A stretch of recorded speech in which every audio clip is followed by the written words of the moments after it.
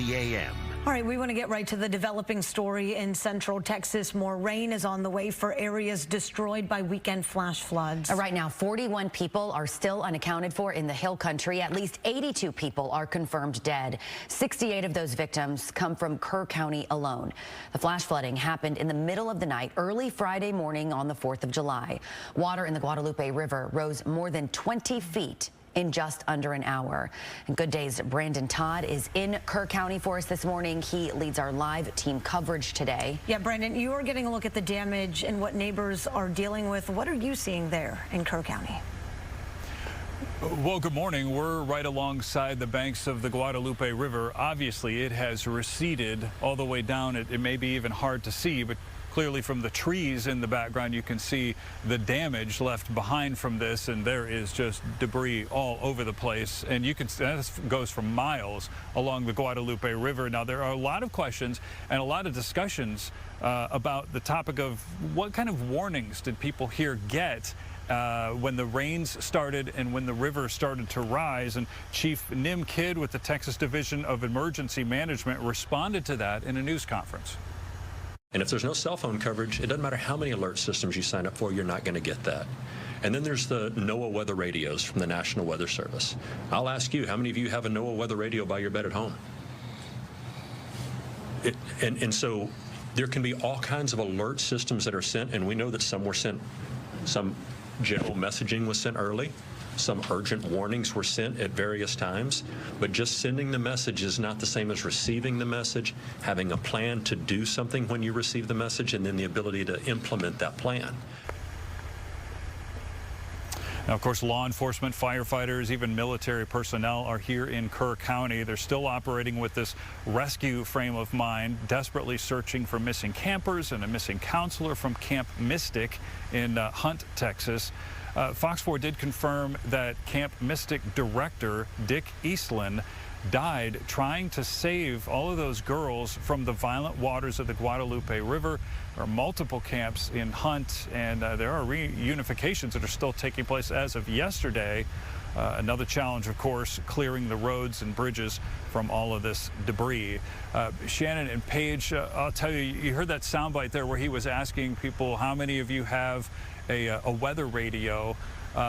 You know, it's a good question, but, you know, a lot of the residents here that we talked to yesterday, especially those who live right alongside the river, say in the last 20 years, they have in their minds a high point where the river is after they've heard the warnings for flood watch, flood warnings, storms are coming, the river's going to rise. They told me they know where it's going to rise. They've seen it rise, and the man yesterday even walked down to the bank of the river and said, "Here, this is the highest it's ever been in 20 years. This is the highest." So when they hear that warning, that's what they think. Never in a million years would they ever even conceive what actually happened. Paige, Shannon. Yeah, and Brandon, I know you talked with that resident. I mean, all of this happened in the middle of the night. Were you able to ask about his evacuation, when he got really any alerts, and what that looks like for him? He seemed optimistic despite the devastation. Well, and again, when he was notified, he was asleep. And the reason he was asleep was because when he got those warnings the night before, he said, okay, well, all right, we've gotten warnings before, the river's risen before, so we should be okay. So he went ahead and he fell asleep. Now, I was talking about a lot of that debris and a lot of the damage. I'm going to step out of the way here for you. You can see back behind me, those trees right there are in water. So they're in the river right now. And now it's hard to tell where the river would normally have run, whether it's to the backside of those trees or the front side here. But when it swells, those trees will be underwater. Those are large trees, Paige and Shannon. Those aren't just small little trees, and there you can tell snapped in half, and you can see that on up the river here, probably another 500 yards from where we're standing on up toward the main part of Kerrville. But even back that way, every tree that you see looks just like that, snapped in half. Paige, Shannon? I'm sure we'll see even more as the sun starts to come up later this morning. Brandon Todd reporting for us live in Kerrville this morning. Thanks for your reporting. Interesting statements Brandon made about the people and the warnings. I mean, think here in North Texas. Think every time one of the storm sirens goes off. Some of you do nothing. Some of you actually take shelter. 98% of the time, absolutely nothing happens. Or maybe it's a small storm. Maybe you get some 70-mile-an-hour winds. Maybe you get some hail. Maybe you get a small tornado. But what if that one time that storm siren went off, it was an EF3 or an EF4 tornado? It would go off exactly the same no matter what the storm was. And I understand everybody down there and their logic. You know, it's like, oh, we've been through this before, but you just sometimes never know how bad something is going to be. Should take the warnings seriously when they do happen.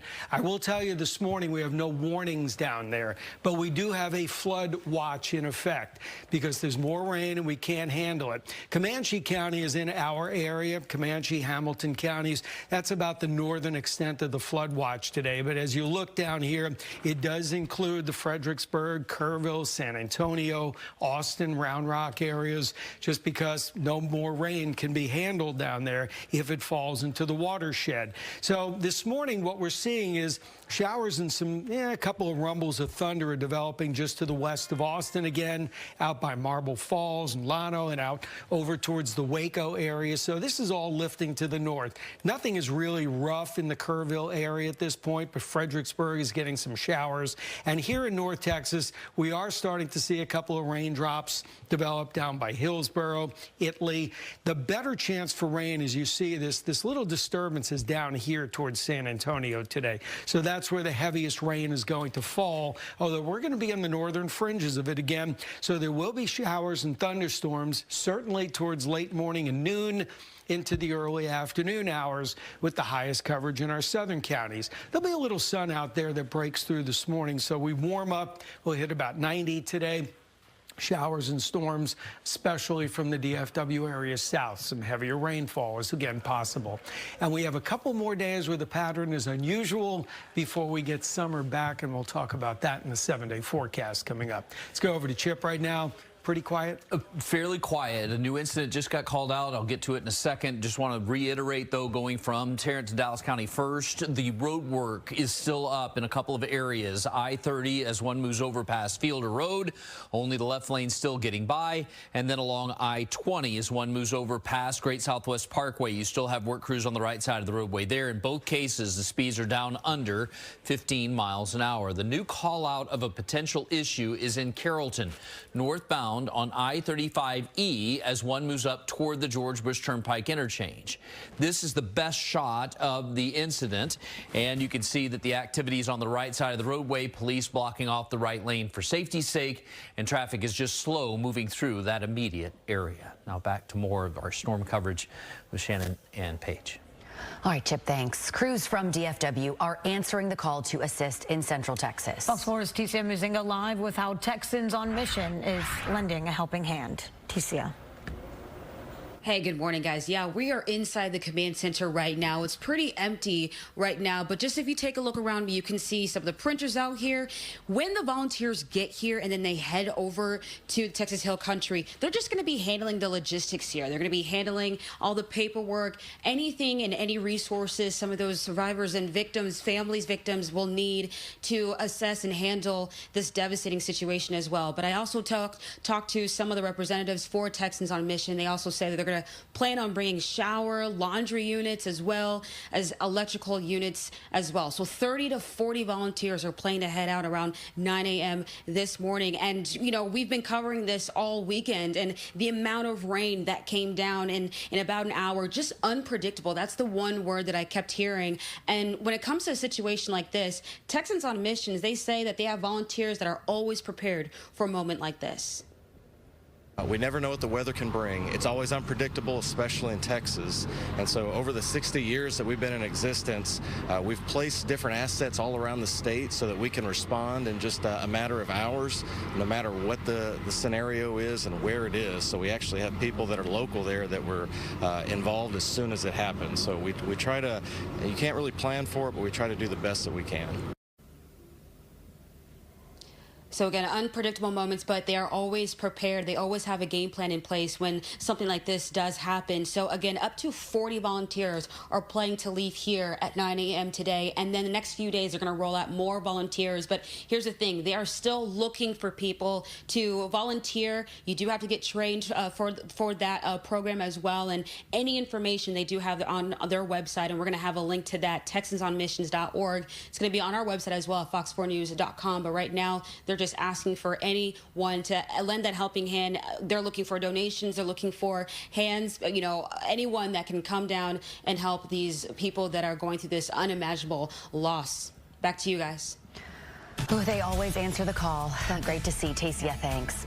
It is 5:39. Some pit masters using their talents to bring comfort to victims of the floods. How they're helping through barbecue with the people in Central Texas.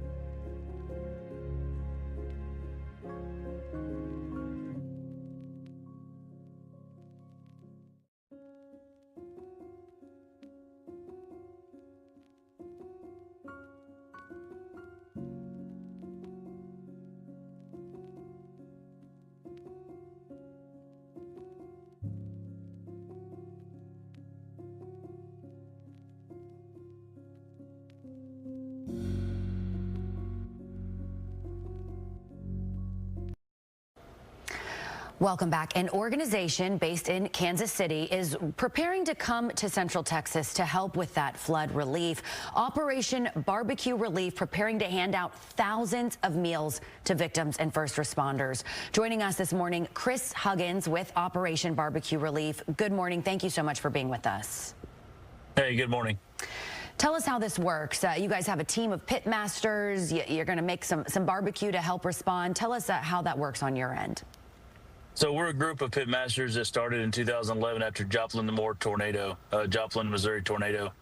And basically we have a team, we have employees and volunteers all over the country, staged and ready to go into any kind of disasters that might strike.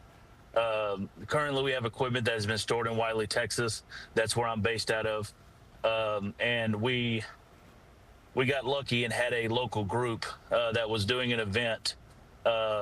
Blake Henson was doing an event down here in the Hill Country. He's based out of just the other side of Austin. The event was canceled due to the flooding, and he's like, hey, I've got all this food. What can I do? So he went over and started feeding at the EOC Friday afternoon. Since then, we've done 2,300 meals in the Kerrville area.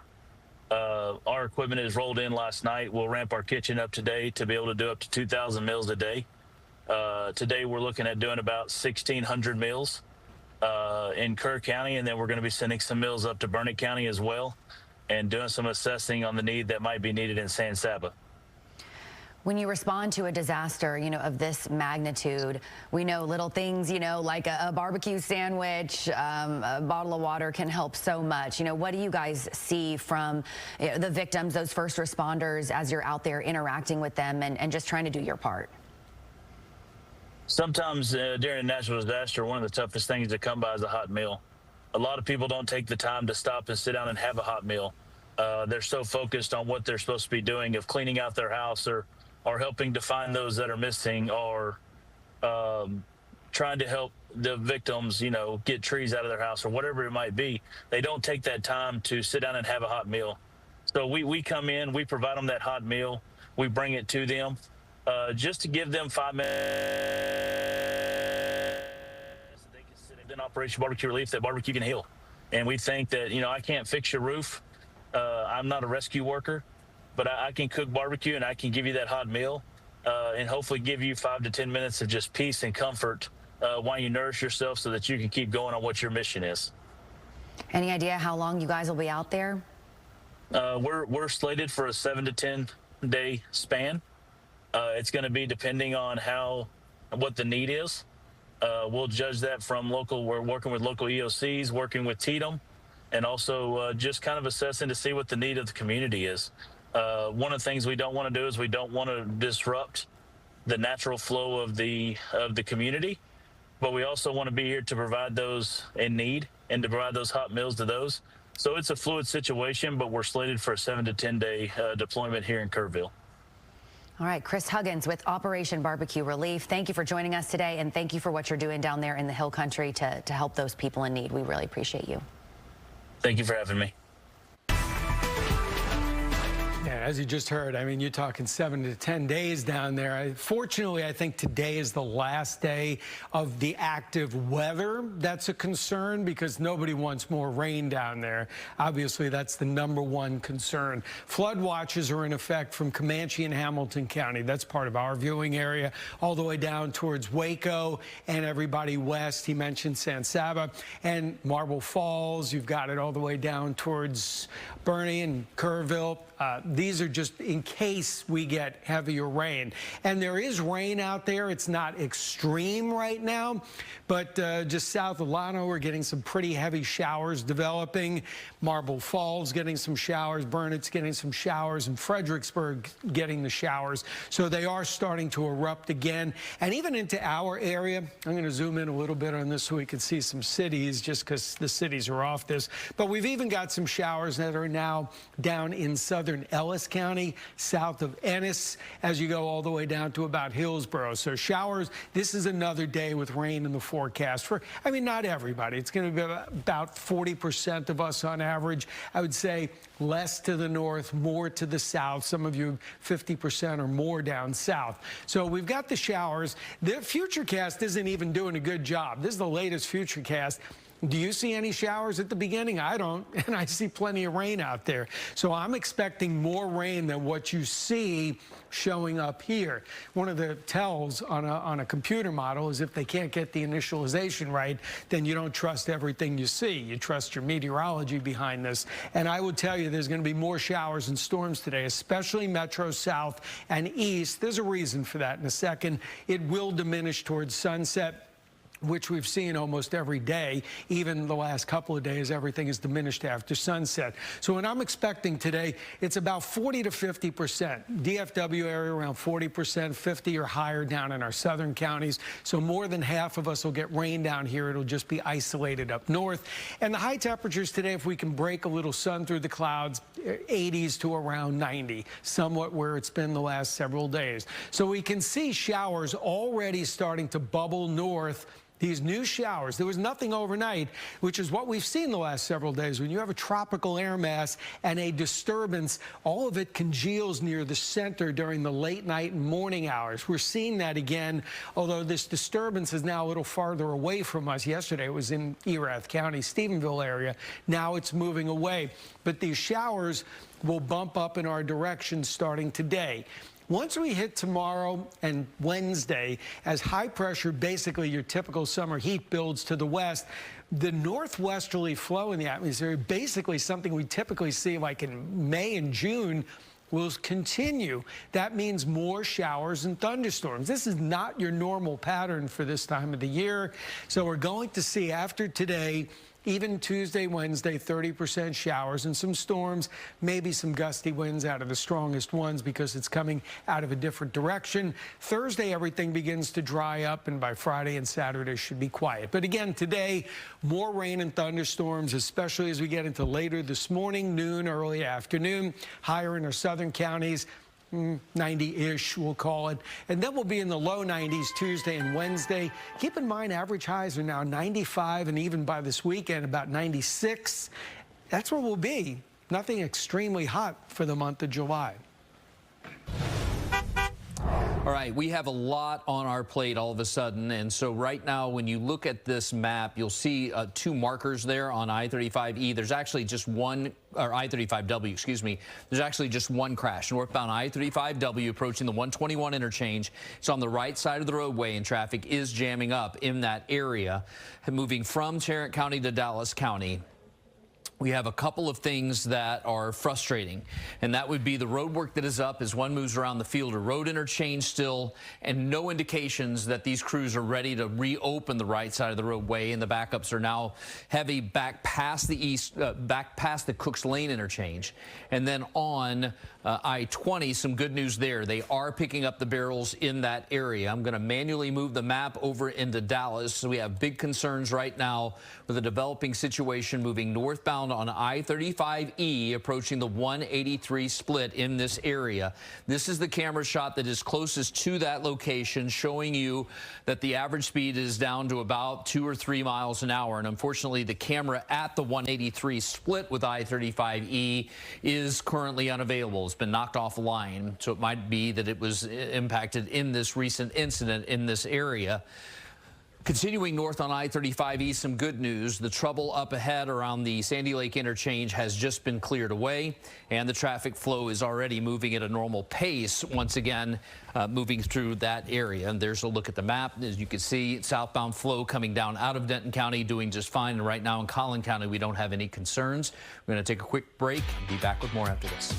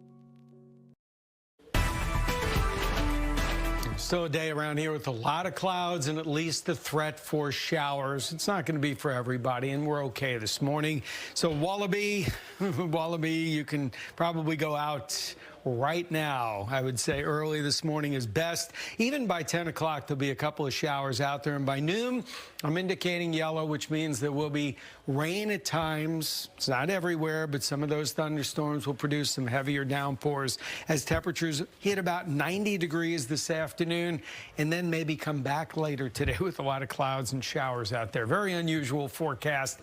Once again, Chip, at least the morning is starting relatively quiet. Right. But with that noted, there are hot spots out there that you need to prepare for. One is northbound on I-35W as one approaches the I-30 interchange with trouble on the right side of the roadway. And you see the backup is continuing to build back toward the Seminary Drive interchange. The road work is still up on I-30 going eastbound through Arlington, approaching the Collins interchange, and then in Dallas on northbound I-35E, the recent wreck at the 183 split. You see the drive through the medical district is down under 10 miles an hour as a result. All right, Chip, thanks. We are 5 minutes away from 6 o'clock. Coming up, children hoping to raise funds for camps hit hard by flash floods.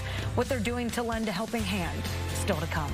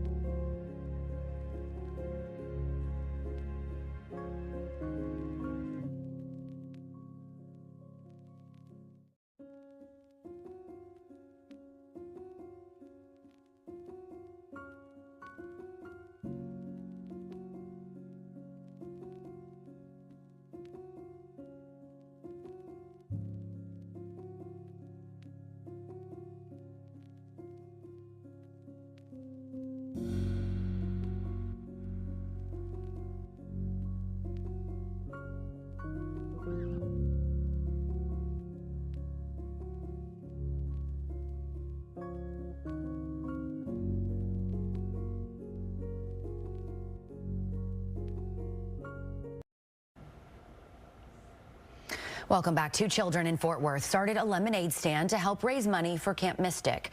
One attended that camp earlier this summer while her brother went to a boys' camp in the same area. As she also made cookies inspired by the camp to sell to neighbors in hopes of helping with recovery efforts there. Everyone should help, and they're really being really generous to help us. And they'll be back out next week raising money for a boys' camp that was also impacted in the area. We will have continuing coverage throughout the morning as people across our area really do everything they can to try and help. I think everyone feels helpless. You want to know, what can I do? We'll be talking to the Salvation Army later this morning as well. Just hoping to give people some avenue of what you can do. And yeah, and every dollar truly does help. Yeah. And you see those kids and their sweet little hearts, and it just, you know, it hits home. Yeah. Good Day at 6 starts now. From Fox 4, Good Day continues at 6 a.m. hugged me before we all went to bed. And it's hard to think about that 1 minute they were hugging me and the next minute they could be gone. Deadly flooding in central Texas, leaving behind destruction and devastation. Dozens killed, including young girls at a summer camp. We're live from Kerr County with the latest. in North Texas, families mourning the loss of loved ones killed in the flash floods, how they're being remembered. Here at home, it stays stormy at times. Through the midweek, Evan's going to time it all out for us. Thank you for starting your day with us. It is Monday, July 7th. I'm Lauren Prisco. And I'm Shannon Murray. Now we begin this morning in Central Texas, where the flooding continues to devastate the area. The latest numbers show at least 82 people killed by the rushing waters, 68 victims in Kerr County alone. Another 41 people are still unaccounted for. Rain started just before sunrise Friday. Flash flooding causing the Guadalupe River to rise 26 feet in just 45 minutes. We have team coverage with crews out in Kerr County, here in North Texas as well. We kick things off with Brandon Todd, who is live in Kerrville. Brandon, what is the situation looking like from where you're at? Yeah, good morning, Lauren and Shannon. I'm right along the banks of the Guadalupe. It's back behind me. I don't know if you can see where the water is in this shot, but you can certainly see where those trees are. And that's pretty far back from where we are at the time that the Guadalupe was rushing and flooding. Where I'm standing was at least up to my waist, I'm told, at the time. So clearly the waters have receded, but there is debris strewn all over and easily for several miles on either side of us up and down the river. There's debris. There are, cars and metal smashed into bridge supports, tree limbs, large piles of brush tossed up on the banks, and also, a lot of brush here off to the side. When it gets daylight, you'll be able to see it, but just kind of wrapped around some of the trunks of these trees. This is a small community that we're in. Several people live right alongside the river. Yesterday, we met Jose Nunez. He told me that he was woken up suddenly when it was dark, probably around 4 or 5 a.m., by a sheriff's deputy that was knocking and pounding on his door, telling him to get out. So he woke up his wife, he woke up his mother, and went outside. Right around there is when I started walking, and my feet got wet right there. And so, I mean, that's maybe about, 15, 20 yards from where the trailer was at. So, and then that's when I knew things were really wrong. Then I got inside, grabbed the keys, backed the cars out onto the street, and then grabbed whatever we could in 5 minutes and then left. Right around here where I'm standing is about the highest that I've ever seen it rise up to. So, yeah, no one could ever expect this. So that black car was washed there? Yeah, it was on their front yard. Oh, it was over there. Okay, yeah. So washed over. And your home that was there ended up over there. Pushed over. Yeah, and it got stuck against those trees. And is there a point at which you've been able to stop and think how fortunate you are to be alive? Yeah, I think this morning kind of took a second for that, and it hit hard at that point. It's heartbreaking to know that there's so many lost souls out there that we don't know where they're at. So we could have been one of them. Yeah, Lauren and Shannon, he's not the only one that I talked to yesterday who said that. You have a lot of people that live along here that experience some damage. His home, you saw, was completely pushed off its foundation, so he is going to have to somehow rebuild. He doesn't quite know how he's going to do that.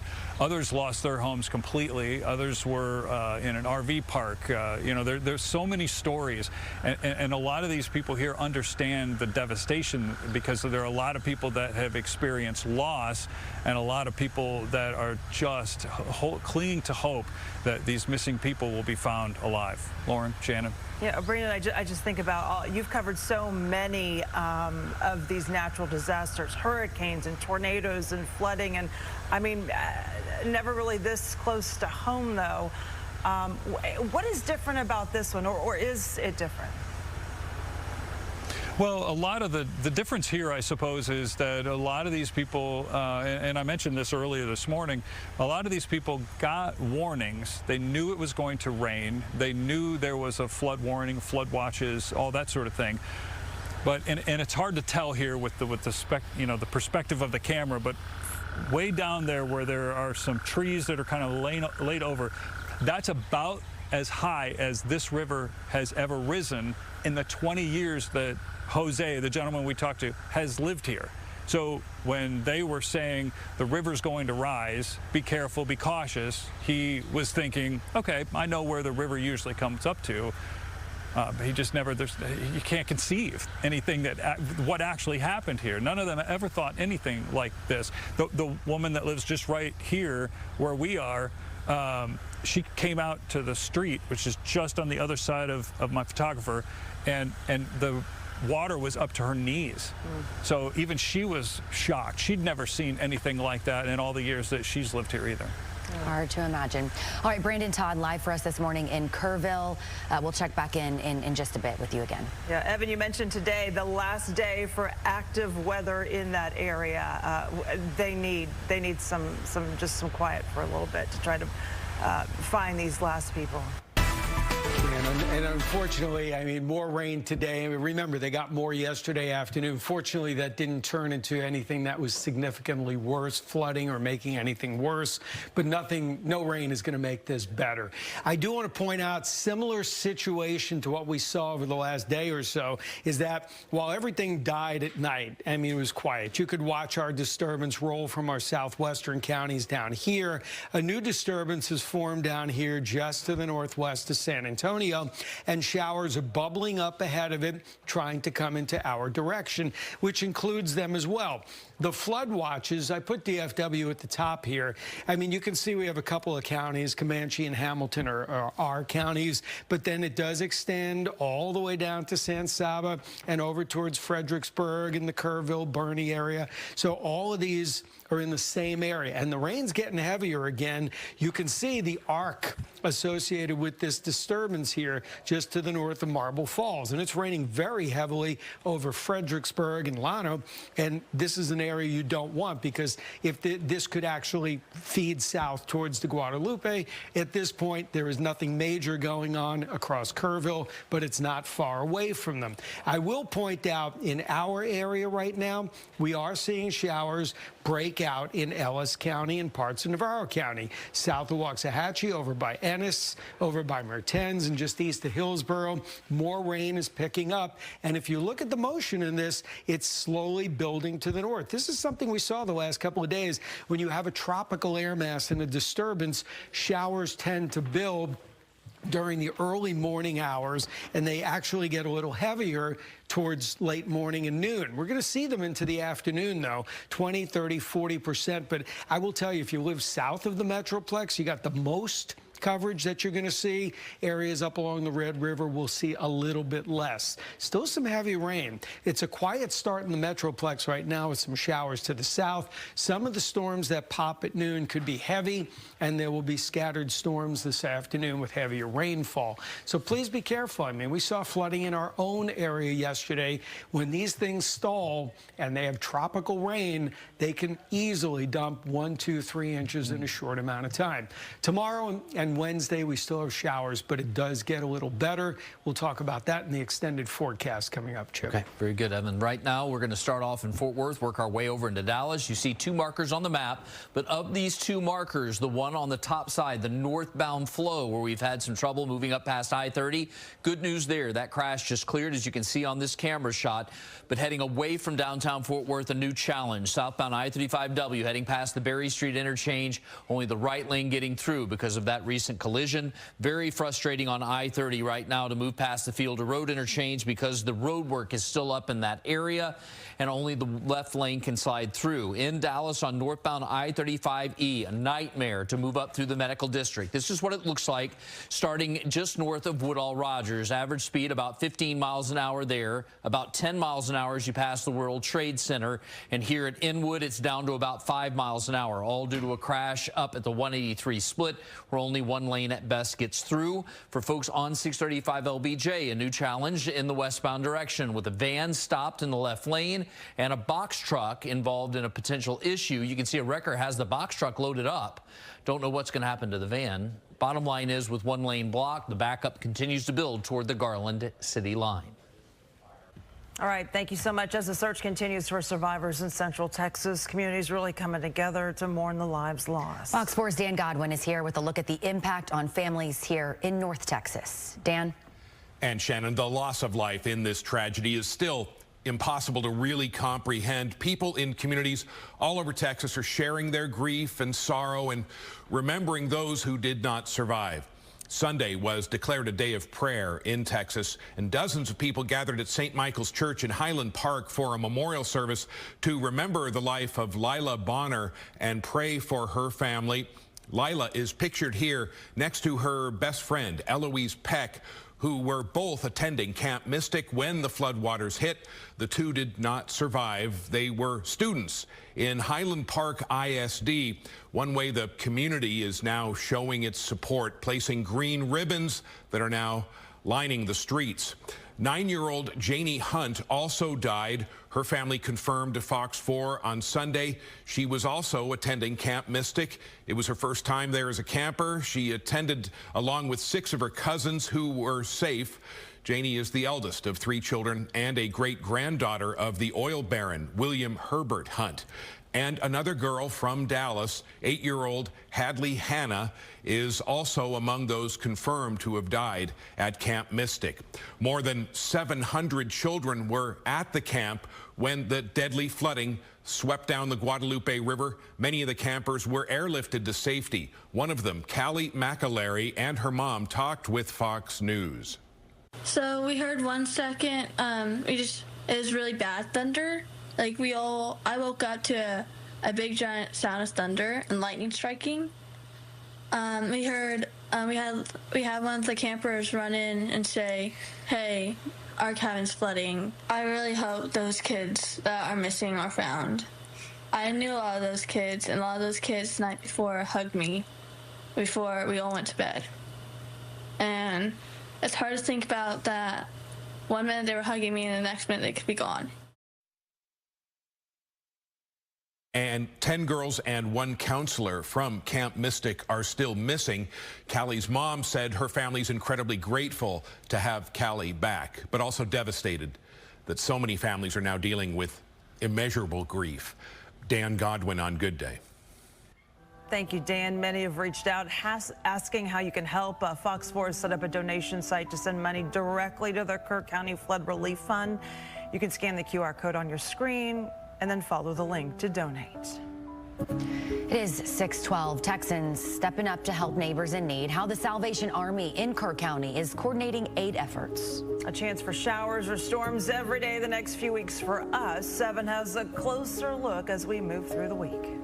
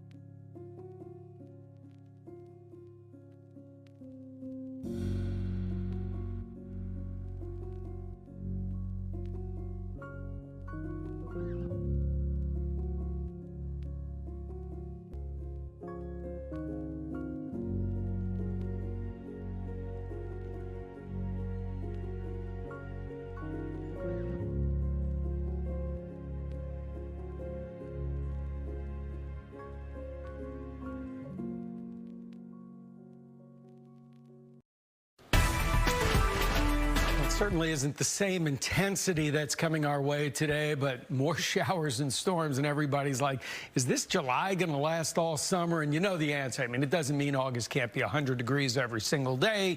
It just means July is definitely not going to be. And historically, when the soil is moist and we get showers, your summer typically doesn't go down as a really hot summer. And we're seeing that right now. We're in the 70s at this hour. Clouds are coming back, although Cedar Creek Reservoir looks pretty this morning with the sun. Giving you a wider view here, we'll go in a second and show you what's happening locally. You can see some showers down into Ellis County, but this is I-35 as we go past the Hillsborough split. More rain is developing just to the west of Waco, and this is something that nobody needs. I mean, we obviously had flooding down there, and as you extend farther and farther south, you can see Fredericksburg. It's not in Kerrville yet. Kerrville is down here, but you can certainly see more rain is developing all the way up to Llano and Marble Falls, and that is just not something that anybody wants to see because that'll go down into the watershed area. So around here locally, there's some moderate to heavy rain around Lake Bardwell, over by Ennis, south of Waxahachie. This is lifting to the north, so we're keeping an eye on this because this, if it keeps going, is going to get into southern Dallas County, but this is relatively new. Again, when you have tropical air like we've had the last several days, and a disturbance, very often the rain tends to develop not the normal time. I mean, everybody thinks, oh, you heat it up and you get storms in the afternoon. No, in this case, you get some of the rainfall during the early morning hours as moisture kind of condenses out near a center of circulation or near the lift. Right now, dew points are in the 60s to around 70. Certainly have our moisture. Our weather story today is kind of interesting. Now, the main disturbance, this was over us yesterday. It was down around Stephenville in Erath County. So as it spins around, it's actually going to be dropping south through San Antonio and moving away closer to Mexico, which is why hopefully the rain won't be as heavy today. But as this spins around, on the eastern side of it, you get this lift that's coming in. You notice how this lift is coming in kind of in this direction. And it's moving towards the Metroplex. At the same time, we have northwesterly winds in the upper levels of the atmosphere with storms in the Panhandle. These are coming down this direction, and those winds are kind of converging in this area, which is why we're going to have the lift ahead of it, hence the showers and thunderstorms today. At least 40% of us are getting some rainfall today, even more if you live in our southern counties. Some of it could be heavy. There could be some minor flooding that develops. Tuesday and Wednesday, it comes at us from the northwest, which is a little different direction. Typically, you don't get the same kind of pattern. But again, our short-term models, they're doing a horrible job. They're not doing well at all because you know there's rain out there, and you didn't see a lot this morning. Now, you do see a lot bubble up this afternoon. But again, I think this is all going to come earlier than these models are indicating. Showers and storms, especially this morning, noon, mid-afternoon, and then diminishing later in the day. Should be quiet tonight, although a couple of showers may bubble up tomorrow morning. And then with that northwesterly flow pattern, roughly 30% showers and storms tomorrow afternoon. What this shows isn't necessarily exactly how it's going to come, but we are going to get some rain tomorrow and Wednesday. So today, a lot of clouds, barely 90 degrees. Again, so odd for the month of July. Low 90s, 93, 94 Tuesday, Wednesday. It starts to dry up on Thursday, but those temperatures, nothing higher than the mid-90s through Sunday. Some changes for the good in Fort Worth on north and southbound I-35W close to the Mixmaster, but bad news on northbound I-35W coming out of the Rendon-Crowley area. We have a wreck. Right side of the roadway is blocked, and only the left lane can slide through while they assess the situation. Frustration going from Fort Worth to Arlington on I-30 around the Fielder Road interchange because the barrel line is still up and only one lane open. That's a look at how difficult it is to move through that area, and the folks text out are spinning that camera back around to zoom in to the fact that no crews are starting the process of picking up everything in that area. Northbound on I-35 at the 183 split in Dallas, multi-car crash. Only one lane open and a backup to the Mixmaster. And a reminder on westbound LBJ, we still have this trouble. Now 2 left lanes are blocked with more emergency personnel on the scene. So please note that as the backups start around the Garland Road interchange. Here, look at some drive times. We're going to take a quick 10-second timeout.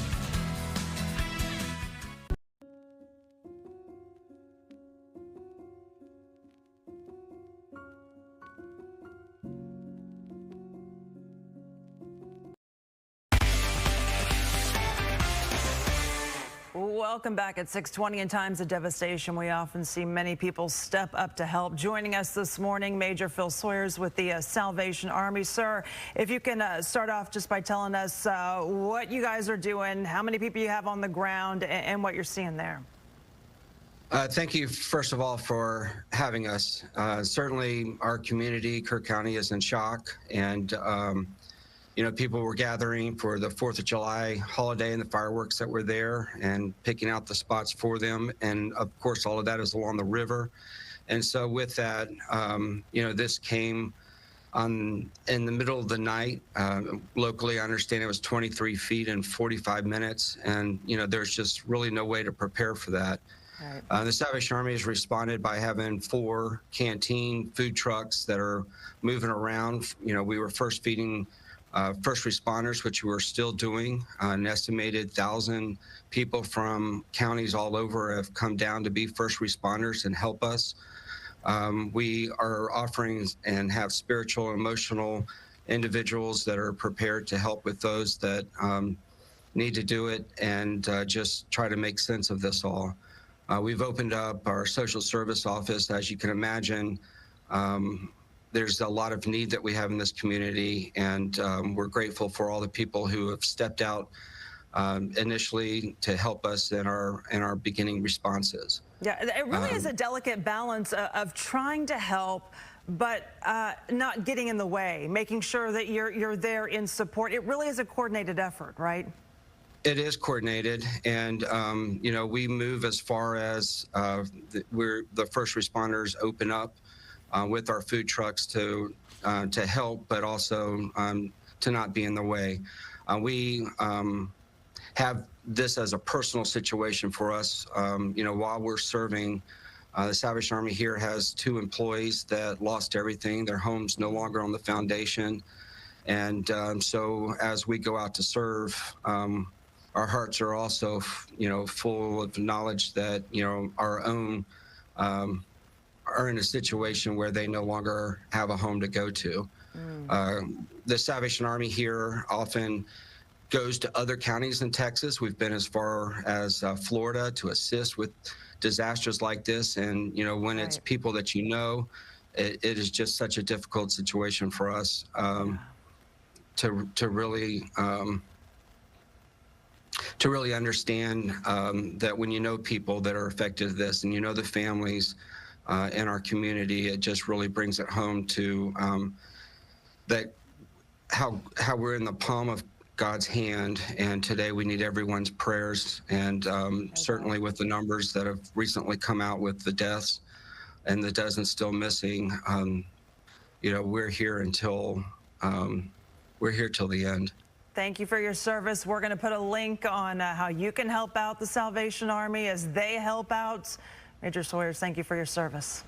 Thank you. It's 1-800-SAL-ARMY if you'd like to donate. Thank you. God bless. We'll have a link on our website, fox4news.com. It is 6:24. In-state rivalries putting things aside, Cowboys and Texans teaming up to try to help those affected by the deadly flooding.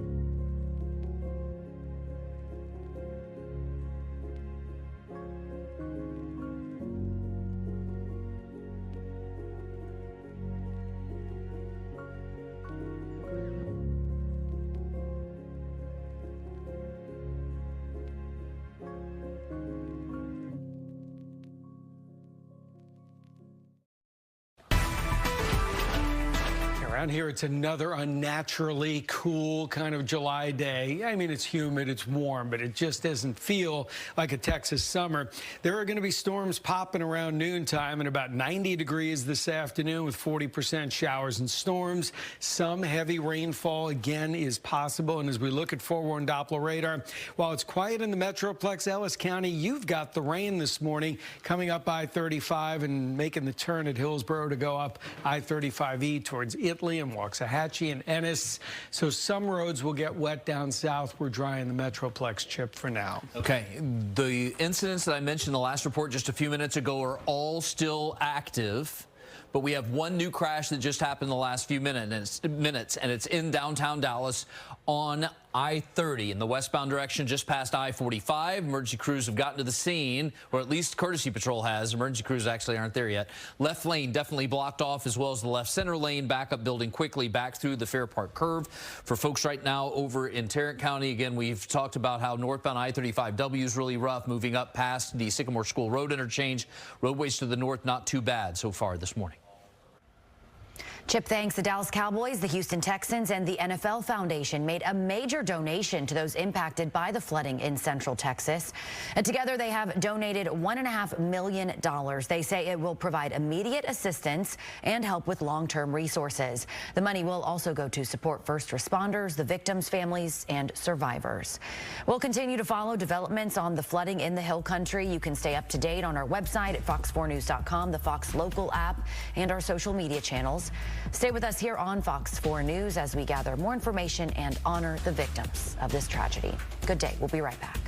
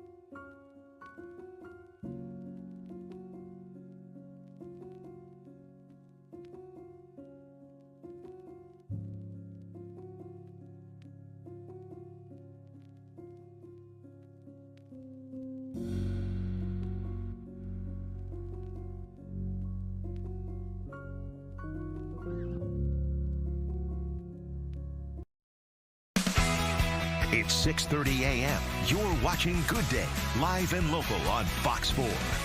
Welcome back. The threat of more flash flooding looms as searchers race to find dozens of missing people in Central Texas. The death toll is now at 82. Our Brandon Todd is live in Kerrville this morning. Brandon, you've been getting a firsthand look at the damage there and also talking to neighbors about what they're dealing with. Brandon?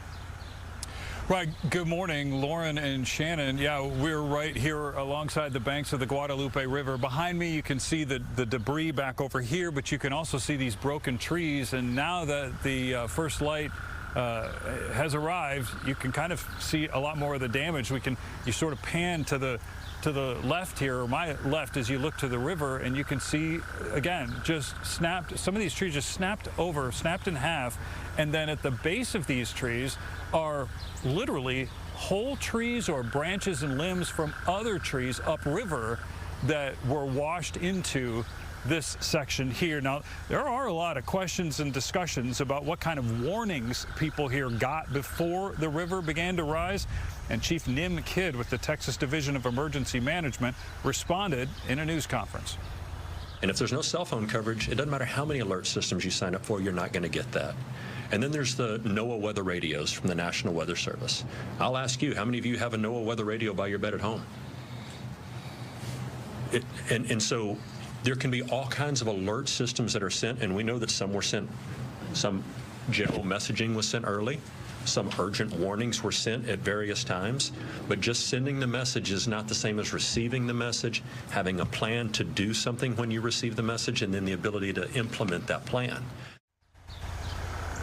Yeah, law enforcement, firefighters, even military personnel are all here in Kerr County, still operating with this rescue frame of mind. They're desperately searching for missing campers and a missing counselor from Camp Mystic in Hunt, Texas. Fox 4 confirmed that Camp Mystic director Dick Eastland died trying to save those girls from the violent waters of the Guadalupe River. Multiple camps here in Hunt and also basically all over Kerr County, and there are reunifications that are still taking place and were still taking place as of yesterday. Another challenge, though, for these firefighters is clearing a lot of these roads and bridges. And, you know, as we were driving in, a lot of these roads that kind of lead either to the river or go across the river and even on around toward where those camps are, all of those are closed. Some of them were opened yesterday and then closed just before evening time. But again, a lot of that is so that these firefighters and first responders can do the job they're here to do. Lauren and Shannon. All right. Thank you, Brandon. And possible rain in the forecast today, Evan, for that area, right? Yeah, almost more of a definite rain in the forecast. The question is how heavy. It won't be anywhere near as heavy as what they saw to create the flooding, but anything that falls is going to make just things worse with people trying to work. There is a flood watch in effect basically along and to the west of I-35 as you go from Waco down to Austin. A couple of our counties are included in that. That's Comanche and Hamilton County, but you do see some of the areas down south towards San Antonio, the Kerrville, Fredericksburg, Llano, Marble Falls area, where there is some heavy rain falling right now. Here's a look at forewarned Doppler radar, and you can see in general this area is lifting slowly to the north. There is a little disturbance right here, so all the rain is swinging around on the north side of it, and that is not good news. Again, west of Austin, you're over Fredericksburg right now. You're just north of Kerrville, and you're not too far away, and showers are developing all the way from Lampasas all the way up to Killeen. Here in our area, let's get a little closer because in Ellis County, got some heavier rain right now down south of Waxahachie over by Palmer and Ennis on I-45 just to the west of there, and just north of Blooming Grove and up by Bardwell and over by Hillsborough, some showers. Nothing's in the Metroplex yet, but you can see this little swirl down here. It's kind of near San Antonio. That's the disturbance. Eventually that gets out of here tomorrow, so much of South Texas will begin to dry out in Central Texas, and then we'll start watching what comes at us from the north. So we're not done with the rainfall yet. We still have this rain chance today. About 20% this morning, but it will grow towards noon and into the afternoon. Highest coverage in our southern counties, but still, we're going to get some rain in the Dallas and Fort Worth area. And we're mostly cloudy to cloudy again today, so temperatures are not going to get much above 90. Some areas that get rain may only be in the 80s in the afternoon hours. So keep the umbrella handy and sit there and go, when is it going to be summer here? Maybe we have an answer in the extended forecast, Chip. Okay, right now let's take a look at the incidents out there. There are quite a few. I-35W, one of the more frustrating areas to move through because of a crash as one moves past the Everman Parkway interchange. Only the left main lane is open. Part of the service road is blocked because a pickup truck, as you can see, ended up spinning down into the grassy median between the main lanes and the service road along I-30. Extremely frustrating because road work is still up as one starts around the Fielder Road interchange to Collins. Ultimately, only one lane open. Average speed only about 3 to 5 miles an hour. Please avoid that area. 2 crashes moving around downtown Dallas, not 3. There's actually 2. So driving right now on northbound I-35E up past the Medical District towards the 183 split. Very heavy traffic through that area. And then the recent wreck on I-30 at the I-45 interchange. You can see the traffic flow approaching that area very slow. And there is a look at a positive thing. Wreckers just got into that area. Here's something else that's changed for the better in the last minute or two. The problem on westbound LBJ at Forest saw wreckers starting to move away from that area. And as I pull that shot up, you can see all lanes open and once again. Shannon, Lauren, back to you. Chip, thanks. It is 6:37. Texans helping Texans. How some North Texas organizations are helping those impacted by the Central Texas flooding.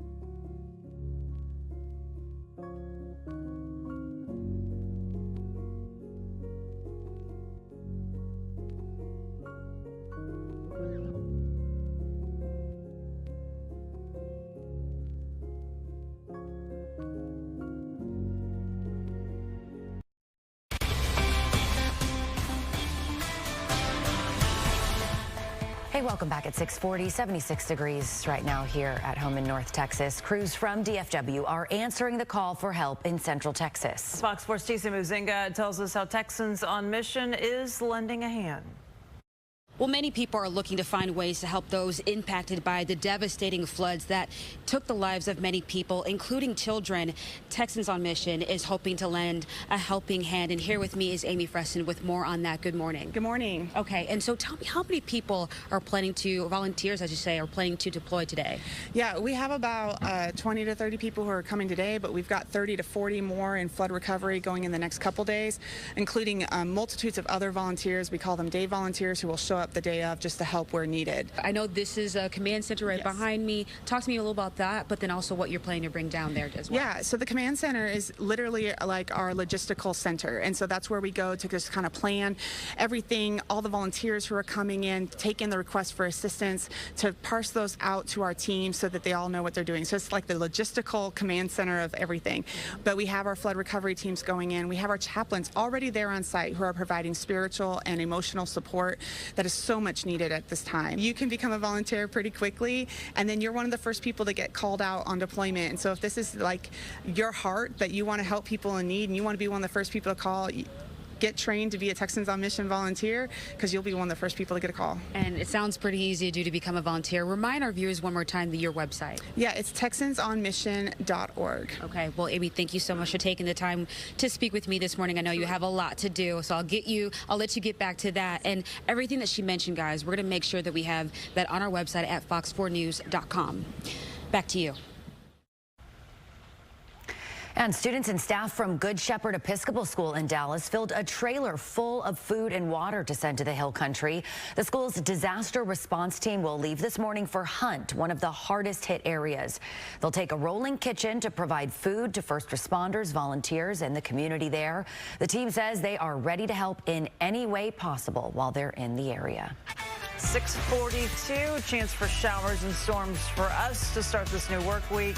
We're going to check in with Evan. He's going to break down and have the latest in the forecast next.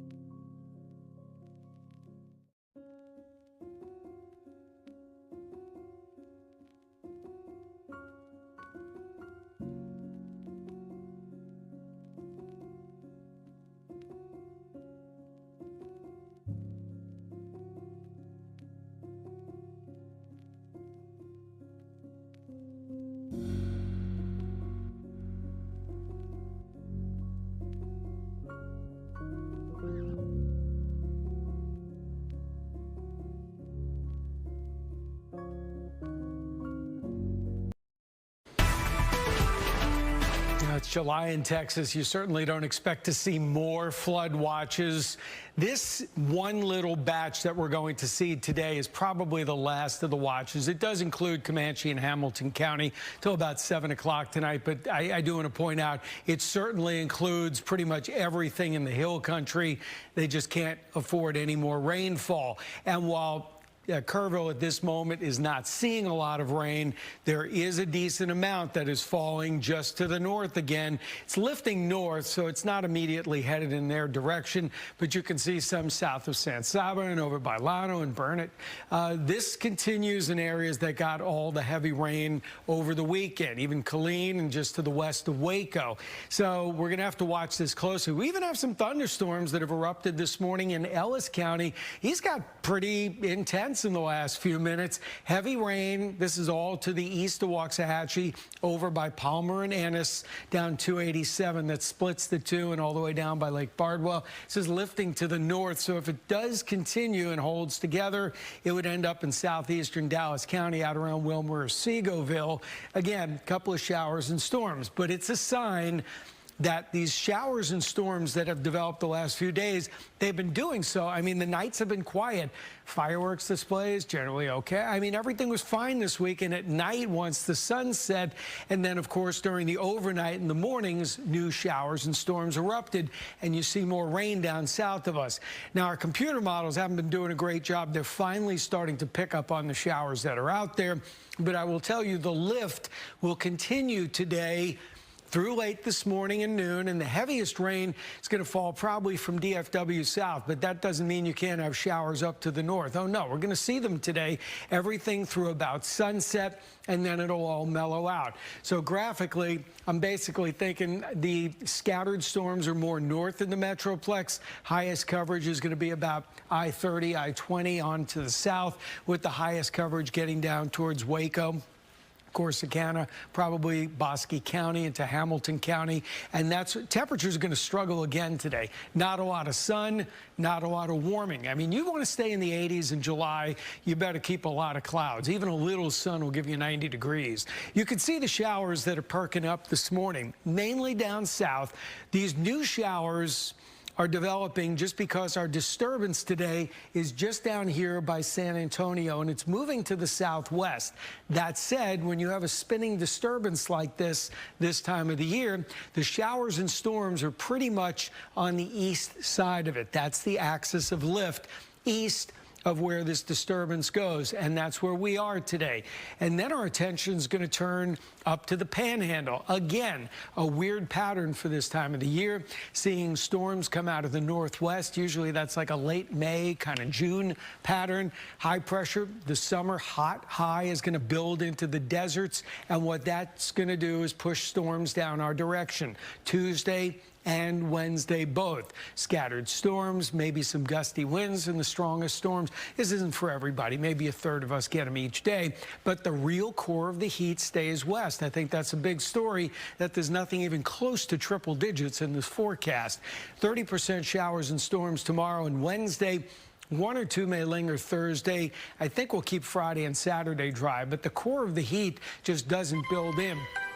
After 90 today and low 90s tomorrow, we're staying in the mid-90s Wednesday through the end of the week and into the weekend, 95, 96. Of course, that's average for this time of the year, but it's nothing that's extremely hot. Chip. Thanks, Evan. Starting with an update on I-35W trying to get up to downtown Fort Worth, though the flow is very heavy still coming up from the Alsbury area.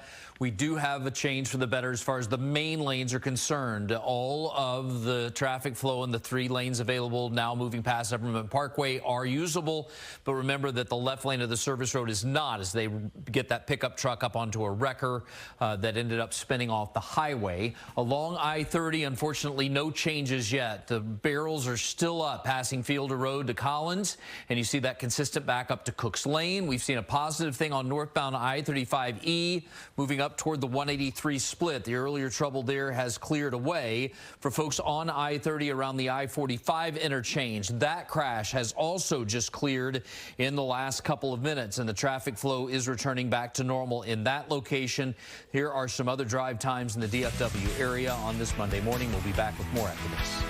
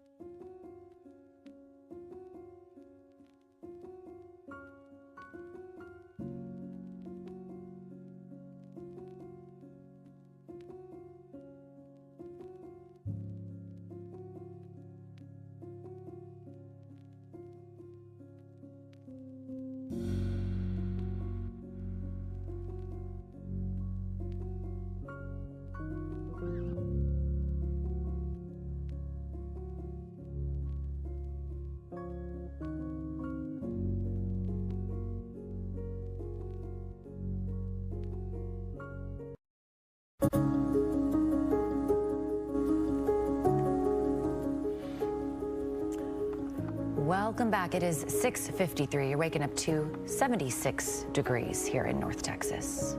It has been 9 years since 5 officers were ambushed in a deadly shooting in downtown Dallas. It was a lone gunman who opened fire on the officers during a Black Lives Matter protest July 7th, 2016.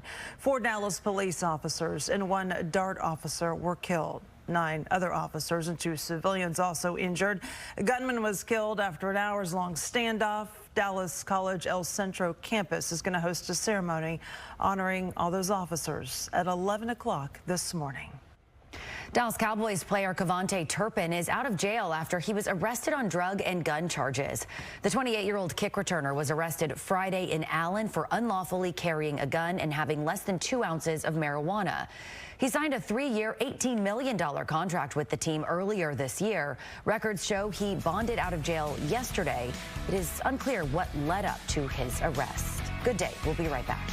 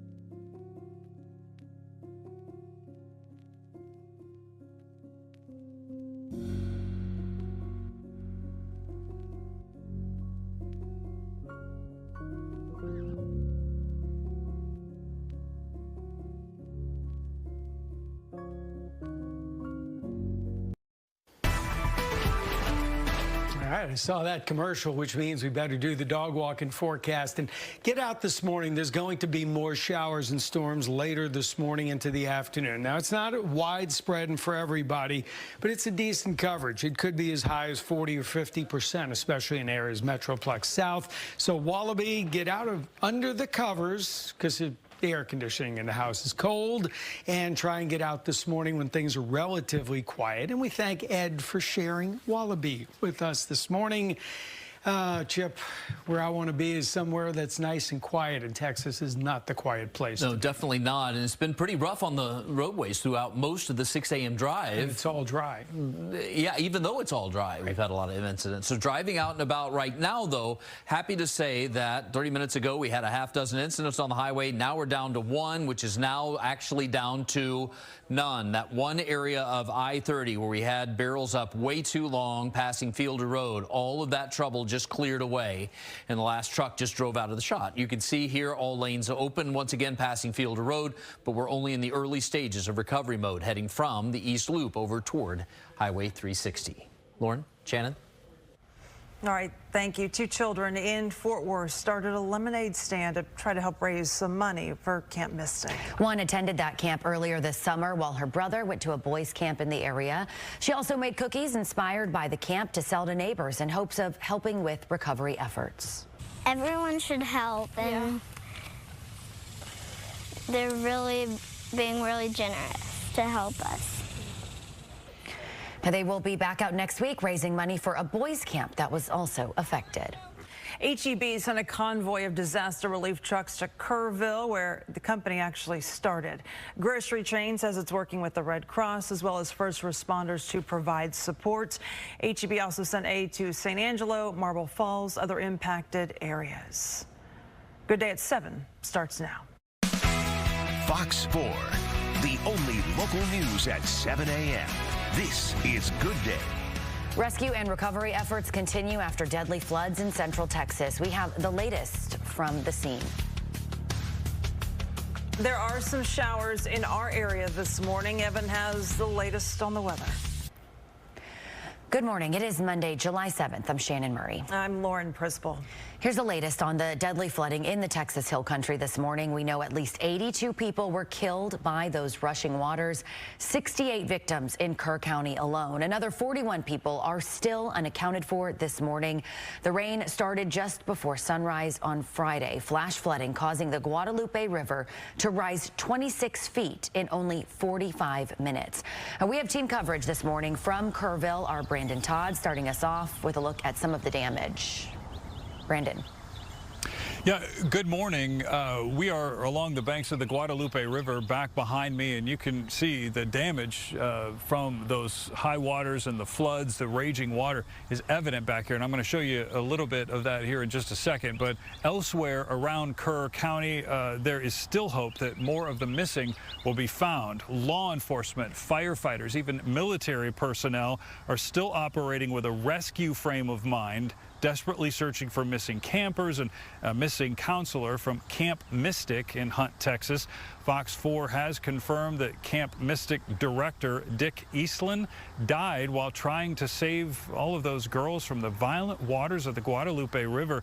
There are multiple camps in Hunt, and even as late as yesterday, there were reunifications still taking place. Another challenge, of course, though, for a lot of those first responders, the firefighters and those people searching, is clearing all of these roads and bridges from all of the debris that is here. And boy, we are standing in a small little community that's alongside the river, and there really is a strong sense of resilience here. Yesterday evening, we met Jose Nunez. He told me that he was woken up early Friday morning by this pounding on his door. It was a sheriff's deputy who was yelling to try to wake them up to get them out of their house. He says he woke up his wife, he woke up his mother, and then went outside.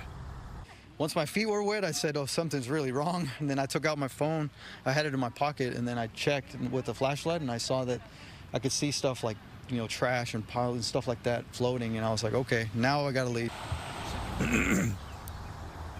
Yeah, Jose told me that he backed his cars up to the road quickly, took about 5 minutes to grab what they could from the house, and then they left. And then, moments later, their entire home was washed off of its supports and floated about 30 yards away until it slammed into some trees.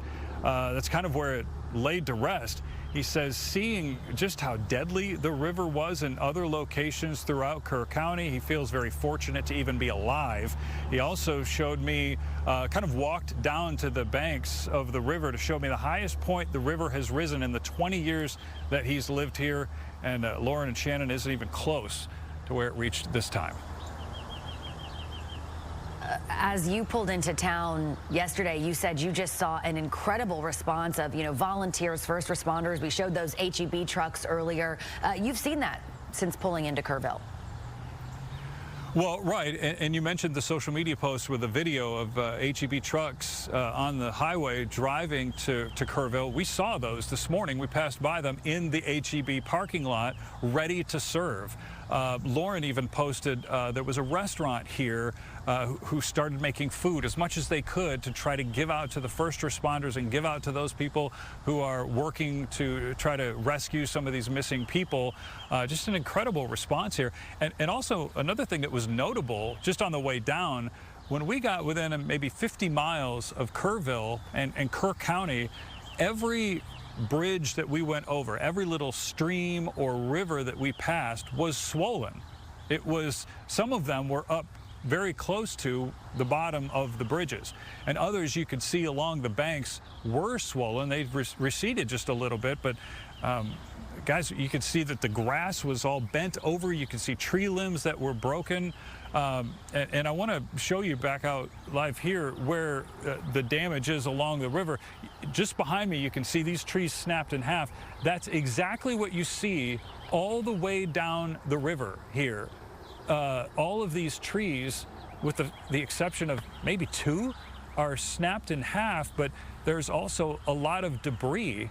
There's metal, there's plastic, there was a trash can back down the river in another location.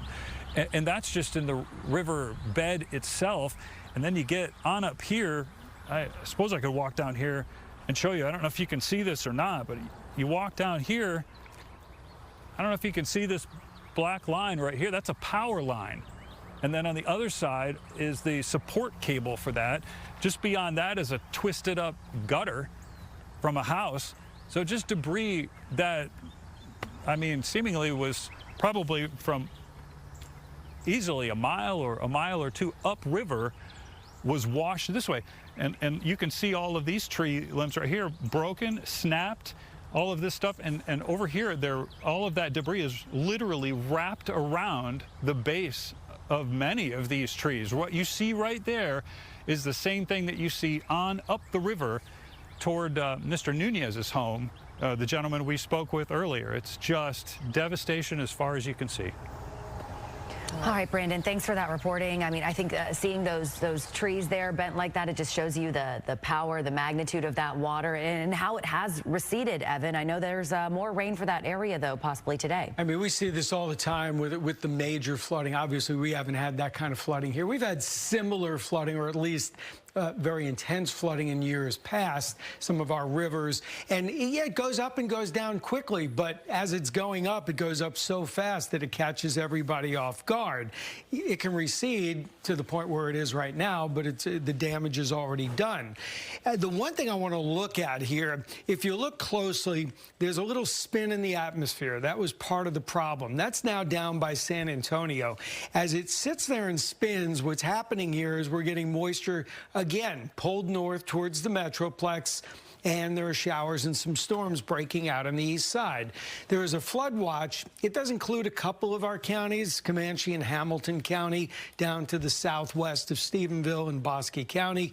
But most of this is more for areas Austin, Round Rock, and just west out towards Kerrville, where Brandon was reporting. Now, they don't, he's right here, they don't have any rain there, but there is a lot of rain to the north And this rain between Fredericksburg and Llano is now coming down heavy, and it's not moving very fast. It is moving, but this is one of the things you don't want to see up there. I mean, they won't get the same flooding in Kerrville, but they may get some more flooding in the hill country. Had some by San Saba just over the weekend. I want to get back into our area right now because we do have some showers and storms that are out there. Some very heavy rain has developed.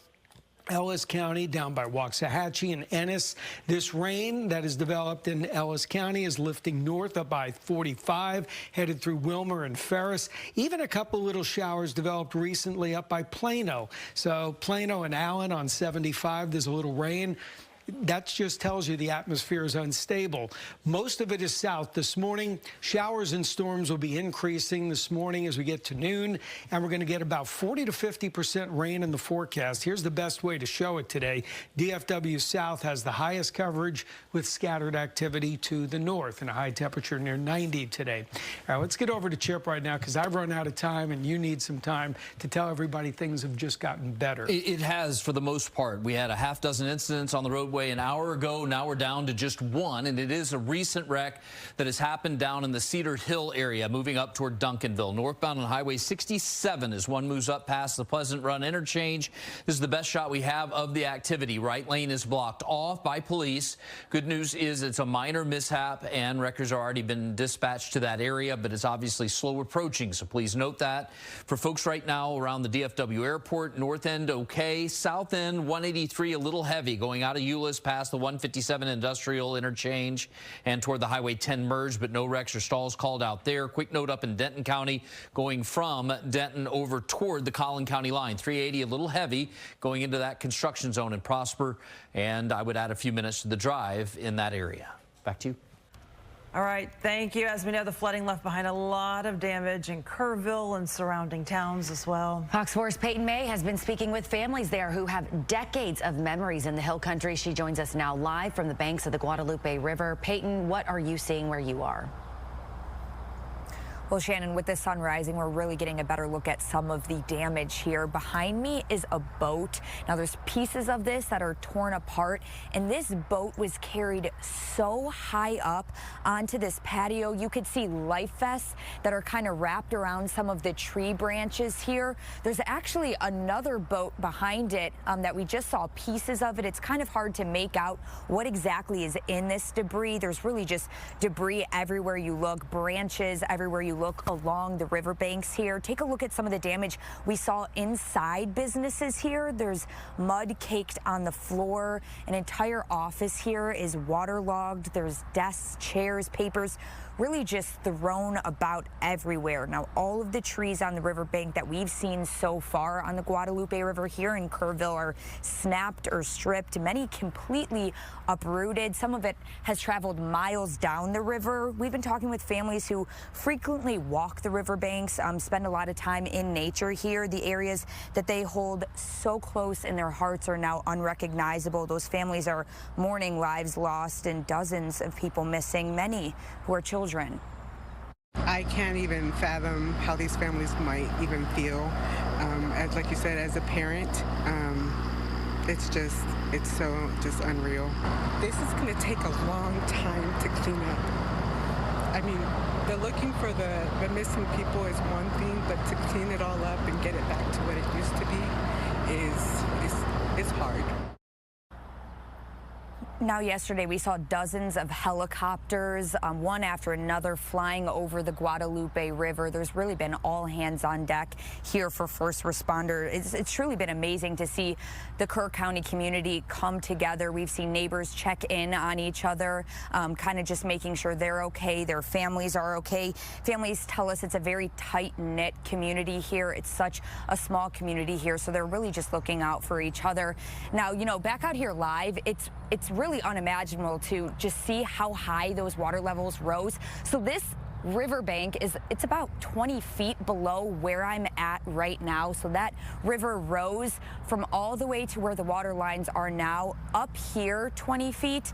And then when you look at this building that's behind me here, this is a business. There's office spaces. There's a restaurant. We went inside yesterday and there was water damage 3 feet into that building. So that water had to have risen, 20, 25 feet just in this area. Again, a lot of these trees that are uprooted here that could have traveled for miles. Families that we spoke with yesterday say they've heard the stories of the Guadalupe River. They've heard stories growing up about the dangers. Spending a lot of time here. This tragedy just a reminder, that they're staying on high alert. Back to you.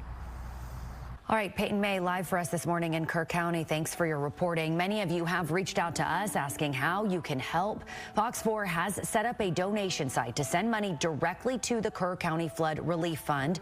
You can scan the QR code on your screen or follow the link to donate. It is 7:12. Some North Texas families mourning loved ones lost in the flood. How they're being remembered. Coming up. Okay, we have several chances for rain in our area this week. Evan's going to take a look at the forecast for Kerr County for us as well. Coming up next.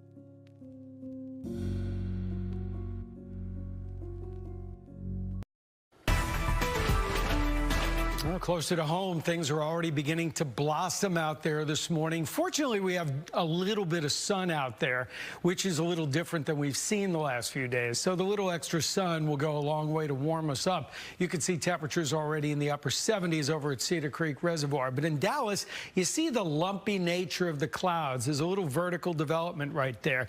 I want to give you the overview here because in the last couple of hours, as has been similar to over the weekend, when you have a tropical air mass and a disturbance spinning around, showers and storms tend to come together near it during the late night and early morning hours, and that disturbance is down here, and we're already seeing there's the first flood warning in effect just to the west of Killeen right now, just to the east of Lampasas. So there is already some flooding going on in central Texas. Got to take us closer to home though, because there's action here right up I-45 from Ennis through Palmer into Ferris, the Wilmer-Hutchins area. That is some heavy tropical rain coming down. Now it is moving. It's on the east side of Washington Waxahachie and Ellis County, but it is moving north. So if you're under this and it sits for an hour, you could have some minor flooding. There's a little shower over Plano and Allen right now, and obviously not a big deal in the scope of the heavier rain, but I want to point out that we are not quiet. There's also more rain down by Hillsborough and just to the south of Cleburne. So this pattern is far from mellow. It will slowly start to quiet down the next couple of days, but we have this tropical moisture that is certainly in place, dew points in the 70s, and the weather story is still an extension of what happened this weekend. The main disturbance, and this was over Erath County yesterday, like the Stephenville area, that's what brought the heavy rain and flooding to us yesterday. Well, now it's gotten a little farther south. It's out by San Antonio. So that's why there's still rain a threat in the hill country. But as this spins around like this, you're getting southerly winds that are pumping up moisture in this direction towards us. At the same time, if you look at some of these showers in the panhandle, they're moving in this direction. So the flows are converging right over us. You get this little line, this axis of lift that's right over the Metroplex, which is why you see these showers developing in this line like this. This is going to be a problem today. We're going to have some heavier rainfall.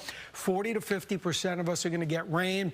There is a flood threat with some of these showers. The next 2 days, we'll get them coming in from Oklahoma from the northwest, but Tuesday and Wednesday still have rain chances. So notice today, you've got that southwest to northeast axis of lift across the area. It will continue today. Some of these rain showers will be heavy. There's the possibility we get some flooding out of this as we go to about 90 degrees this afternoon, and then things begin to mellow out tonight. That said, we'll get more showers and thunderstorms, maybe not as high a coverage tomorrow, but this time they'll be coming in from the northwest. Temperatures up in the low 90s tomorrow. So again, you notice this is still an unsettled pattern, and you get one more day out of it on Wednesday. So today, 40 to 50% rain and storms. There's a little bit of a flood threat out there, if any. Slow down, 93 and 94 tomorrow. And then we get to 95 Thursday. We finally shut off the taps by the end of the week and the weekend, but temperatures don't look too hot for the month of July. Evan, thanks. So let's go right to where those heavy rains are falling. Northbound I-45 coming up from the Ennis area and up towards the Dallas County line. There's some standing water now on the roadway in some spots. In any low-lying areas, it's going to be worse. Be careful heading through these areas. For drivers right now going from Cedar Hill into Duncanville on northbound Highway 67, remnants of a wreck still on the right side of the roadway. You see wreckers are busy trying to load up vehicles, and the hope is this will clear in the next few minutes. But for now, it is causing a delay of about 10 minutes or so coming up from the Midlothian area up toward I-20. As far as drive times are concerned in Tarrant County, pretty big difference now versus an hour ago. I-35W, one of the worst roadways, for example. And I know 38's not great, but about an hour ago it was down to 25 miles an hour.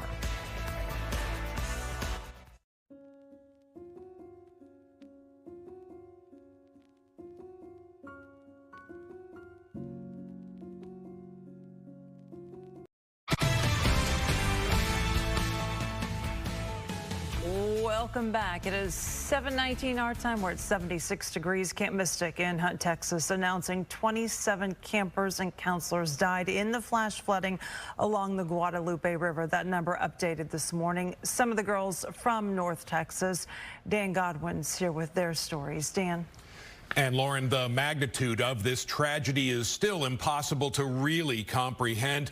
People in communities all over Texas are sharing their grief and sorrow and remembering the lives lost. Sunday was declared a day of prayer in Texas, and dozens of people gathered at St. Michael's Church in Highland Park for a memorial service to honor the life of Leitha Bonner and pray for her family. Leitha is pictured here next to her best friend, Eloise Peck, who were both attending Camp Mystic when the floodwaters hit. The two did not survive. They were students in Highland Park ISD. The community is now showing its support with green ribbons, many of them now lining the streets. 9-year-old Janie Hunt also died. Her family confirmed to Fox 4 on Sunday. She was also attending Camp Mystic. It was her first time there as a camper, and she attended along with 6 of her cousins who were safe. Janie is the eldest of 3 children and a great-granddaughter of the oil baron William Herbert Hunt. The owner of Camp Mystic, Dick Eastland, died while trying to rescue campers during the catastrophic flood, as was shared by his grandson in an Instagram tribute on Sunday. More than 700 children were at the camp when the flooding occurred. Many of the campers were airlifted to safety. One of them, Callie McAlery, said when she saw the water rising at the camp and entering cabins, she put on her name tag. And I just put it on just for safekeeping, saying in my head I was saying, if something does happen and I do get swept away, at least I'll have my name on my body. And we're just so thankful, but so devastated for so many families and her friends that are missing their siblings. She's missing her friends. We know we have months ahead of us to help our child, and many will need help. This is a lot emotionally for anyone. Callie said some of the girls who are still missing she had hugged the night before when they were all going to bed at the camp. Dan Godwin on Good Day. Thank you, Dan. It is 7:22. Well, some help for people impacted by the floods is going to be making its way from one Dallas school. We'll take a closer look at that and more when we come back.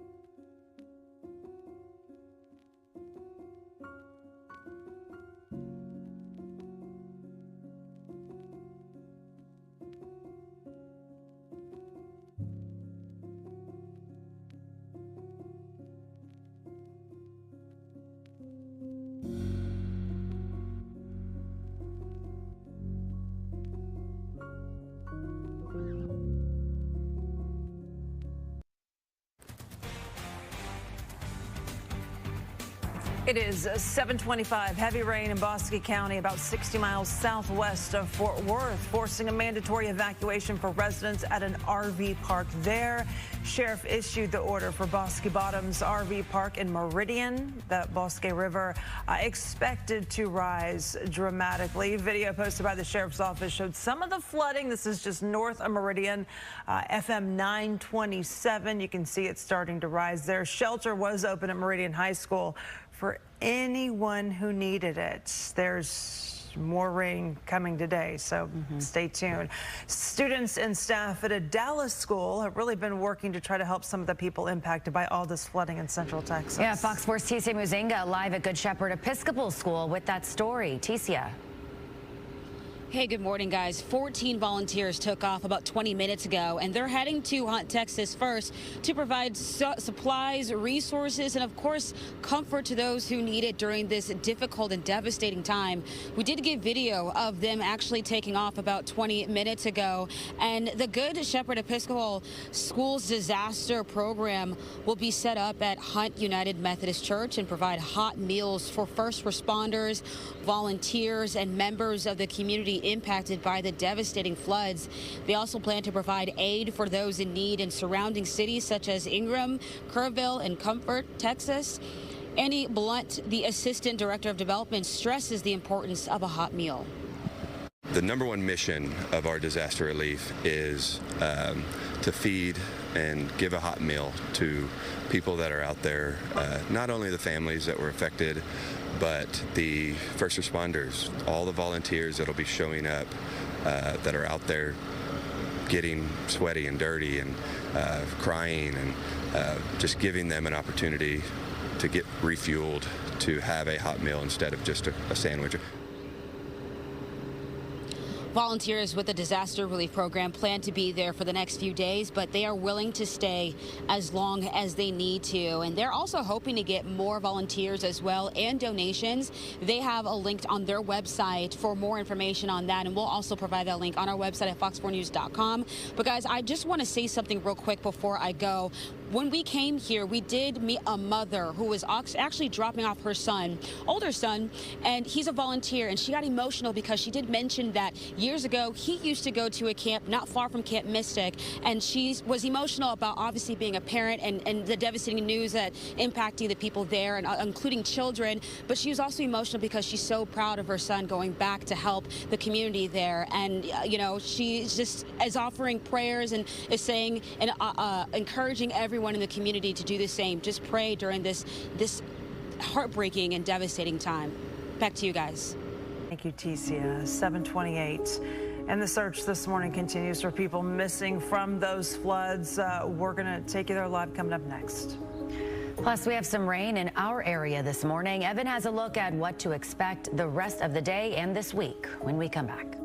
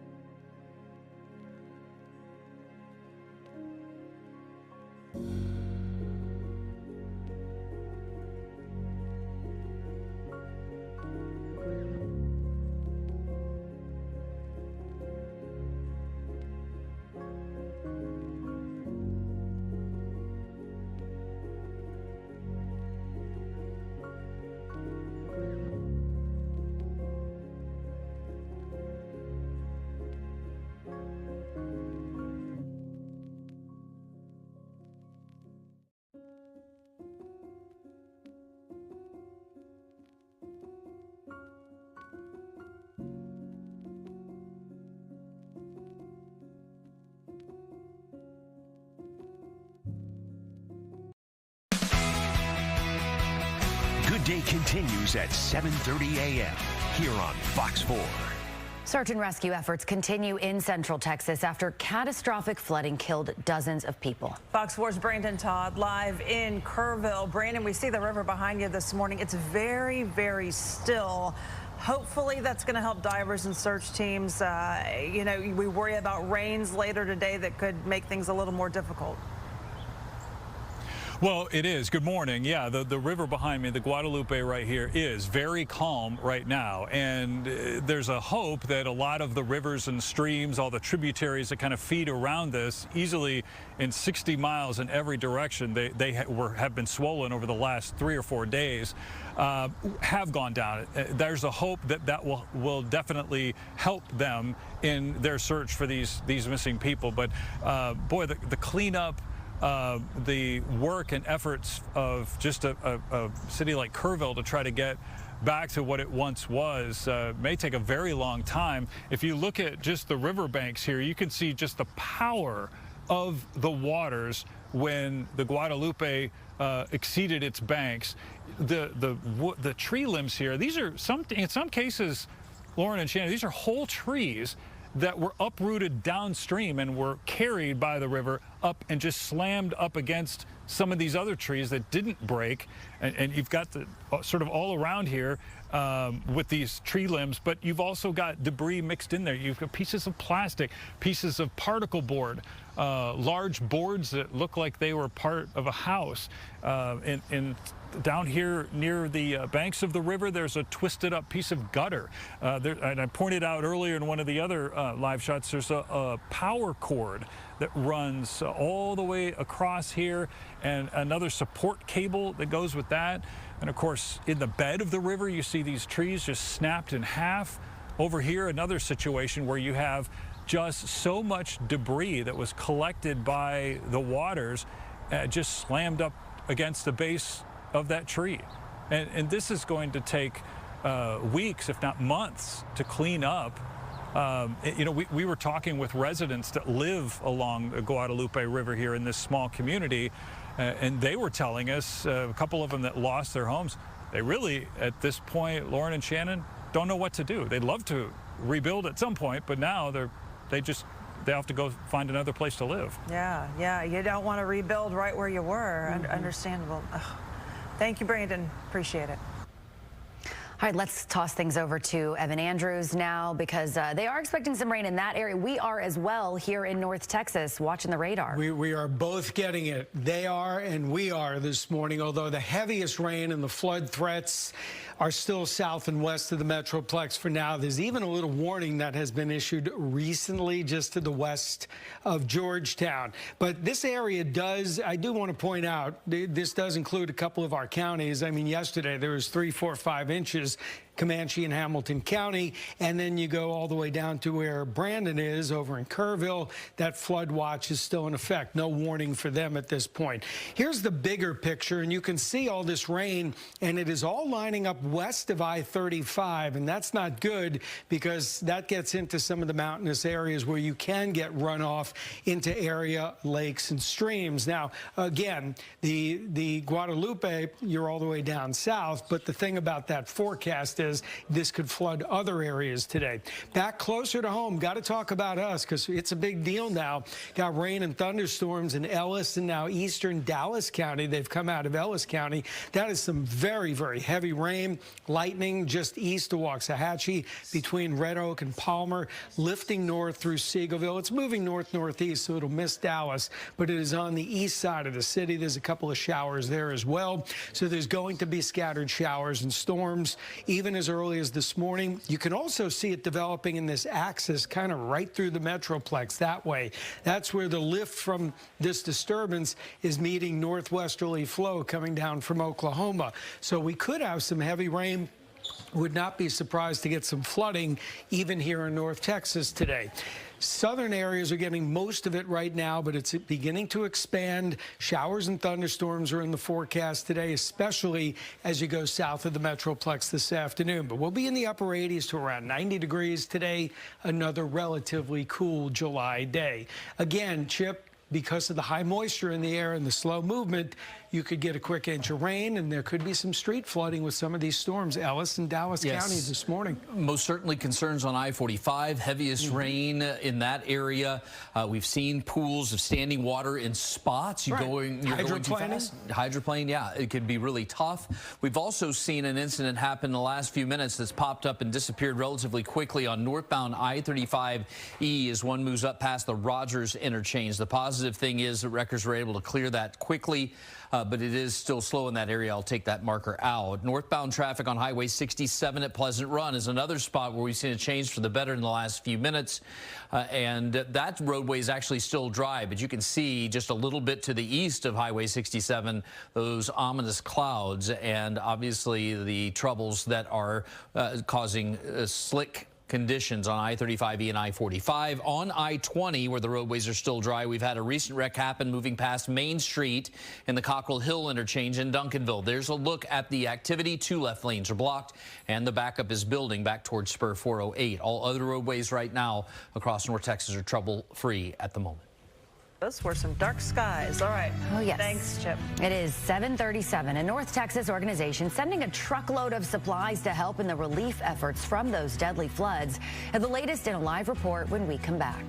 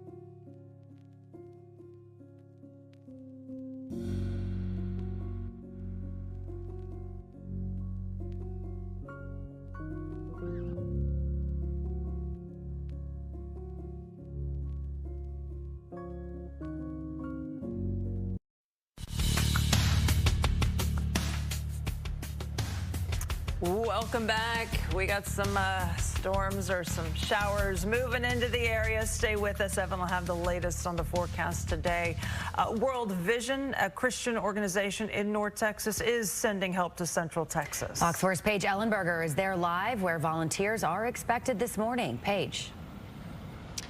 Hey guys, yeah, good morning. Those volunteers getting ready to load up a trailer in about half an hour or so full of supplies to send down to Kerr County. This is the second deployment for the folks here at World Vision. They work with local partners. We're talking about places like churches and different areas to assess damage and what's needed most. After talking with organizations in Kerr County, they loaded up trucks with food, water, generators, and hygiene supplies over the weekend to send down. Also in the care kits were diapers for babies and toys for younger children. I've got an 11-year-old that just turned 12 actually yesterday on July 4th. I got a 14-year-old. I got a 4-year-old. I got 2 other kids. I can't imagine what parents are going through right now, and we just want to do whatever we can do to alleviate even the smallest of burdens so that people can focus on what they got to do to rebuild. Along with the personal supplies, World Vision also sending down water buckets and muck out kits. Those are used to get rid of mud, muck, and other debris from a flooded area. Now, World Vision says that this is going to be a long-term project. They go down, they don't focus on one specific area. Rather, they target larger areas to really help the most vulnerable. Reporting live for Good Day, I'm Paige Ellenberger. Thank you, Paige. 741. We've had some problems on the roads this morning. Chip has a look at traffic. Evan has the forecast. Next.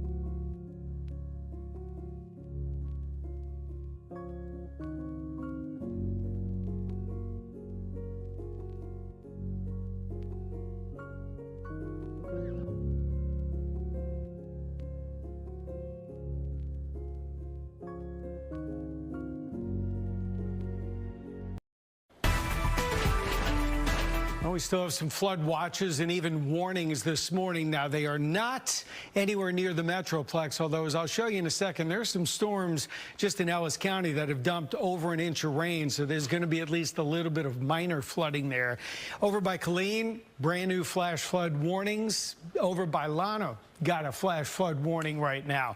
So basically, you see everything. Here's I-35, and everything to the west is getting the very, very heavy rain, and it's lining up in a southwest northeast kind of pattern here, and there's a good reason for that, and we're going to be part of that this afternoon. So don't be surprised if we get a flood warning or two this afternoon if this continues. Now, around here in Dallas County, there's a couple of raindrops in Dallas. Everything's east over by Mesquite, 635 and I-20 area, down by Seagoville, Wilmer, Balsk Springs and over towards Ferris. Very heavy rain and some lightning and thunder out of that.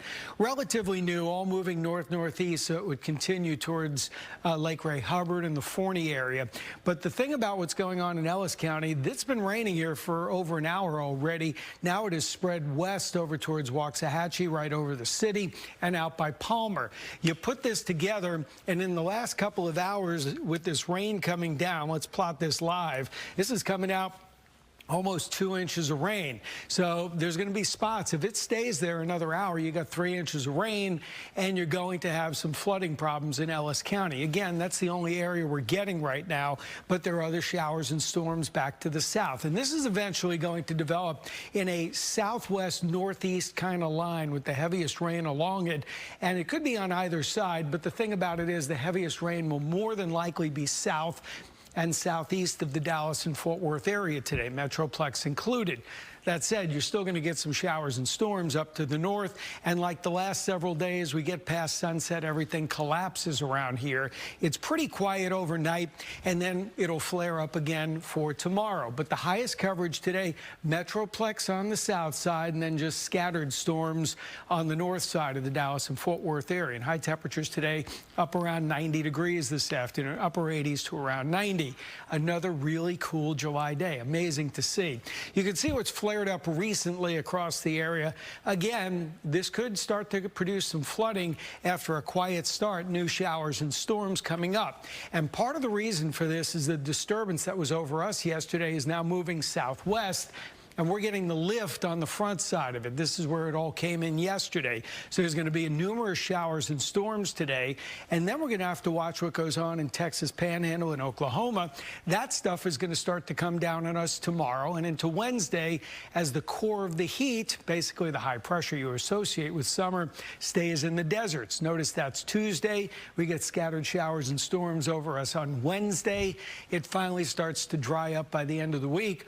But it is still an unsettled Monday, Tuesday, and Wednesday, about 30% the next couple of days, quiet by the weekend. But today, about 40, even 50% of us getting rain and thunderstorms because of the high moisture content. Any of these could produce a quick 1 or 2 inches of rain if it sits, and there would be some minor flooding. 93 degrees tomorrow, 94 on Wednesday, and notice the forecast this week, staying in the mid-90s, nothing hotter. That's all the way through the middle of June. Or July, rather. Chip, pretty amazing. It is. As you saw on the radar that Evan was showing you, the rain has now made it up into the Seagoville area along 175, the CF Hahn Freeway, and we now have a wreck to deal with as well as the wet roadways. So there's 175 passing the Woody Road interchange, and the reverse angle shot at Beltline looking back at the crash. You're going to see a vehicle that is over in the grassy median, actually two, and in the third vehicle with some significant front end damage. So only the right lane is getting by. Emergency crews just made it to that location and are assessing that situation. A reminder on northbound I-45 coming up through the Wilmer area, standing water at Beltline Road all across the highway. You see folks splashing through it. It isn't to the point where we're going to see people hydroplane, but we're getting close. If we get more heavy rain like this, then it's going to be a really, really dangerous situation, already bad enough as it is. And then in I-20 in the Duncanville area, going in the eastbound direction, a recent change here in the fact that this wreck approaching the Cockrell Hill interchange has at least been moved to the right side of the roadway, and that Cockrell Hill exit is open. It is still obviously residually slow, as you can see on the map in that area coming over from Spur 408. All right, Chip, thanks. It's been 9 years since 5 officers were ambushed in a deadly shooting in downtown Dallas. A lone gunman fired on the officers during a Black Lives Matter protest on July 7th, 2016. 4 Dallas police officers and 1 DART officer were killed. 9 other officers and 2 civilians were also injured in the attack. The gunman was killed after an hours-long standoff. El Centro College in Dallas will host a ceremony honoring the officers at 11 this morning. Buildings across downtown will also light up blue in tribute to the fallen officers. 10 minutes from the top of the hour, some volunteers working to feed rescue workers and people impacted by the floods in central Texas. We'll talk with one of them coming up next. And a programming reminder for you this morning, Fox 4 News is expanding. Starting today, our noon newscast will extend to 1 full hour. Join Hannah Vital right here on Fox 4 or fox4news.com. You can also watch us live on our streaming service, Fox Local. You can find it for free in your app store.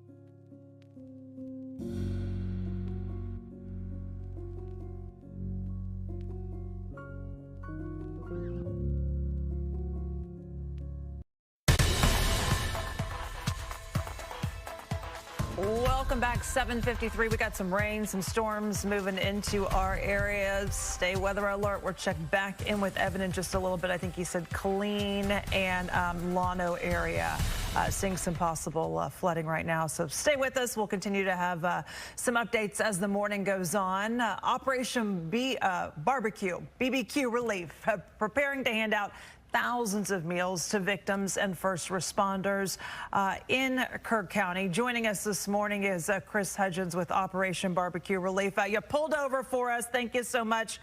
And I know you've done a lot of preparing for this. What is the plan when you get into town? So we're already in town set up. We're set up in Kerrville currently off of Main Street. We had a local organization that has been feeding on behalf of us since Friday. Blake Henson was working a concert for the 4th of July that was canceled due to the flooding.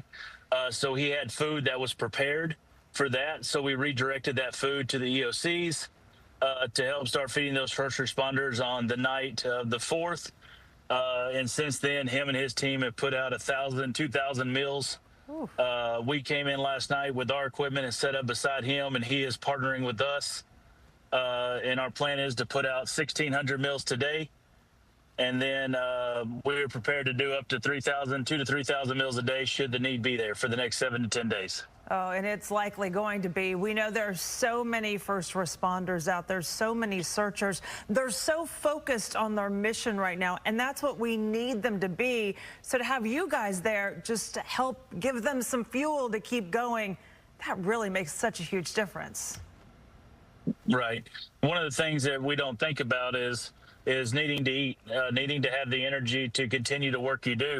And that's the last thing a lot of these men and women that are out here serving, that's the last thing they think about is that I need to sit down and I need to take a break. Right.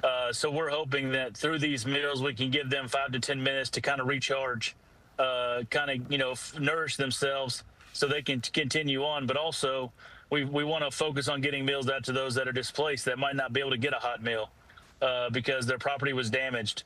They don't have the means to make a meal. We want to make sure they have those hot meals so they can help them and nourish them so that they can continue to dig through what belongings they have left and continue the recovery efforts on their side as well. Yeah, there's so many of us that are sitting at home that are, watching the news this morning that feel helpless, that want to help, that want to get in our cars and drive on out there. That is not what they need right now. I've seen lots of organizations saying, no, please don't come out here because there really is this delicate balance of being there to help those who are searching, who are the first responders, and then being in the way. It really takes a huge, I don't think all of us understand, a huge coordinated effort from the people behind the scenes to get you guys who already have plans in place to get you where you need to be to help everybody. And if we go down there, that's just going to make a mess of things.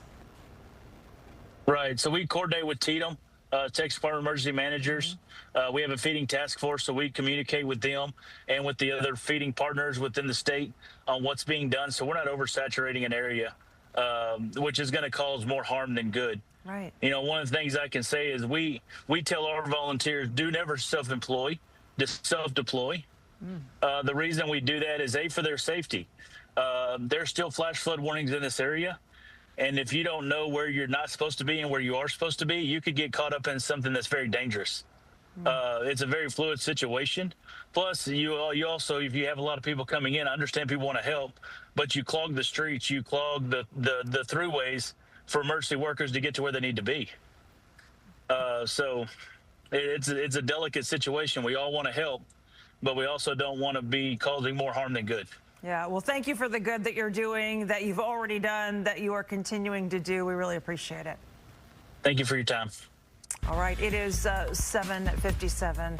Crews, as we mentioned, continuing to search for those missing following these devastating floods in central Texas.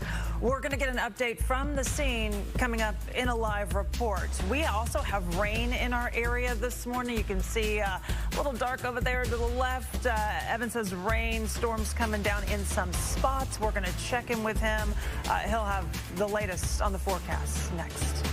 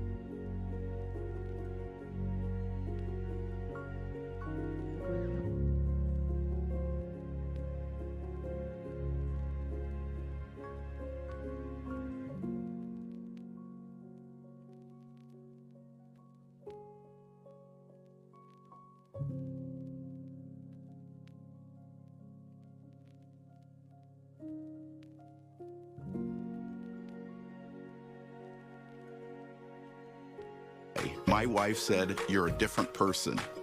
She thought that was good.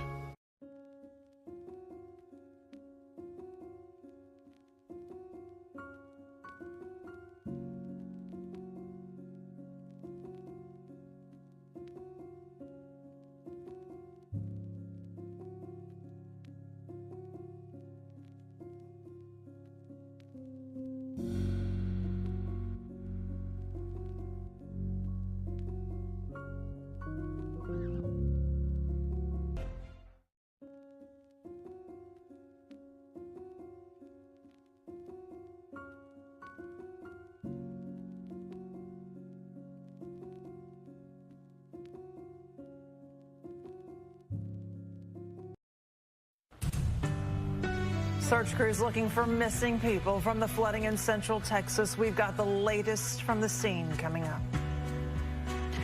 Plus, we have some rain in our area this morning. Evan has a look at what to expect. The only local news at 8 a.m. Thanks for watching Good Day on Fox 4. It is Monday, July 7th. I'm Shannon Murray. I'm Lauren Prisball. And we want to give you some of the numbers this morning. The latest on the deadly flooding in the Texas Hill Country. Camp Mystic in Hunt, Texas announced 27 campers and counselors died in the flash flooding along the Guadalupe River. They posted that on their website this morning. And the official death toll is at least 82 people, with most in Kerr County. At last word, 41 people are still unaccounted for. The rain started just before sunrise on Friday. Flash flooding then caused the Guadalupe River to rise 26 feet in only 45 minutes. And we have live team coverage from Kerrville this morning. We have Brandon Todd kicking things off. A look at some of the damage there. Very quiet this morning, and that's what they need for today, Brandon. Yeah, it is quiet here, Lauren and Shannon, and there are a lot of people around here that appreciate that quiet. Right behind me, the Guadalupe River has receded quite a bit from where it was this weekend, but you can still see just a lot of the damage here, just the power of those waters, all of those trees bent over, in some cases, most cases, split in half. Earlier, yesterday evening, we just up the road here, we met Jose Nunez. He was telling me that early Friday morning, he was suddenly woken up by a pounding on his front door. It was a sheriff's deputy trying to get them awake and warn them about the river overflowing. He says he woke up his wife, he woke up his mother, and then went outside. Right around there is when I started walking, and my feet got wet right there. And so, I mean, that's maybe about, 15, 20 yards from where the trailer was at. So, and then that's when I knew things were really wrong. Then I got inside, grabbed the keys, backed the cars out into the street, and then grabbed whatever we could in 5 minutes and then left. Right around here where I'm standing is about the highest that I've ever seen it rise up to. So, yeah, no one could ever expect this. So that black car was washed there? Yeah, it was on their front yard. Oh, it was over there. Okay, yeah. So washed over just a few feet. And your home that was there ended up over there. Pushed over. Yeah, and it got stuck against those trees. And is there a point at which you've been able to stop and think how fortunate you are to be alive? Yeah, I think this morning kind of took a second for that, and you know, it hit hard at that point. It's heartbreaking to know that there's so many, you know, lost souls out there that we don't know where they're at. So we could have been one of them. Yeah, that black car he mentioned was his neighbor's car. Also, he was saying that he and his family, once they were able to get back to that home, Lauren and Shannon, they got some things together, the things that were salvageable, put them in a couple of bags and set them inside the doorway of the home, left. They came back the next day, and those things were gone. So he was kind of speculating that looters might actually be out here. There was a police officer from Kerrville that came up earlier this morning. I asked him about it. He said that's exactly why he has been patrolling this street, unfortunately, to try to keep looters away. Lauren, Shannon? Sad to see. We see it time and time again, though, with every devastation. But right. Yeah, just heartbreaking. Thank you, Brandon. Appreciate it. You can see the water there behind Brandon, very still, very. That's really what those rescuers and all those divers need. Is when it's receded that murky quite water. a bit. Yeah. Right. There is, I know, Evan. You mentioned some storms possible for them. That could stir things up for us. We've got dark skies out there. I mean, we're seeing rain too, right? Yeah, where Brandon is right now, things are actually pretty quiet over in Kerrville, but not too far to the north. You got Llano and Killeen and over by Marble Falls. They're getting some very heavy rain, and there could be some flooding that ends up going downstream. So you got to be very careful as to where everything falls relative to a lot of the rivers. What we're seeing right now, you can see this area setting up just west of I-35. So it's pretty much just west of Waco, although a little finger of it does go into the Metroplex. We'll show you that in a second. There are flash flood warnings. Some of these are beginning to expand to the west of Killeen right now. I mean, we're definitely seeing some of those flash flood warnings get going out just to the west of Burnett, out around Llano, and that's not too far north of Fredericksburg. Of more importance to us right now, though, what we're looking at is this band of rain setting up all the way up north through Gatesville and Clifton and Waxahachie and over by Dallas. And as we look at this hour, just to the east of the city, I mean, if you live in Dallas, you can see the dark clouds east of the city raining very heavily right now around Mesquite. It is approaching Garland. It is around Sunnyvale and Seagoville. The rain has let up a bit. I mean, it's not as heavy as it was, but it's down by Lancaster and Red Oak and Ferris. And some of the rainfall totals, that's a 6-hour rainfall, basically the last couple of hours. And in parts of Ellis County, that is 4 inches of rain that's fallen. So there could be some flooding problems in Ellis County. It's mostly to the south of Dallas right now, but showers and storms will be increasing after 10 o'clock and into the afternoon. Anything south of about I-30 and I-20, you're dealing with 40 and 50% coverage here. It will be more scattered to the north, but still chances almost everywhere in North Texas today with the high temperature near 90. Now let's get over to Chip, because that rain in Ellis County did cause a pretty monumental accident recently. Indeed. So let's go ahead and start there in Ellis County, and we'll work our way north. Very treacherous driving conditions along I-45. Folks in the area just north of Ennis found out the hard way, one in a sports car, and you can see it's in the median area in the standing water. An 18-wheeler is flipped on its side on the right side of the roadway, and this is indicative of all things that can happen on these wet surfaces. We've seen some standing water issues moving north on I-45 out of Ellis County and into the Wilmer community, and I had concerns in the area where we saw the standing water issues because people were going way too fast on the beaten path. And sure enough, here's a pickup truck that ended up hitting the standing water on I-45 and has flipped, gone into the wall, and is facing sideways there, perpendicular in the roadway in the right lane. So very dangerous conditions. Unfortunately, folks just not heeding the warnings. On Highway 175, the CF Hahn Freeway, wreck there as one approaches and passing the Woody interchange and continuing to Beltline Road. So there's a quick look at that activity.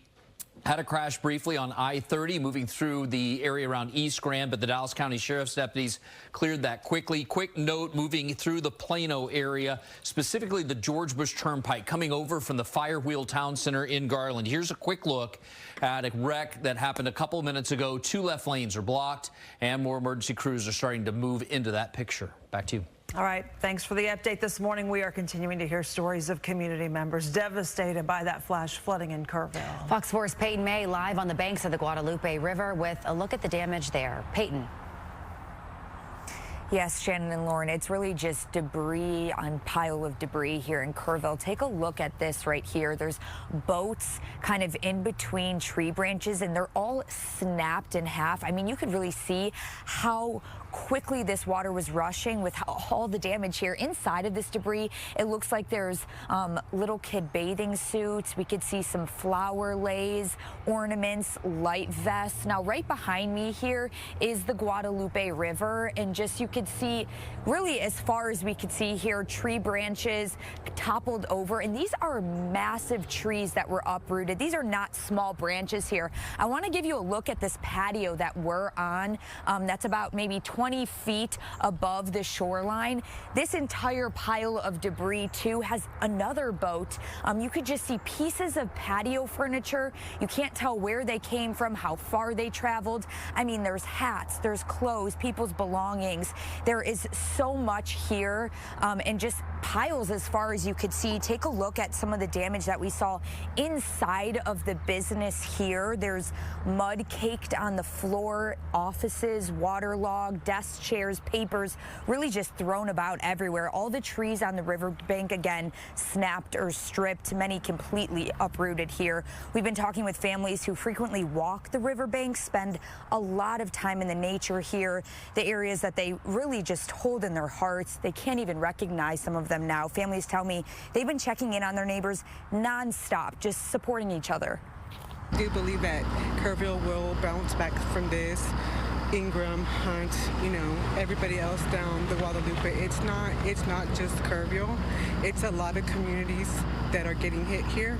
But like I said, everybody's really close knit to be there for each other and support each other. Now, yesterday we saw dozens of helicopters, search and rescue teams flying over the river. While we've been here, we've seen more aerial than ground searches. It's really been all hands on deck for first responders, though, and it's been truly amazing to see the Kerr County community come together, really support each other, check in on each other. Such a tight-knit community here. Now, back here live, I mean, you could just see how this water traveled up so high. Again, we're around 25 feet above the shoreline, and this water traveled all the way up into this patio. There's actually 3 feet of water damage inside of this building, so it is so significant here. I want to also say that while we were driving in here yesterday, there were another round of flash flood warnings, so residents here say they are still on high alert. Back to you. All right, Peyton May, live for us on the ground there in Kerrville. Thanks for that report. We'll check back in with you in just a bit. Well, many of you have reached out asking how you can help. Fox 4 has set up a donation site to send money directly to the Kerr County Flood Relief Fund. You can scan the QR code on your screen or follow the link to donate. I also know so many families right now creating GoFundMes for the lives that have been lost and for those families and for lasting tributes that are being planned already. So a lot of ways that people can give back right now. Yeah, just make sure you're giving to someone who where you know the money's going to go to the right people. Exactly. All right, it is 8:11. We've got rain out there this morning. Look at those dark skies over DFW Airport. Evan has an update on our forecast next.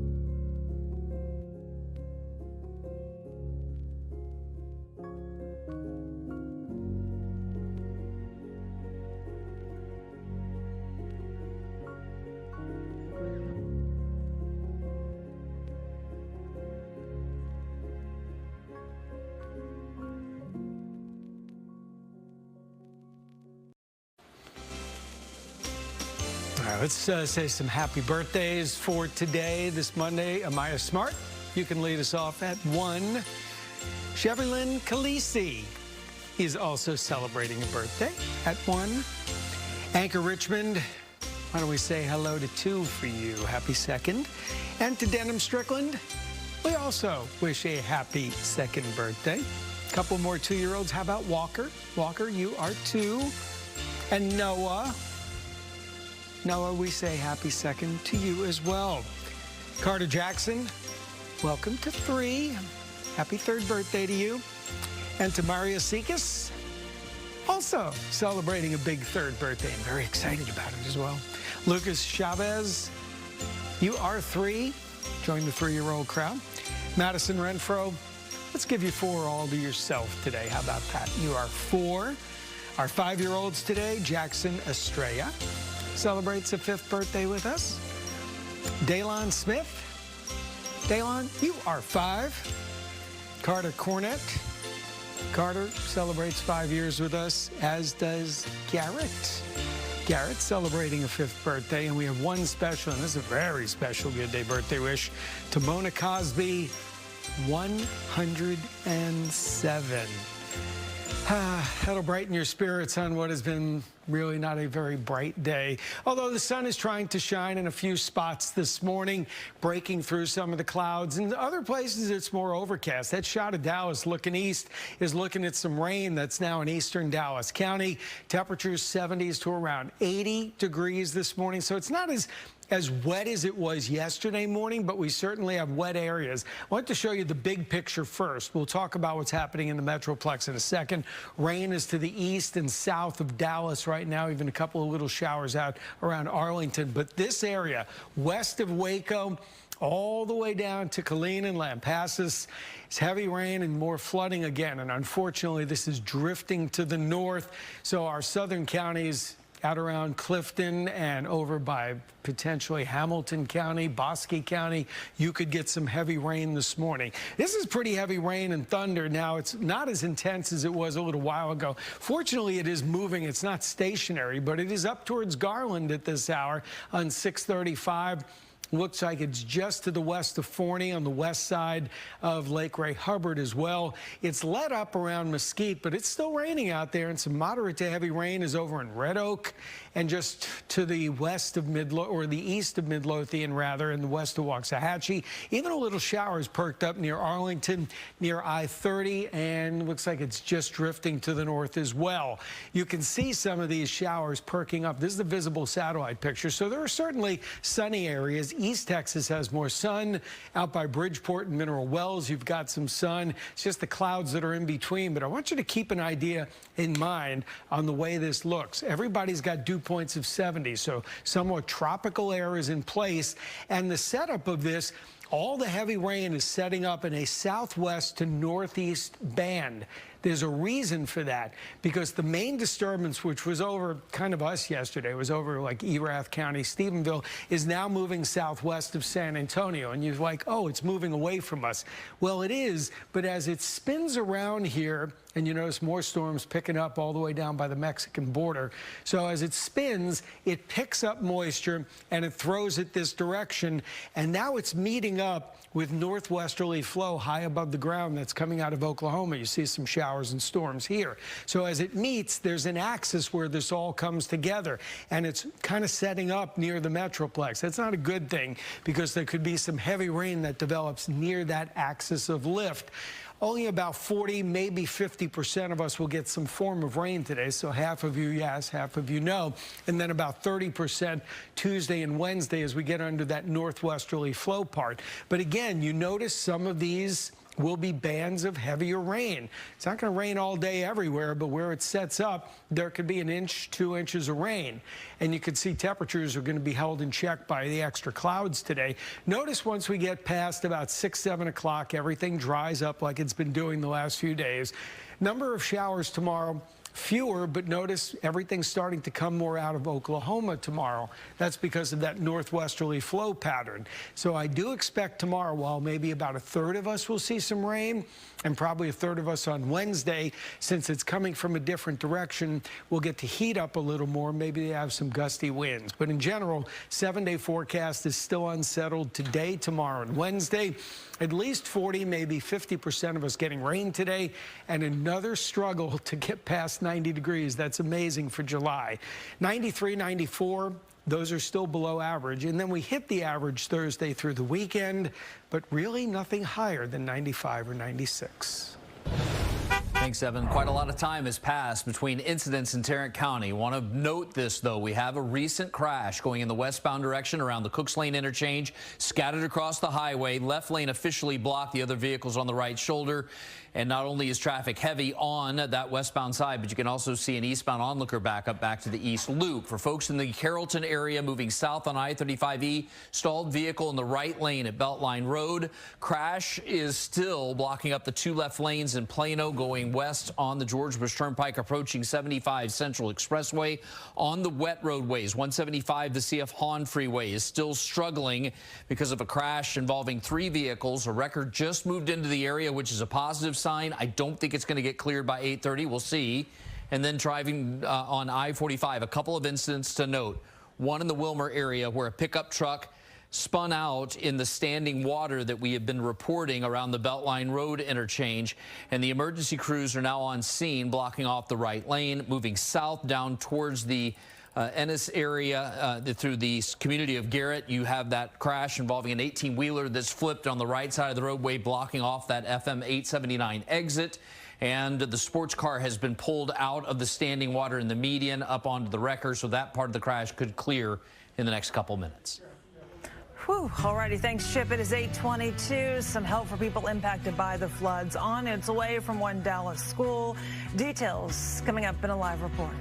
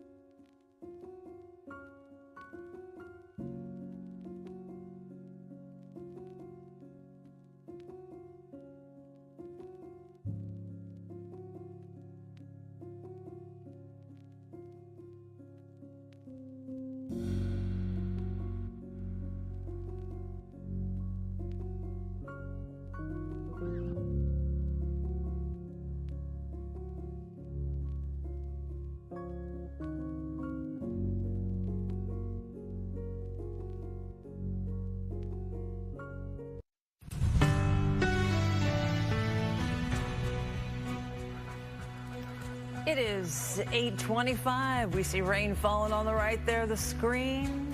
Showers here and there. We'll check in with Evan in just a little bit. Students and staff at a Dallas school really working to help people impacted by the flooding in Central Texas. Fox 4's Ticia Muzinga live at Good Shepherd Episcopal School with that story. Ticia. Hey, yeah, good morning, guys. 14 volunteers took off to Hunt, Texas this morning at around 7 a.m. and they gathered donations from the community to be able to help those in need and experiencing this devastating heartbreak. But the Good Shepherd Episcopal School's disaster program planned to set up at Hunt United Methodist Church when they arrive. Volunteers will provide hot meals for first responders and members of the community impacted by the devastating floods that claimed many lives, including children. Now, I spoke to a mother this morning who dropped off her son to volunteer and provide aid in the Texas Hill Country, and she says she remembers dropping off her son to Camp Stewart years ago for summer camp, which isn't far from Camp Mystic. She says she is proud to see her son lending a helping hand to those in need.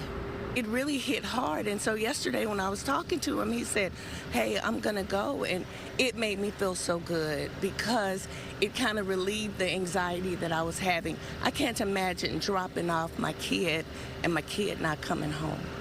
It was bothering me. Well, volunteers with the disaster relief program also plan to make stops in Ingram, Kerrville, and Comfort, Texas.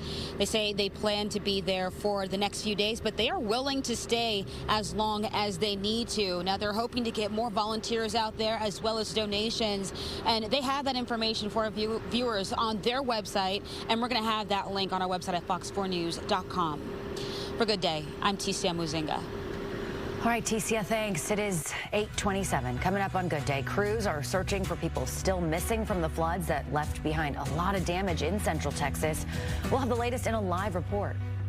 All right, we have rain falling in parts of our area right now as well. We'll check in with Evan. He's got the latest as we move through today.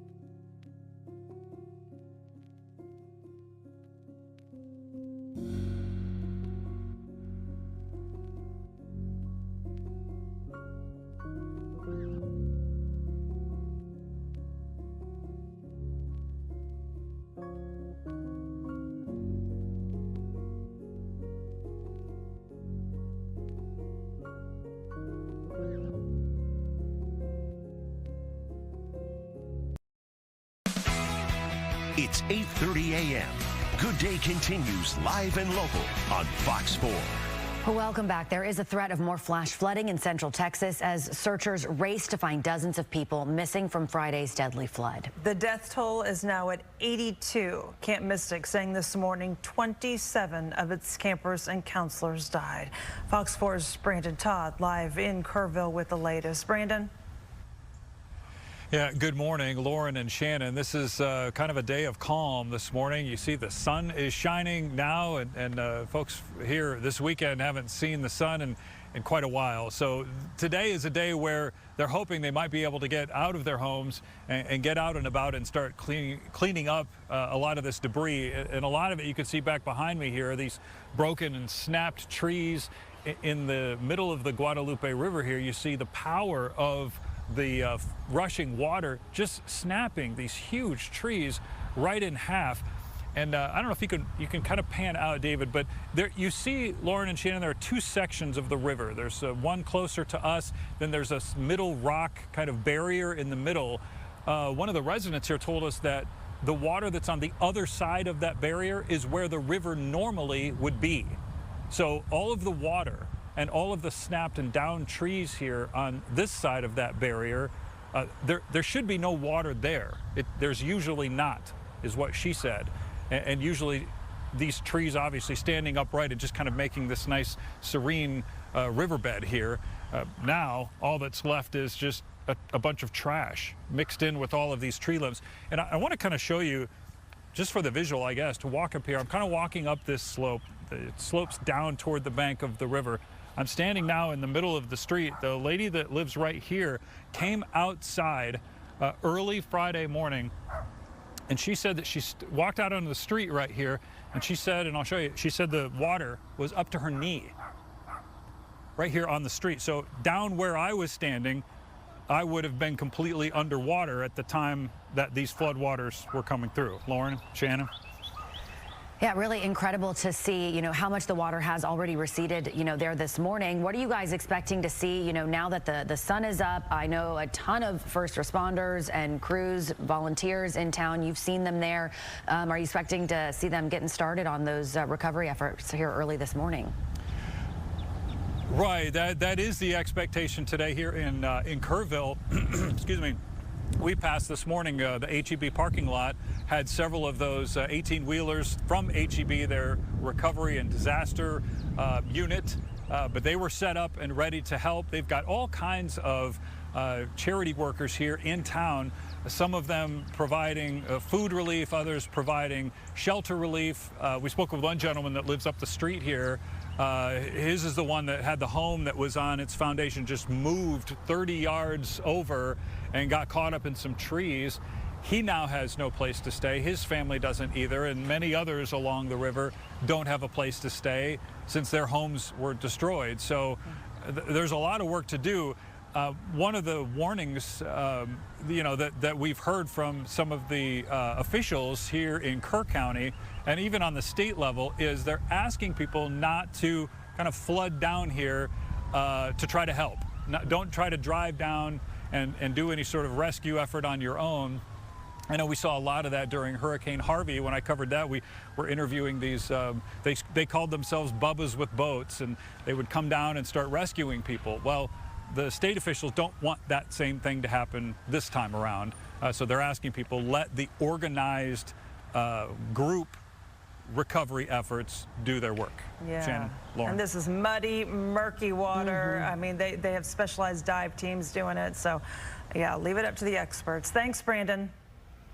And we've got, taking a look at some of these cameras around us, we can see some rain falling down, Evan. Yeah, some rain, especially towards Dallas. I want to at least address some of the flooding that is now occurring a little more down into central Texas, because while it's not an issue per se in the Metroplex, even though we've had some heavy rain over in Ellis County, I picked up a couple inches in Ellis County, you get south of Comanche and Hamilton. These are our official counties that are in the flash flood watch. However, there are warnings already for Killeen and Lampasas and Llano, and that's not really all that far from where Brandon is. You can see Kerrville down here. They're okay right now this morning, but even from Fredericksburg north, Very heavy rain is falling in central Texas. You see these bands setting up. They are southwest northeast bands. And the reason I point that out is we're kind of almost part of that band. We're on the northern end of this southwest northeast band that's setting up. And there are some areas towards the Metroplex, I'll show you in a second here,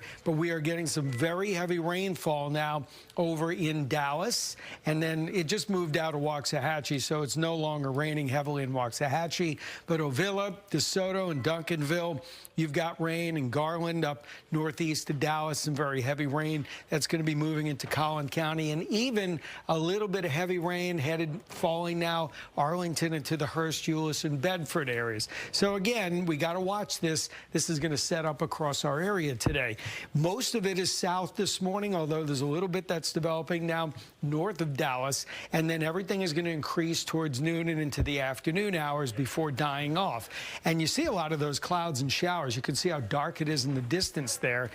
About 87 at noon, about a third of us will be getting rain at noon, and maybe up to 40–50% of us will be getting rain as we go into the afternoon with the high temperature near 90 degrees. So we're far from done with this pattern yet. It's not as rough as it was, obviously, this weekend, but on any normal July day, Chip, we'd love one of these days. The problem is we've had too many of them. Yes, we have. Too much rain. Very true. And right now on those wet roadways, we've had a lot of crashes. Southbound on I-45 fits the bill, moving down into the Ennis area. Again, a crash scattered across the roadway. 18-wheeler is flipped, blocking the 879 exit in the southbound direction. So note that northbound on I-45 in the area where we were talking about standing water that at its worst was about 3 inches deep in this area. That pickup truck spun out, and we don't have a record yet on the scene of that crash. Wreckers have been busy trying to clear the crash on 175, the CF Hahn Freeway at Beltline. Happy to say that they have succeeded in getting that out of the main lanes in the last few minutes.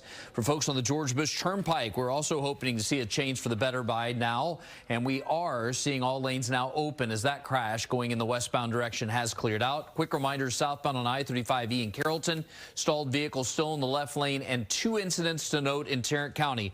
One along I-30 at Cooks Lane in the westbound direction, and a wreck northbound on I-35W at I-30 blocking the right lane. Lauren and Shannon.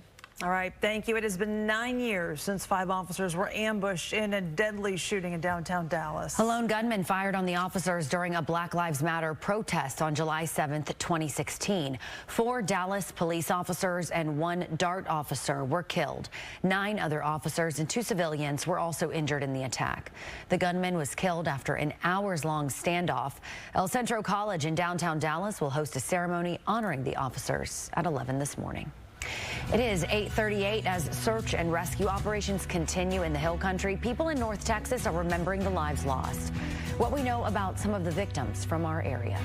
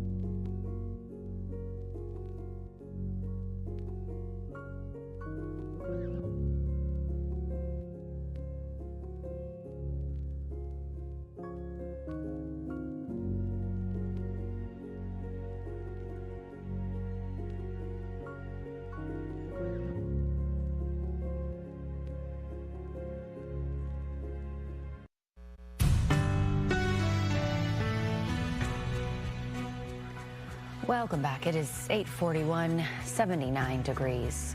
The Camp Mystic over there in Hunt, Texas, announced 27 campers and counselors died in the flash flooding along the Guadalupe River. Some of the girls from North Texas, Dan Godwin's here with their stories. Dan? Lauren, the loss of life in this tragedy is still impossible to really comprehend. People in communities all over Texas are coming together to share their grief and remember those who did not survive.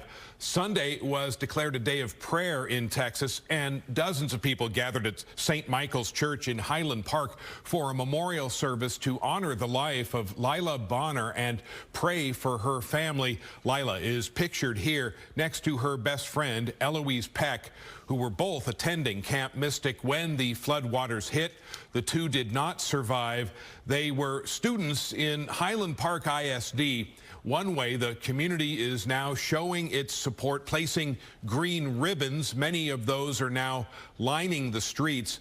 9-year-old Janie Hunt also died. Her family confirmed to Fox 4 on Sunday. She was also attending Camp Mystic. It was her first time there as a camper, and she attended along with 6 of her cousins who were safe. Janie is the eldest of 3 children and a great-granddaughter of the oil baron William Herbert Hunt. The owner of Camp Mystic, Dick Eastland, died while trying to rescue campers during the catastrophic flood, as was shared by his grandson in an Instagram tribute on Sunday. More than 700 children were at the camp when the deadly flooding swept down the Guadalupe River. Many of the campers were airlifted to safety. One of them, Callie McAlery, and her mom talked to Fox News.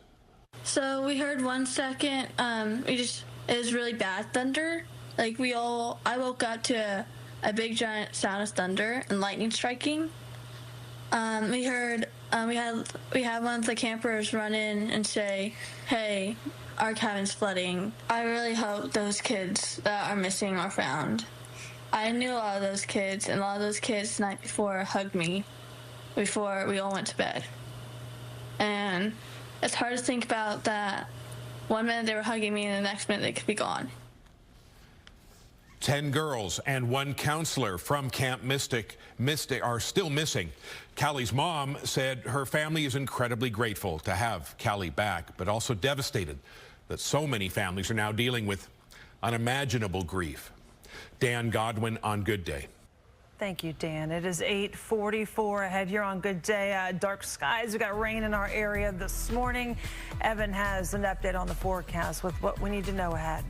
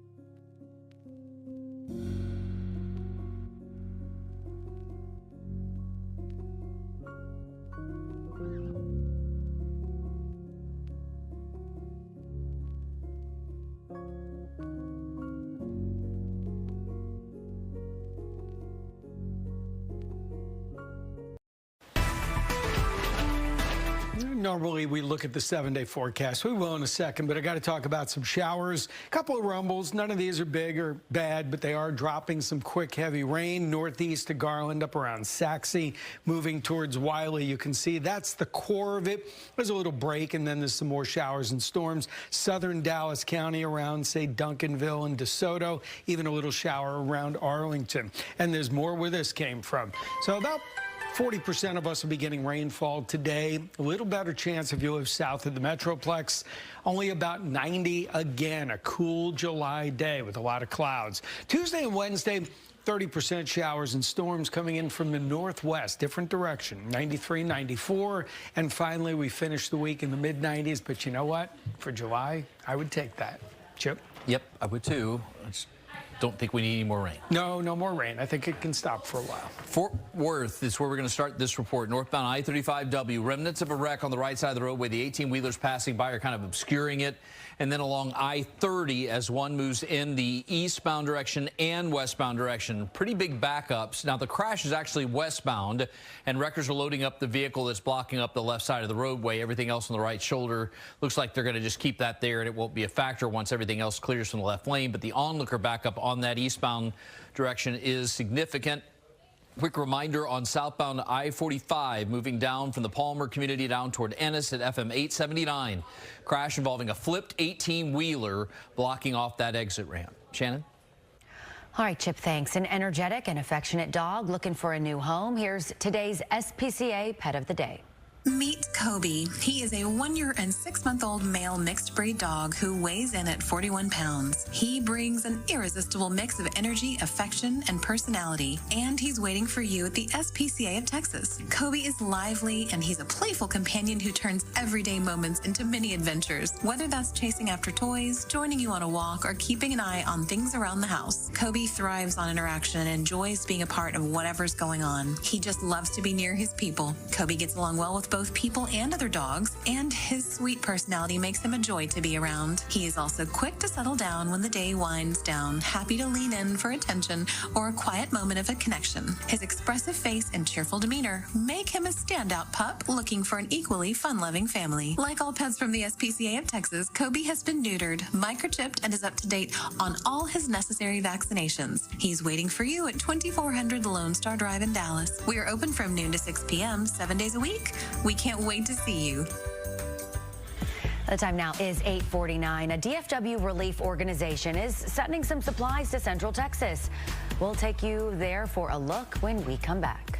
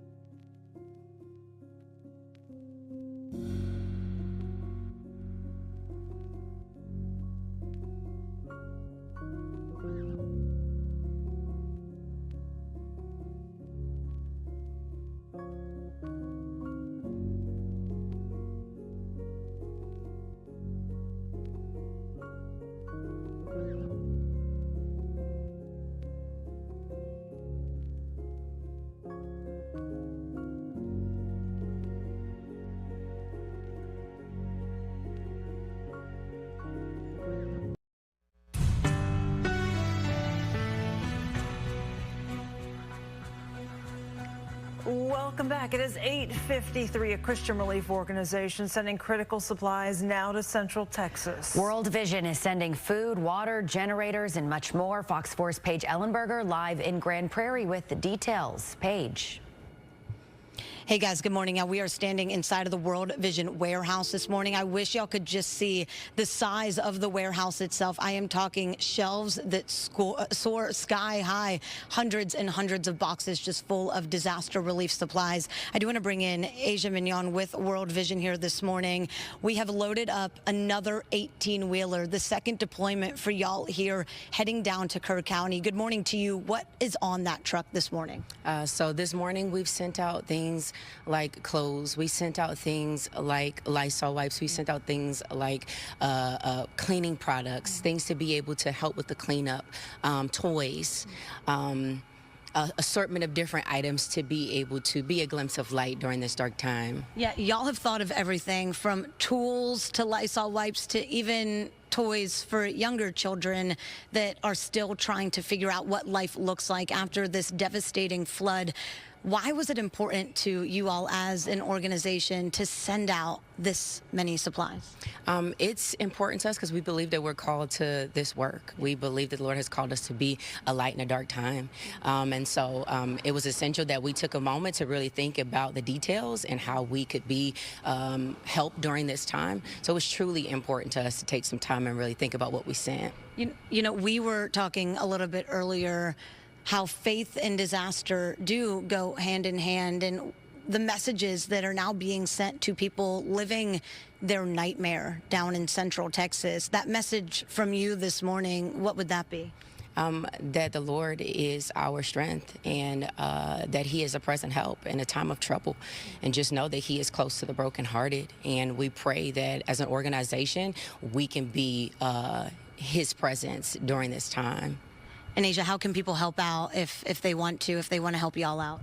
The first thing is prayer, being in prayer for us, and volunteering is always a huge part. This is a 55,000 square foot warehouse, and we have it's a 7-man show. Wow. And so any volunteer help is always beautiful for us. It's a great help. So prayer and volunteering is always a great help. I love it. Asia Mignon, thank you so much for joining us here this morning. Again, they have crews already in Kerr County. They're going to stay there for quite a while, helping local partners like churches down there, just helping the most vulnerable who are now rebuilding. Guys, back to you. Thank you, Paige. It is 8:55. Hoping to help how 2 children in Fort Worth with ties to Kerr County are pitching in on flood relief.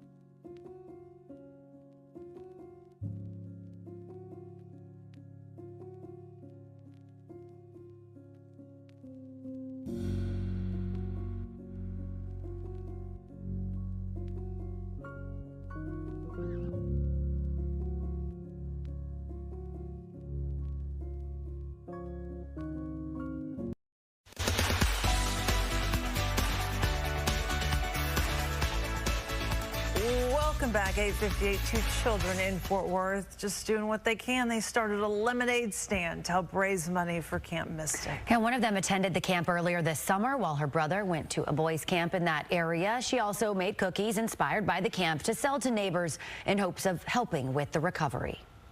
Everyone should help, and they're really being really generous to help us. And they will be back out next week raising money for a boys' camp that was also impacted in the area.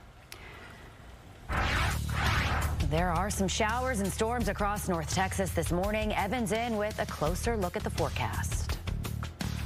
Search efforts continue in the Texas Hill Country. We have teams live along the Guadalupe River with an update. North Texans mourning the loss of several local Camp Mystic campers. How they are being remembered.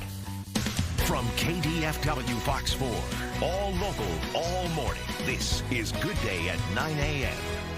Welcome back. It is Monday, July 7th. I'm Shannon Murray. I'm Lauren Prisbold. This morning, our hearts going out to those impacted by the severe flooding in the Texas Hill Country. The latest numbers we have show that 82 people were killed by the rushing water, 68 victims in Kerr County alone. Another 41 people still unaccounted for. The rain started just before sunrise Friday. Flash flooding causing the Guadalupe River to rise 26 feet in just 45 minutes. We have team coverage this morning. Crews in Kerr County, here in North Texas as well. We start things off with Brandon Todd, who is live in Kerrville. Brandon, good morning. Yeah, Lauren, Shannon, good morning. The Guadalupe River right back behind me has receded. It is down to where some of these residents here in this community are calling maybe a normal level.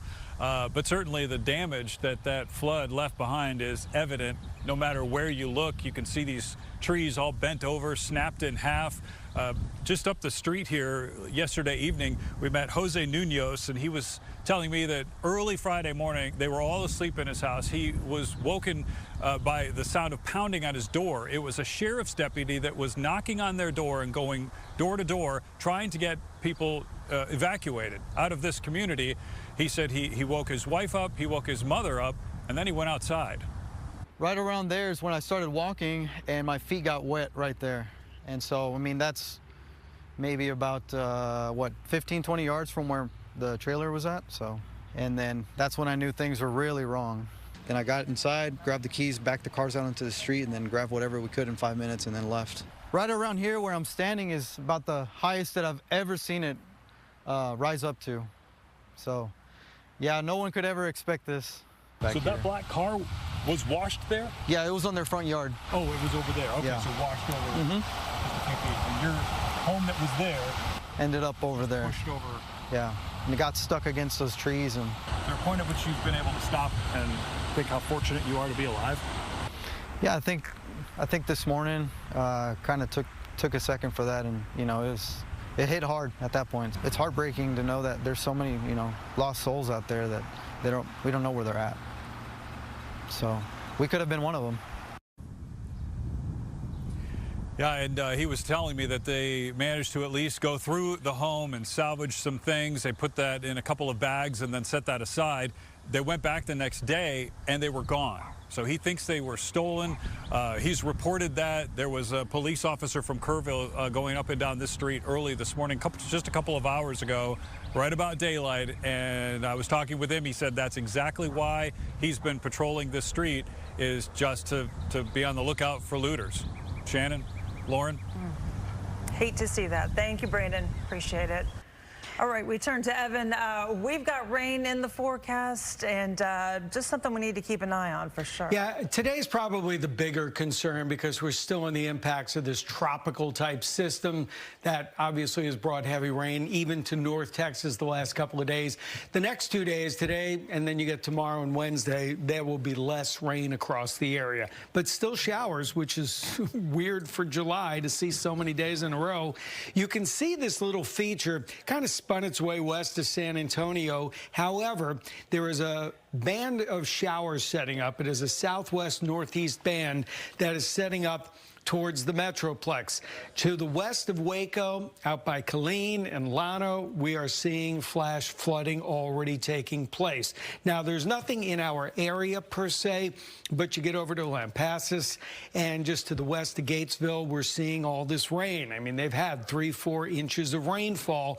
What we're seeing on radar, you can see all this rain that is set up. Now, where Brandon is, and where obviously all the story has taken place, has been in Kerrville, but there have been other areas in central Texas that have received a lot of this rain, and you can see from Llano up to San Saba and Lampasas, very heavy rain is falling. Now, to get you back home here, you got to talk about the rain that's in the Metroplex. It's let up a bit. There's rain and thunder pretty much on the west side of Lake Lavon, Wiley and Lucas, and as you get just north of Saxe, and there's some showers down by Palmer and Ferris. Also, we've had some rain down by Duncanville and DeSoto, and even a little bit of rain that is right up 360 as you go north of Arlington to the south side of the airport. So it's not that we don't have showers out there. We definitely do. We're on the 30% side right now. We've had a little bit of rain this morning. Showers and storms will be increasing. And as we get into the afternoon, there's going to be a fairly good band of rain. I mean, it sets up almost southwest to northeast across the area. We're talking highest coverage, 40 and 50% from the Metroplex south. It'll be more scattered as you get into Collin and Denton County. That's about 30%. And then isolated would be about 20% up to the Red River. So these temperatures, by the way, Chip, temperatures of 90 degrees today. Okay. Another weirdly, oddly cool day, but not dry. It is muggy. Feels like we're sitting in Galveston. Yeah, it definitely has that feel, no doubt about it. Right now, the feel for folks out and about on the roadways is actually a positive one for the most part. Here are some of the areas we've been watching for a while, and positive things have changed in Tarrant County along I-35W, around I-30. Earlier troubles there are gone. You can see the I-30 crash as one approaches Cooks Lane in the westbound direction has also been cleared away. Where is it still difficult to travel? Well, down in Ellis County, southbound I-45 definitely fits the bill. We had a lot of heavy rain, as Evan has mentioned, that has now pushed up into the Garland area. But the standing water that you see on this shot here in the Garrett area at FM 879 and the flipped 18-wheeler, they're trying to clean that up along the service road. It is not causing a huge time delay. Just want you to be aware of that activity. Here are the things that are causing some slowdowns currently on the east side of our viewing area. One, a crash going from Balk Springs to Mesquite, northbound on 635 LBJ, where a pickup truck has spun out and ended up in the median area facing the wrong direction. A wrecker just pulled up on the scene. Back up there stretches about 3/4 of a mile. And then on Highway 80, as one moves over in the eastbound direction, you have trouble on the right side of the roadway, and the back up there in that construction zone continues to build back toward the Mesquite city line. Shannon, Lauren, back to you. All right, Chip, thanks. Camp Mystic in Hunt, Texas announced 27 campers and counselors died in the flash flooding along the Guadalupe River. Some of the girls from North Texas, Dan Godwin here with their story. Dan? And Lauren, 10 girls from Camp Mystic are still unaccounted for as the search effort there continues. Sunday was declared a day of prayer in Texas, and dozens of people gathered at St. Michael's Church in Highland Park for a memorial service to honor the life of Lila Bonner and pray for her family. Lila is pictured here next to her best friend, Eloise Peck, who were both attending Camp Mystic when the floodwaters hit. The two did not survive. They were students in Highland Park ISD. The community is now showing its support with green ribbons. Many of them are now lining the streets. 9-year-old Janie Hunt also died. Her family confirmed to Fox 4 on Sunday. She was also attending Camp Mystic. It was her first time there as a camper, and she attended along with 6 of her cousins who were safe. Janie is the eldest of 3 children and a great-granddaughter of the oil baron William Herbert Hunt. The owner of Camp Mystic, Dick Eastland, died while trying to rescue campers during the catastrophic flood, as was shared by his grandson in an Instagram tribute on Sunday. More than 700 children were at the camp when the flooding occurred. Many of the campers were airlifted to safety. One of them, Callie McAlery, said when she saw the water rising at the camp and entering cabins, she put on her name tag. and I just put it on just for safekeeping, saying in my head I was saying, if something does happen and I do get swept away, at least I'll have my name on my body. And we're just so thankful, but so devastated for so many families and her friends that are missing their siblings. She's missing her friends. We know we have months ahead of us to help our child, and many will need help. This is a lot emotionally for anyone. Callie said some of the girls who are still missing she had hugged just the night before when they were all turning in for the night at the camp. Dan Godwin on Good Day. All right, Dan, thanks. New video shows the power of that flash flood. A time lapse from Llano County shows just how fast the water levels rose. Take a look. A security camera set up there near a low water crossing known as the Slab. In less than an hour, you see the water quickly covering the road and crushing trees there along the banks. You can also see law enforcement along the edge on the other side there blocking the road ahead of that rising water. This disaster eerily similar to a flooding tragedy on the Guadalupe River nearly 38 years ago. It was in the early morning hours of July 17th, 1987. There was a wave of water from heavy rain upstream, started surging downstream through Kerrville, eventually to the town of Comfort. A church camp there started evacuating campers by bus, and one of those buses got stuck. As teenagers and adults began racing to get to higher ground, that wave caught them. 39 teenagers and 4 adults from Seagaville Road Baptist Church swept away. 10 of the teenagers drowned, many of the others clinging to trees and piles of debris. That's when they were rescued. It is 9:10 right now. We're expecting another news conference from Kerr County around 10 o'clock this morning. So that's when we should get some of these updated numbers. Yeah, and we will, of course, bring that to you as soon as it begins. They're closer to 10 o'clock. Now, coming up here on Good Day, a group of pitmasters using their talents to bring comfort to the flood victims. We'll take you there live to their food distribution event next. All right, here at home, we mentioned those rain showers. We got some storms, some rain in the area. Evan's keeping a close eye on all this. His full forecast coming up after the break.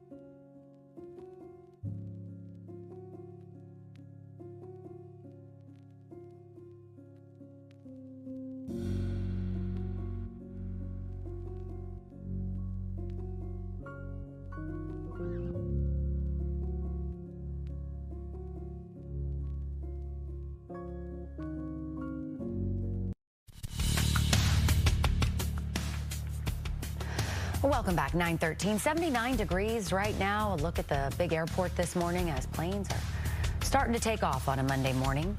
A Kansas City nonprofit is in Texas to provide food for those impacted by the weekend flooding. It is called Operation Barbecue, and Fox 4's Peyton May is live at their huge distribution event with more. Peyton. Yes, good morning, Lauren and Shannon. I'm here with Chris Huggins with Operation Barbecue Relief. They're really bringing some support and comfort to the Kerrville area right now. Chris, tell me what you're cooking up here. So today for lunch, we're doing a chicken and sausage pastelilla. So what we're doing is we got our volunteers out here chopping fresh vegetables. We're going to be doing that. We're cooking some chicken, cooking some sausage, going to make a nice one-pot pasta dish for them. We're doing about 600 servings that's going to go out in the community today. I mean, 600 servings, that's a lot. Tell me about the planning behind this. I mean, you probably had to get ready pretty quickly to come down here. Yeah, so we keep equipment staged in the Dallas area. We have a small kitchen support trailer that can do 2,000 to 3,000 meals. We're also working with a local organization based out of the Austin area that's come in to help us as well. Plus, we bring volunteers from all over the state of Texas. We bring volunteers from all over the country. We have a lady that came in from Pennsylvania that's here helping us today. So we've got a lot of people with a giving heart that want to give back and they want to give to those that are in need. Tell me a little bit about the organization here, Texans helping other Texans in their times of need. I mean, you guys have such a huge team right now. Tell me how important it is to be here on the ground right now. So for me as a Texan growing up in the area, it's very important for us to be here to give back to our first responders. Our first responders are working tirelessly to find these people that have been swept away by the floods, but also to give back to those people that are displaced, to give them that comfort of a hot meal, to know that, hey, we're here, we care about you. I'm not a rescue worker. I can't fix your house. I can't do all those things, but I can cook you a hot meal. And that's what these volunteers have come out to do today. They just want to give. They have a giving heart, and they just want to make sure these people have something hot to eat, to where they can have 5 to 10 minutes where they can sit down, recharge, and have some comfort. And have you been speaking with community members, with first responders about giving out meals today? I mean, how have you gotten the word out so that people know that you're here and you're ready to feed them? So we post on our social media platforms. We're on all major social media platforms. We post out our feeding locations. We're going to be feeding here at the Gibson discount store here in Kerrville on Main Street, and then on the at the Walmart here in Kerrville as well. We're going to set up a food line for lunch and dinner from 11 until we run out, and then 4 o'clock for dinner until we run out. And that's for anybody that needs a hot meal. We don't ask questions. We don't ask if you're affected. We don't ask your story. We just, if you're hungry, we're going to feed you. And, you know, I know you've done probably so many feeding kind of events here for so many disasters throughout Texas before. This is obviously so hard hitting in this community right now. There's so much devastation. Tell me the responses that you've got in the past from people who are just coming up, probably having some of the worst days of their lives, and just have a meal in front of them. Well, you know, it's been 3 days since the storm, and then we run into people that haven't had a meal in 3 days. They haven't had a hot meal. May they not have power, or may they have lost their home. But they haven't had a hot meal, so they're very appreciative for that hot meal. But also our first responders. A lot of times these guys are out there, these guys and ladies are out there, and they're working tirelessly, long hours, searching and stuff like that. They don't think to stop and eat. So we're there to make sure, like, hey, here's a hot meal. Take 5 minutes to eat so you can recharge, because if they don't have that nourishment, they can't keep going with what they're doing. Thank you so much, Chris, for what you're doing today with all this massive team here. We're going to be out here the rest of the morning kind of seeing what they're doing, how they're helping the community here. It's just such a great need on so many different levels. Back to you, Shannon. All right, Peyton, so important to highlight those kind of positive stories of people really coming together to support one another. I know that hot meal can go a long way. Appreciate your report. Chicken and sausage pastelilla. I think we're going to have to make that tonight. Actually sounds pretty good. So glad they are helping out down there. Around here, the clouds, in some cases, I mean, we have a little bit of sun here and there, but in most cases, the clouds are dark and thick again. We're going to get at least a few breaks, more than we saw the last day or so. I mean, yesterday, days highs in the mid-80s. Come on. We'll be closer to 90 today, but all depends on when a rain shower goes over your head. Like Love Field, 75, had some rain showers. Cedar Creek up to 83 with some sun. I want to highlight one thing before I look into the Metroplex. We just have some showers. They've weakened a lot, but there's rain and there's flooding again just to the west of Waco and Temple. This is out. I mean, you're getting into more central Texas, and as I'll show you in a couple of seconds, it's getting into parts of the hill country, not the same areas that we've obviously experienced all the flooding, but there's going to be some flooding in Texas today, which is not a great thing. This is moving slowly to the north. Glen Rose, you're in its sights. There'll be a couple of showers around Granbury. But as you look at this kind of bubbling mass of rain, it's not doing a ton of moving. They've already had 3 to 4 inches of rain down there with more on the way. All right, this was a bigger complex of showers and storms about an hour ago. Still raining on the west side of Lake Lavon, up by Wiley and Lucas, probably passing just on the east side of Allen. But we also have some showers now near Dallas and a couple near Grapevine and Colleyville. So showers are out there. We're going to have 40–50% showers again today. And you can see not only do we have this cluster and this cluster, here's the visible satellite. Sun, little sun, and a big old mass of clouds in between. And as we'll show you in about 10 seconds, it extends all the way back down to the south. Tropical air mass, dew points in the 70s. When you have dew points 70, 75 degrees, a slow-moving thunderstorm can easily have a rainfall rate of 2 to 3, even 4 inches an hour. So if it sits, it floods. The main disturbance is down here west of San Antonio. This was the one that was over us yesterday, kind of shifted its way right down I-35 and to the west. And you're thinking, well, it's moving away. I shouldn't have problems, right? No, the problem is it spins around. It's pulling moisture north, which is meeting up with some northwesterly flow that's up here near the Red River. You can see some of these showers up in the Panhandle moving south. So as they come together here, you've got an area where the air is being lifted, that northwest or the northeast southwest, that axis of lift right here. That's why it's all lining up in kind of this pattern through the Metroplex. So I think we're going to have a lot more of this to go this afternoon. 40, maybe 50% rain and thunderstorms, and some of this could produce an inch or more of rain, a couple inches of rain if it slows down easily. Tomorrow and Wednesday, we're more under the impact of that flow coming out of Oklahoma. So while we'll still have some storms around and maybe some gusty winds, it shouldn't be as widespread and shouldn't be as slow moving. Today, it's the slow moving showers and storms. You notice they're out there. They will continue on and off through the afternoon as we go to about 90 degrees. Getting into the evening hours, notice everything collapses overnight, but we could see some more scattered showers and thunderstorms tomorrow, although in general, they're on the move. They're not moving as slowly with another batch coming down from the north. I mean, this is a kind of pattern. It's very unusual for this time of the year, but it continues through Wednesday. So the 7-day forecast, we're at 90 today, maybe 92, 93 tomorrow, generally at or below average through Thursday, and then we slowly begin to head back into the mid-90s by the end of the week, which, believe it or not, is just the average for this time of the year. All right, Evan, thanks. It is 9:21. A Dallas area school on their way to help those in need in Kerr County. How they plan to help. Up next.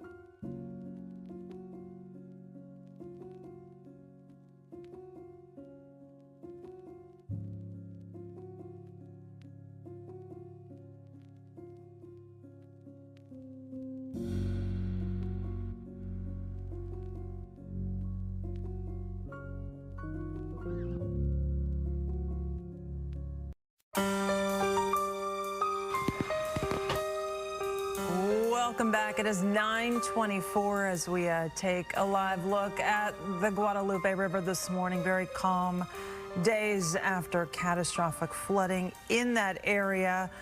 We are waiting on a news conference. It's going to be in about 40 minutes or so. They said about 10 o'clock at the top of the hour. Hopefully we'll get some updated numbers and hear from rescue efforts that are still underway. Students and staff at a Dallas school working to help people impacted by that flooding in Central Texas. And Fox 4's Ticia Muzinga live at Good Shepherd Episcopal School in Dallas with more. Ticia. Hey, yeah, good morning, guys. 14 volunteers took off this morning at around 7 a.m. and they're heading to Hunt, Texas first to provide aid, supplies, resources, and even comfort after this devastating time and just difficult time as well. And for those in need, of course, but we do have video of when they took off. And the Good Shepherd Episcopal School's disaster program, they're actually going to set up at Hunt United Methodist Church and then provide hot meals for first responders, volunteers, and members of the community impacted by the devastating floods. They also plan to provide aid for those in need in surrounding cities such as Ingram, Kerrville, and Comfort, Texas. Andy Blunt, the Assistant Director of Development, stresses the importance of a hot meal. The number one mission of our disaster relief is to feed and give a hot meal to people that are out there, not only the families that were affected, but the first responders, all the volunteers that'll be showing up that are out there getting sweaty and dirty and crying, and just giving them an opportunity to get refueled, to have a hot meal instead of just a sandwich. Volunteers with the disaster relief program plan to be there for the next few days, but they are willing to stay as long as they need to. Now, they're hoping to get more volunteers and donations from the community as well. And you can do that by just going on their website as well. We're going to also provide a link on our website at fox4news.com and Fox Local app as well. For Good Day, I'm Ticia Muzinga.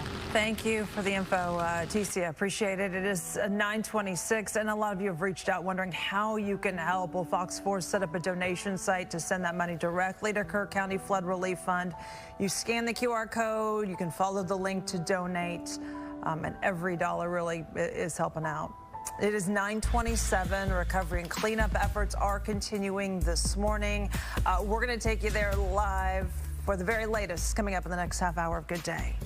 And also World Vision volunteers on their way to the Texas Hill Country as well. Volunteers loading up. We'll take you there live.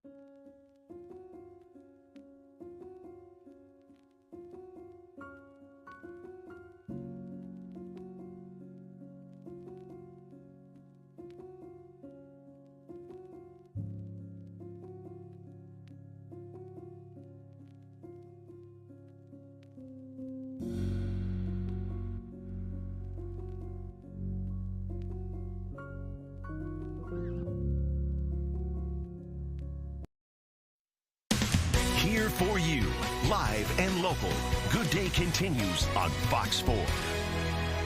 The search and rescue efforts continue in Central Texas after dozens of people died in that catastrophic flooding there. Fox 4's Brandon Todd live in Kerrville River. Brandon, really still behind you, and hopefully that's going to help divers and search teams today in their efforts.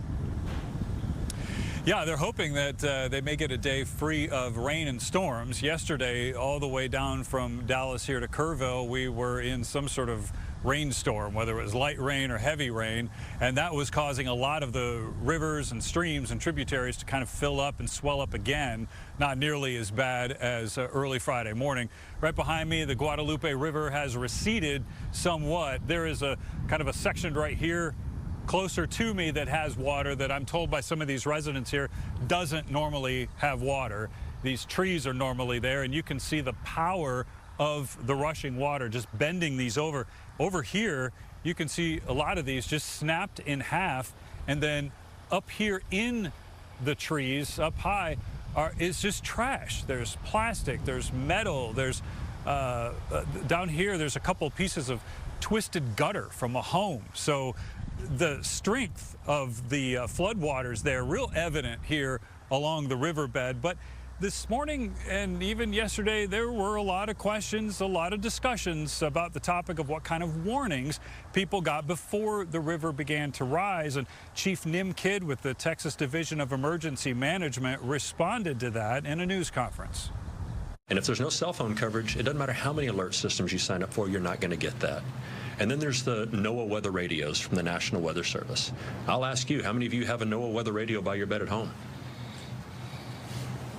And so there can be all kinds of alert systems that are sent, and we know that some were sent, some general messaging was sent early, some urgent warnings were sent at various times, but just sending the message is not the same as receiving the message, having a plan to do something when you receive the message, and then the ability to implement that plan.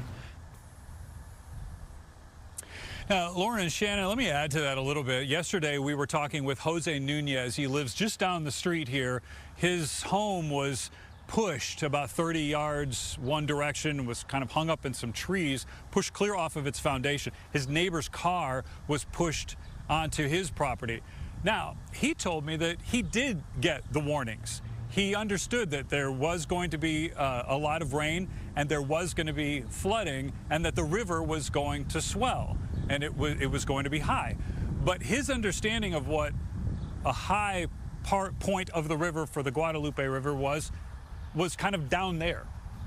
Several yards down this embankment, closer to the river, is where the highest point has ever been in 20 years where it's ever come up to. So when he got those warnings yesterday, he thought, okay, no problem. I know where it's going to go. I know how high the river's going to get. That was what his concept of a flood warning and a flood watch and all of those rains were. And that's the same with a lot of these residents. This lady here told me that it went up over the road, which is, I don't know, a good probably 4 feet higher than where I'm standing. It was knee deep for her standing in this street. She's never seen it that way. This lady next to her, it was in her yard. She's never seen it that high. So, you know, the concept of what happened and how high that river got never in a million years occurred to any of these people here. Lauren, well, Shannon? Yeah, and you think about all those campsites. I mean, you've got Waldemore, you've got Camp Mystic. I mean, there's Heart of the Hills. I mean, there's so many camps in that spot. And I mean, my mother-in-law went to Camp Mystic. Right. They never had flooding. I mean, decades ago. Yeah. So these cabins and camps have been around for 100 years. So you know, it's clear that no one, I mean, clearly could have thought this was going to happen. So thank you, Brandon. Keep us updated again at 10 a.m. They're expecting a news conference just to give us an update on some of the numbers and some of the search efforts that are still underway. Now let's check in with Evan Andrews now, because we do have some rain in our area now that we need to watch for. Yeah, I was, Chip and I were just talking here. I mean, I was listening to Brandon's story, and it's kind of goes down to, I mean, the warnings were there. It's the similarity as to us here in North Texas. When a siren sounds, you've been through that 10, 20, 30, 40 times before. You know what to expect when a siren sounds outside. I mean, it's not going to be something good, but you don't expect it to be an EF5 tornado. And realistically, what they got down there was this rare event that has never happened before. And that's, you know, that's the hardest part to understand, is that even if you did get the warning, you never expect it to be as bad as that turned out to be. We still have flash flood warnings going on this morning to the west of Waco as you get out to Lampasas and Llano. I mean, we're starting to see some of this rain expand down there. It's not anywhere near where Brandon is in Kerrville, but it is getting close to Frederick. It's just north of Fredericksburg, but you can see all of this rain is expanding and it's slowing down. It's not moving. Weather Service says already 3 to 4 inches of rain has fallen, and there could be, I mean, you could be talking about 6 inches of rain there today. Let's get back closer to home here. I'm going to do this in a second. Let me go back to this. Closer to home here, as we look at the radar at this hour here in the Metroplex, we do have showers, but they're just plain old rain showers. There's some that have gone up just to the east of McKinney, out around Wiley and Lucas and Farmersville. You get over towards Blue Ridge, it's raining right now, and you're also looking at some rain that's near Dallas. These are just plain old showers, but they are wetting the road in Irving and Dallas and Farmers Branch and Carrollton. So as I look at the forecast today, rain coverage is expanding. Right now, the majority is south. The heavy rain is south, but then everything's going to expand northward as we go into the afternoon hours. Highest coverage is south, but there's still going to be showers and storms in the Metroplex, and they will die off once we get past sunset. So that's after about 8:30 tonight. In general, temperatures get back to about 90 today, but you can see those showers. They are certainly out there this morning. All right, let's talk to Chip and find out what the showers are doing. And right now on the west side of Dallas, we've had concerns because in the heavy rains, we've had a call out of a potential issue in the area I have circled on southbound Loop 12 Walton Walker approaching the spur, 408 split. Here's what we're watching as I pull this shot up live. The emergency crews are coming into this area as we watch, and you can see the issue. A pickup truck has spun out, and it is sitting in the grass between the southbound and northbound sides of the roadway. So again, this is just now becoming an issue moving down through this area, and we sure hope that everybody's well-being, for everybody's well-being in that area. For folks right now over on the east side of Dallas, where we've had some heavier showers for the last hour and a half or so to contend with, it is stopping as far as the rainfall is concerned, but in that area, we do have a disabled vehicle still blocking up the right lane as one moves through the construction zone of Highway 80 in the eastbound direction from Sunnyvale over to Forney, and it's adding a good 20 minutes to the drive. Had some brief trouble up in Richardson southbound on 75 Central, moving down toward the Arapahoe interchange. That's why when we zoom into that area, you see a pocket of slow traffic. The good news is it didn't linger long in the main lanes, and everything is now open once again. Lauren, Shannon. All right, thanks for the update. World Vision, a Christian organization in North Texas, is sending help to Central Texas. Fox 4's Paige Ellenberger, they're live with details on the supplies that really could make a difference as the cleanup gets underway there. Paige. Totally, Shannon and Lauren, good morning to you both. Yeah, this warehouse truly so incredible here in Grand Prairie. You can see the shelves and shelves behind me just absolutely stacked with hundreds of boxes full of disaster relief supplies. At least 2 18-wheelers took some of that supply over to Kerr County. Crews received marching orders on Friday night after they heard word of the devastating flooding. They have packed everything from Powerade and snacks for first responders and victims to tools, water buckets, and even drywall screws. With the remaining space, they packed in diapers for babies and even toys for young children. I think about an instance like this where you get in those moments and you need to use those special little products or things, and you realize you don't have it, but to realize that, like, hey, wait a second, we've got these Lysol wipes, we're able to clean, we're able to sanitize, you know, we've got these drywall screws. It gives that glimpse of hope, like, okay, great, we're getting ready to prepare for the rebuild. And so it's just important to think about the details, and I think that we do a great job doing that here. World Vision works with local partners in disaster areas like churches to figure out what's needed most. Volunteers here say the Help in the Hill Country will be a long effort as they stay in that area to help those recover and then rebuild. They do need help. They are always looking for volunteers. For ways you can lend a helping hand, head over to our website, fox4news.com. Reporting live in Grand Prairie, I'm Paige Ellenberger, Fox 4 News. Thank you, Paige. Several North Texas emergency departments really stepping up to help those in need, including the Arlington Fire Department. A social media post, the department announced that it had deployed crews and resources to that flooded region. Officials say the crews are ready to help local first responders. Really, they need different shifts. So these guys can now go in, they're fresh, they're ready, they can fill in wherever they're needed. That could be filling in at fire stations to run general medical calls. It could be structure fires. It could be search and rescue. Basically anything that area needs us for at the time. Now, they say it's times like this that you really see Texans stepping up, showing up to help others. The team could be deployed for, they're saying 10 to 14 days, but they are prepared to stay for the long haul. The Bedford Fire Department is joining the search and rescue efforts in Kerrville. Several members of the department were deployed as part of Texas Task Force 1. Firefighters joining boat crews as they search for any remaining survivors. It is 9:41. Lemonade and cookies for a good cause. How two children with ties to the Kerr County area are stepping up to help those in need. And we want to remind you, Fox 4 News is expanding starting today. Our noon newscast will extend to 1 full hour. Join Fox 4's Hannah Battah right here on Fox 4 or fox4news.com. You can also watch us live on our streaming service, Fox Local. You'll find it for free in your app store.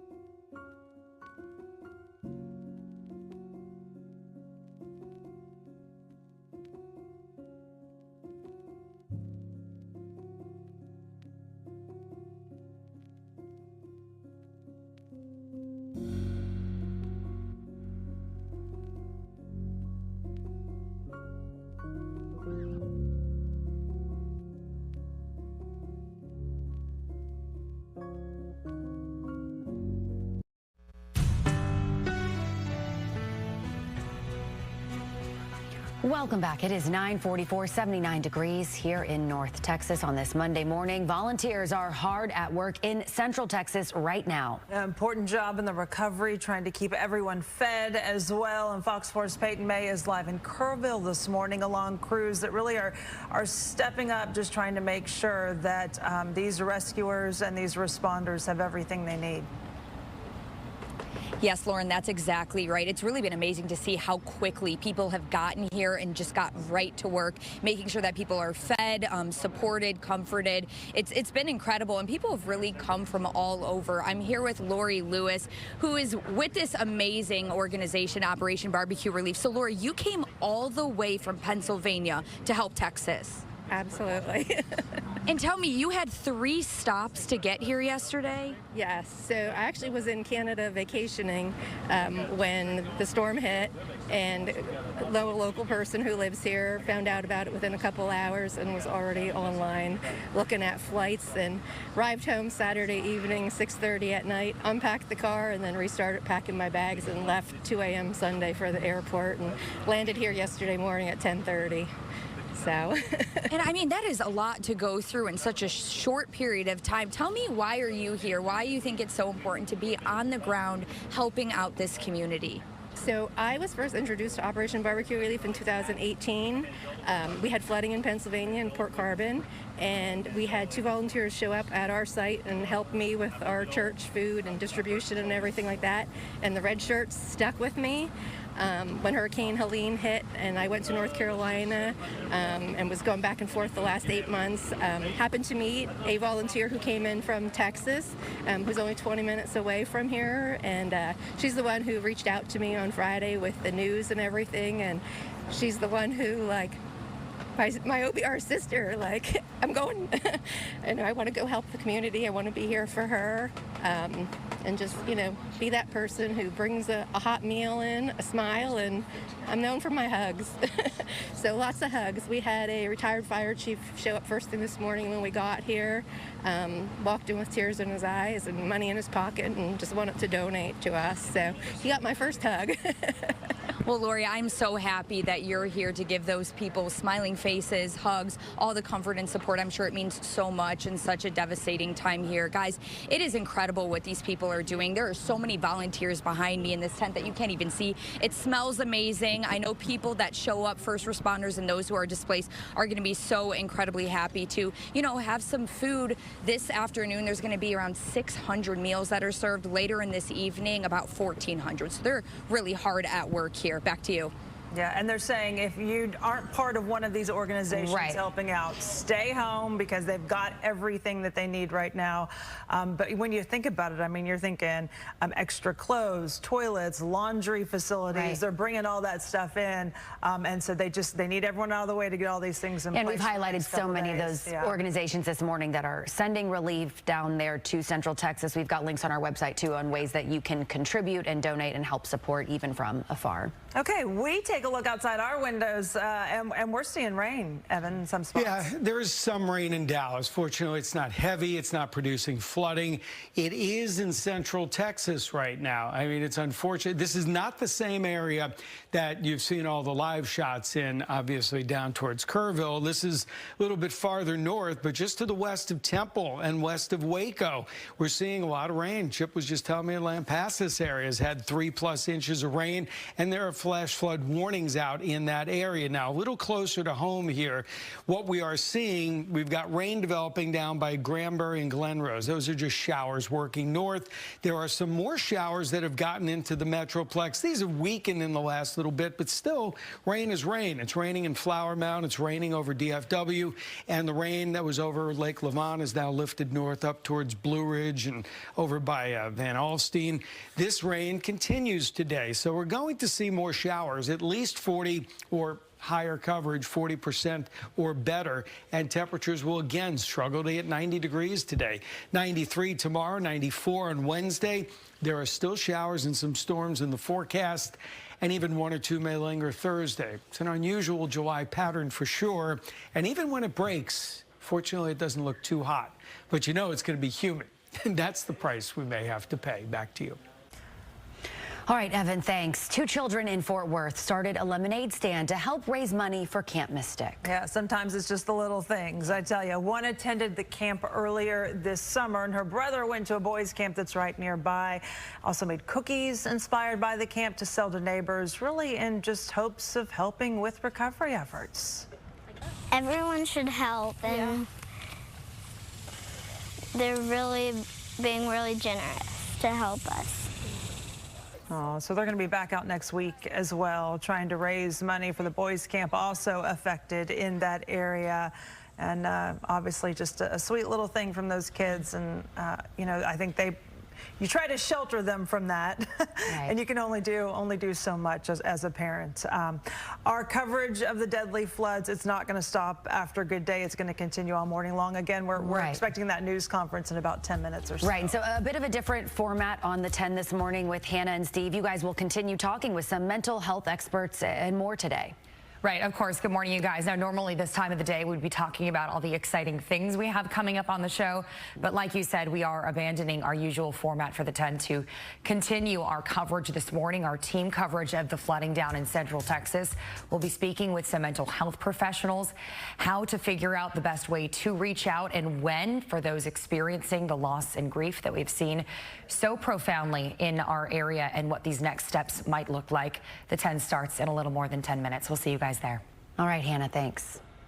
It has been 9 years since 5 officers were ambushed in a deadly shooting in downtown Dallas. There was a lone gunman that opened fire on those officers during a Black Lives Matter protest. It was July 7th, 2016. 4 Dallas police officers, 1 DART officer killed, 9 other officers and 2 civilians injured. The gunman was killed after an hours-long standoff. Dallas College El Centro campus is going to host a ceremony honoring those officers at 11 o'clock this morning. Dallas Cowboys player Cavante Turpin out of jail. He was arrested on drug and gun charges over the weekend. The 28-year-old kick returner was arrested Friday in Allen for unlawfully carrying a gun, having less than 2 ounces of marijuana as well. He signed a 3-year, $18 million contract with the Cowboys earlier this year. Records show he bonded out of jail yesterday. This is not his first run-in with the law. In 2018, he pleaded guilty to assaulting his girlfriend. That same year, he was also arrested for battery. It is 9:51, and the Dallas Cowboys and Texans really putting their in-state rivalry to the side. They are teaming up to help those impacted by the deadly flooding. We've got a closer look. Go ahead.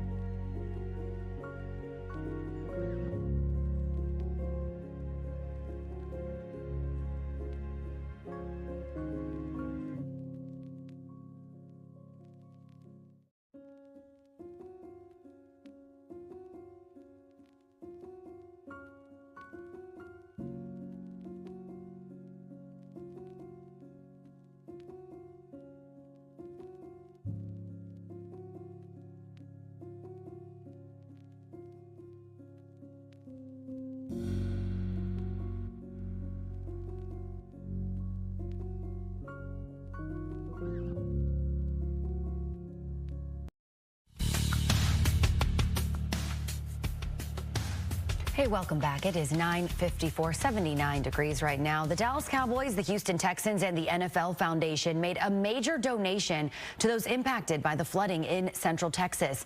Together, they have donated $1.5 million. They say it will provide immediate assistance and help with long-term resources. Now, the money will also go to support first responders, the victims' families, and survivors.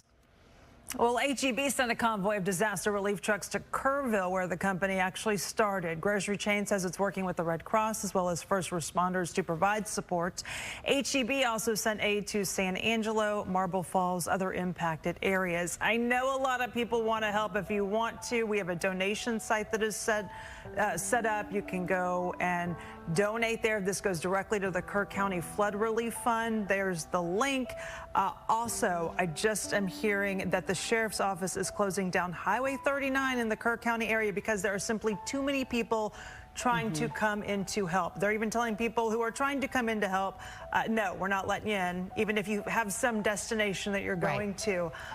They just have too many people in the area, so they're saying they're not even letting them in right now. So they're saying stay home, best to just donate if you can. It's probably a lot going on this morning in that area for sure. So stay with us. We'll get another look at the forecast and more continuing coverage of these deadly floods in Kerr County.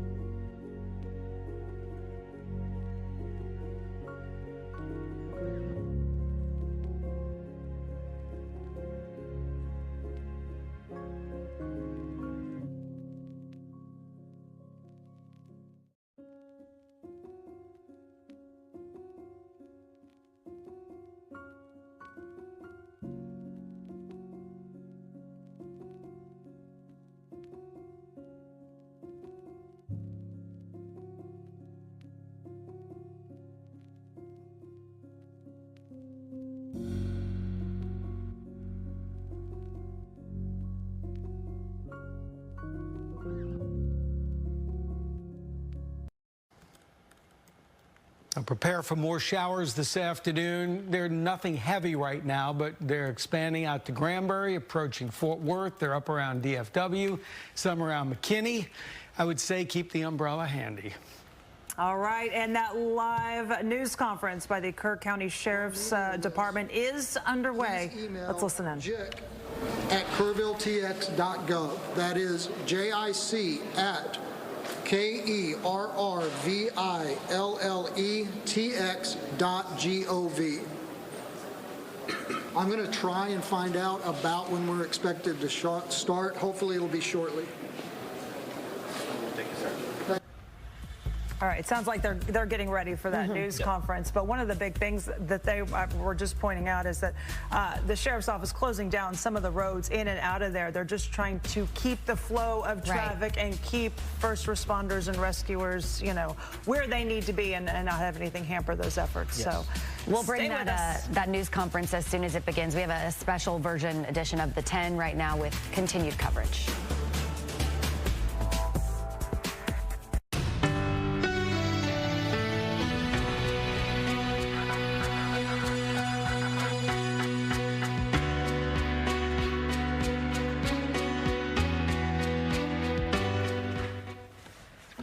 Well, new video shows the power of this deadly flash flooding in central Texas. The raging water has erased campgrounds. It's torn homes from their foundations.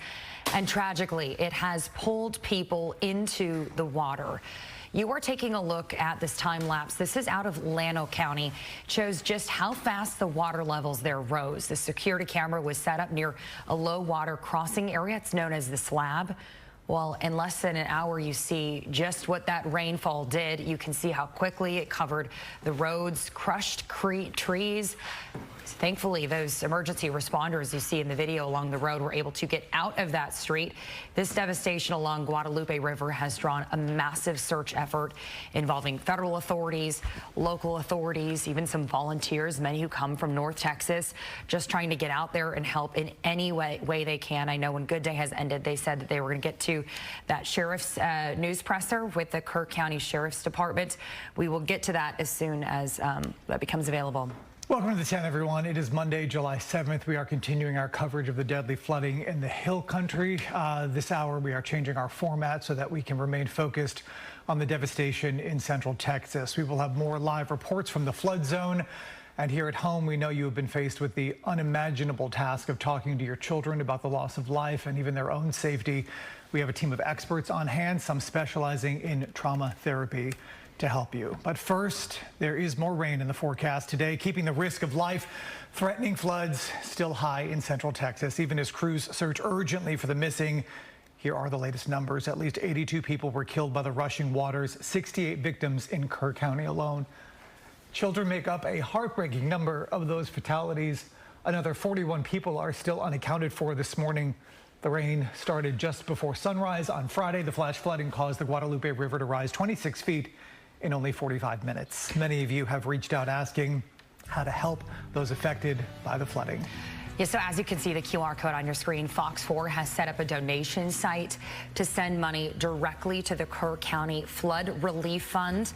You can scan that QR code on your screen and follow a link in order to donate. As a reminder to always vet and verify fundraisers that you see online. Look for how the money would be transferred to the beneficiary. Is there a clear connection to the victims? You can also check the IRS's website to make sure that any nonprofit has actual tax-exempt status. Check for any processing fees, and the Better Business Bureau also recommends donating to established nonprofits as well. All right, we do want to get right to that live press conference. It's already in progress. Let's listen. 48 adults and 27 children. Of this 48 adults and 27 children, 15 adults and 9 children are pending identification. At present, there are 10 campers from Camp Mystic unaccounted for and 1 counselor. We continue to offer our condolences to those affected. Reuniting the families remain our top priority here on this operation. Please note that Highway 39 of an Old Ingram Loop remains closed to the public. Other than those who live in that area would not be allowed out there. I will now turn it over to Senator Cruz. City Manager Dalton Rice. Good morning, Dalton Rice, the city manager for the city of Kerrville. As everybody knows, we are working in conjunction with the city under a unified command response and again, a lot of devastation. Our hearts go out to the families and the victims. We want to continue to work together as a community. We love the media support on this to be able to communicate that message, communicate family, communicate togetherness, and we really appreciate all the support and helping us be able to do that. Search and rescue, as the sheriff said, search and rescue operations will continue today from Hunt in North Kerr County all the way to Canyon Lake in Comal County. Now, we're only focused on the Kerr County side, but we wanted to talk about that because from a linear from Hunt all the way to Comal County in a straight line distance is over 100 kilometers. This is a massive field that is happening. And again, this is unprecedented flood events. So we are still currently in the primary search phase, which is the rapid one. They are running it, we have different segments that are gridded out. Each one of those segments are taking anywhere between an hour to 3 hours, up to 2 kilometers for each segment. So what that means is they're running into a lot of technical challenges with terrain, with water, even potentially, with weather, in the rising fields. We've talked about this before. Volunteers stay out of the way because if we start getting weather reports and all the other complications that are out there, we then have to pull off of those search and rescue missions to be able to communicate to those volunteers to get off, to make sure that they don't become victims themselves. Those operations involve 19 different local and state agencies, in addition to conducting primary and secondary searches. They will be conducting welfare checks on areas in North Kerr County impacted by power outages. And when we say search and rescue operations, that is boat, walking, on the ground, dogs, drones. Again, keep personal drones out of the air, helicopters. We do have other assets that are continuing the search as well. As of present, KPUB, which is the Kerrville Public Utility Board, is reporting continued power outages between Hunt and Ingram along the South Fork of the Guadalupe River in Hunt.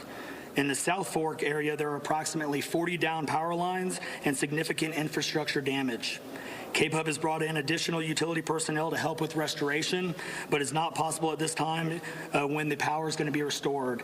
There are some substations along with those power lines that we are still trying to get access to just from debris buildup or them being completely wiped out. So we do not have an estimated time on when those are going to be fixed. We continue to have substantial number of requests for volunteers, as I said before, and donation opportunities. We are asking those who want to volunteer to contact the Salvation Army in Kerrville by phone at 830-465-4797 or in person at 855 Hayes Street in Kerrville. Monetary donations can be made on the Community Foundation of the Texas Hill Country's website at www.communityfoundation.net. They have a Kerr County Relief Fund set up on that site. And I will now turn it over to the Mayor, Joe Herring. Thank you for being here. I need to tell my community and those families who are waiting, this will be a rough week. Primary search continues, and we remain hopeful every foot, every mile, every bend of the river. Our work continues.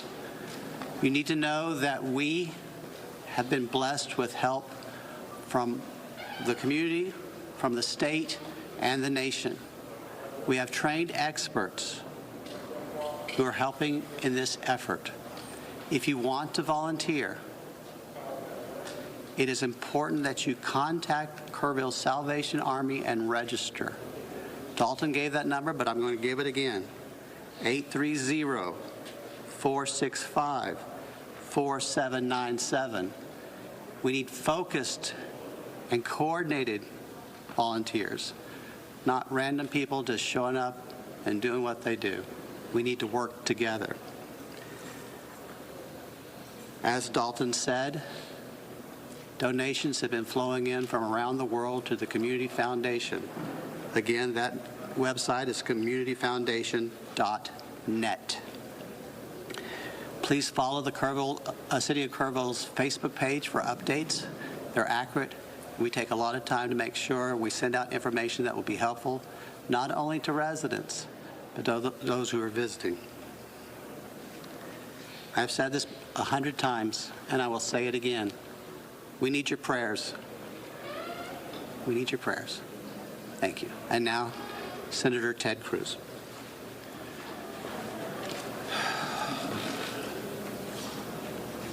Texas is grieving right now.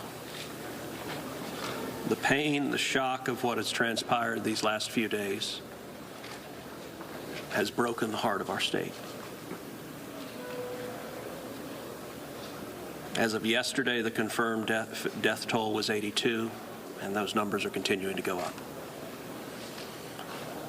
The children, the little girls who were lost at Camp Mystic, that's every parent's nightmare. Every mom and dad. Last week, we were picking up our daughter from camp here in Hunt. Our girls have gone to camp here for a decade. The Hill Country is an incredible part of Texas, part of the country. The natural beauty here is incredible. The camps that have raised generations of little girls and little boys and instilled character and love and faith are extraordinary institutions. And I'll tell you, the pain in our state, and it's every part of the state. You've got Texans from all over the state who were here celebrating the 4th of July. A week ago, this was a time of great celebration. You're dropping your little girl off at camp, your little boy off at camp. You're celebrating Independence Day. You know that your child is going to be swimming and canoes and horseback riding and doing archery and making lifetime friends. And then suddenly it turns to tragedy. With the last several days, I've spoken to multiple parents scared out of their mind. Do you know anything? Where is my daughter? There's still 10 girls and 1 counselor from Camp Mystic that are unaccounted for. And the pain and agony of not knowing your child's whereabouts, it's the worst thing imaginable. But I want to say, in the face of all of this, it is simultaneously inspiring. Every time there's a tragedy, every time there's a natural disaster in Texas, Texans come together. Texas is a big state. We got 31 million people, and we have hurricanes, we have tornadoes, we have wildfires. Tragedies hit this state, natural disasters hit this state, and without fail, 100 out of 100 times when that happens, we see Texans coming together, helping each other, engaging in acts of heroism. There have been over 850 high water rescues since this flooding began.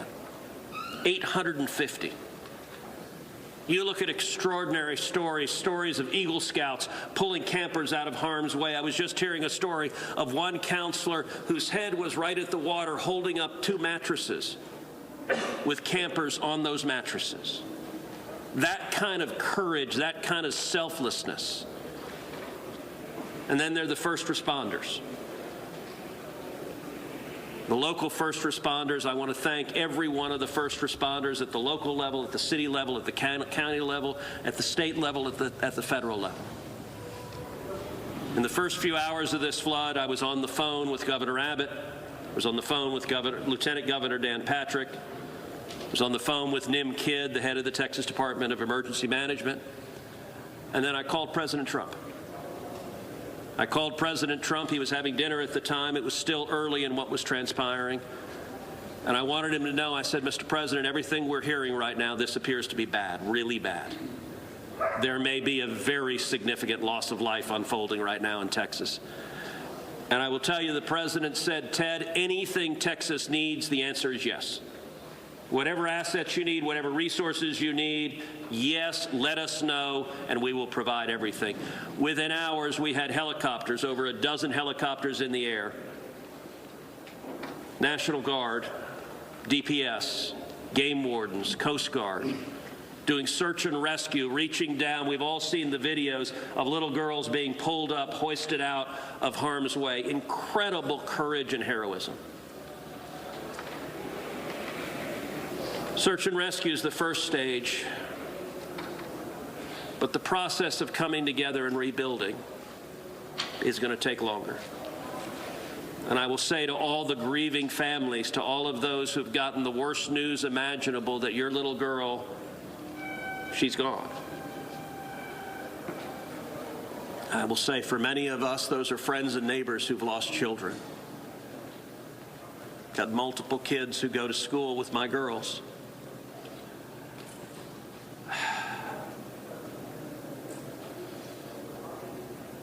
The mayor asked for prayers. And I want to say thank you to the millions of Texans, to the millions of Americans, to the millions of people all over the world right now who are praying for Texas and praying for those parents. Going through this grief, it is going to take love. It is going to take friends and family embracing and hugging and holding them while they weep. And it's going to take the church. With every disaster, one of the things we see here in Texas is the church steps up and the church helps and the church feeds and clothes and comforts. This morning I met with a group of chaplains who've been going through the incredibly difficult process of talking to mom and dad after mom and dad who just lost the most precious person they ever knew. And those chaplains are just trying to love them and show God's love. So I want to say we will come through this. To those in the midst of grief right now, that might seem hard to fathom. But Texas will come through this. And I just want to say thank you. I want to say thank you to these gentlemen here who are working. They are not sleeping. They are working every day. Thank you to the families. Thank you to the Salvation Army. Thank you to everyone who is just reaching out and saying, how can I help?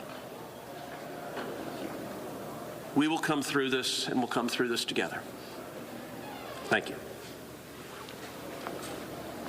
And now we'll take questions. Senator, you talked about how you know kids here, how you've taken your own kids to camp.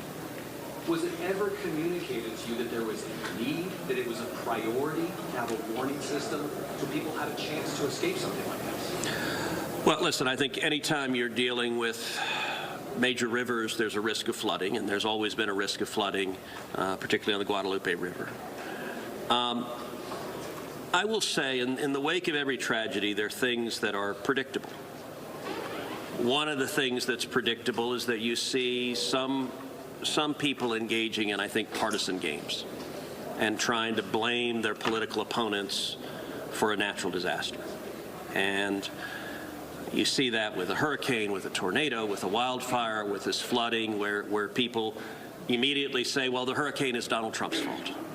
Look, I think most normal Americans know that's ridiculous. And I think this is not a time for partisan finger pointing and attacks. Now, after we come through search and rescue, after we come through the process of rebuilding, there will naturally be a period of retrospection where you look back and say, okay, what exactly transpired? What was the timeline? And what could have been done differently to prevent this loss of life? And that's a natural process. I think it should not happen in a bitter and partisan sense, but it should happen in a reasonable sense of saying, what lessons can we learn? And I will give an example. Houston's my hometown. If you live on the Gulf Coast, we get hurricanes. That's part of living on the Gulf Coast as hurricanes hit. And I do think Texas as a whole has learned over time how to deal more effectively with hurricanes. And so you look here, we know the National Weather Service put out an emergency warning just after 1 a.m. and a second emergency warning just after 4 a.m. Now, obviously, most people at 1 a.m. and 4 a.m. are asleep. And so I think we will have a reasonable conversation about, are there any ways to have earlier detection? And some of that, the limits of a flash flood, they're very difficult because they can arise so quickly. But everyone would agree in hindsight, if we could go back and do it again, we would evacuate particularly those in the most vulnerable areas, the young children in the cabins closest to the water. We would remove them and get them to higher ground if we could go back and do it again. Obviously, everyone would. The people in RVs by the river's edge. We know in disasters like this, RVs and mobile homes are particularly susceptible, whether a flood or a hurricane or a tornado, they're particularly susceptible to that. And so my hope is, in time, we will learn some lessons to implement to next time, and there will be another flood, there will be another disaster. But next time there's a flood, I hope we have in place processes to remove especially the most vulnerable from harm's way. But I think that's going to be a process that will take a careful examination of what happened and how can we implement processes better in the future to prevent this same loss of life. Senator, there were claims that the National Weather Service sent that first flash flood warning that should have alerted phones at 1:14 in the morning. But we have a federal public database maintained by PBS Warn, that says the first emergency alert wirelessly here in this area to Kerr County was not until after 9 a.m.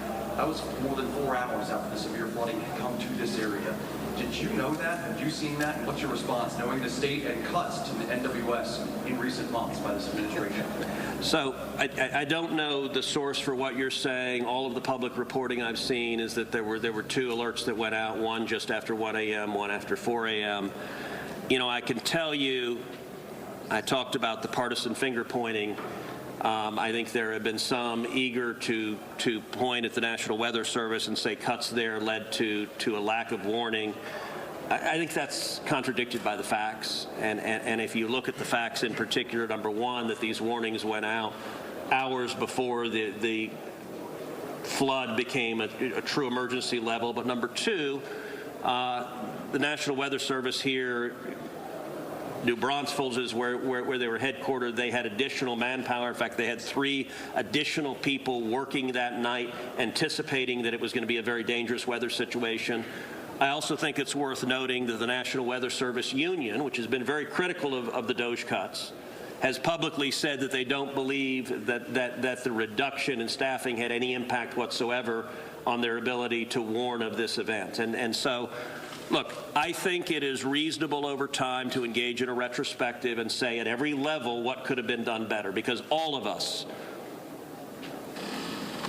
would want to prevent this horrific loss of life. But I think just immediately trying to use it for either side to attack their political opponents, I think that's cynical and not the right approach, particularly at a time when we're dealing with a crisis and we're dealing with grief. But does this make you question whether there should be cuts at the National Weather Service and FEMA? I know you've been supportive of FEMA. Look, I am very supportive of FEMA. I'm very supportive of the National Weather Service. They both perform essential roles, and I think it is critical at every federal agency, particularly when you're dealing with public safety, that we make sure that critical roles are maintained. That's a longer and broader discussion, but as I said, everything from the public evidence indicates that was not a contributing factor to what occurred here. I want to get Dalton in just to talk about that and the National Weather Service alerts, because there were escalating forecasts throughout the day from the National Weather Service. What did the emergency managers of the county and other local officials do with that information, starting at 1:15 and onward, where you have the dire river forecast at 6:30? Were emergency managers doing anything to put any processes in place to warn people on the river? So overall, we were preparing for the July 4th, weekend. So we had National EMR on site. We were, basically stood up kind of an incident command post, if you will, to prepare for that event.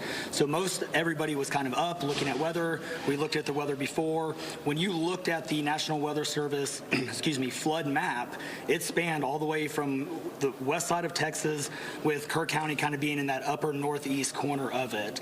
And so everybody, including the National Weather Service, was looking at where's the rain going to hit. We know it's somewhere in here, but with rain, especially when you're dealing with terrain, you got to figure out. Sometimes you don't know until it falls. So once it starts falling, then you got to figure out, okay, how's the watershed going to do this? How's the science going to work? And when you had that north and south fork that we had talked about before, it all converged into one.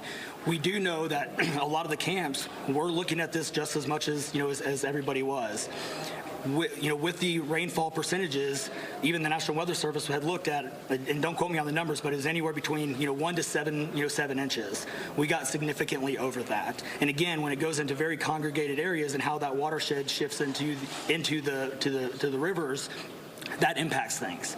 And so the camps, obviously, we've heard stories where campers were getting up. They were up at 3:30 in the morning. They were trying to move to higher ground.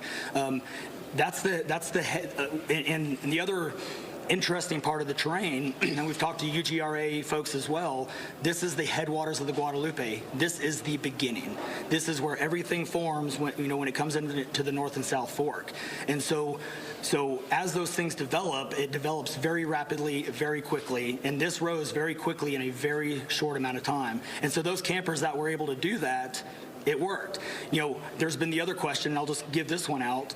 Evacuations. Well, why don't we evacuate? Well, evacuation is a delicate balance, because if you evacuate too late, you then risk putting buses, or cars or vehicles or campers on roads into low water areas trying to get them out, which then can make it even more challenging, because these flash floods happen very quickly. That's what. And certainly we saw that in 1987, but was there any discussion to evacuate earlier when it wasn't too late? Was there any discussion about that among the officials? Sorry, repeat your question. Was there any discussion to evacuate or activate any emergency plans before it was too late, where it would be very dangerous like that? Well, so again, just like disasters in Texas everywhere, it's very tough to make those calls, because what we also don't want to do is cry wolf. We don't want to make sure that we activate it at the right time. It is very difficult, very challenging, especially with this. We're looking at 100 kilometers, right? And that's a big straight line distance. That's not even along the river. These areas take a lot of time to get out to. So even when first responders were on the ground at 3:30 in the morning, and we had reports, we had first responders that were getting swept away, actually responding to the first areas of rainfall. That's how quick it happened. First responders who have experience, who are Swiftwater qualified, were driving to as soon as the rain started falling, were driving to these areas, and one of them got swept off the road. So well, between 1 and 4 a.m. from local law enforcement to the camp, saying, I know you can't get buses in an hour, but was there anyone telling the camp between 1 and 4 a.m., you need to get the girls to higher ground, at the very least, even if they have to walk up there in the rain, as many of them actually ended up doing? Was there any communication from local law enforcement to anyone at that camp between 1 and 4 a.m.? That I don't know off the top of my head. What I do know, though, is there's 55,000 people in Kerr County. Kerr County is a massive, massive area. From here to those camps is 45 minutes on a good day. And so, obviously one of the big challenges that we have, even when you have cell service, a lot of those areas don't even have cell service. Radio communications towers, radio towers within the hill country, it becomes very challenging. So there's a lot of areas, especially when weather comes in, where cellular towers are down, or you already have bad service. So there's a lot of factors that play, and a lot of variables in there on communication that, again, I think as we work through this process, we know everybody has a lot of questions regarding what are the next steps and what's next. And I think all of these things, these are all great questions. And as we continue search and rescue, and as we continue to move to the next step, we definitely want to dive in and look at all of those things, from cell service tower to radio communications, or emergency alerting. Any of those things, I think we all really need to take a look at and review, and we're looking forward to doing that once we can get the search and rescue and stuff complete. In regards to the total number of, before I say anything else, I just want to say thank you to you, to all the first responders, to everyone involved. We've been praying. Thank you. We've been praying. The media's been praying. Thank you guys for doing that. I've got two questions. One for you, try to get an accurate count on number of missing. I know you can't. I know we don't know we don't know what we don't know. Yes. But do we know a rough idea on total estimates that are still missing overall throughout the county? And then one other follow-up, this may be for Senator Cruz. A lot of speculation is being made about this being somehow man involved with the weather modification, with some of the rainmaker technology, working with farmland.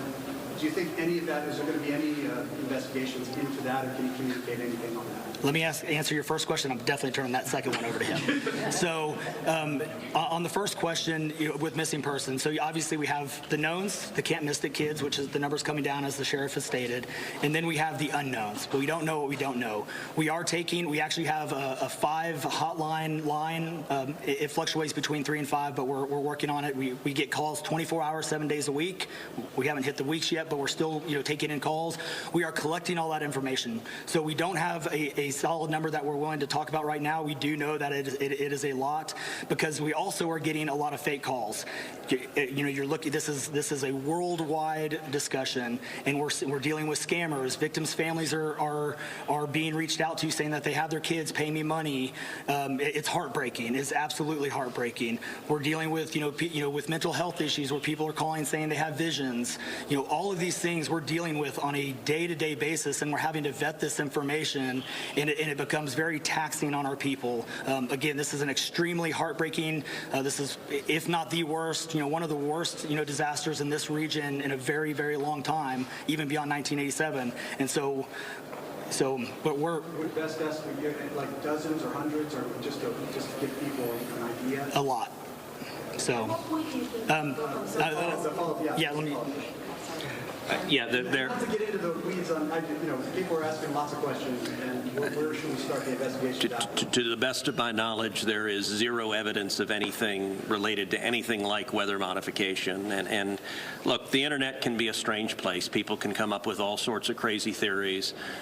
What I know is a reality is that a whole lot of Texans are grieving right now.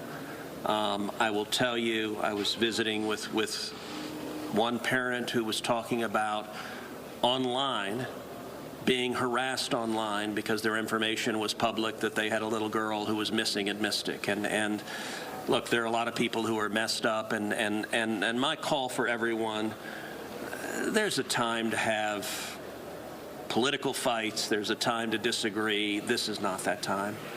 This is a time just to reach out, support each other, go volunteer at the Salvation Army, give them money, go volunteer at your church, go.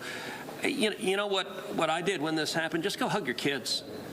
Because I got to tell you, I hugged my girls with tears in my eyes, because every one of us who's a parent, there but for the grace of God go I. And nothing will fill the void in these moms and dads' hearts, but they'll make it through it. And every one of us, we have an obligation to come through and help them make it through it. And look, Texas will come through. And let me say, Kerr County, the Hill Country is incredible. It is beautiful. And these summer camps, Camp Mystic is an incredible Texas institution.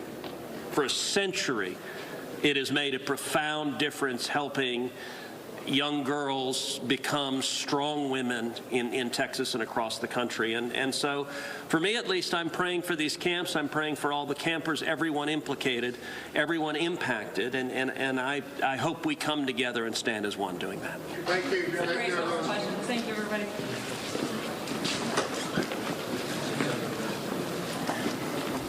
As we're wrapping up that news conference now, we heard some local officials there. The latest numbers coming out of Kerr County, 75 dead in total, including 48 adults and 27 children. They also said there are now 10 campers unaccounted for and 1 counselor as well. The one question I was hoping somebody would ask, we got the 10 campers and 1 counselor still missing. They also indicated there are 9 little girls who still need to be identified. How do those numbers reconcile with each other? Are the 9 included in the 10 as missing because we haven't identified them, or is this in addition to? Unfortunately, nobody in the press conference asked that. We will ask our teams on the ground to do it as well. I have to say also, these press conferences that we've been carrying for you, obviously they're designed to give you, information and updates. And I know for some of you, it's got to be incredibly frustrating when these folks cannot answer simple questions like, did you reach out to this camp between the hours of such and such and such and such to tell them, hey, get to higher ground?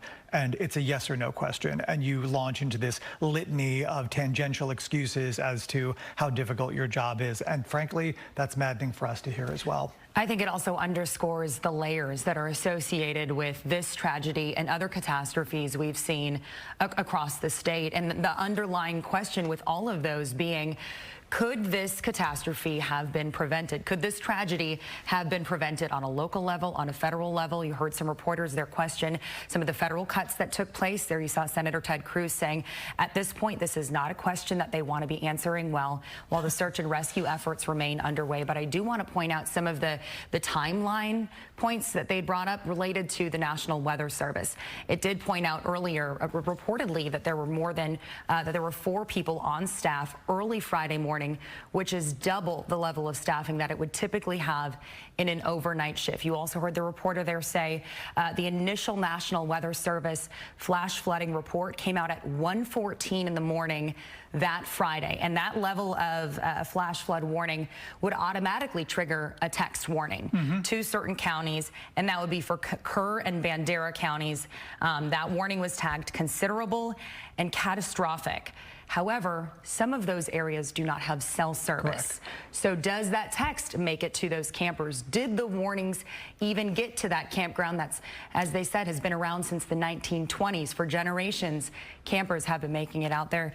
As we know, 10 are still missing right now. Well, and frankly, in that same conversation, listen, if you understand that you've got children sleeping next to a river in an area that doesn't have cell service, isn't it somebody's responsibility to make sure that there is a hotline, a landline, reliable radio service, something that supersedes any of these other touchy technologies that might be a victim of the terrain or of the area that they're in? And frankly, I mean, you had the representative from that area, the Texas Tribune, reporting that Representative Wes Verdell, who's a freshman representative for us here, who represents that area, voted down a bill that would have enhanced emergency resources for folks there. And now, as he tours that area, has given them a quote and saying, you know what, I think I probably might vote differently next time. Might? That's rough to hear. I mean, it's been a longly said that Kerr County lacked an emergency response system. It's been a criticism for many, many years. However, these are questions that will be asked in the coming days, weeks, months. I do want to address, before we go to break, something that they talked about that's more in the immediate future right now, and that's those who want to go out and help. As they said, they're fielding a lot of questions. There's been several scammers, unfortunately, and a lot of other things that have impeded the extensive search effort, hundreds of kilometers that they're having to comb through to find the bodies of missing people, hopefully some still alive. So they said, if you do want to help out, go to the Salvation Army, go to these accredited institutions and agencies who know what they're doing, who are working with local authorities, so that if you do help, it can be something productive. And we'll have links to all of that on our website, fox4news.com. You know, and even in that same vein, listen, I know in our own community, people are asking, what can I do? How can I help?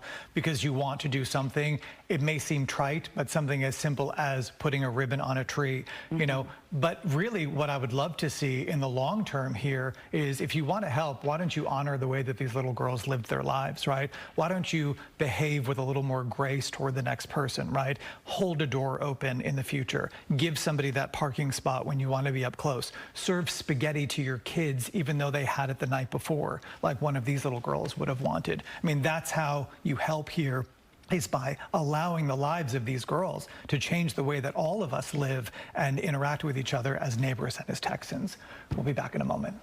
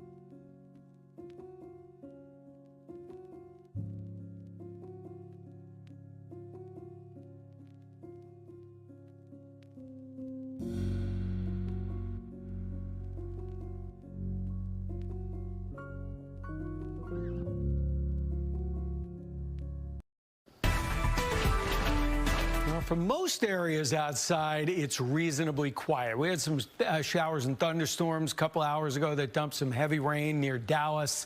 Those have moved on, and we're breaking up some of the clouds. Stephenville's still more on the overcast side, but the breaks are going to start to warm us up. Notice Cedar Creek's already at 86 degrees this morning. Texas Motor Speedway comes in at 82, so sun does go a long way. And I guess the bigger question is, how many more showers do we get? And the answer is we've got more rain coming for today. This is the sweep out of the Fort Worth radar site. And you notice to the west and southwest, we are certainly seeing heavy rain out there west of Waco. We've had flooding out by Gatesville and Lampasas and over by Llano this morning. Again, these are central Texas areas, but as you look at the radar this morning, there's already rain that's moved into Erath County around Stephenville, west of Granbury. Generally lighter rain, but this rain is heavier down to the south. And as you look at this morning, it's the drift. It's not moving a lot. That's why they're having flooding problems down here, but the drift is generally up to the north. Here in the Dallas-Fort Worth area, the showers we had earlier, I'll step out of the way so you can see them, have moved out of Dallas County, so it's quiet now. Got some rain around Little Elm and Frisco and Louisville and Lake Louisville, Farmersville, a couple of raindrops out there, same around Blue Ridge, but it went over McKinney, dropped to 73 degrees. Again, this is a visible satellite. There's a little more sun out to the east, a little less here in the Metroplex, but as you notice, this is a northeast to southwest band that's setting up, and there's a good reason for that. We have all this tropical moisture that's in place, and the disturbance that helped to produce all the heavy rain yesterday is now southwest of San Antonio and moving away. And you're probably thinking to yourself, hey, if this is moving away, why is there all this rain? As this moves away, we have all this south wind and the moisture and the lift, and it's meeting up against some northwesterly flow. Notice these clouds in Oklahoma moving in this direction. So the two are coming together near the Metroplex, and this little black line that I've drawn is the axis of the lift. And you notice a lot of these showers are developing up along that line just to the south and west of the Metroplex. I think it's going to come together this afternoon pretty close to the Dallas and Fort Worth area. So about 40%, but higher in our south and western counties today. And then Tuesday and Wednesday, we still have more scattered showers and storms in the forecast. So as we look at Futurecast today, notice the showers through the area this afternoon, probably moving through this later this afternoon and then weakening as we get past sunset. Like the last several days, they will die off at sunset. It should be a quiet night. There will be more showers that redevelop tomorrow morning, but the difference tomorrow, the ones that will start to move through will be coming in from the northwest, what we call northwesterly flow. Another thing that's not very common in the summer, but is going to happen on Tuesday and Wednesday. So more showers and thunderstorms are expected not only today, but tomorrow and also on Wednesday. 93 tomorrow, 94 on Wednesday. We hit the end of the week. This pattern does begin to quiet down a bit. The temperatures in the mid-90s Thursday through Sunday, which for the month of July really isn't all that bad. Volunteers continue their efforts in central Texas. Yeah, so one of the groups there is feeding the search and rescue crews, and Fox 4's Peyton May is with Operation Barbecue Relief in Kerrville with more. Peyton. Yes, Hannah and Steve, there's so many volunteers that are here, you know, just trying to bring some comfort and relief to first responders, to victims, to those who are displaced.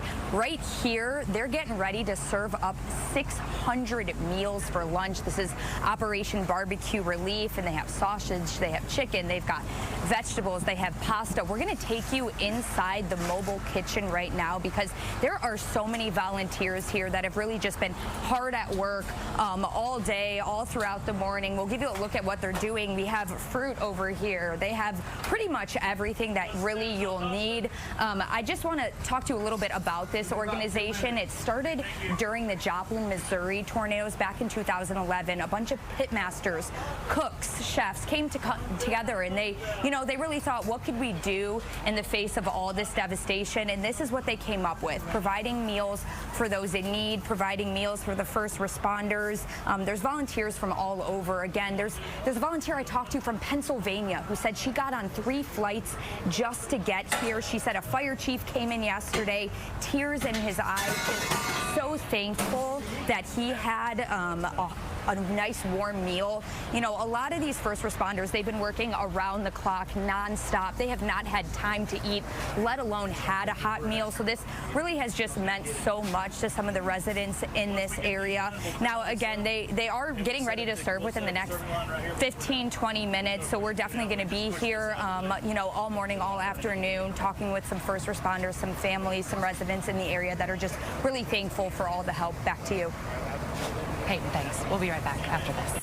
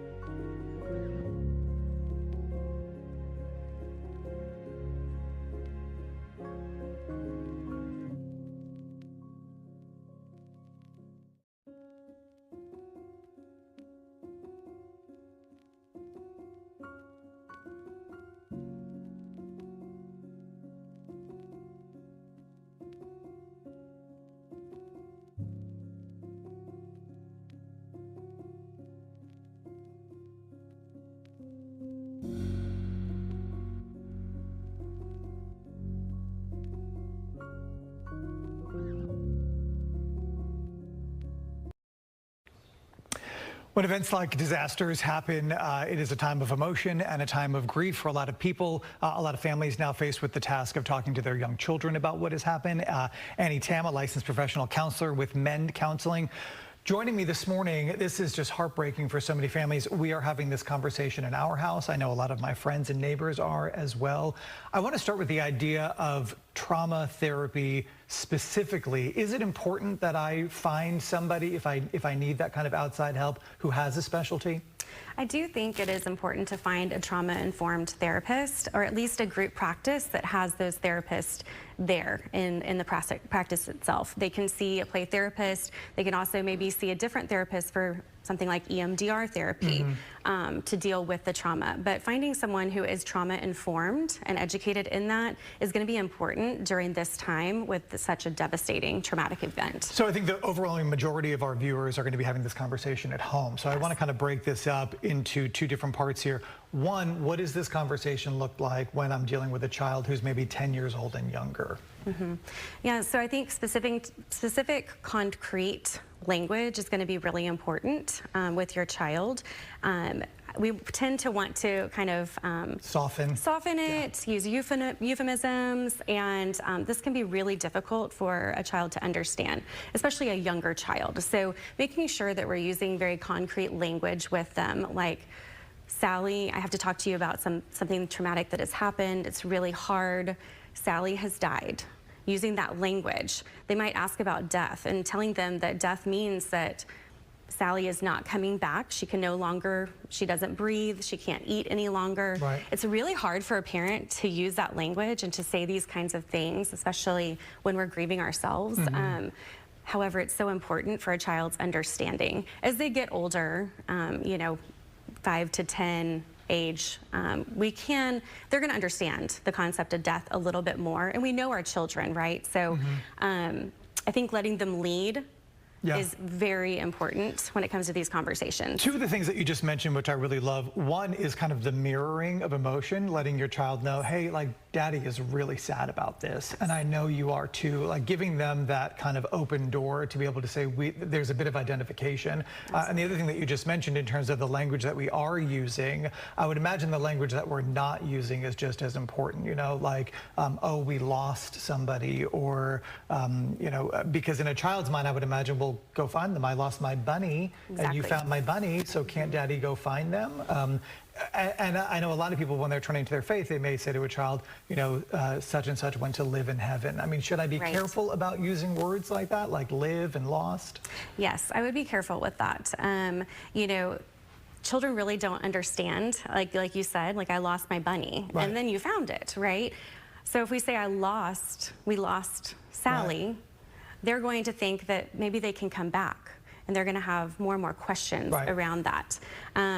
I think, you know, something we need to really remember is that grieving is a process. It is a process. We don't need to have all of the answers. I think so many parents they feel, you know, like they have to have all the answers right now, and we want to jump to action, and we want to jump in there, we want to fix things, we want our child to not hurt and not be in pain. And so remembering that grief is a process, it's going to take a lot of time. You mentioned religion, so, you know, that could come up. I think, you know, that again is going to be a process. I think sticking to simple truths is really important with your children. And I think it's also very important to just say, you know, I don't have all of the answers. I think that's so important. Listen, as a parent, and I put myself in this category, I kind of want a gold star at the end of this conversation, right? Like, I want to know that we sat down, we had the conversation, I asked you, are you okay? You told me yes, and I can check this off. I would imagine that this kind of has to be not just a conversation, but a continuing dialogue where maybe I take the lead in a couple of weeks and come back and say, hey, you know what? I've been thinking a lot about Sally lately, and it makes me sad sometimes. How are you doing? I mean, or should I try and just be done with it? No, I would definitely continue to bring it up and create that space. I think depending on the age of your child and the maturity of the child, you can actually create a plan with them. So whenever you're having this initial conversation, you're wanting to bring them in and have autonomy in this conversation. And so, you know, coming up with maybe there's a hand signal that you do to them and they give back to you. Maybe it's something that you agree upon. Hey, you know, this is really hard for all of us, and I want to make sure that you're okay. And I know sometimes you're not going to want to talk about it, and that's absolutely okay. But is it okay for me to come to you at the end of every day or every other day and just do this hand signal or ask, like, hey, how are you? I love the hand signal because I know for my own boys that the nonverbal is so much easier for them, and something that frankly they intuitively default to when they have something. You know, they'll give me a thumbs down or excuse me, they'll shake their head. I also want to talk about the flow of information here. I think it's important. There's a lot of information happening, a lot of adults with a lot of misinformation. These kids, I mean, if there's any silver lining here, we're outside of the school year, so the flow of information among children might be a little bit slower. But making sure that, how do I make sure that my kid understands that mom and dad or whomever their caretaker is the person they need to come to with questions as opposed to asking friends? Yeah, I think it's important just to tell them directly. You know, I'm your safe person. I'm creating this safe space. And like we talked about, you know, having that hand signal or checking in with them, right, allows them that opportunity. Some kids will be worried about bringing something up and, like, you know, maybe things are going really well and it's a happy moment, but they're feeling something inside. So as long as you have had that preparation and that ongoing conversation of this is your safe space. Right. There is a lot of information that you may hear from your friends, and I would love for you to come to me and ask if you have questions. And real quick here, because you mentioned safety, I think the other half of this is a lot of these girls were around 8 or 9 years old, so their peers are going to be that age generally or younger and may have younger siblings. How do I go about, should I go about making sure that my child also understands, yes, this has happened, but no, it's not going to happen to you the next time it rains? Yes. Yeah, no, that's definitely a fear that, so many children have now with camp or rain. I mean, even my child, we're driving back from Taos 2 days ago. We had a thunderstorm and he just broke down knowing everything, and he was so scared. And so I think, we can kind of look at it like cancer and a cold. Right. And how, these are two very different things that are opposite ends of the spectrum. Cancer is a rare occurrence, something that doesn't happen often at all. And we would not send you somewhere that we did not feel was safe for you.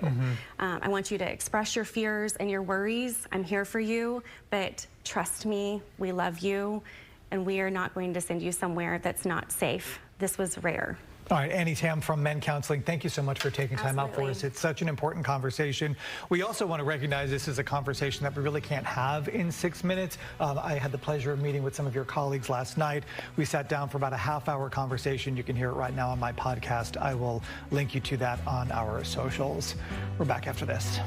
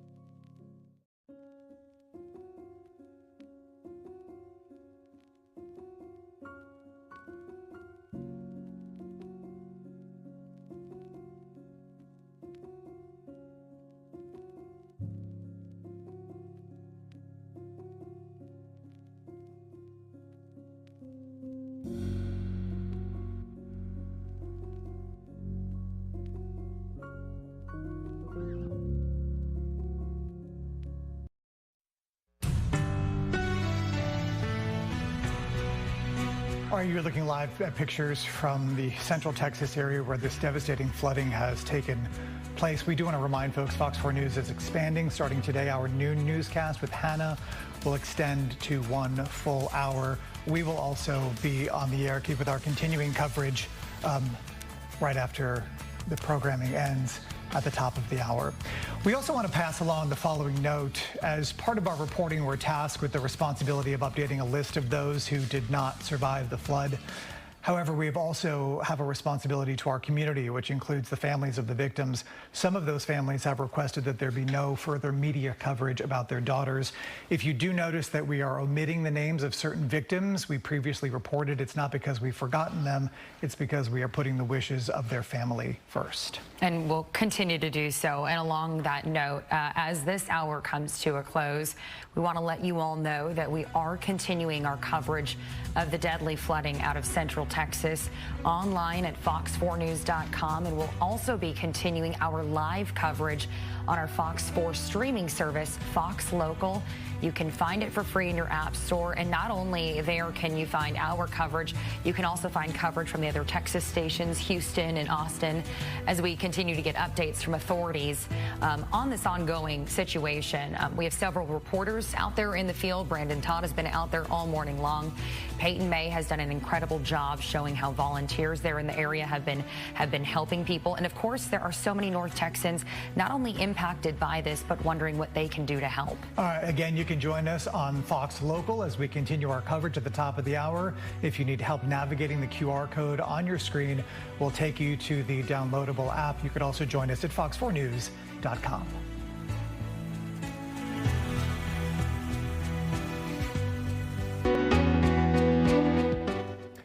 Good morning, I'm Steve Noviello. And I'm Hannah Battah. We want to bring you up to date on the developing story in Kerr County. Leaders from across the state took questions this morning about the latest on the flood disaster and the response. They also provided new details on the search in the Hill Country. As of 8:30 this morning, we recovered 75 deceased bodies here in Kerr County, including 48 adults and 27 children. Of this 48 adults and 27 children, 15 adults and 9 children are pending identification. At present, there are 10 campers from Camp Mystic unaccounted for and 1 counselor. I need to tell my community and those families who are waiting, this will be a rough week. Primary search continues, and we remain hopeful every foot, every mile, every bend of the river. The pain and agony of not knowing your child's whereabouts, it's the worst thing imaginable. Central Texas, 89 people have died as a result of these flash floods. The search and rescue mission is still happening right now. As you heard the sheriff say, 10 campers and 1 counselor remain unaccounted for. They were staying at Camp Mystic in Central Texas on the 4th of July when the Guadalupe River rose 26 feet in only 45 minutes. Their cabins were swept away along with dozens of homes and campers. Now that we've confirmed directly with family, we have some additional sad news to pass along. 8-year-old Hadley Hannah is among those confirmed to have died at Camp Mystic. Her family has released a statement this morning saying, quote, "Our families are experiencing unimaginable grief. We are reaching out with a heartfelt request for privacy and compassion. While we are deeply moved by the outpouring of support from neighbors, first responders, and volunteers, we ask that the media, the public, and even well-meaning individuals honor our need for space and quiet during this time. The constant spotlights and inquiries, however well-intended, add to our distress. We do appreciate your sympathy, your empathy, and your prayers and understanding." Northeast of Kerr County, there is an active search for a volunteer fire chief and several others who are missing. Fox's Jillian Hartman has that update. Well, we're in Marble Falls outside of Austin, and we're seeing some major destruction. We're at a local park, and just take a look behind me. They have this area roped off, and you can see debris scattered across the park. This is Hamilton Creek Park, and the creek had overflowed, just causing significant damage, and we're seeing damage like this across this area. Right now, there is an active search underway for 3 missing people, including a local fire chief and a 17-year-old girl.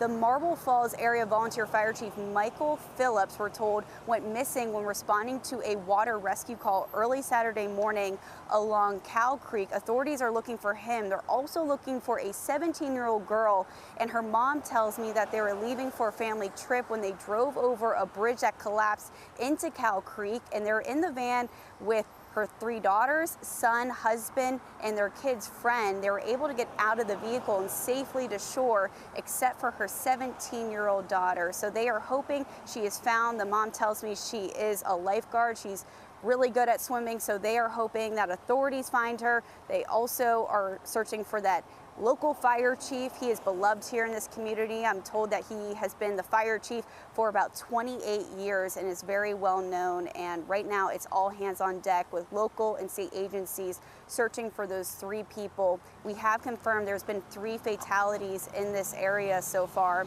I'm told the National Guard is assisting in this search. They have drones, helicopters, search dogs, boats, all looking for these people. So I am checking with the Burnett County Sheriff's Office for any updates. Just stay with Fox Local for the latest information. Back to you. Marble Falls, by the way, is in Burnett County. So far, 3 deaths have been reported there. We've seen all morning showers here in North Texas. Nothing too severe, though. Meteorologist Dylan Federico has your first forecast. Yeah, and that's right, guys. And we're looking around the state of Texas today. Obviously, flood watches remain in effect down in central Texas, where all of that heavy rain has been falling over the past few days and continues to do so today. All right, let's go ahead and take the graphics full here and look at that flood watch. You can see right now, flood watch in effect until 10 p.m. That includes Austin, Kerrville, and up towards the San Antonio area as well. All right, let's look around the state of Texas. You can see right now, heavy rain continues across the middle part of the state that is absolutely waterlogged from those recent flooding rains. Meanwhile, tropical moisture continues to pump in from the Gulf. So zooming in a bit, have some heavy rain from Waco back down to just off to the west of Austin. And this does extend back into that Kerrville area that has been devastated by the flooding over the past few days. Locally here in North Texas, scattered showers continue, and I think they'll continue through the afternoon hours. They could be heavy at times, but I'm not expecting any severe weather. All right, sun's out right now across the Metroplex, 81 degrees, winds out the south at 10, and we should warm up to around 90 this afternoon. You can see back down to the east, Sulphur Springs, 88, so they're in the sun, but down to the southwest, Comanche, Stephenville, 72 in the clouds. All right, here's what we're thinking the rest of today. High temperatures back into the mid-80s. Chance of showers and storms, though, continue the rest of today. Back to you. All right, Dylan, thanks. And we want to continue our coverage out of Kerrville. Brandon Todd has been there all morning long, covering the extensive damage there, and joins us now live with an update. Brandon? Yeah, good morning here in Kerrville, right alongside the Guadalupe River. The damage is clear. There is a lot of debris back here, but I think more evident is the power of the water as it was flooding early Friday morning. You can see back behind me, this is Joshua Leone, and he has the chainsaw out, and he is beginning the work of cleaning up, trying to cut up all of the broken trees into just smaller, more manageable sizes so that all of this can be eventually, at some point, cleared out of here. On up the street are at least 2 different properties that already this morning have bobcats on the property with front loaders trying to move piles of washed up tree limbs, and really in some cases whole trees that were uprooted and brought upstream by the Guadalupe River when it flooded. There are a lot of questions and a lot of discussions about the warnings, what people knew, what kind of warnings did they get. Chief Nim Kidd, Texas Division of Emergency Management, responded to that issue in a news conference. And if there's no cell phone coverage, it doesn't matter how many alert systems you sign up for, you're not going to get that. And then there's the NOAA weather radios from the National Weather Service. I'll ask you, how many of you have a NOAA weather radio by your bed at home? And so there can be all kinds of alert systems that are sent, and we know that some were sent, some general messaging was sent early, some urgent warnings were sent at various times, but just sending the message is not the same as receiving the message, having a plan to do something when you receive the message, and then the ability to implement that plan. Yeah, there were definitely a lot of law enforcement, firefighters, military personnel out all day yesterday and are back out again this morning, still, again, operating with that rescue frame of mind, desperately searching for the missing campers, the missing counselor from Camp Mystic in Hunt, and it is just going to be a challenging day. But again, you can hear that chainsaw, and that's one of those familiar sounds, after these types of disasters where people are getting back out. The sun is out. It's not raining today as it was yesterday, and people are finally, Hannah and Steve, getting the chance to clean up. Yeah, that cleanup starts right here as the search and rescue efforts remain underway. Brandon, thank you so much. We'll be right back after this.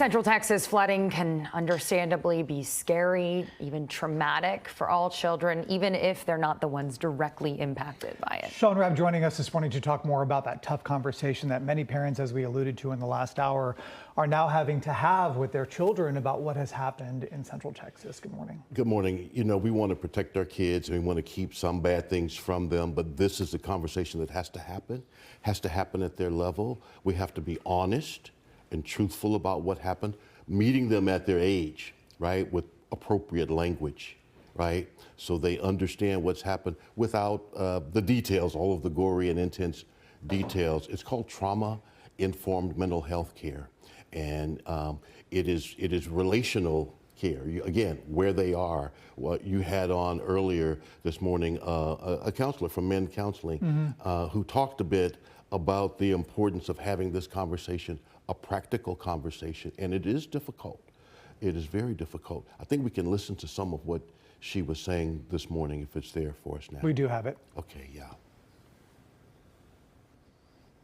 So making sure that we're using very concrete language with them, like, Sally, I have to talk to you about something traumatic that has happened. It's really hard.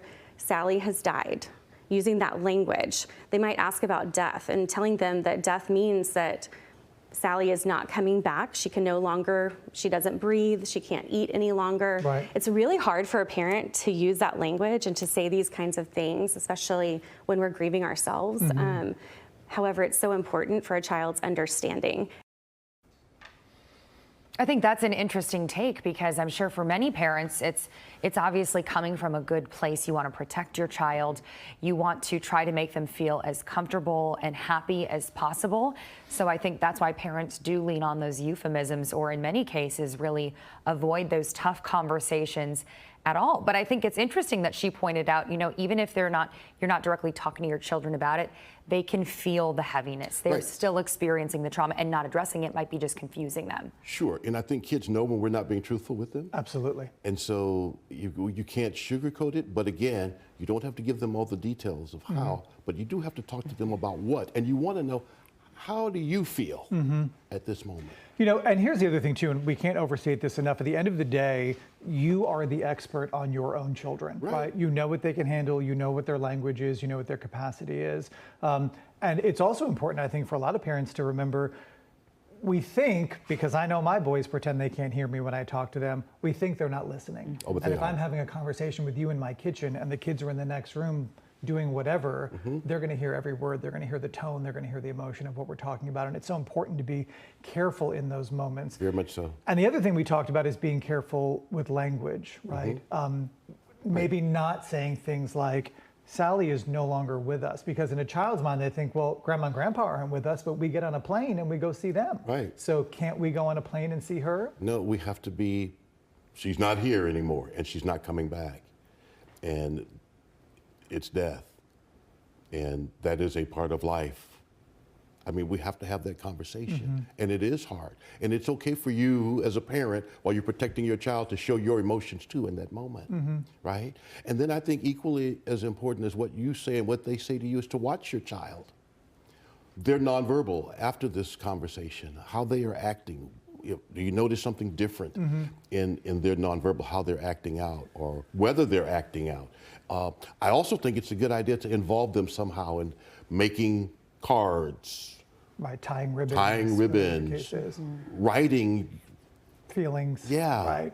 Those kinds of things help them process what's happened. You know, and I think the other important piece of that, and we talked about, I mentioned we sat and taped about a half-hour podcast on the topic last night, because it's such an important and long conversation to have. And one of the things that the practitioners talk to us about is patience as a parent, because here's what's going to happen for one of these kids who might in the moment say, okay, and then 2 weeks from now, that same kid is going to get tater tots when they wanted French fries and have a complete meltdown. And you might not know why if you're not paying attention. Right, if you don't remember, you know what, this is a kid who has feelings that are out of control because something they can't control has been terrible and it has happened. And this is something they think they can control, and that's why we're having such a wrong-sized reaction to it. And it's my job as a parent to put 2 and 2 together, because frankly, when I'm in my stuff and my kid acts out because of that, I want to really minimize their pain, because to me, it's just French fries, but it's not. But we have,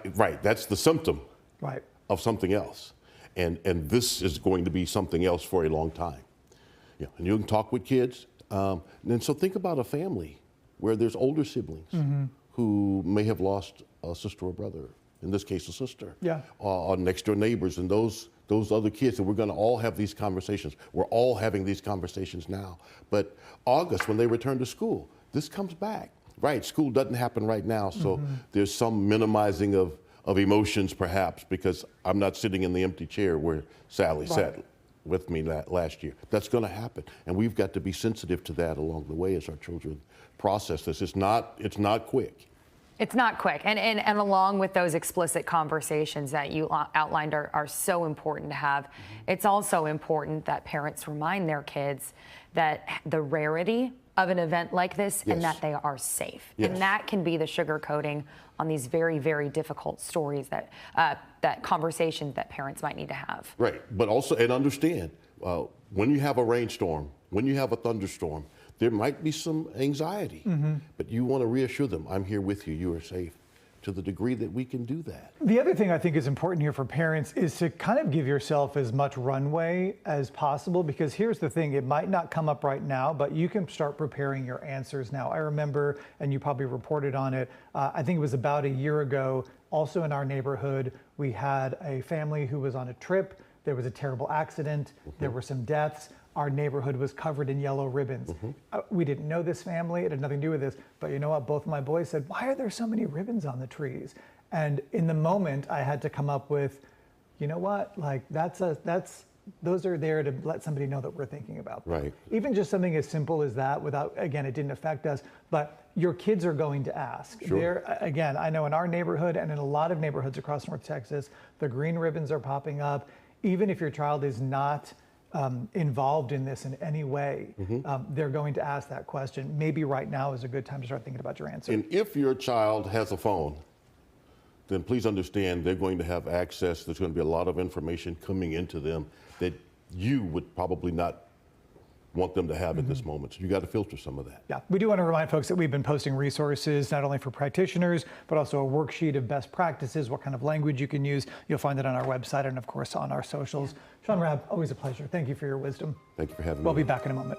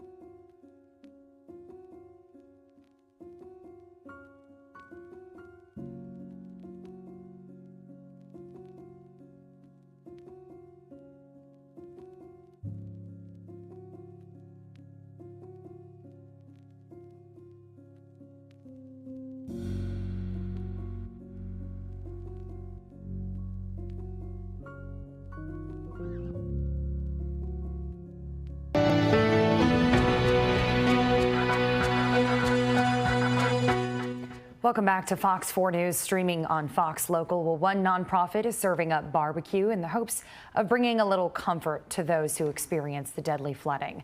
Fox 4's Peyton May has that story from Kerrville. Peyton? Yes, Hannah, we're here where food is starting to be distributed here in Kerrville. This is Operation Barbecue Relief, and you know, they've been cooking up meals all morning, all afternoon, just to serve so many people in Kerrville. I mean, they're expecting to serve 600 meals today, and they have so many things here. They have chicken, they have sausage, they have pasta, tons of veggies, fruit, and of course some water for people as well. So, you know, they're just really looking for a way to help the community here, help all the first responders who have really been working around the clock, day in and day out since Friday when all this flash flooding happened. You know, they're also helping community members, those displaced, those who, you know, want to check in on their neighbors, just bring each other a little comfort. Now, let me show you, they have an entire mobile kitchen here, and they have been so hard at work just tons of people cooking, tons of, veggies and meats. They've got pasta in the back over here too. I want to tell you a little bit about this organization because there's people from all over the country who have come to help. This organization, Operation Barbecue Relief, started actually during the Joplin, Missouri tornado back in 2011. There were pitmasters, cooks, chefs that came together really just trying to help with all of the devastation there. And that has just continued on. Now they've had crews here in Kerrville. They're just trying to help everyone in Kerr County right now. I've heard from some of the volunteers that there were, first responders that came, tears in their eyes, just so thankful to have a hot meal. A lot of these first responders, again, have been doing search and rescue, just really a tough job for the last few days here. So just to have a meal, to have a hot meal, to remember to eat, to be able to be comforted by food, by barbecue, they're just really hoping to provide that, and that has meant so much to people so far. I mean, there's just so much grief here, and just having this little moment of a place for comfort, a place for community, and just people kind of helping each other, checking in on each other. That's been so important here. Back to you. It really is. They're doing a lot of good work. All right, Peyton, thanks. So cool to see all those groups that continue to really show their effort in these types of disasters. I mean, many people would want to stray away from it, but like Peyton was saying, I mean, they responded to the Joplin, Missouri tornado, now to this, and many, many others. It's a really tough job. You know what? And again, in this case, the outpouring of support, the outpouring of the number of people who are asking, what can I do to help? At the end of the day, we each have a superpower, no matter how big or how small. It's just a question of figuring out a way to make sure that yours aligns with what the need is in this moment. Every little bit helps. We're back after this.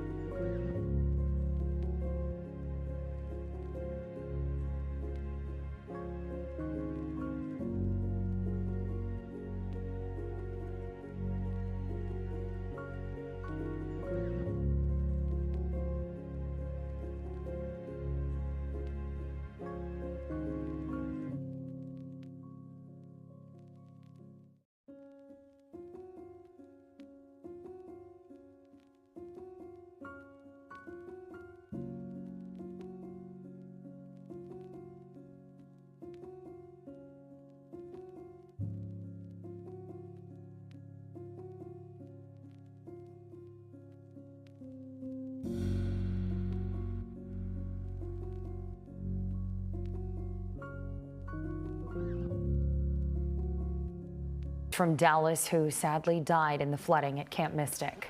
Twin sisters Hannah and Rebecca Lawrence. They were 8 years old. They just finished up second grade at University Park Elementary. Their parents shared this statement with us just moments ago. Hannah and Rebecca brought so much joy to us, to their big sister Harper, and to so many others. We will find ways to keep that joy and to continue to spread it for them. But we are devastated.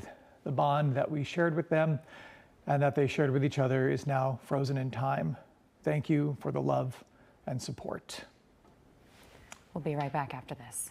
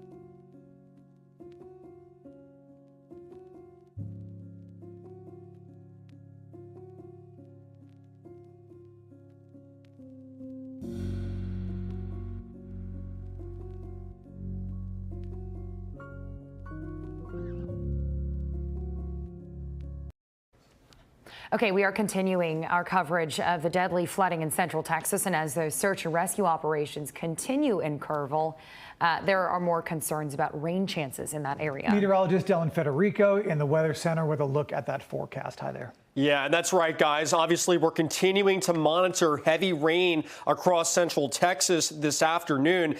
Flood watches remain in effect until 10 p.m. This does include Austin, unfortunately, Kerrville, San Antonio, and up towards San Angelo as well. So this part of Texas has been absolutely rain-logged the past several days with lots of flooding. And unfortunately, they're not going to get a break today. All right, so here's a look around the state of Texas. Tropical moisture continues pumping in from the south, and right now, just heavy rain continuing over the middle parts of the state. You do see some flood warnings there off to the northwest of the Austin area, and those showers and storms not moving particularly fast either. Heavy rain also back towards Waco with showers down to Bryan and Houston, and beginning to build their way up in our direction as well. I will say a lot of rain has fallen, though, overnight. Widespread totals of 2 to 4 inches in central Texas, but isolated totals have been approaching that 6 to 8 inch range once again. And with the ground being saturated, doesn't take much to cause some flash flooding problems. So there's likely some issues going on there. Obviously, if you encounter any flooded roads, turn around, don't drown. All right, back here in North Texas, tropical showers and storms continue this afternoon. And I think they'll stay pretty scattered like this throughout the rest of the day, but they will continue with that daytime heating. All right, otherwise right now, sun's out across DFW, 81 degrees, winds out the south at 10, pumping in that deep tropical moisture.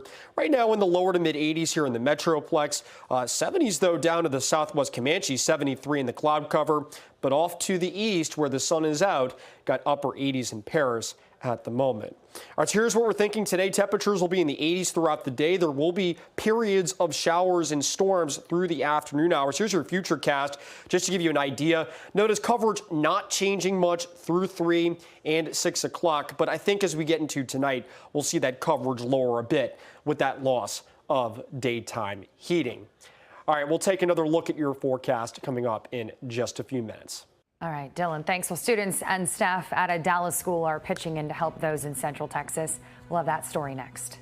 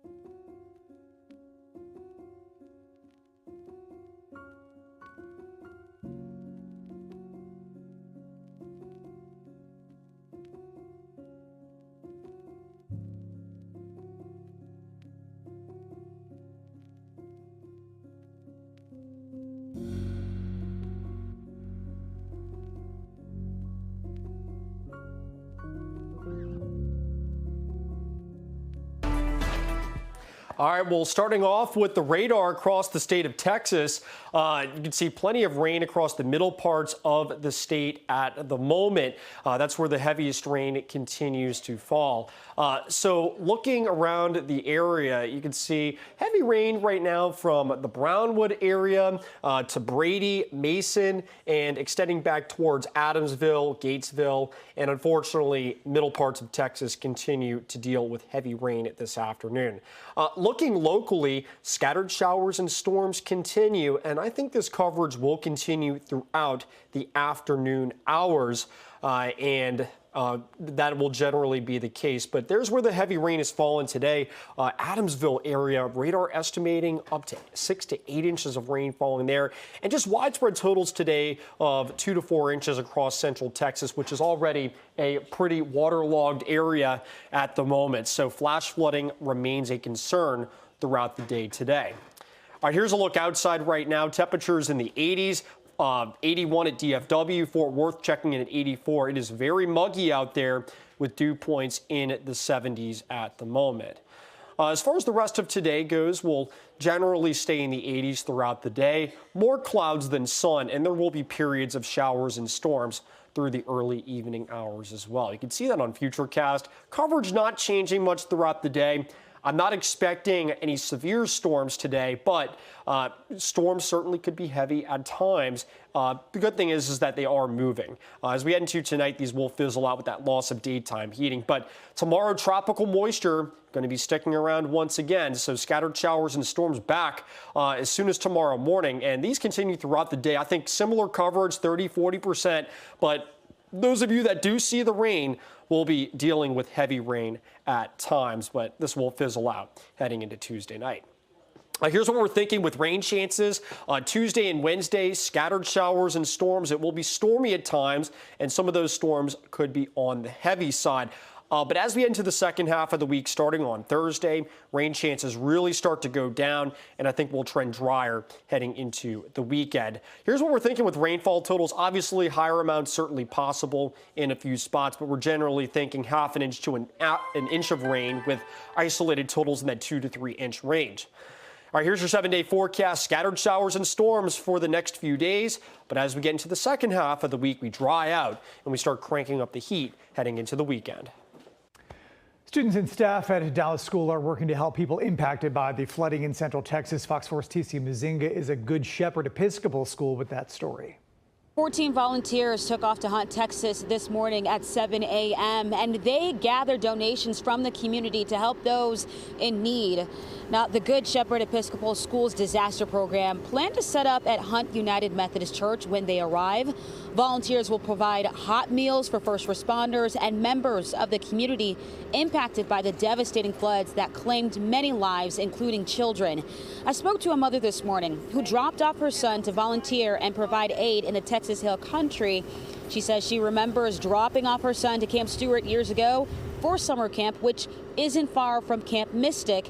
And she says she is just proud to see her son lending a helping hand to those in need. It really hit hard. And so yesterday when I was talking to him, he said, hey, I'm going to go. And it made me feel so good because it kind of relieved the anxiety that I was having. I can't imagine dropping off my kid and my kid not coming home. Volunteers with the disaster relief program also plan to make stops in Ingram, Kerrville, and Comfort, Texas. They say they plan to be there for the next few days, but they are willing to stay as long as they need to. They're hoping to get more volunteers involved as well as donations. So they do have a link on their website, and we'll also provide that link on our website at fox4news.com. TC Muzinga, Fox 4 News. Looking for bright spots as we do. 2 children in a Fort Worth neighborhood started a lemonade stand to help raise money for Camp Mystic. One attended the camp earlier this summer while her brother went to a boys' camp in that same area. She also made cookies inspired by the camp to sell to neighbors in hopes of helping with recovery efforts. Everyone should help, and they're really being really generous to help us. They always say, look for the helpers. They will be back out next week raising money for a boys' camp that was also affected in that same area. Looking now internationally, rescue crews in Texas are coming from Mexico. They made their way to Kerr County to assist first responders. Multiple search and rescue organizations came from south of us. They were sent to Ingram in Kerr County to look for possible survivors along the Guadalupe River. Many of you have reached out to us asking how you can help those affected. Fox 4 has set up a donation site to send money directly to the Kerr County Flood Relief Fund. You can scan the QR code on your screen or follow the link to donate.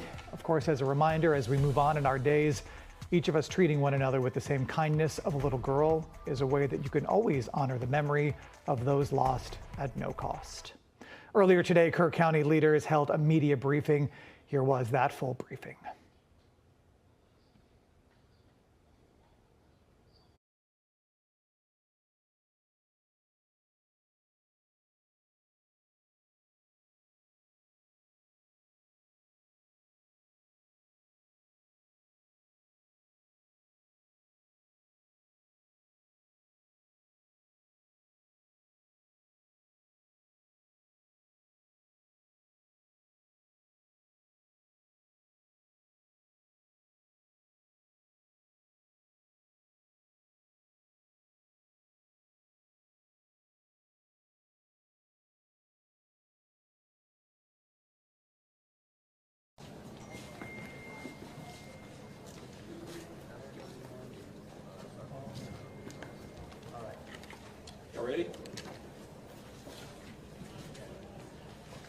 Okay, this will be our July 7th, 10 a.m.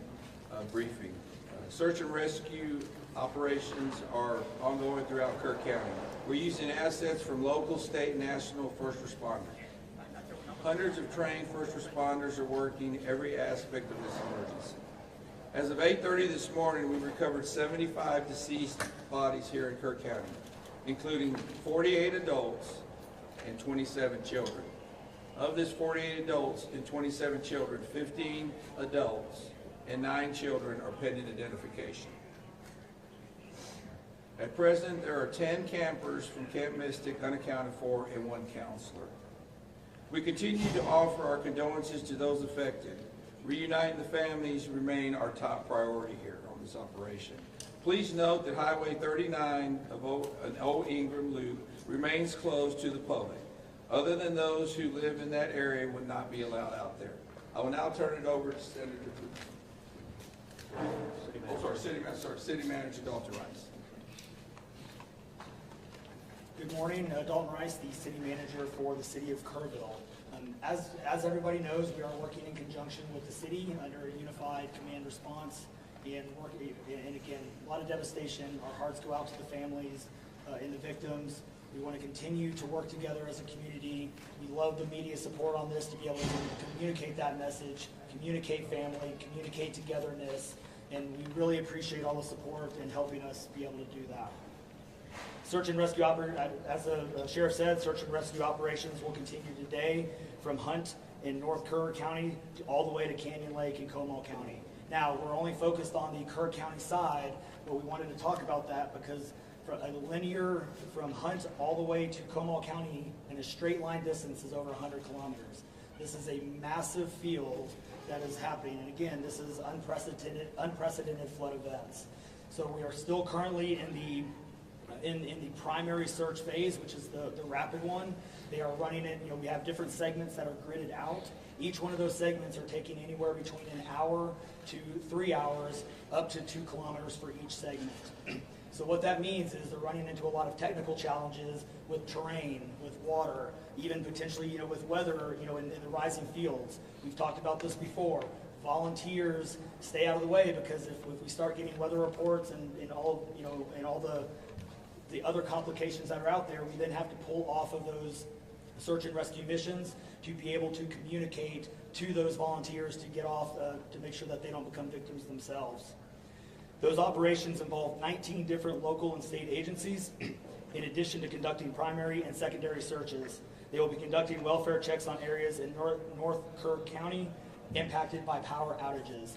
And when we say search and rescue operations, that is boat, walking, on the ground, dogs, drones. Again, keep personal drones out of the air.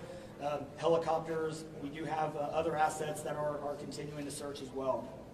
As of present, KPUB, which is the Kerrville Public Utility Board, is reporting continued power outages between Hunt and Ingram along the South Fork of the Guadalupe River in Hunt. In the South Fork area, there are approximately 40 down power lines and significant infrastructure damage. KPUB has brought in additional utility personnel to help with restoration, but it's not possible at this time when the power is going to be restored. There are some substations along with those power lines that we are still trying to get access to just from debris buildup or them being completely wiped out. So we do not have an estimated time on when those are going to be fixed. We continue to have substantial number of requests for volunteers, as I said before, and donation opportunities. We are asking those who want to volunteer to contact the Salvation Army in Kerrville by phone at 830-465-4797 or in person at 855 Hayes Street in Kerrville. Monetary donations can be made on the Community Foundation of the Texas Hill Country's website at www.communityfoundation.net. They have a Kerr County Relief Fund set up on that site. And I will now turn it over to the Mayor, Joe Herring. Thank you for being here. I need to tell my community and those families who are waiting, this will be a rough week. Primary search continues, and we remain hopeful every foot, every mile, every bend of the river. Our work continues. You need to know that we have been blessed with help from the community, from the state, and the nation. We have trained experts who are helping in this effort. If you want to volunteer, it is important that you contact Kerrville Salvation Army and register. Dalton gave that number, but I'm going to give it again. 830-465-4797. We need focused and coordinated volunteers, not random people just showing up and doing what they do. We need to work together. As Dalton said, donations have been flowing in from around the world to the Community Foundation. Again, that website is communityfoundation.net. Please follow the City of Kerrville's Facebook page for updates. They're accurate. We take a lot of time to make sure we send out information that will be helpful, not only to residents, but to those who are visiting. I've said this 100 times, and I will say it again. We need your prayers. We need your prayers. Thank you. And now, Senator Ted Cruz.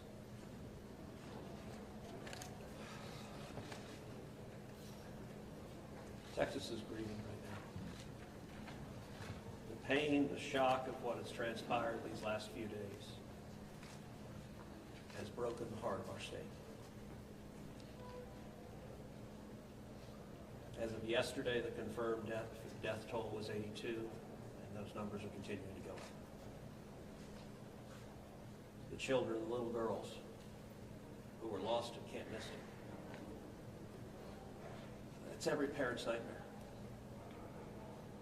Every mom and dad. Last week, we were picking up our daughter from camp here in Hunt. Our girls have gone to camp here for a decade. The Hill Country is an incredible part of Texas, part of the country. The natural beauty here is incredible. The camps that have raised generations of little girls and little boys and instilled character and love and faith are extraordinary institutions. And I'll tell you, the pain in our state, and it's every part of the state. You've got Texans from all over the state who were here celebrating the 4th of July. A week ago, this was a time of great celebration. You're dropping your little girl off at camp, your little boy off at camp. You're celebrating Independence Day. You know that your child is going to be swimming, canoes, and horseback riding, and doing archery, and making lifetime friends. And then suddenly it turns to tragedy. For the last several days, I've spoken to multiple parents, scared out of their mind. What, do you know anything? Where is my daughter? There's still 10 girls and 1 counselor from Camp Mystic that are unaccounted for. And the pain and agony of not knowing your child's whereabouts. It's the worst thing imaginable. But I want to say, in the face of all of this, it is simultaneously inspiring. Every time there's a tragedy, every time there's a natural disaster in Texas, Texans come together. Texas is a big state. We got 31 million people, and we have hurricanes, we have tornadoes, we have wildfires. Tragedies hit this state, natural disasters hit this state, and without fail, 100 out of 100 times when that happens, we see Texans coming together, helping each other, engaging in acts of heroism. There have been over 850 high water rescues since this flooding began. 850. You look at extraordinary stories of Eagle Scouts pulling campers out of harm's way. I was just hearing a story of one counselor whose head was right at the water holding up 2 mattresses with campers on those mattresses. That kind of courage, that kind of selflessness. And then there are the first responders. The local first responders. I want to thank every one of the first responders at the local level, at the city level, at the county level, at the state level, at the federal level. In the first few hours of this flood, I was on the phone with Governor Abbott. I was on the phone with Lieutenant Governor Dan Patrick. I was on the phone with Nim Kidd, the head of the Texas Department of Emergency Management. And then I called President Trump. I called President Trump. He was having dinner at the time. It was still early in what was transpiring. And I wanted him to know, I said, Mr. President, everything we're hearing right now, this appears to be bad, really bad. There may be a very significant loss of life unfolding right now in Texas. And I will tell you, the President said, Ted, anything Texas needs, the answer is yes. Whatever assets you need, whatever resources you need, yes, let us know, and we will provide everything. Within hours, we had helicopters, over a dozen helicopters in the air.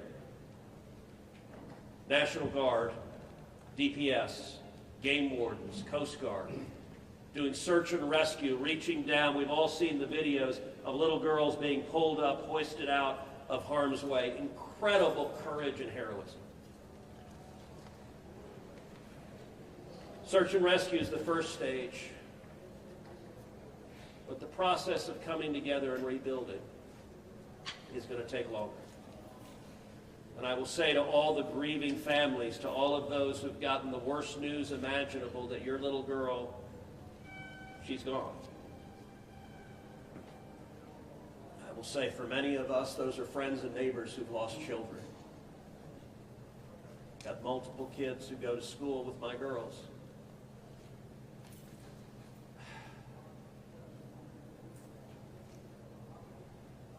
The mayor asked for prayers.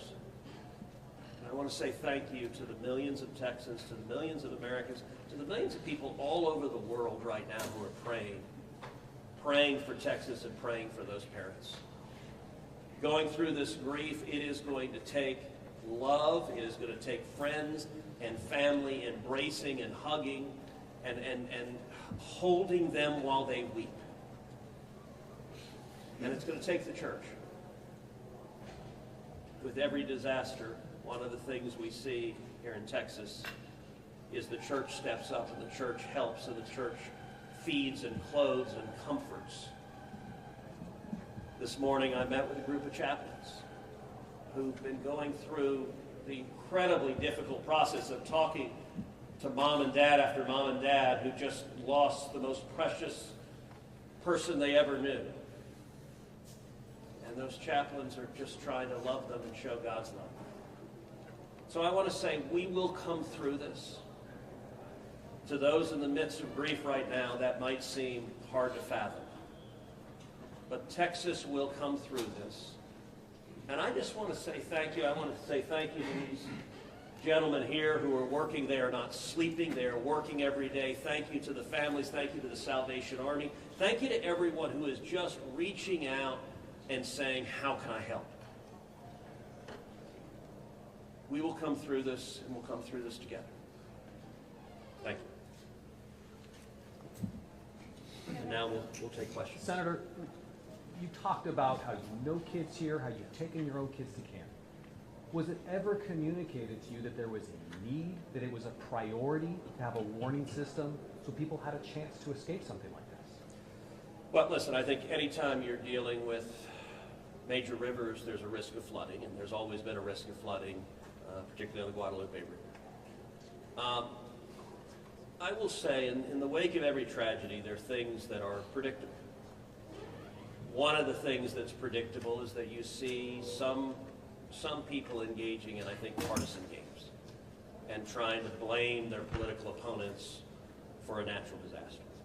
And you see that with a hurricane, with a tornado, with a wildfire, with this flooding, where people immediately say, well, the hurricane is Donald Trump's fault. You know, look, I think most normal Americans know that's ridiculous. And I think this is not a time for partisan finger pointing and attacks. Now, after we come through search and rescue, after we come through the process of rebuilding, there will naturally be a period of retrospection where you look back and say, okay, what exactly transpired? What was the timeline? And what could have been done differently to prevent this loss of life? And that's a natural process. I think it should not happen in a bitter and partisan sense, but it should happen in a reasonable sense of saying, what lessons can we learn? And I will give an example. You know, Houston's my hometown. If you live on the Gulf Coast, we get hurricanes. That's part of living on the Gulf Coast as hurricanes hit. And I do think Texas as a whole has learned over time how to deal more effectively with hurricanes. And so you look here, we know the National Weather Service put out an emergency warning just after 1 a.m. and a second emergency warning just after 4 a.m. Now, obviously, most people at 1 a.m. and 4 a.m. are asleep. And so I think we will have a reasonable conversation about, A, are there any ways to have earlier detection? And some of that, the limits of a flash flood, they're very difficult because they can arise so quickly. But everyone would agree in hindsight, if we could go back and do it again, we would evacuate particularly those in the most vulnerable areas, the young children in the cabins closest to the water. We would remove them and get them to higher ground if we could go back and do it again. Obviously, everyone would. The people in RVs by the river's edge. We know in disasters like this, RVs and mobile homes are particularly susceptible, whether a flood or a hurricane or a tornado, they're particularly susceptible to that. And so my hope is, in time, we will learn some lessons to implement to next time, and there will be another flood, there will be another disaster. But next time there's a flood, I hope we have in place processes to remove especially the most vulnerable from harm's way. But I think that's going to be a process that will take a careful examination of what happened and how can we implement processes better in the future to prevent this same loss of life.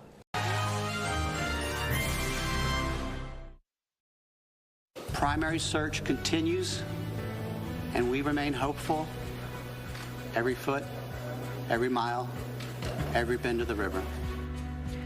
Coming up next on Fox 4 News at noon, city and state officials update the public on the devastating number of fatalities in Central Texas. The latest on the search and recovery efforts in the Texas Hill Country. And a few isolated showers today. We will also update you on the forecast here and down to our south. You're watching Fox 4 News. Good afternoon, and thank you for joining us. I'm Hannah Battah. Well, we are continuing our coverage of the deadly floods in the Texas Hill Country this afternoon. The death toll from the July 4th weekend flooding in Central Texas now stands at 89. Most of those deaths happened in Kerr County, where at least 75 people have died, including 27 children. At least 10 girls from Camp Mystic remain missing. Officials say the crews there were able to rescue more than 850 people over the holiday weekend.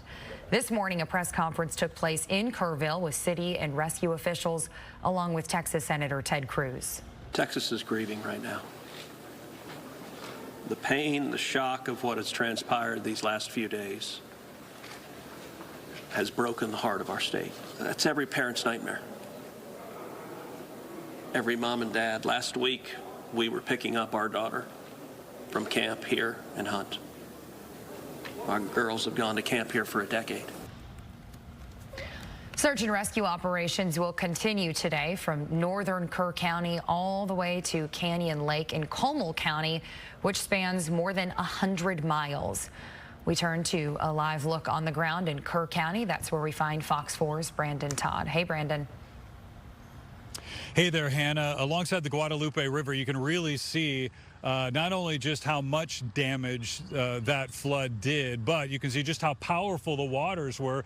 This is just a very tall, very wide area of debris, tree limbs, and in some cases, whole trees that were uprooted somewhere downstream and carried and pushed up against this tree that didn't fall. And so this kind of is what you see all along the banks of the Guadalupe. And I want to kind of reference here along the water's edge, just as the grass down there stops, you can kind of see that white lumpy area. It looks like sand. That's actually rock.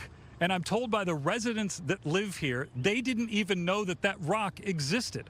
All of this, everything you see used to be just a grassy field with some trees. And then way over there on the other side is where the river has always been.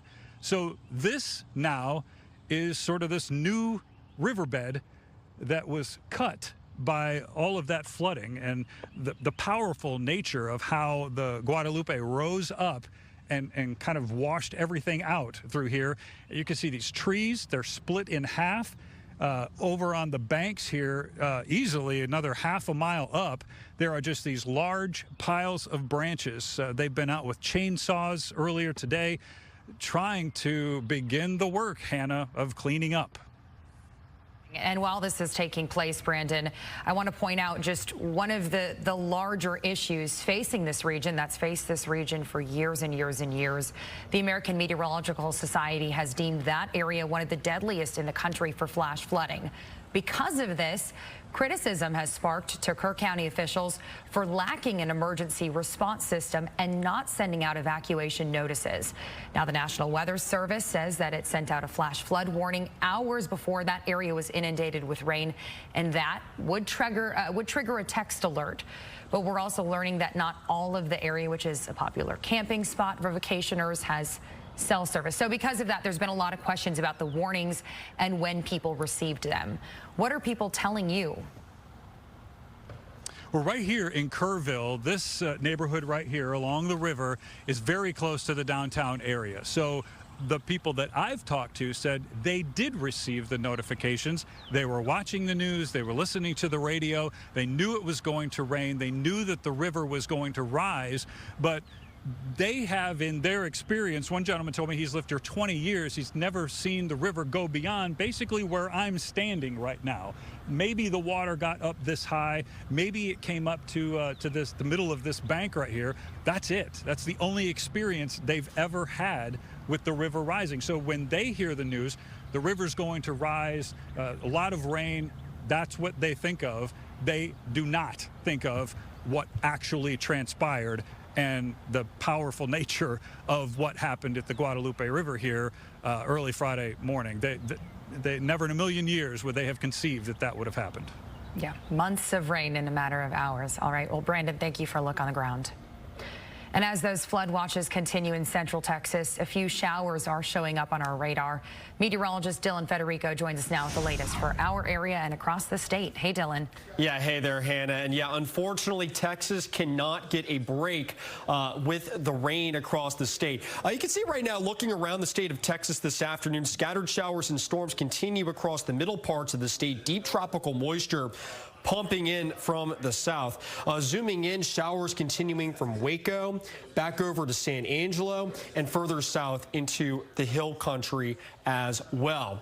A lot of heavy rain falling down there this morning. You can see Kylene, Adamsville, well over 6 inches of rain there. Obviously, flash flooding remains a major concern at the moment, with widespread totals of 2 to 4 inches across the rest of that area as well. So flash flooding, certainly an issue down there. Here in North Texas, the rain's been a bit more scattered today, and I think throughout the afternoon with that daytime heating, that will be the case as well. Here's those current conditions. Temperatures in the mid-80s. Feels like the lower 90s, though, with that Gulf moisture pumping in from the south. 90 degrees Corsicana. They're out in the sun, but back off to the West Comanche, 71 in the cloud cover.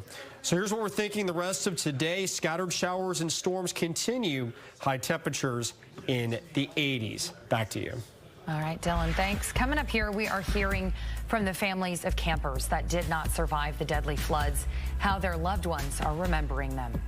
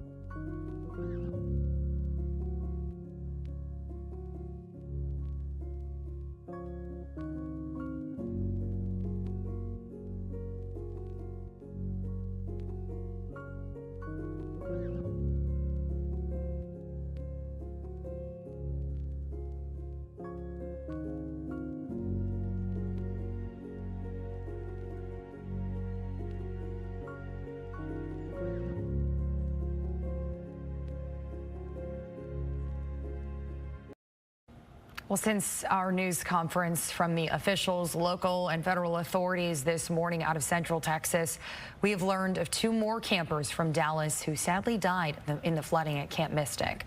Twin sisters, Hannah and Rebecca Lawrence. They were just 8 years old. They had just finished 2nd grade at University Park. Their parents shared this statement with Fox 4, quote, "Hannah and Rebecca brought so much joy to us, to their big sister Harper, and to so many others. We will find ways to keep that joy and to continue spreading it for them, but we are devastated that the bond we shared with them and that they shared with each other is now frozen in time. Thank you for the love and support," end quote. Also, 8-year-old Hadley Hannah is among those confirmed to have died at Camp Mystic. Her family releasing a statement this morning saying, quote, "Our families are experiencing unimaginable grief. We are reaching out with a heartfelt request for privacy and compassion. While we are deeply moved by the outpouring of support from neighbors, first responders, and volunteers, we ask that the media, the public, and even well-meaning individuals honor our need for space and quiet during this time. The constant spotlight and inquiries, however well-intended, add to our distress. We appreciate your empathy, your prayers, your understanding," end quote. Tracking showers and storms across the state of Texas today. We'll have a closer look at the rainfall totals coming up.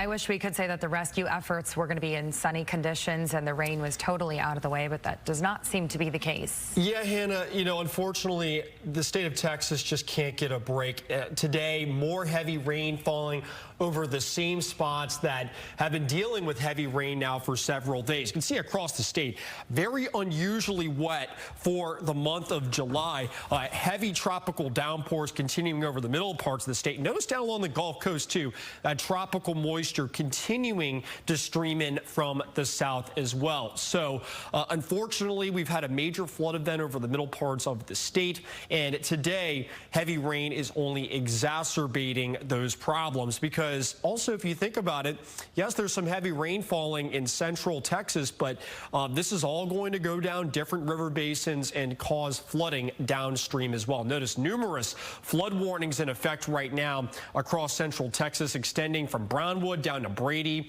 and further back over towards the Burnett area as well.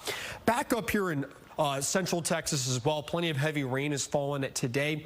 Rainfall totals in that 6 to 8 inch range in some spots with widespread totals of 2 to 4 inches. So flash flooding remains a concern down there, and any additional rain will only make those flooding problems even worse. All right, so taking a step back here and looking around our viewing area, scattered showers and storms this afternoon, and I expect this coverage to remain about the same for the rest of the day today. Plenty of daytime heating, plenty of tropical moisture, so you may run into a brief afternoon shower or storm at some point across DFW. Corsicana dealing with a little bit of rain right now. This extends back to Hillsborough, back off to the east. Greenville got a storm moving in from the south, same with Sulphur Springs. Along the Red River, Gainesville, showers and storms in the area, and these extend back towards Decatur, Jacksboro, and then further back towards Gordon and Mineral Wells. So at some point you may need the umbrella. Keep it close. Right now, 85 degrees at DFW, so we're on the way up. It feels like the lower 90s. Steamy afternoon with those dew points in the 70s. As far as what we're thinking the rest of today, no big changes with coverage, scattered showers and storms, temperatures staying in the 80s. Here's a look at your futurecast. You can see through 3 o'clock, about the same, right? Partly to mostly cloudy skies, scattered showers and storms continuing. I think, though, after 6 o'clock with that loss of daytime heating, we should see things diminish a bit. Quiet for the majority of the overnight, but once we get towards tomorrow morning, like we've seen the past several mornings, I expect there to be some storms on radar when you wake up. And once again, this will provide a focus tomorrow for more scattered showers and storms. I think we'll be in that 30 to 40% coverage range once again. You can see that through Wednesday, stormy at times, but we start to dry out on Thursday. And the silver lining is, as we get into the weekend, I do expect us to start trending drier. Once it's all said and done, rainfall totals likely in that ½ an inch to an inch range, but isolated totals could very well end up higher than that. All right, here's your 7-day forecast. Scattered showers and storms for the rest of today. Tuesday, Wednesday, pretty similar as well. But as we get into the weekend, we see those rain chances drying out and our temperatures going up. And we'll see you after the break.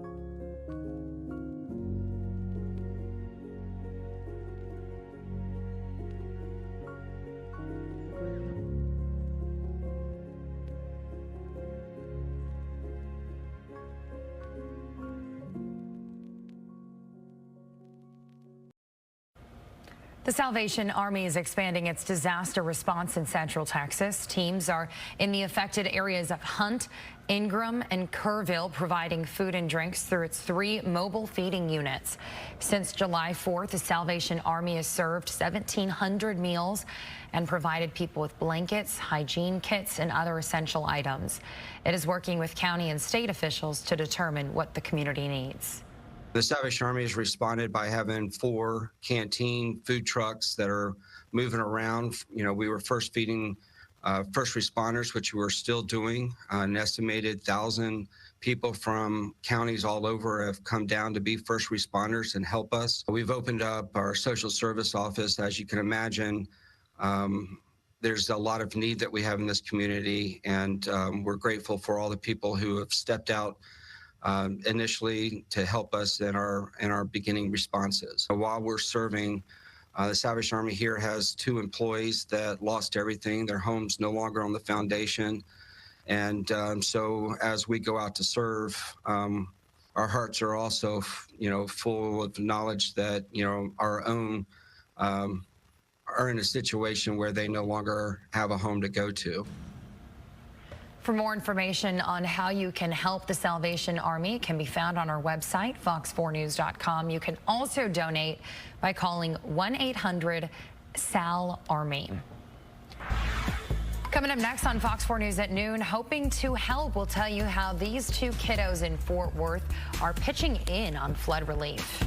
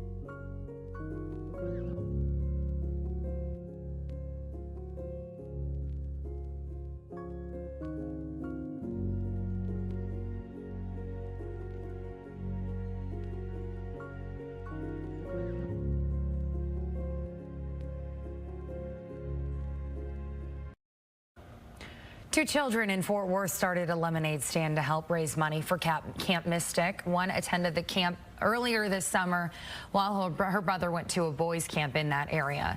She also made cookies inspired by the camp to sell to neighbors in the hopes of helping with the recovery efforts. Everyone should help, and they're really being really generous to help us. So inspiring. They will be back out next week raising money for a boys' camp that was also affected in the area.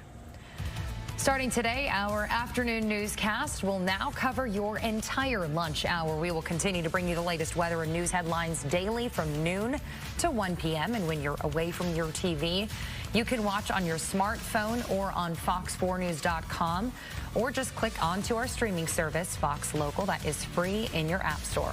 Stick with us. We'll be right back.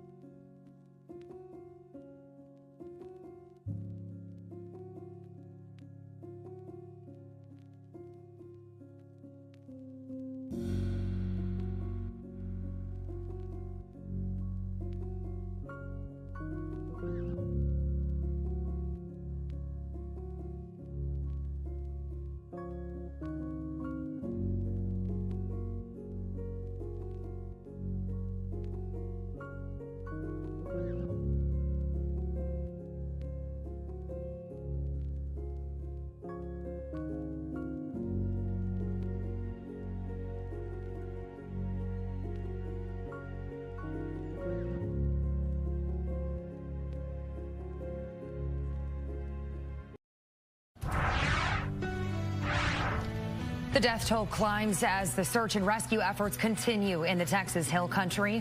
We have the latest information from crews there on the ground. Well, the death toll from the July 4th weekend flooding in central Texas now stands at 89. Most of those deaths happened in Kerr County, where at least 75 people have died, including 27 children. At least 10 girls from Camp Mystic are still missing, and one camp counselor. Officials say crews were able to rescue more than 850 people over the holiday weekend. This morning, a news conference took place in Kerrville with the city and rescue officials, along with Senator Ted Cruz. Texas is grieving right now. The pain, the shock of what has transpired these last few days has broken the heart of our state. That's every parent's nightmare. Every mom and dad. Last week, we were picking up our daughter from camp here and hunt. Our girls have gone to camp here for a decade. Search and rescue operations will continue today from northern Kerr County all the way to Canyon Lake in Comal County, which spans more than 100 miles. Well, northeast of Kerr County, there is an active search for a volunteer fire chief and several others who are missing. Fox's Jillian Hartman has an update. Well, we're in Marble Falls outside of Austin, and we're seeing some major destruction. We're at a local park, and just take a look behind me. They have this area roped off, and you can see debris scattered across the park. This is Hamilton Creek Park, and the creek had overflowed, just causing significant damage, and we're seeing damage like this across this area. Right now, there is an active search underway for 3 missing people, including a local fire chief and a 17-year-old girl. The Marble Falls Area Volunteer Fire Chief Michael Phillips, we're told, went missing when responding to a water rescue call early Saturday morning along Cow Creek. Authorities are looking for him. They're also looking for a 17-year-old girl, and her mom tells me that they were leaving for a family trip when they drove over a bridge that collapsed into Cow Creek, and they're in the van with her 3 daughters, son, husband, and their kid's friend. They were able to get out of the vehicle and safely to shore, except for her 17-year-old daughter. So they are hoping she is found. The mom tells me she is a lifeguard. She's really good at swimming, so they are hoping that authorities find her. They also are searching for that local fire chief. He is beloved here in this community. I'm told that he has been the fire chief for about 28 years and is very well known. And right now it's all hands on deck with local and state agencies searching for those 3 people. We have confirmed there's been 3 fatalities in this area so far. I'm told the National Guard is assisting in this search. They have drones, helicopters, search dogs, boats, all looking for these people. So I am checking with the Burnett County Sheriff's Office for any updates. Just stay with Fox Local for the latest information. Back to you. And that was their Marble Falls in Burnett County. Well, as we continue to survey the damage in the Texas Hill Country, shower chances continue to plague any rescue efforts. Meteorologist Dylan Federico joins us now with a look at the timing for today's weather. Dylan. Yeah, that's right, Hannah. And with those shower chances, there's also a flood watch for much of the middle parts of the state of Texas. You can see right now that does include San Antonio, Kerrville, Austin, and San Angelo as well. So rain, once again, could complicate those flood search and recovery efforts later on today. You can see across the state of Texas, deep tropical moisture pumping in from the south. Heavy rain over the middle parts of the state. You can see right now Waco dealing with rain. This extends back well into the hill country as well, and not moving fast. We do have several flood warnings in effect, and you can see why. Look at the rainfall totals today. Widespread totals of 2 to 4 inches. Isolated totals from Adamsville down to Killeen, 6 to 8 inches there. So obviously flooding remains a concern down that way. Back here in North Texas, scattered showers and storms continue and will also persist into the later afternoon and evening hours. Partly cloudy at the moment at DFW. We're at 85. We're on the way up. Should get to around 90 later today as long as the sun's around. Around the rest of the area, temperatures in the 80s as well. So here's what we're thinking today. Scattered showers and storms. Temperatures upper 80s to around 90 this afternoon. Back to you. All right, Dylan, thanks. Well, a Kansas City nonprofit is in Texas to provide food for those impacted by the weekend flooding. It's called Operation Barbecue. Fox 4's Peyton May is live at their distribution event with a look. Peyton. Yes, Hannah, Operation Barbecue Relief has been serving up meals for the past hour. We'll kind of give you a look at what they're serving here. They got sausage, chicken, bread, tons of veggies, pasta. I mean, meals really for everyone. They're hoping to help first responders, those displaced residents in the area just get a hot meal, hopefully provide some comfort, some support to everyone going through so much right now. Now, I've heard so many devastating stories of people, you know, just in line talking with community members, with their neighbors, of what they've been experiencing. Families told me that, you know, they were searching their property for belongings, valuables, unfortunately even searching their property to see if there were any people, which is just absolutely devastating, something you can't even imagine ever doing. But some of these people who've shown up today, you know, they live on the Guadalupe River where the search efforts for the most part are going on, and it's just been a very difficult situation for everyone here. There's also families that are bringing meals to people doing search and rescue right now. They're bringing meals to maybe elderly people in the area who can't exactly get out and about because of a lot of the mud in a lot of areas. It's just very difficult, you know, in certain areas to really be mobile. So this is just such a great thing that Operation Barbecue Relief is doing right now, just providing that comfort, those meals for people who may not be able to have that. So it's been a very steady flow of people within the last 30 minutes, and it's just people sharing stories, people kind of building up their community, supporting each other, which has been so incredible to see in the face of such devastation here. Back to you. You're the right people for the job, Peyton. Thanks. Well, World Vision, a Christian organization in North Texas, is helping those affected by the flooding as well. Fox 4's Paige Ellenberger reports. Shelves that soar feet high line the inside of the World Vision warehouse here in Grand Prairie. On them, hundreds and hundreds of boxes full of disaster relief supplies. Crews here received marching orders Friday night after the devastating floods in central Texas. They were told to be prepared to send multiple 18-wheelers full of supplies throughout the weekend into this week. They have packed everything from Powerade and snacks for first responders and victims to water buckets and drywall screws. With the remaining space, they packed in diapers for babies and toys for younger children.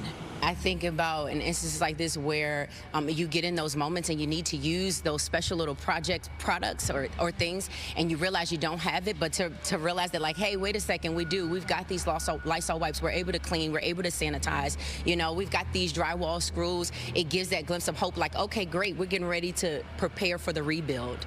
And so it's just important to think about the details, and I think that we do a great job doing that here. World Vision works with local partners in disaster areas like churches to figure out what's most needed.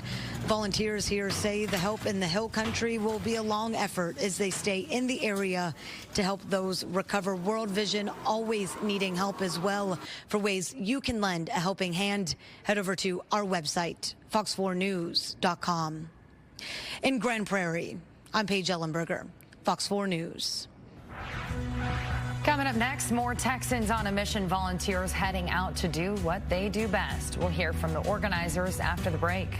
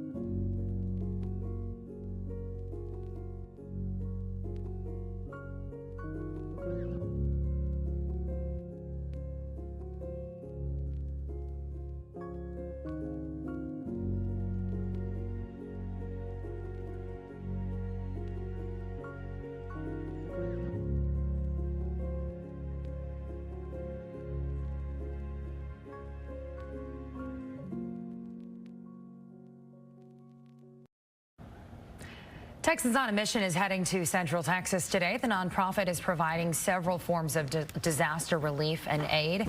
Crews will help clean out flooded homes once the water recedes, and there are already chaplains in the area for any spiritual and emotional support.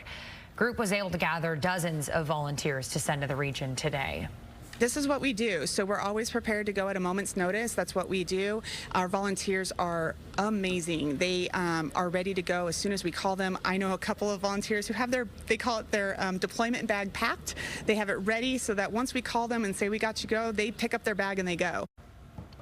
Buses of volunteers left earlier this morning. Another group of more volunteers will also be sent later in the week. And they really could use all the help they can get. Yeah, and it's been a very tough few days down there, and it's just, unfortunately, the weather has not been cooperating too much, Hannah. Rain continues across the middle parts of the state today. Tropical moisture coming in from the south. There's a little bit of a weakness hanging over the state of Texas today, and will linger for the next couple of days as well. So rain chances not going anywhere anytime soon, unfortunately, and this will continue to cause some disruptions with those search and rescue and recovery efforts.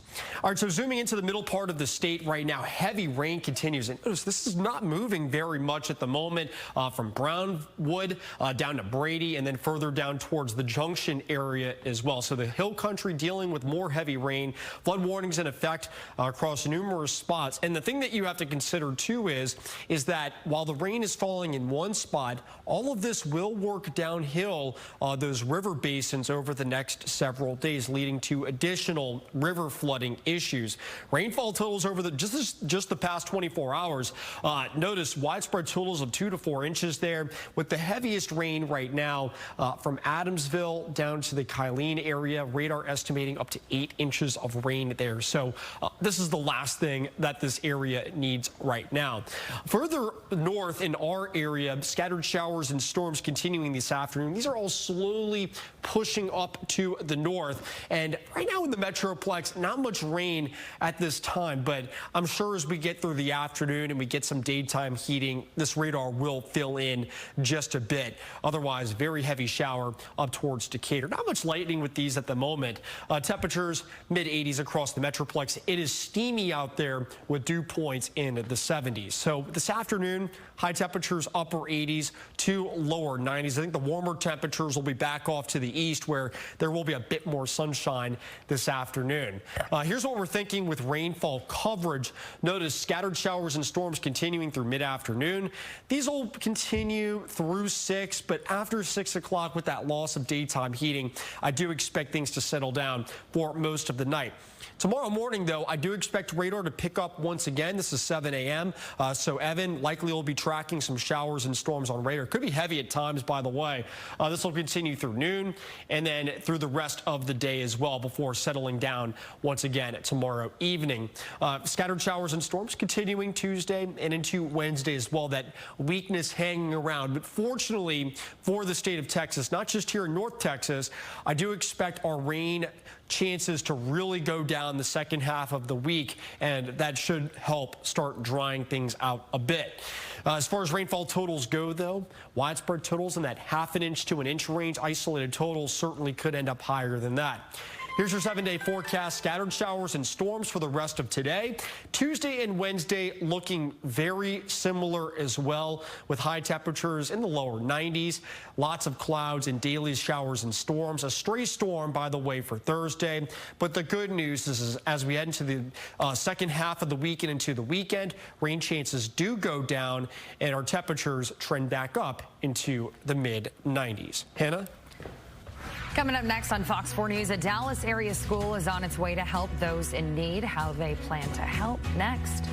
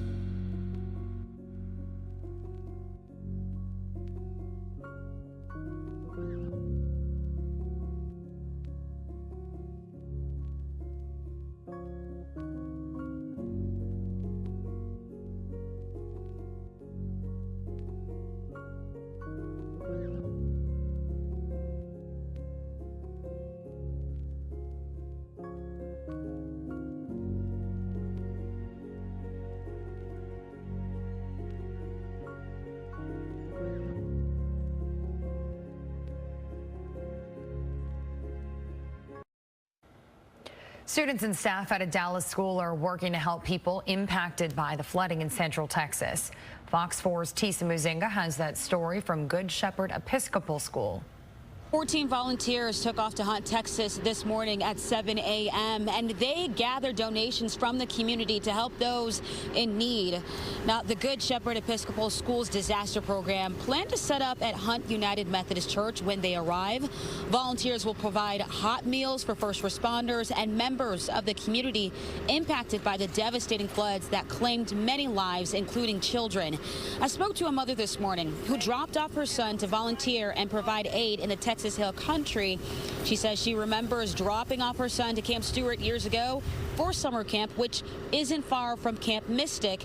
And she says she is just proud to see her son lending a helping hand to those in need. It really hit hard. And so yesterday when I was talking to him, he said, hey, I'm going to go. And it made me feel so good because it kind of relieved the anxiety that I was having. I can't imagine dropping off my kid and my kid not coming home. Volunteers with the disaster relief program also plan to make stops in Ingram, Kerrville, and Comfort, Texas. They say they plan to be there for the next few days, but they are willing to stay as long as they need to. They're hoping to get more volunteers involved as well as donations. So they do have a link on their website, and we'll also provide that link on our website at fox4news.com. Tisa Muzinga, Fox 4 News. And this flooding obviously can be scary, even traumatic for all children, even if they're not directly impacted. They might not know somebody who passed away in this flooding, but still can be feeling the weight of all of this. Sean Rabb here now to talk more about some of those tough conversations parents might be having to now approach in these coming days. Yeah, I mean, this is very heavy, right? And for many families, this will be the first time they've had to talk about death as a part of life to their children. How do you have that conversation? You've got to have a conversation. One of the words we keep hearing is concrete language, meaning you have to be truthful with your children about what has happened, without all the details, perhaps, of how it happened, but you have to be truthful about what has happened, and you have to meet them where they are. Hannah, in other words, you've got to talk to them at their level about what has happened and their friends not coming back home. Right. And a lot of this thinking, too, Sean, it is relatively a new way of approaching parenting. I mean, decades ago, it was really kind of, this is a conversation for the adults. Let's keep the kids separate. But the kid in the other room is still feeling the weight of what the parents are experiencing. And it's probably creating a lot of confusion for them if they're talking in a way that maybe the kids aren't fully understanding. Sure. The new term is trauma-informed care, understanding that we all are impacted by trauma of an event like this. So how is your child dealing with that trauma? How do you feel about what has happened? I spoke with a psychologist a few minutes ago, Dr. Brenda Wall. Dr. Wall says the first thing is important for us to know is that the children need to be reassured. And as parents, we have to reassure them. Let's listen to what she had to say now. We got to make sure we're okay. And as we check ourselves, the children are going to have many questions. Children want to know that they're safe, and they want to know that they can have an array of feelings. So it's all right for children to be sad. It's normal for parents to cry. But Mommy, I saw you crying. Yes, because Mommy is sad, but I'm still here for you. You may be sad as well. Talk to death as a part of life. And then those people, the girls who were at the Mystic Camp, had an advantage in that they had a spiritual foundation to draw upon. It's a Christian camp. So even though the death is horribly tragic to us as we face life and death situations, those children were learning about an eternal way of living in the world by tapping spiritual resources.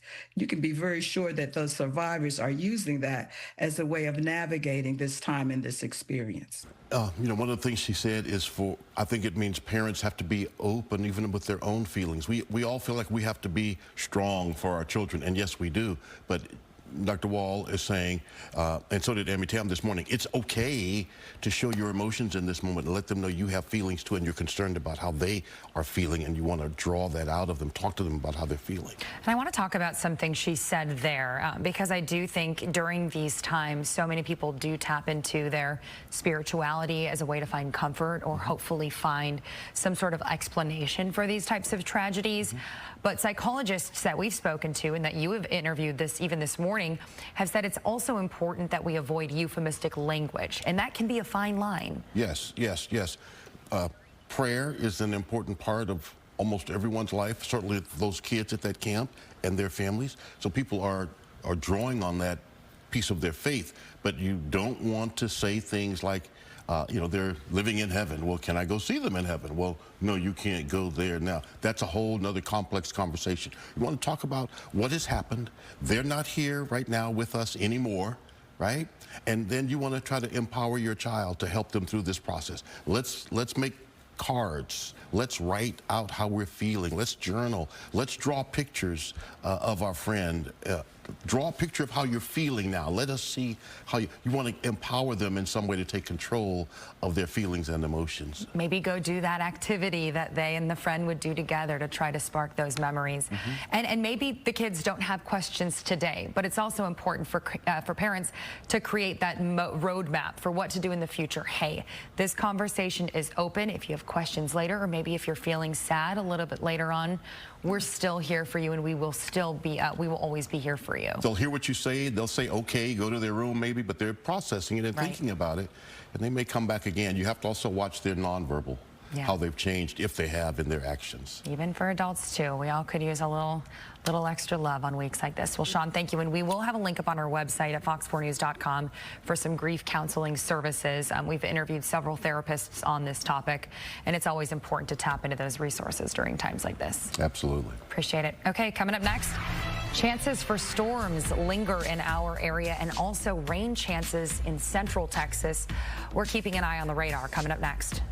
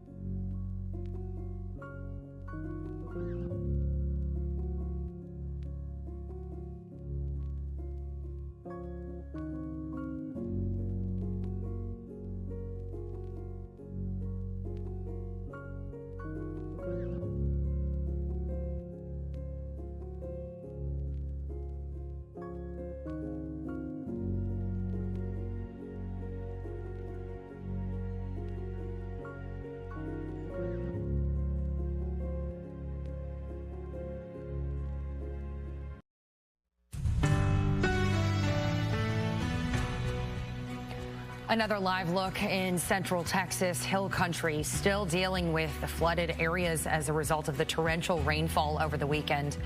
And unfortunately, Dylan, more rain chances headed that way and for our area as well. Yeah, unfortunately, I think through at least Wednesday, maybe Thursday, storm chances will be in the forecast across much of the state.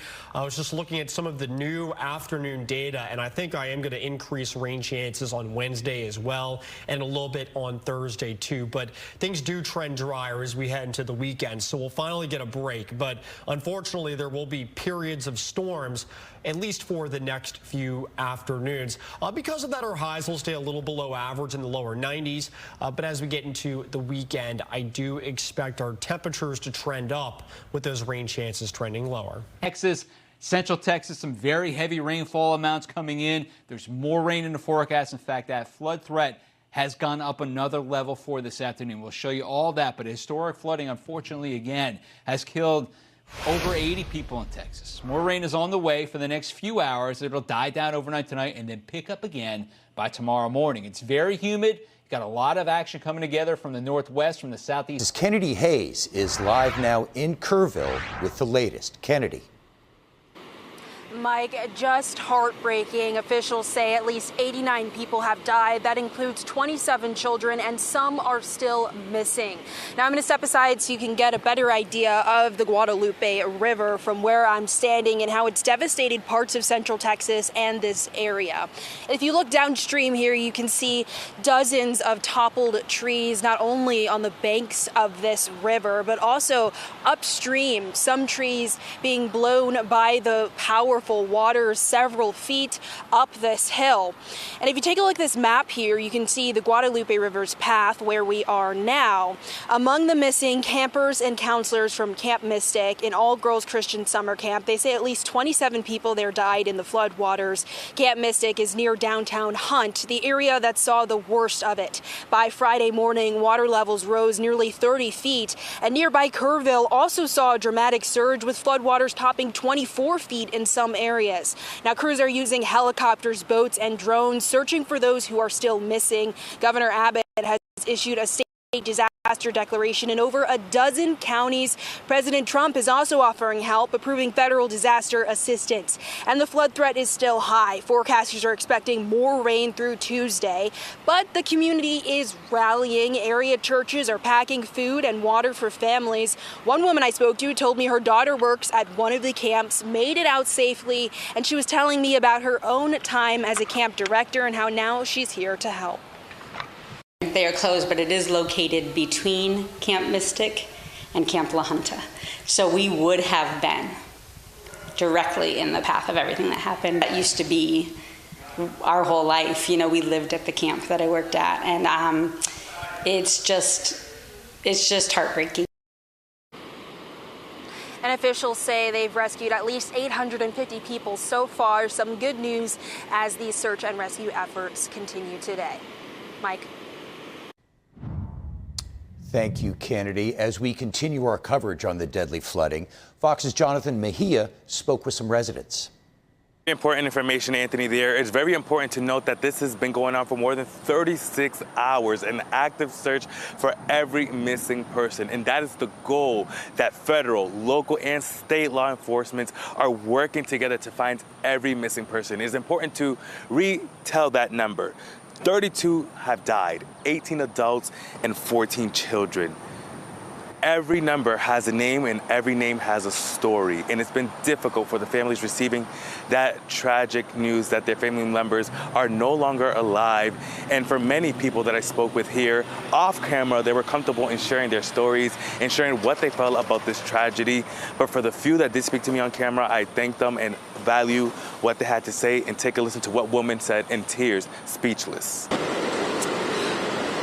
These are people that are friends of mine, some that have died, and I bless their families. I don't know what to tell you.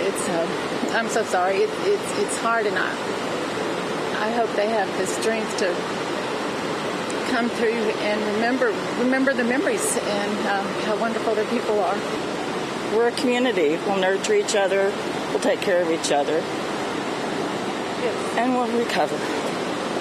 Again, those search continues, the effort continues. You can hear the helicopter right over me. They've been going all around this area. And right behind me, you're gonna see the devastation that was left of Guadalupe River. Jonathan Mejia, Fox 26 News. A GoFundMe has been set up for flood relief fundraisers to help those affected by the flooding. You can find a link to donate on our website, fox7austin.com. 11 other deaths have been reported in Travis, Burnett, Kendall, Tom Green, and Williamson counties. The death toll expected to rise as search teams continue working over the next few days. Texas DPS has pledged to keep searching until everybody is found from the flash floods. A number of roads connecting Travis and Burnett counties are still closed due to the flooding and road damage. There is even a search for a volunteer fire chief from Marble Falls from that area. Fox's Jillian Hartman with a closer look at that. Well, we are in Marble Falls outside of Austin, and this area was also impacted by the floodwaters, including this local park behind me. You can see this area is roped off. This is Hamilton Creek Park, and the creek here had overflowed, just causing significant damage here.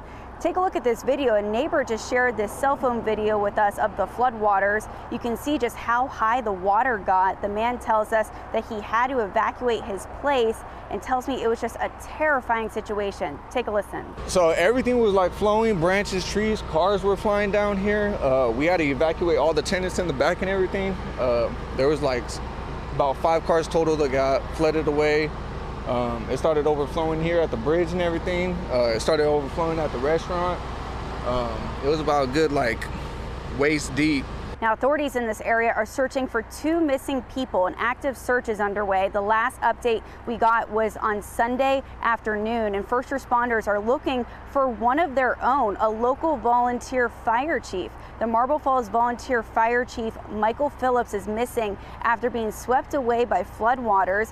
Phillips went missing when responding to a water rescue call along Cow Creek Saturday morning. Now, the other missing person is a 17-year-old girl, and I talked to the girl's mom on the phone. She tells me they were leaving for a family trip when they drove over a bridge that collapsed into Cow Creek.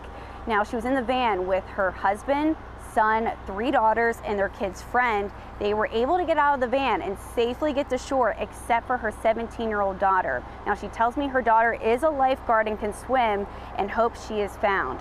Right now, there is an active search going on. There's some search and rescue efforts in 4 areas across Marble Falls. It's all hands on deck. We saw state and local agencies helping out in this search. They're working together to try to find the local volunteer fire chief and that 17-year-old girl. I know that the National Guard is also assisting in this search.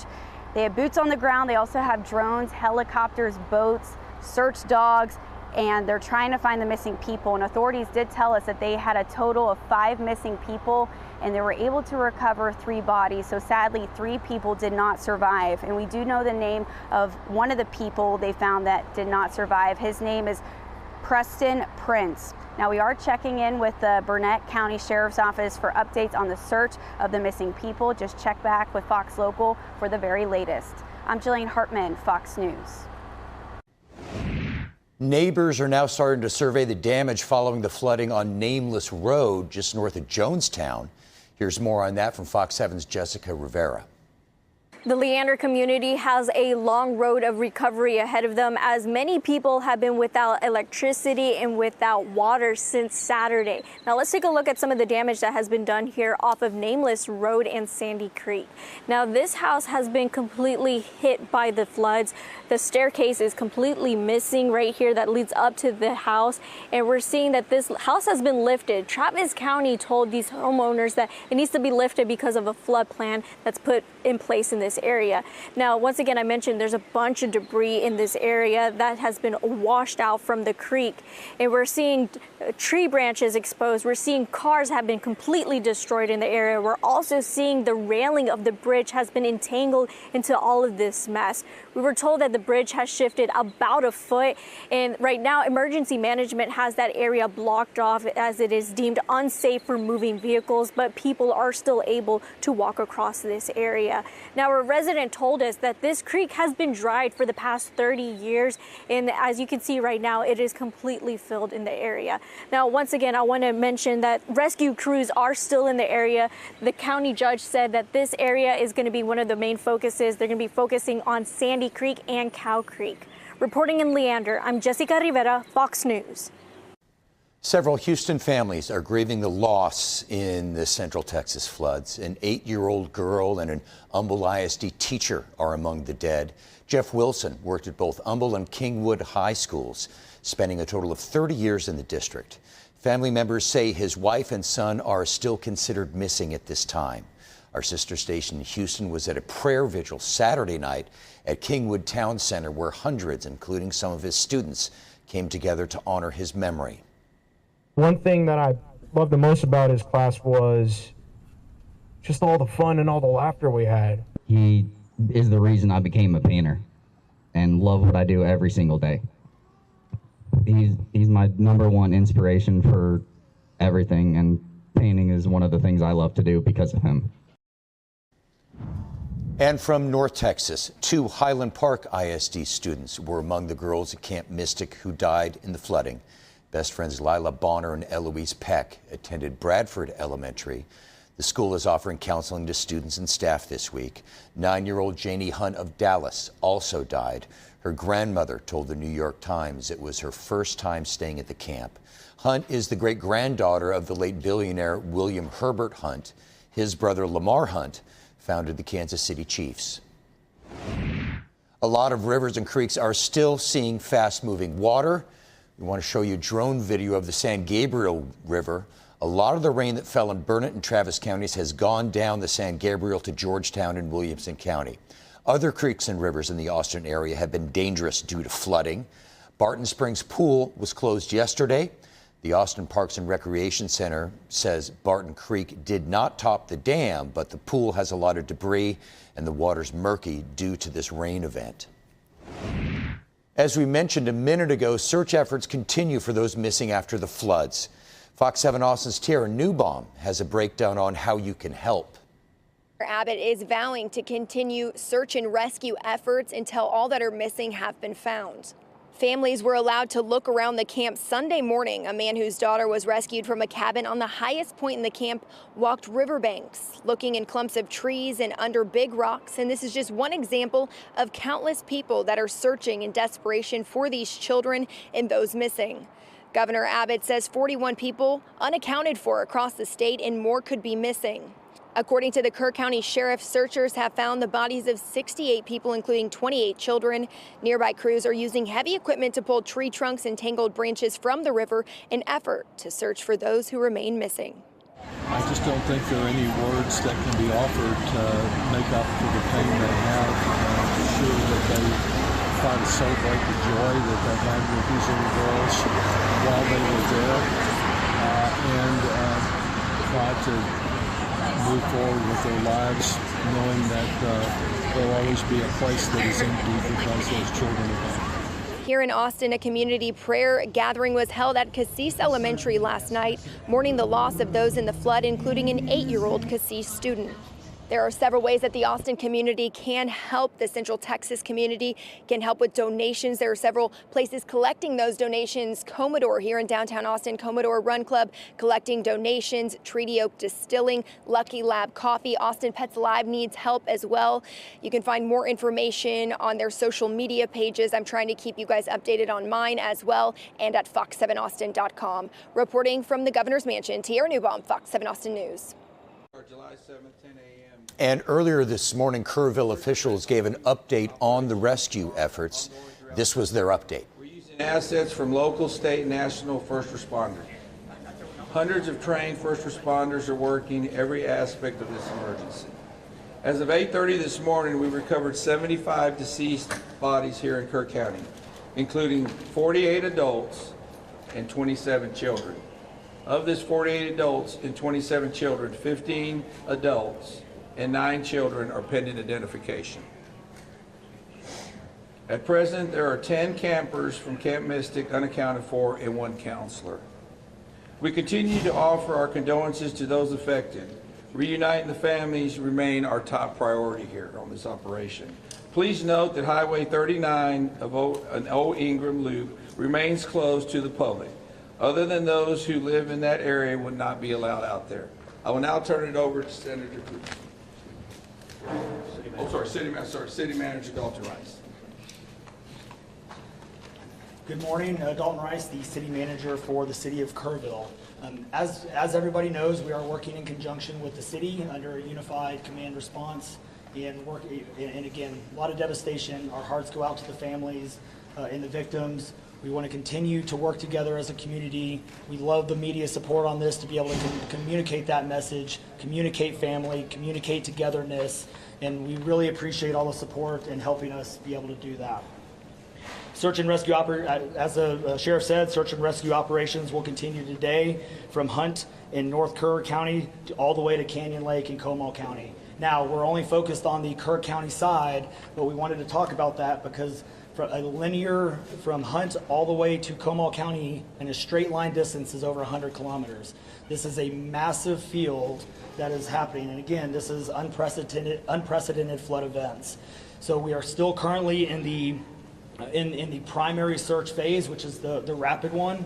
They are running it, we have different segments that are gridded out. Each one of those segments are taking anywhere between an hour to 3 hours, up to 2 kilometers for each segment.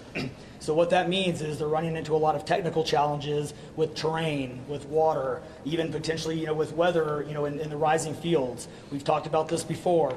Volunteers stay out of the way because if we start getting weather reports and all the other complications that are out there, we then have to pull off of those search and rescue missions to be able to communicate to those volunteers to get off, to make sure that they don't become victims themselves. Those operations involve 19 different local and state agencies, in addition to conducting primary and secondary searches. They will be conducting welfare checks on areas in North Kerr County impacted by power outages. And when we say search and rescue operations, that is boat, walking, on the ground, dogs, drones. Again, keep personal drones out of the air.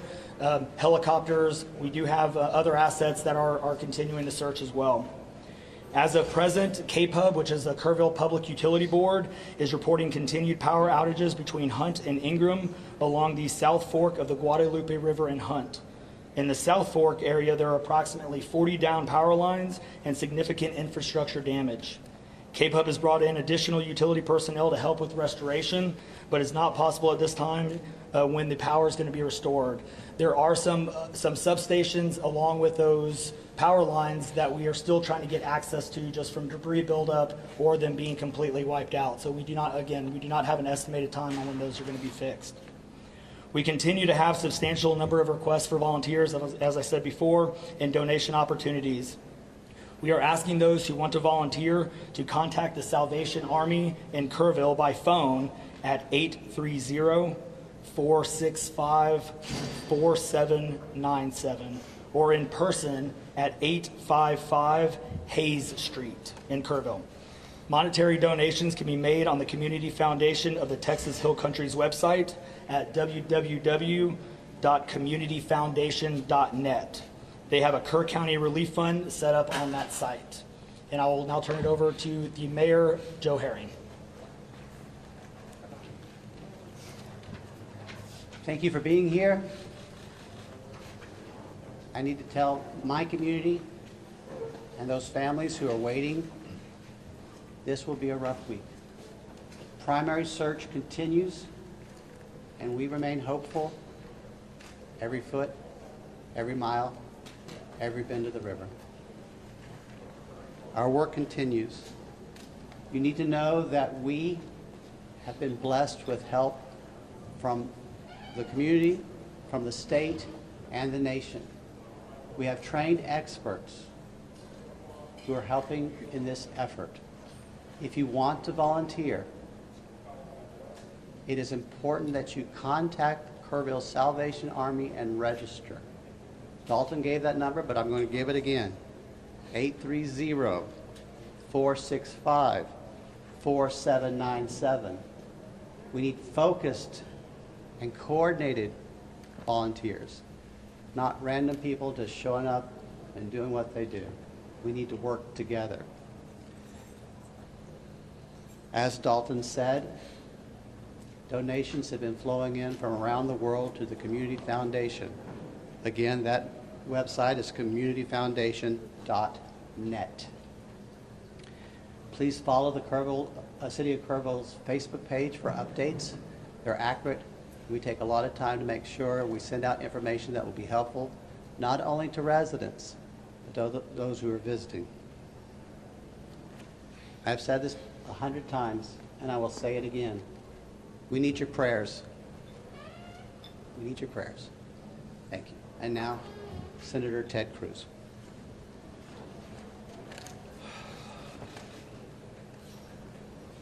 Texas is grieving right now. The pain, the shock of what has transpired these last few days has broken the heart of our state.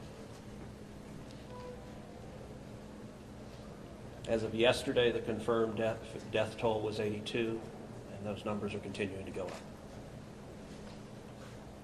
The children, the little girls who were lost at Camp Mystic, that's every parent's nightmare. Every mom and dad. Last week, we were picking up our daughter from camp here in Hunt. Our girls have gone to camp here for a decade. The Hill Country is an incredible part of Texas, part of the country. The natural beauty here is incredible. The camps that have raised generations of little girls and little boys and instilled character and love and faith are extraordinary institutions. And I'll tell you, the pain in our state, and it's every part of the state. You've got Texans from all over the state who were here celebrating the 4th of July.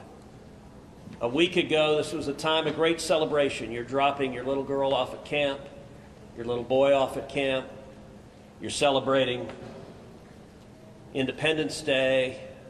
You know that your child is going to be swimming and canoes and horseback riding and doing archery and making lifetime friends.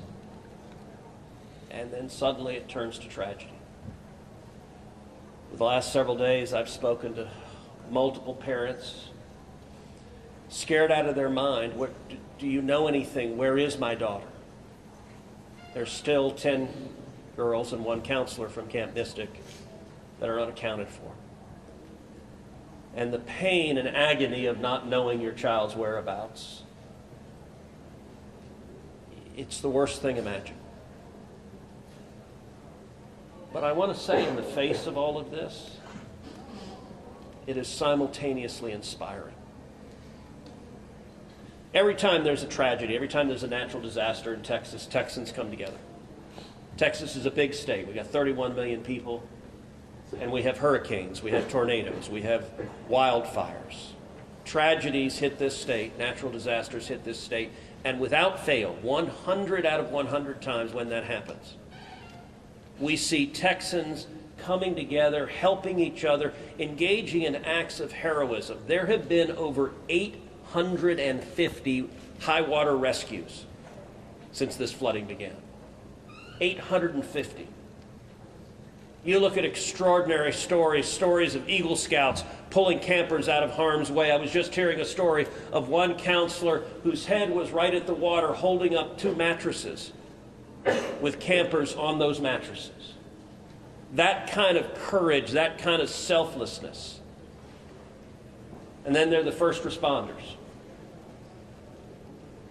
The local first responders, I want to thank every one of the first responders at the local level, at the city level, at the county level, at the state level, at the federal level.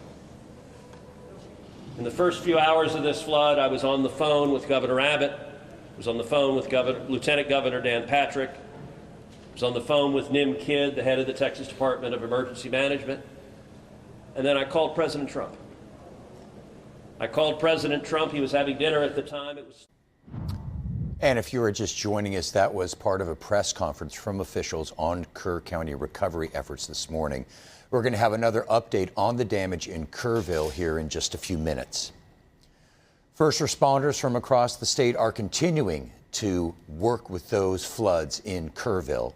That includes over a dozen from the Fort Worth Fire Department and 6 from Dallas Fire Rescue. 2 crew members from the Plano Fire Department are also on the scene, and more are on standby. Just working shoulder to shoulder alongside other departments, whether that's with medical or search and rescue or a fire response or whatever the situation may call from us. The Kerr County Sheriff says with all the extra help they're getting, they have enough people, but the searches are still going to take time.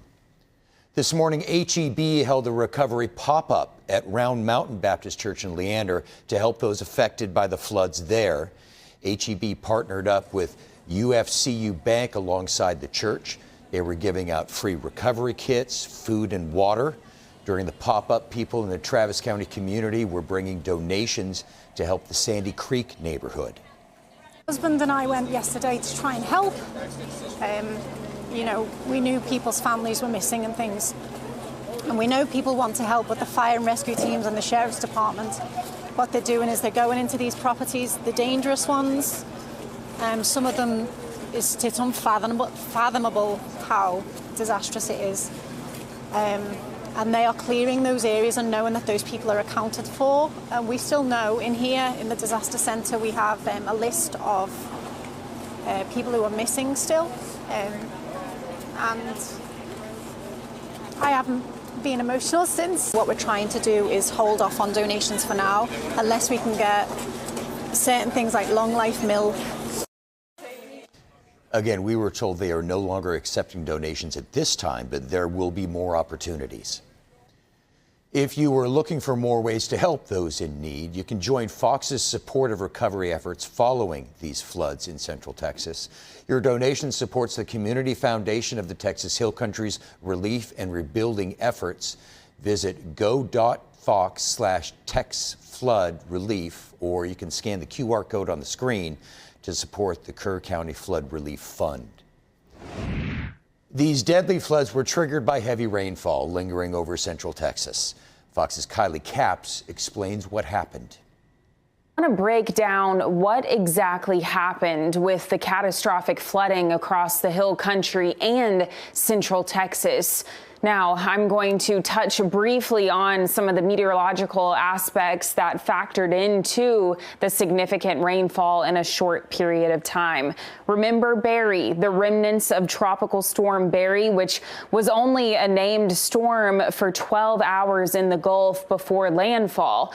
Remnants of Tropical Storm Barry ended up kind of filtering across parts of the Lone Star State. That gave us a significant amount of moisture in the atmosphere. Couple that with a significant amount of moisture that already existed before Barry made landfall and tracked through the Lone Star State once again. So that was kind of factor number one, a lot of moisture for the atmosphere to be able to work with. The second factor is what's called our low-level jet stream. It's about 5,000 feet or so above the surface. It's very typical across Texas, and based on a couple of upper-level features in the atmosphere, the orientation of that jet stream was oriented more towards the Hill Country by the end of last week. Now, a couple of more things. First, yes, Barry largely contributed to the amount of moisture in the atmosphere, but that wasn't the only disturbance that was overhead. There was yet another disturbance that was directly overhead across western and southwestern parts of Texas. Couple that with a trough that moved in from West Texas, and that created the evolution of a very slow-moving storm. So anytime we're talking significant moisture content and a nearby disturbance, plus the fact that there's not a lot of steering in the atmosphere to move that storm along, that creates that flood or flash flood potential. Now, drought levels across parts of the Hill Country over the last several months have remained at the highest level. Exceptional drought levels were in place across parts of Kerr County and towards the Guadalupe River, which once again, when those riverbeds are so dry, there isn't the ability for that dry ground to soak in some of that rainfall. So it creates kind of that funneling effect along the riverbeds, especially whenever you have a substantial amount of rain in a short period of time. That's what contributes to the amount of flash flooding that happened. Now I want to show you the evolution on our satellite and radar beginning from last week. This starts as far as the evolution of the upper level disturbance, that spin in the atmosphere, which we often refer to as a mesoscale convective vortex. This satellite and radar image starts from last Thursday morning. So you can see widely scattered showers and thunderstorms. We ended up seeing some of that spin form towards the hill country. You can see that kind of complex of storms south and east of San Angelo. This is late Thursday night. Again, the bulk of the activity still west of I-35, and there isn't a very organized spin in the atmosphere, but it is still evident. Basically, the remnants of showers and storms that were ongoing earlier in the day and over the last couple of days across western parts of the state, as well as areas to the south and west, created some of those outflows, allowed for more of a circulation to form in the atmosphere. And sure enough, that circulation became much more kind of tucked in as far as the orientation is concerned of the circulation. So it's a little bit tighter now. And this is early Friday morning when we started to see some of those early morning flash flood warnings issued. Now, as the day wears on Friday, you can see the bulk of those showers and storms really don't go anywhere. Once again, creating that catastrophe, that catastrophic flooding, with those heavier rain bands continuing mainly across the southern periphery of the circulation or that spin in the atmosphere. So let's continue throughout the day on Friday. Showers and storms continue, and that's largely whenever we saw a little bit of a break was late Friday into early Saturday across parts of the hill country. But beginning early Saturday morning, we started to see a smaller scale feature develop on satellite and radar west of I-35 and north and west of the Austin area. This smaller scale feature also had the makings of that circulation, that area of low pressure, creating once again substantial rainfall in a very short period of time. As the day wore on, notice that circulation really doesn't go anywhere. We started to see it wobble a little bit to the south and southwest by Saturday night, finally giving the central Texas area a little bit of a break there. And we will be back with more on the floods and recovery efforts in just a few minutes. Stay with us.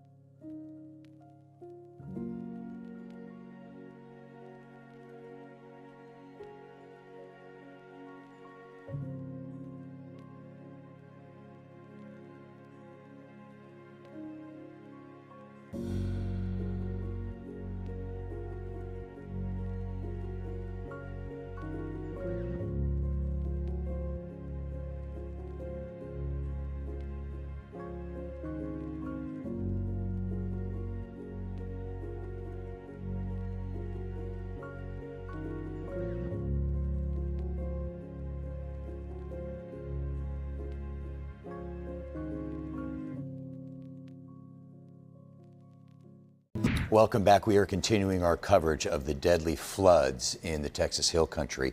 Fox's Kennedy Hayes is joining us live now again from Kerrville with more, where search crews are still working to find the missing. Kennedy, what's the latest? Mike, it is just heartbreaking. Officials say 89 people have died. That includes 27 children, and some are still missing. Now, I'm going to step aside so you can get a look at the Guadalupe River, a better idea of just how powerful it can be. Right now, water levels are down, but if you look at the trees along the bank of a river, that gives you an idea about just how strong these floodwaters were. You can see many of them are toppled over on the banks. But not only that, if you look upstream, up this hill here, you can see how far some of the trees travel. Now here's a look at the Guadalupe River's path and where we are now. Among the missing are campers and counselors from Camp Mystic, an all-girls Christian summer camp. They say at least 27 people there died in the floodwaters. Camp Mystic is near downtown Hunt, the area that saw the worst of it. By Friday morning, water levels rose nearly 30 feet, and nearby Kerrville also saw a dramatic surge with floodwaters topping 24 feet in some areas. Now, crews are using helicopters, boats, and drones searching for those who are still missing. Governor Abbott has issued a state disaster declaration in over a dozen counties. President Trump also offering help, approving federal disaster assistance. And the flood threat is still high. Forecasters are expecting more rain through Tuesday, but the community is rallying. Area churches are packing food and water for families. One woman I spoke with told me that her daughter works at one of the camps, made it out safely, and she was also telling me about her own time as a director and how now she is here to help. They are closed, but it is located between Camp Mystic and Camp La Junta. So we would have been directly in the path of everything that happened. That used to be our whole life. You know, we lived at the camp that I worked at, and it's just heartbreaking. The good news is officials say they've rescued at least 850 people so far, with more to come as these search and rescue efforts continue. Mike. Thank you, Kennedy. Two best friends from Highland Park are among those who were killed in the flood in Kerrville. A vigil for the two was held at Highland Park United Methodist Church on Saturday. North Texans are exchanging tearful hugs today as many families are going through a parent's worst nightmare, losing a child. At Bradfield Elementary, families gathered to mourn the girls at the Christian Camp Mystic who were killed by floodwater. The vigil spread across the metro. Highland Park United Methodist welcomed people in for prayers. The church confirmed several of the campers are members of the congregation and Highland Park community. There are heavy hearts at St. Rita Catholic School, where the school confirms two students, Blair and Brooke Harbor, are among the girls who died. As families wait for more information about their missing children, organizations in North Texas are heading to help comfort those displaced. So all of this stuff comes out, and we set up a field kitchen with this, plug in a smoker, and we're able to put 2,000 to 3,000 meals out a day. Chris Huggins and the volunteer team at Operation Barbecue Relief are loading up trucks filled with thousands of meals. The Wiley-based group provides meals to first responders and victims, and they're prepared to stay in Central Texas as long as they're needed. We already have a team on site, a local team on site that has put out 300 meals yesterday, and they're doing 1,000 meals today. They'll do another 1,000 tomorrow, and then on Monday we'll ramp up to 2,000. Huggins knows there's nothing he could do or say to make the tragic situation any easier, but he's hoping to bring Kerrville a little relief in the best way he can. You know, to give them a little bit of hope, to give them a little bit of comfort. We believe that barbecue can heal. We can't come out, we can't rebuild your house, but we're pitmasters, we're cooks. We can cook you a plate of barbecue and bring you a little bit of comfort, if not for 5 minutes, while you sit down and have that pulled pork sandwich or that barbecue plate. If you're looking for more ways to help those in need, you can join Fox's support of recovery efforts following these floods. Your donation supports the Community Foundation of the Texas Hill Country's relief and rebuilding efforts. Visit go.fox/TX flood relief or scan the QR code on your screen to support the Kerr County flood relief effort. Kerr County officials say several months' worth of rain fell in the area. By early Friday morning, the Guadalupe River had risen 30 feet in under an hour, leading to the flash flooding while families were asleep. Authorities say it's the worst flooding the region has seen in nearly 40 years. In Hunt, a small town known for its summer camps, the damage stretches for miles. One woman showed how her car flipped and landed several feet from her home. Some local camp alums say it feels like the end of an era. Kids wait all year to go to their safe place, which is camp. But no kids should lose a friend, and we've lost a couple. I've been scrolling through videos and pictures on my mom's phone and watching it over and over again. Her dancing when she's excited. Yeah. She was so nice, and I just miss her so much. As you were just listening, disasters like this are especially difficult to process for children. So a psychiatrist with Texas Children's is offering this advice. To inform them that right now they are safe, and there are so many children who are still missing, and that there are adults who are working to help them and working to try to get them back. And at the same time, the child who is with you, just listen to them, listening to their reactions and to their emotions. A woman in Kerrville had been camping in an RV with her husband since April when Friday's flooding hit. She lost her RV, but is sticking around in the area to help cleanup efforts. She described her experience making it to safety as raging floodwaters washed away their camper. It was just so fast. It was 26 feet in 45 minutes is what they're saying. When we were watching it, it was about a foot a minute. Started to hear screaming, I guess around 4:30, 4:35. We found our RV, the bottom of it yesterday, and it gave us a lot of closure, but really the focus now is to help people find their loved ones and to help clean up. I think a lot of people are confused as to why no one saw it coming, but no one saw it coming. Julia Hatfield now cleaning up at the Blue Oak RV park where she and her husband lost nearly everything, feeling fortunate to be alive. 5 people were reportedly swept away at that RV park. Flood watches and warnings were in effect for most of the Austin area this weekend. As of this morning, 5 people were reported dead in Travis County. Sheriff Sally Hernandez said 911 calls from early Saturday morning gave a timeline of when floodwaters started to surge. At 1 a.m., there were 49 flood-related calls. 2 hours later, that number had more than doubled. Travis County ESD has been searching for about a dozen people near Sandy Creek and Cow Creek. There's been at least 2 deaths in Williamson County, and there's still an active search for at least 1 person who disappeared following the flooding. One of the missing people was swept away when they got out of their vehicle, which stalled after they drove through rushing water. The person who died was found under a submerged vehicle that had also been swept away. And these are images from Leander showing the flooding that closed city parks and trails yesterday. Parks have been are closed until further notice because of safety. Some of the places still experiencing flooding include Lakewood Park, Divine Lake Park, and Horizon Lake Park. Saturated ground and high water has made trees unstable. There is a risk of falling limbs or falling trees.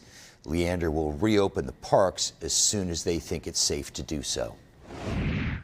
And here's a look at more flooding in Central Texas. Jessica Arena captured this moment in Georgetown from Saturday.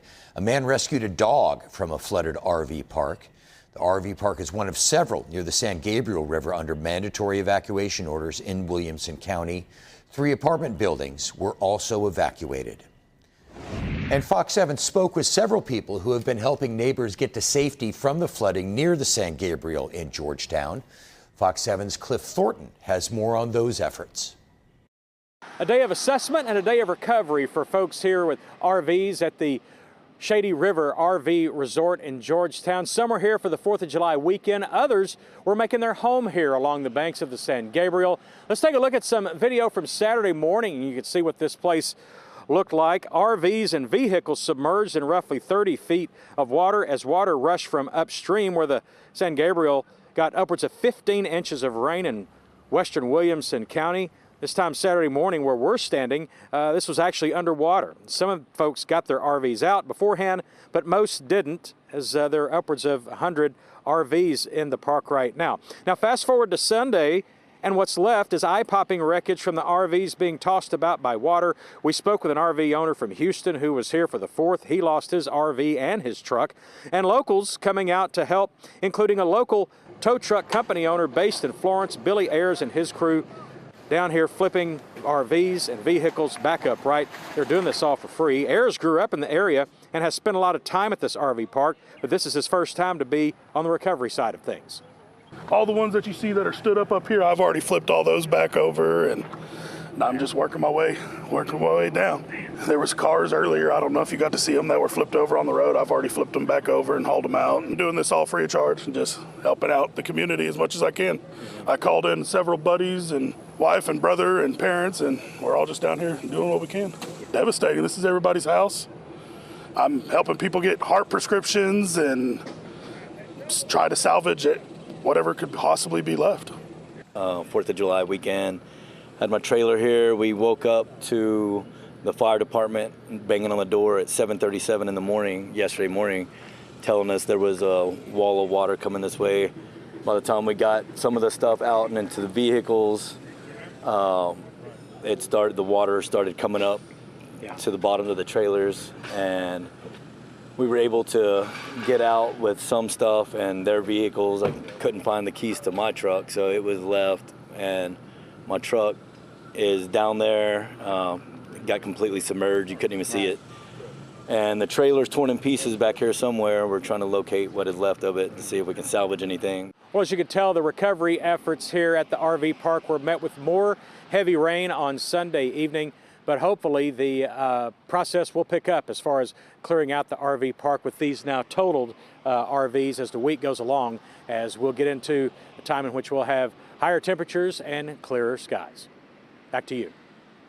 That was Cliff Thornton reporting. We're going to be back with more on the floods and recovery efforts in just a couple minutes. Stay with us.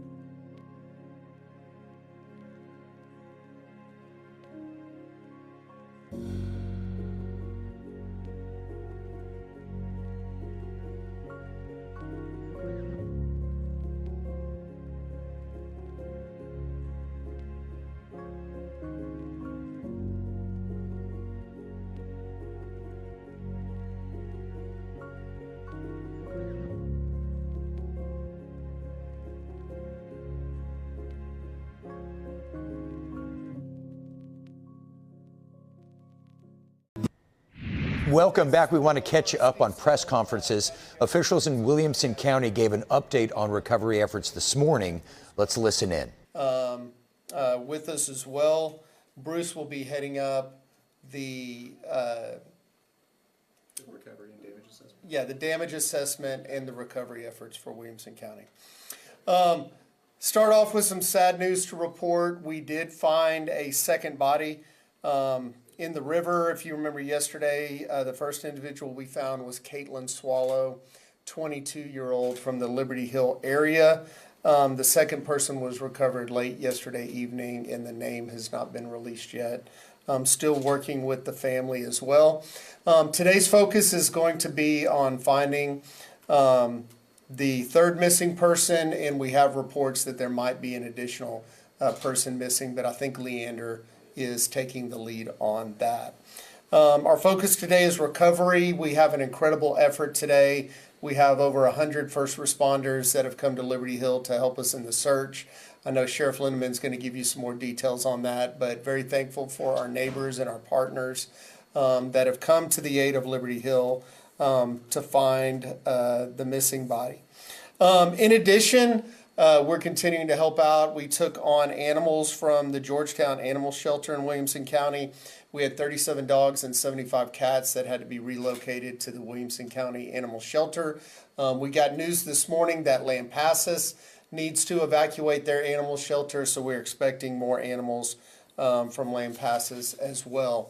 Also very, very thankful for the efforts of Road and Bridge. We still have many, many roads that are closed, but we were able to get County Road 279 open. It had two spots, both a bridge and a low water spot that had washed out, and we were able to open up that major thoroughfare that connects Liberty Hill to Leander. So we will continue to check roads today. We will continue to work repairs. Those crews have been working nonstop for the last 3 days, and they're going to continue to work today. One of the main questions I get asked on how can we help, where can our donations go? We do have Central Texas Community Foundation. That's ctxcf.org. Yesterday we had a shelter set up at Cross Tracks Church in Liberty Hill, also one chapel in Liberty Hill. But right now I think the mode is to pause on the donations while we assess what the damages are, what the needs are, and how we can best target those donations. Again, if you need to report any damage, please contact the Texas Division of Emergency Management at tdem.texas.gov. tdem.texas.gov. We have a massive damage assessment recovery effort going on today. I think we have a dozen people from various parts of the state, including Houston. I'll let Bruce talk about that momentarily, but at this time I'll turn it over to Sheriff Lindeman to update us on the recovery efforts. Good morning, everyone. Matt Lindeman, your Williamson County Sheriff. Yesterday we had numerous parts of the Sheriff's Office out working on the recovery. Our dive team, swiftwater rescue team, criminal investigations, our K-9 unit. We had drone teams from the Sheriff's Office as well as Cedar Park Police Department and Parks and Wildlife working that area. At one point our swiftwater rescue crew had to just abandon their boat because there's so much debris in the water you can't navigate it in a watercraft, and so they were literally crawling in and over debris searching for our one male flood victim that is still missing. At about 3:25 we pulled all those assets out because there was another threat of heavy rain and flash flooding, but State Starflight came to our aid and spent some time searching up and down the river yesterday, and we'd like to thank Travis County for sending that very valuable asset. Around 5 o'clock yesterday, search crews from the Liberty Hill Fire Department did find our second female missing flood victim. She was recovered. Our Victims of Services from the Sheriff's Office has been working with the families of those missing people to keep them informed and provide resources to them. We shut down operations last night about dark. I received a call yesterday from DPS Director Freeman Martin offering up resources from the Department of Public Safety, which we will probably take advantage of if this search operation goes on for an extended time. We're gonna utilize every resource possible to try to find that person and get his body reunited with his family. Today there's a command post set up in Liberty Hill. We have personnel from the Sheriff's Office, Liberty Hill, Milam County Sheriff's Office, Taylor, Gerald, Hutto, Sam Bass, Georgetown, and Round Rock. As the judge mentioned, we have about 100 people dedicated to the search effort up and down the San Gabriel River, and we will continue those operations until they're complete. Thank you. Do you want to talk about disaster assessment? Sure. Good morning, everyone. Bruce Clements, the Office of Emergency Management. And today, as we transition over to the recovery part of this whole disaster, we have been really privileged to have the opportunity to work with the Texas Division of Emergency Management, who's been rounding up folks that are going to assist us. So there are about 24 people who are here in the building now that are getting some initial training. There are firefighters from Houston and from Galveston, and we're going to dispatch them to the field. And this is the day when we're going to be able to characterize where the damage is. We're going to look for damaged homes, damaged infrastructure, roads, bridges, things like that. So as we characterize this, we add all that up, and then that helps us with our justification for a disaster declaration with FEMA, which we're hoping is in the works now.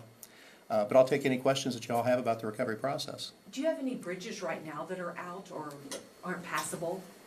I believe all the bridges have been cleared and are passable. We've had some that there were concerns about, but I believe they are currently, we have some road damage, but we don't have any bridges that are out. And what will it take to get the president to expand that disaster declaration from just Kerr County to maybe include Williamson County? Would you like to address this, sir? I can speak to that. Thank you for that question. So spoke with Congressman Carter this morning, and he's going to take the lead on working with the government to get Williamson County added to the federal emergency disaster. And is that dependent upon how much damage you find or the extent of the damage?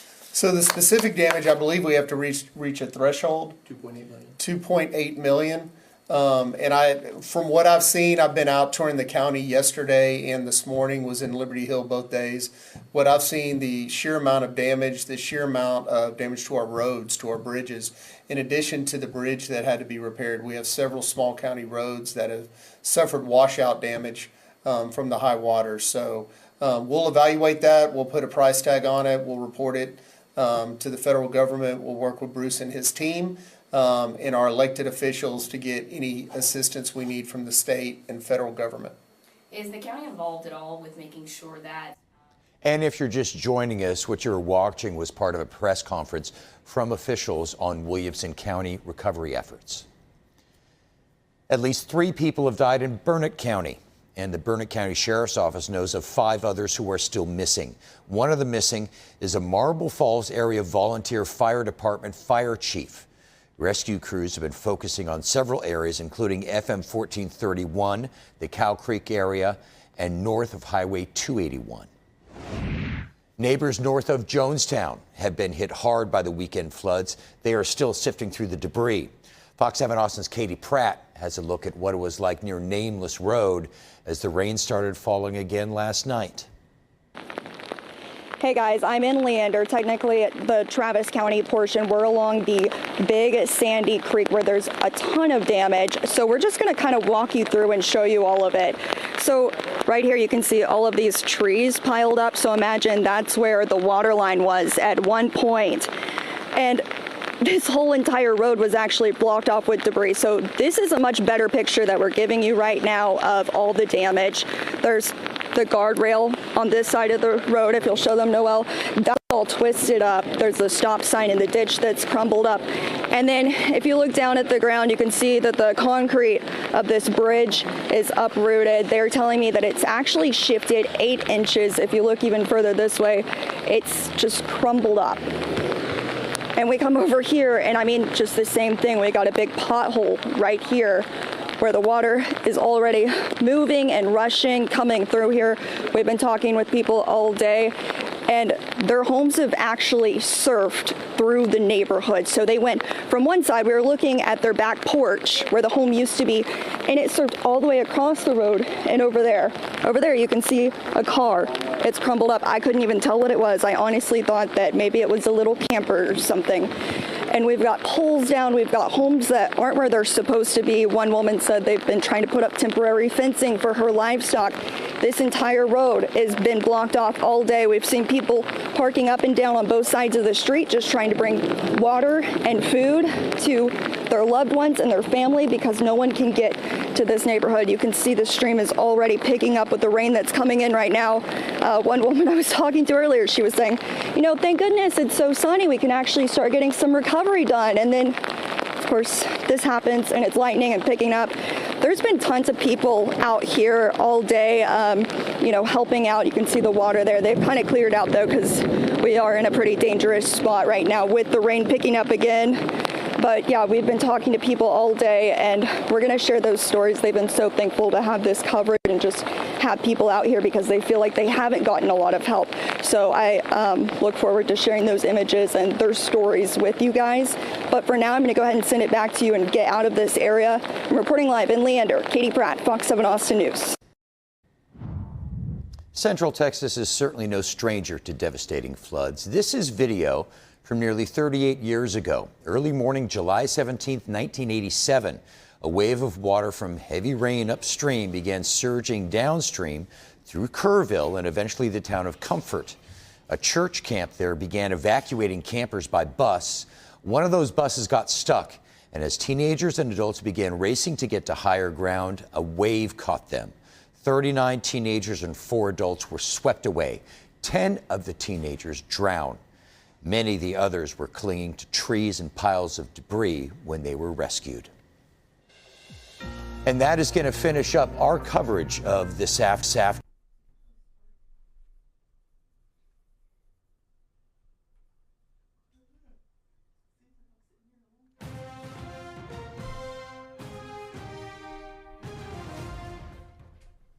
Thank you so much for joining us for this continuing coverage of the catastrophic July 4th weekend flooding that happened over at the Texas Hill Country. Unfortunately, we do have some numbers where 82 deaths have been confirmed. We do know 48 of those are adults and 27 are children. And still at this hour, there are dozens of people that remain missing.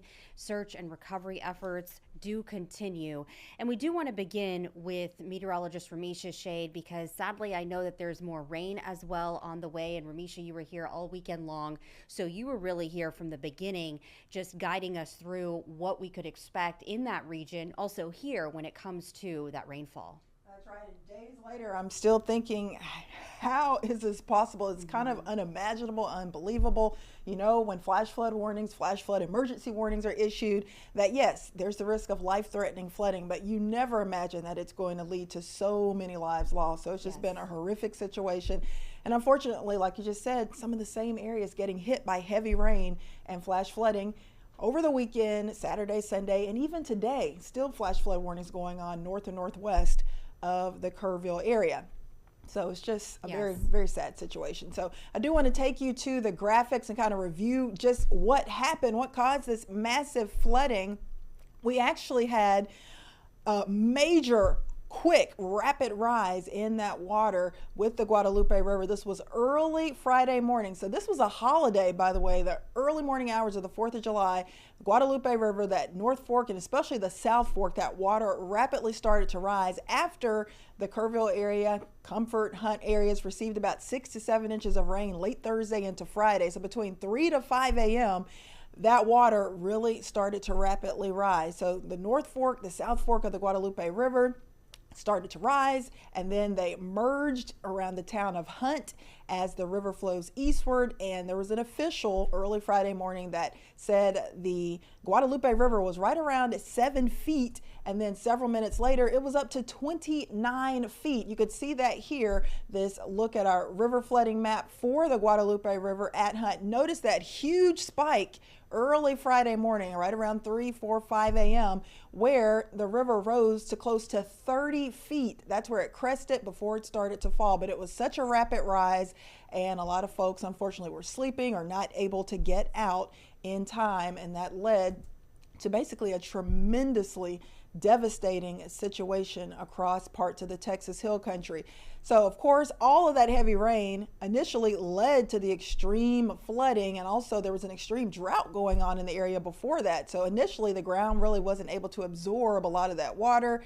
That led to some quicker flash flooding. Then over the weekend, with the ground saturated and more rain coming down, of course, additional flash flooding. So you can see the rain totals here over the last 5 days or so, anywhere from 8 to about 18 inches of rain. Notice near Kerrville, over a foot of rain, right around 14 inches of rain showing up on our map.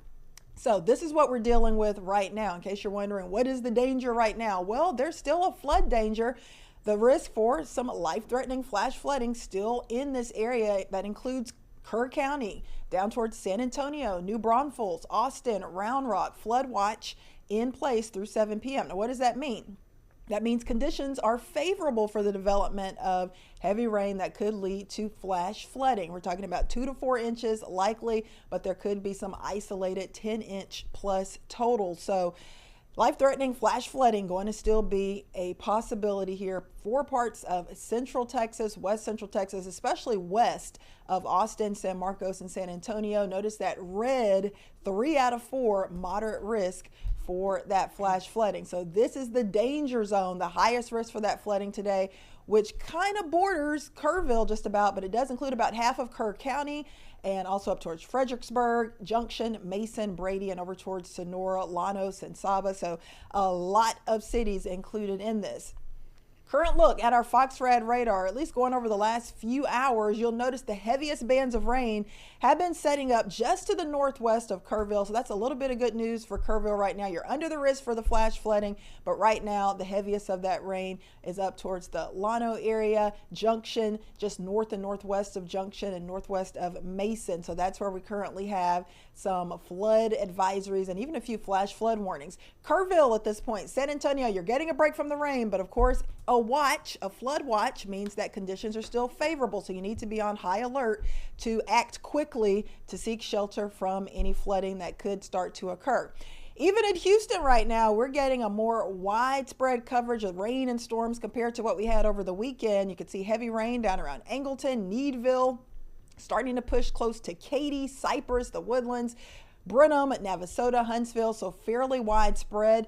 Our flood risk is not going to be extremely high. Of course, if you get under one of those slower moving storms, you could get a quick 1 to 2 inches, but I don't think we're going to get 10 inches. But still, if you encounter any flooded roads, find a different way to go. So our futurecast shows as we go through the evening rush for the Texas Hill Country and for Houston, a decent chance for some downpours. Highest flood risk, though, will remain across central Texas and west of the Houston area. That starts to wind down after sunset tonight, and we are expecting more showers and storms to kind of bubble up across the Houston area tomorrow afternoon, and likely a lower coverage of storms for central Texas. So right now in Houston, looking pretty good. We're feeling the heat and humidity, 88 degrees, feels like temp 95 right now. We do have a good scattering of those downpours, but no alerts right now, no flood warnings anywhere, and we don't have any flood watches, so that is some good news. So outside of the rain, you're likely going to soar to the 90s. When you get one of those downpours, you will at least temporarily get a bit of a cool down.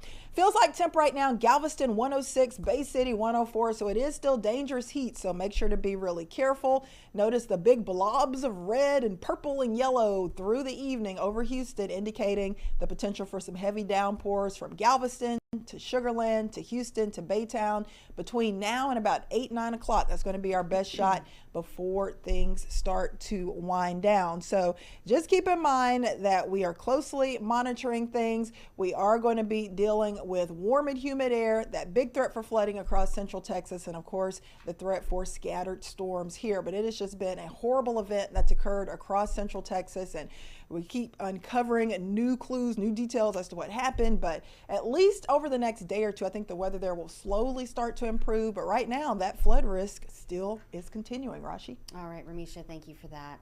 Now, we do want to talk about the death toll. We know that it would rise, but really every time we get an update, it is so heartbreaking. And we have Fox 26's Jonathan Mejia that's been in Kerrville, and he brings us an update from there. We're back in Kerrville, where we just heard from officials on what their search and recovery efforts are looking like. We have a confirmed number of deaths here in Kerr County. The confirmed number is 75 dead. That includes 40 adults and 27 children. Of those, 15 adults and 9 children are still pending to be identified. Over at Camp Mystic, there are 10 campers and 1 counselor still unaccounted for. And when it comes to the search and recovery efforts, we learned about their phase. They are in their primary phase, and what that is they're working in segments. Each segment can take between 1 hour to 3 hours and up to 2 kilometers each segment. That just speaks how large the county is.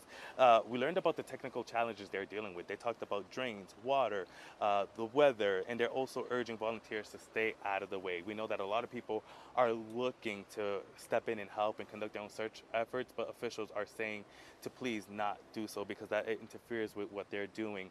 So they are pushing volunteers to call the Salvation Army of Kerrville to find out how they can help. That number is 830-465-4797. Now, we also heard from the mayor of the city of Kerrville, and he says this will be a rough week for the city. He remains hopeful. He says the work will continue. He says he's blessed with the help that the community is receiving, but he wants it to be a coordinated volunteer work. So again, they're reiterating and telling people to please stay out of the way and get with the Salvation Army. That way they can be coordinated on how best to help the situation here. We also heard from Senator Ted Cruz. He talked about how the whole state is grieving. The state is broken, right? Because this is unprecedented times that we're seeing here with the amount of lives lost, and we can only expect the death toll to continue to increase, not just in Kerr County, but Central Texas overall. They're in the process of coming together and recovering. He says that's going to take a little more while, but they have all hands on deck and are doing everything they can to find every missing person. Reporting in Kerrville, Jonathan Mejia, Fox 26 News. All right, and we have you covered here at Fox 26, reporters all over the area, and reporter Jillian Hartman is actually live near Marble Falls, which is right outside of Austin.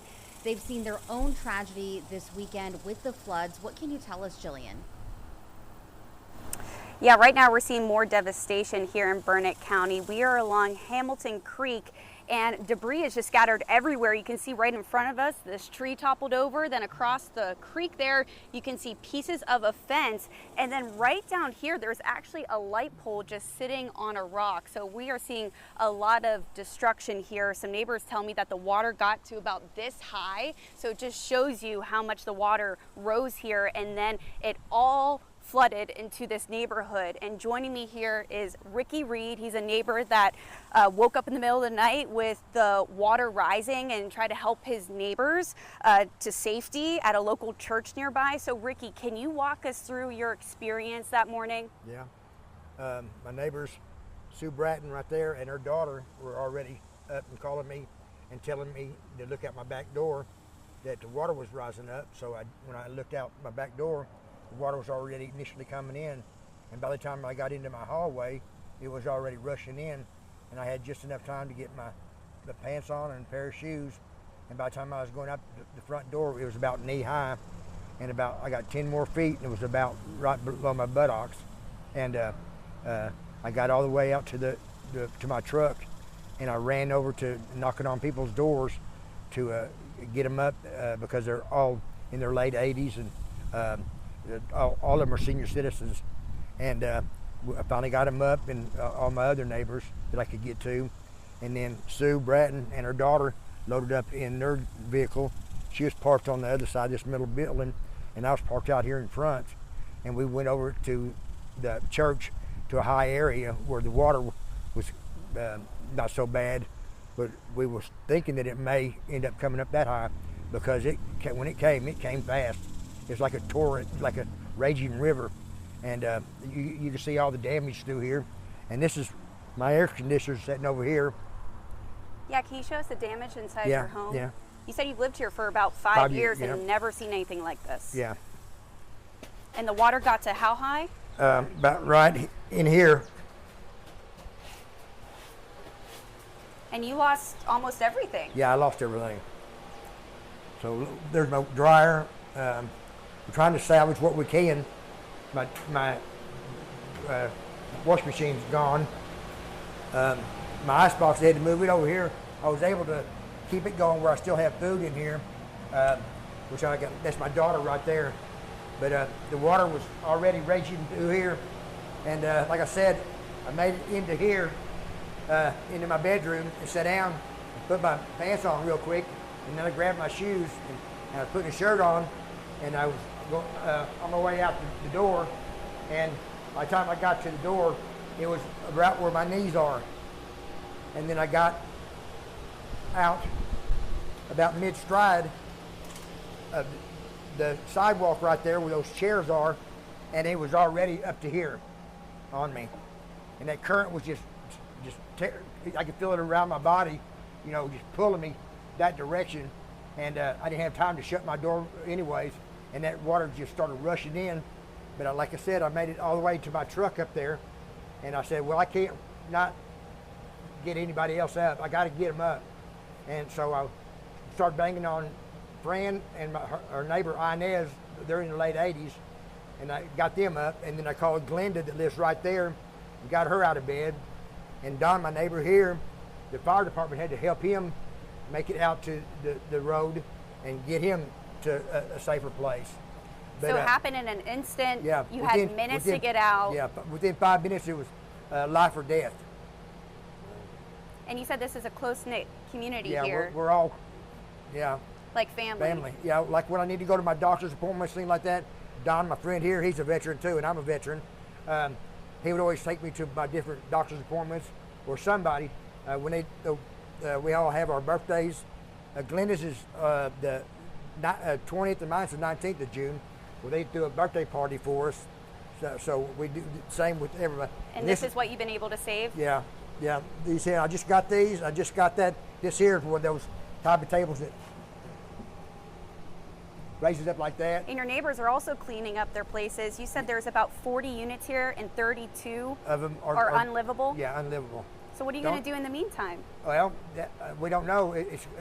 We've got to wait to hear from HUD and FEMA and the insurance company that they have over this. I've rented a motel for a week, and I've got to go into my savings to do that.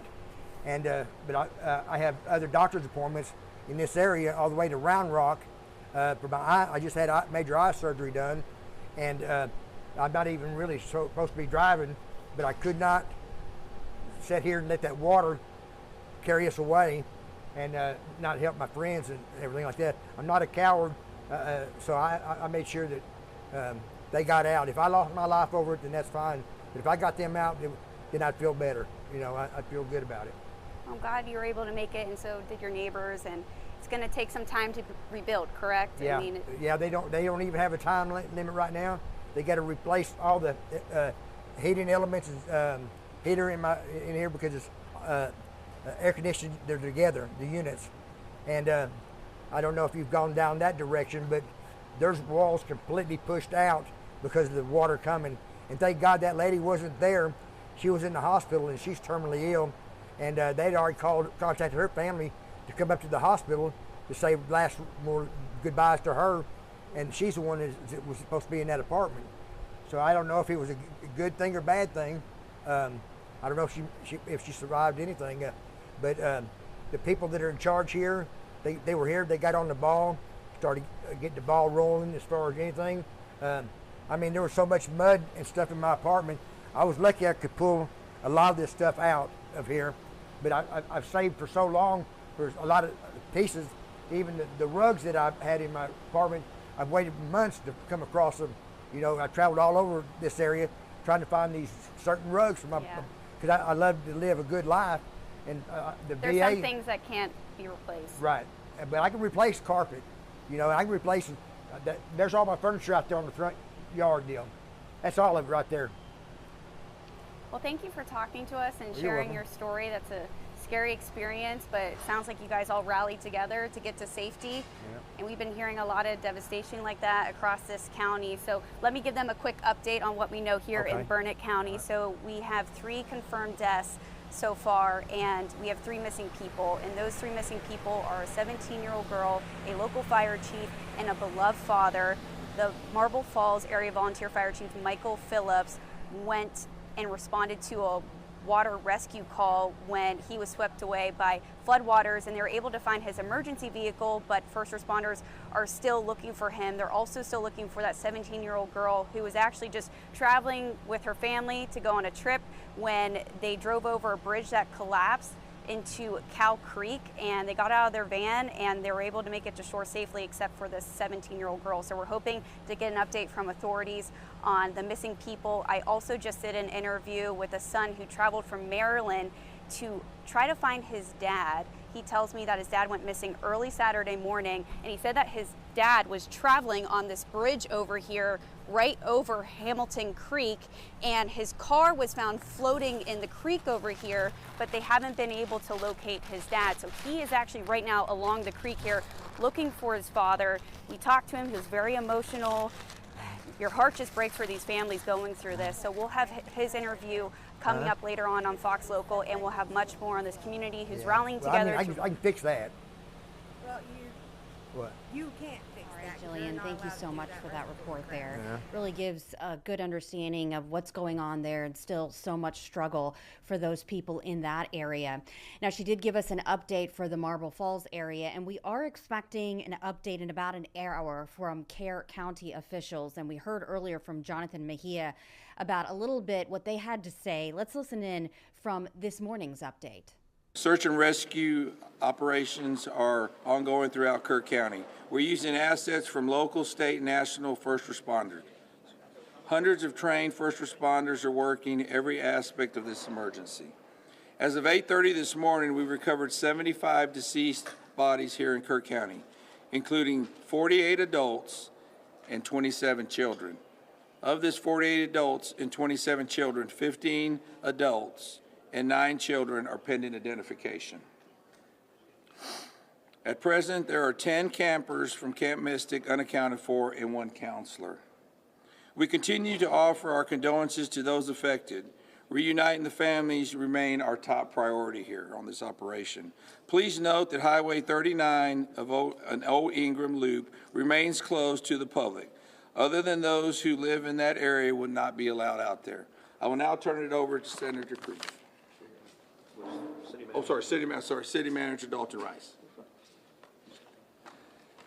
Good morning, Dalton Rice, the City Manager for the City of Kerrville. As everybody knows, we are working in conjunction with the city under a unified command response and again, a lot of devastation. Our hearts go out to the families and the victims. We want to continue to work together as a community. We love the media support on this to be able to communicate that message, communicate family, communicate togetherness, and we really appreciate all the support and helping us be able to do that. Search and rescue, as the sheriff said, search and rescue operations will continue today from Hunt in North Kerr County all the way to Canyon Lake in Comal County. Now, we're only focused on the Kerr County side, but we wanted to talk about that because a linear from Hunt all the way to Comal County in a straight line distance is over 100 kilometers. This is a massive field that is happening. And again, this is unprecedented flood events. So we are still currently in the primary search phase, which is the rapid one. They are running it, we have different segments that are gridded out. Each one of those segments are taking anywhere between an hour to 3 hours, up to 2 kilometers for each segment. So what that means is they're running into a lot of technical challenges with terrain, with water, even potentially, with weather, in the rising fields. We've talked about this before. Volunteers stay out of the way because if we start getting weather reports and all the other complications that are out there, we then have to pull off of those search and rescue missions to be able to communicate to those volunteers to get off, to make sure that they don't become victims themselves. Those operations involve 19 different local and state agencies, in addition to conducting primary and secondary searches. They will be conducting welfare checks on areas in North Kerr County impacted by power outages.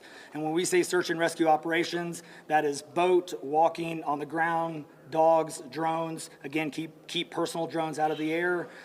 Helicopters. We do have other assets that are continuing the search as well. As of present, KPUB, which is the Kerrville Public Utility Board, is reporting continued power outages between Hunt and Ingram along the South Fork of the Guadalupe River in Hunt. In the South Fork area, there are approximately 40 down power lines and significant infrastructure damage. Cape Hub has brought in additional utility personnel to help with restoration, but it's not possible at this time when the power is going to be restored. There are some substations along with those power lines that we are still trying to get access to just from debris buildup or them being completely wiped out. So we do not have an estimated time on when those are going to be fixed. We continue to have substantial number of requests for volunteers, as I said before, and donation opportunities. We are asking those who want to volunteer to contact the Salvation Army in Kerrville by phone at 830-465-4797 or in person at 855 Hayes Street in Kerrville. Monetary donations can be made on the Community Foundation of the Texas Hill Country's website at www.communityfoundation.net. They have a Kerr County Relief Fund set up on that site. And I will now turn it over to the Mayor, Joe Herring. Thank you for being here. I need to tell my community and those families who are waiting, this will be a rough week. Primary search continues, and we remain hopeful every foot, every mile, every bend of the river. Our work continues. You need to know that we have been blessed with help from the community, from the state, and the nation. We have trained experts who are helping in this effort. If you want to volunteer, it is important that you contact Kerrville Salvation Army and register. Dalton gave that number, but I'm going to give it again. 830-465-4797. We need focused and coordinated volunteers, not random people just showing up and doing what they do. We need to work together. As Dalton said, donations have been flowing in from around the world to the Community Foundation. Again, that website is communityfoundation.net. Please follow the City of Kerrville's Facebook page for updates. They're accurate. We take a lot of time to make sure we send out information that will be helpful, not only to residents, but to those who are visiting. I've said this 100 times, and I will say it again. We need your prayers. We need your prayers. All right, we just heard from the mayor there. Now I want to continue our coverage of that catastrophic flooding with Fox's Kennedy Hayes, who is joining us live now in Kerrville. Kennedy. Hi, Rashi. Well, this is just heartbreaking. State officials say at least 89 people have died. That includes 27 children, and some are still missing. Now, I want to give you an idea about how powerful the Guadalupe River is. I'm going to step aside so you can see this area behind me. Obviously, river levels have receded, but from what's left behind, you can see how powerful these floodwaters were. The trees are uprooted, many of them along the riverbank, but even upshore here, up the hill, you can see just how far some of these trees traveled. Now, here's a look at the Guadalupe River's path and where we are now. Among the missing, campers and counselors from Camp Mystic and All Girls Christian Summer Camp. They say at least 27 people there died in the floodwaters. Camp Mystic is near downtown Hunt, the area that saw the worst of it. By Friday morning, water levels rose nearly 30 feet there. And nearby Kerrville also saw a dramatic surge, with floodwaters topping 24 feet in some areas. Now, crews are using helicopters, boats, and drones searching for those who are still missing. Governor Abbott has issued a state disaster declaration in over a dozen counties. President Trump is also offering help, approving federal disaster assistance, and the flood threat is still high. Forecasters are expecting more rain through Tuesday.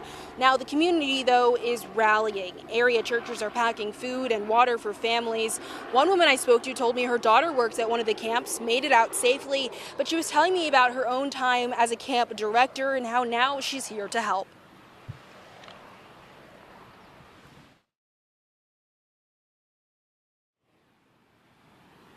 And the good news is officials say they've rescued at least 850 people so far. Of course, we know more search and rescue efforts are underway. A helicopter just passed by in the distance, so hopefully more good news to come.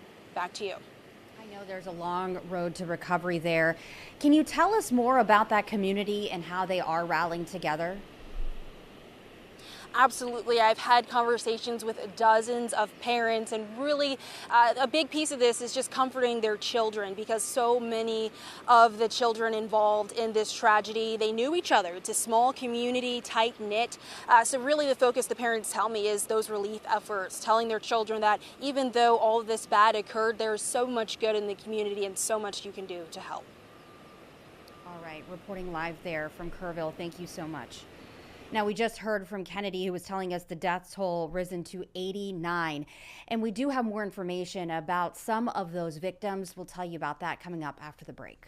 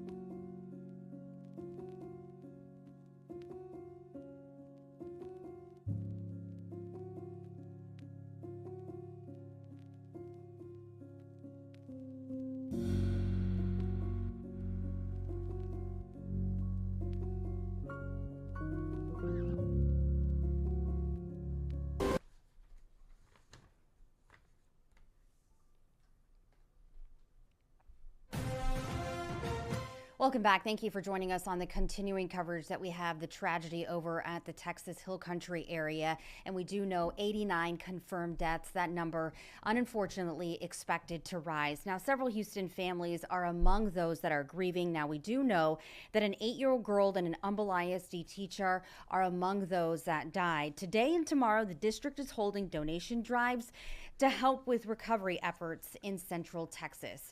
We also know Jeff Wilson worked at both Humble and Kingwood Park High Schools, spending a total of 30 years with the district. Family members tell us his wife and son are still considered missing at this time.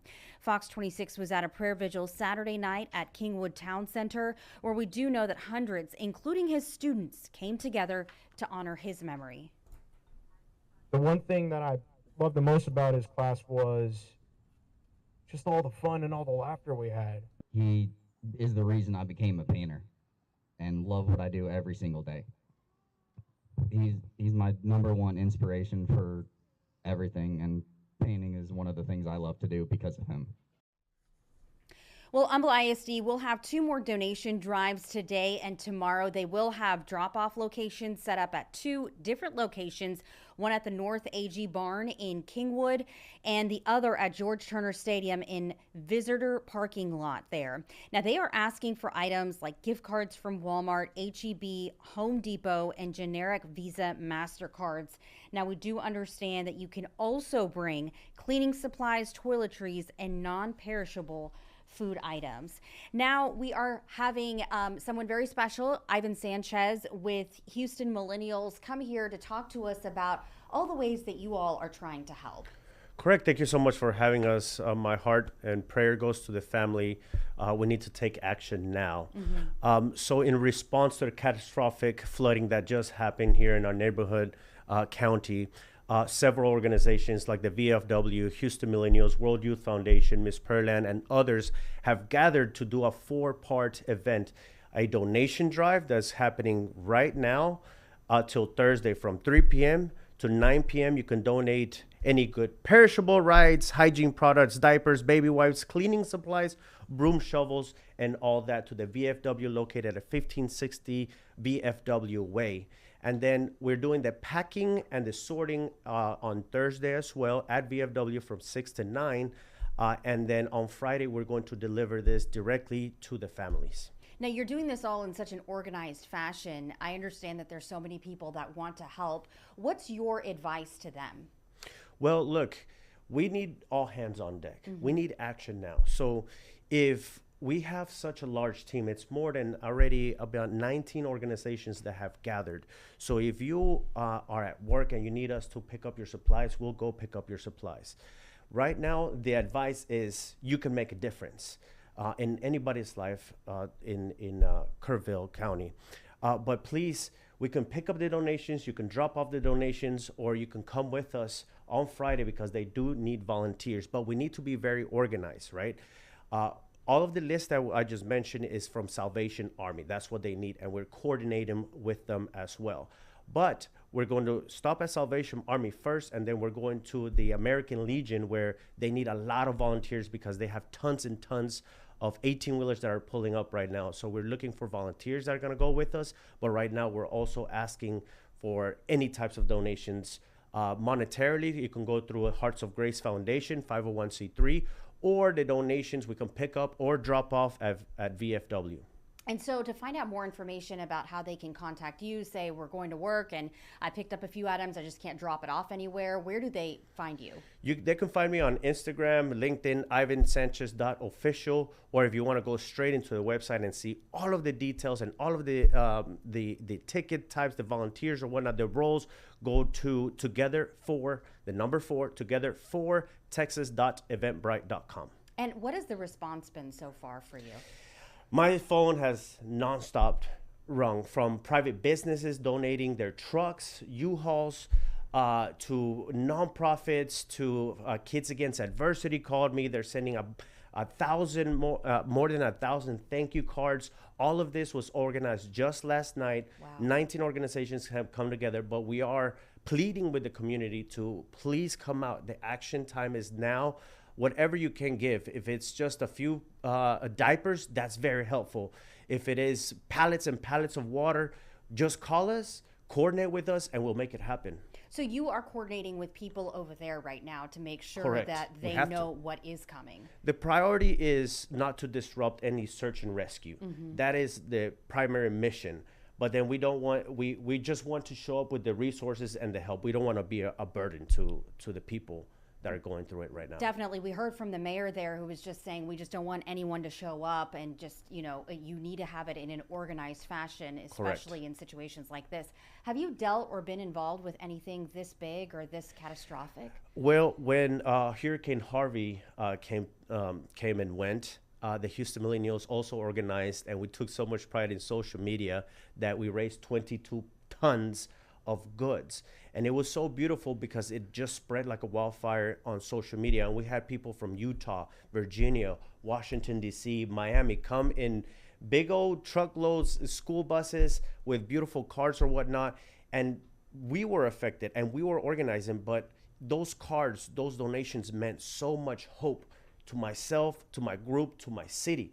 And so duplicating that and now giving back to a neighboring location is going to be so fulfilling. So please give your time. If not your time, donate through a 501c3. If you can't do that, please just send a prayer and wish us well, because this is going to be very emotional. And I think it's so important, because when people hear this news, it's so sad, and you just want to do something, whatever you can do. And just like you said, if it's donation, if it's your time, if it's a prayer, it's something, and all of it does help. Why do you do what you do?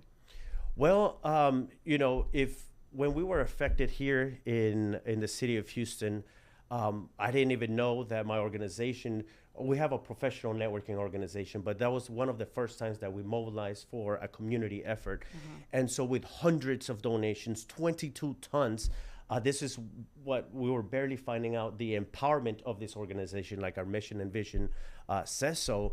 But now other people are needing. Mm-hmm. And since I'm trying to build a family as well, and seeing imagine the tremendous loss these parents are going through for the camp of 82 people. I'm not sure, 89 people have passed away. Imagine the grief right now. Right. So it's just something out of our hearts. All these organizations, Hearts of Grace, Finally by Faith, World Youth Foundation, are all coming together, putting all of their resources. We don't want anything in return. We just want people to know that this is happening and there's ways to give back. All right. Well, Ivan, I appreciate your time. I know you're very busy, so this is definitely going to help. Thank you so very much. All right. Well, Fox has also set up a donation site to send money, which will go directly to the Kerr County Flood Relief Fund. All you need to do on your screen there, you can scan that QR code or follow the link to donate. All right. And we will be right back. All right. Thank you so much.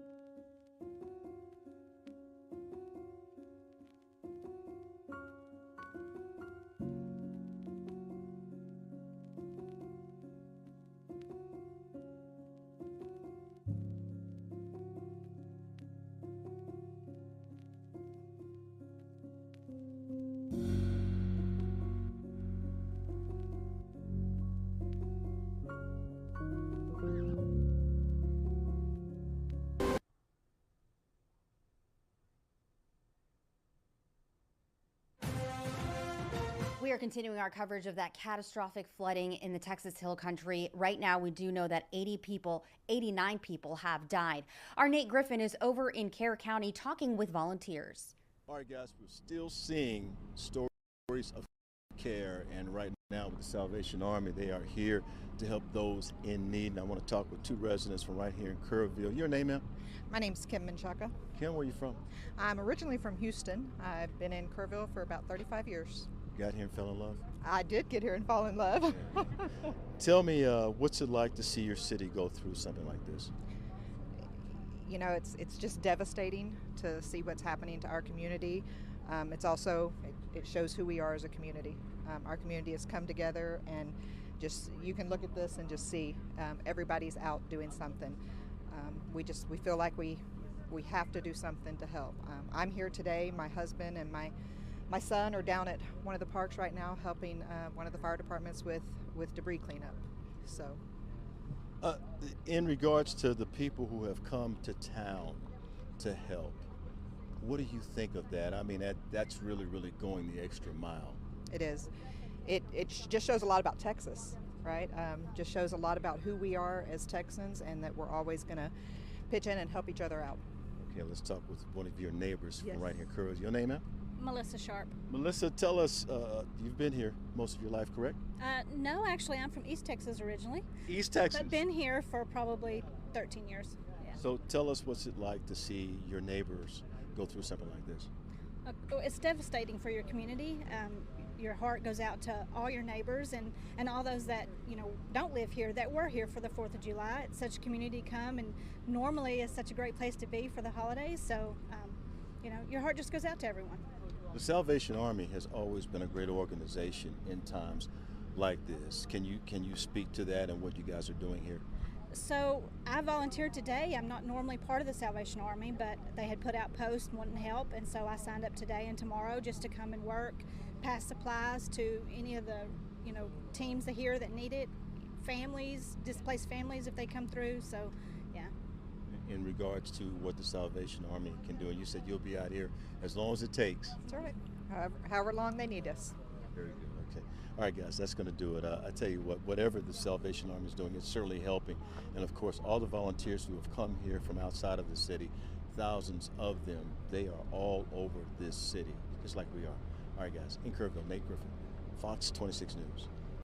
All right, and Houston Mayor John Whitmire spoke earlier about the flooding.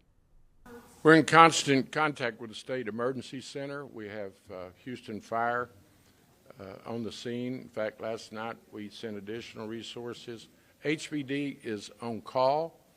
Largely, we were advised that the federal government is pretty much taking over the rescue with the Coast Guard, the National Guard, and other agencies, but certainly we're a phone call away, and we're in constant touch with NIM Kidd, Freeman Martin, the director of DPS, so they know all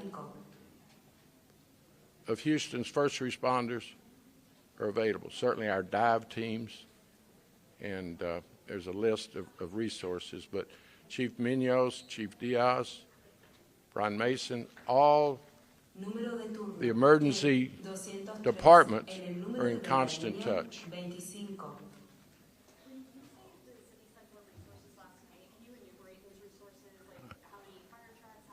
Yeah, it's changing, Abby.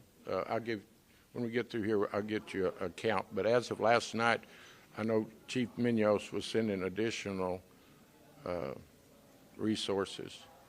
We're trying to, obviously, you can imagine the chaos, and they're trying to do it.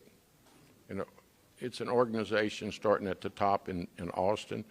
Of course, you have seen the presence of the federal government. So we'll get you. I don't want to not give you a current number, but as of late last night, HPD was asked just to be on standby because they thought they had adequate resources from first responders.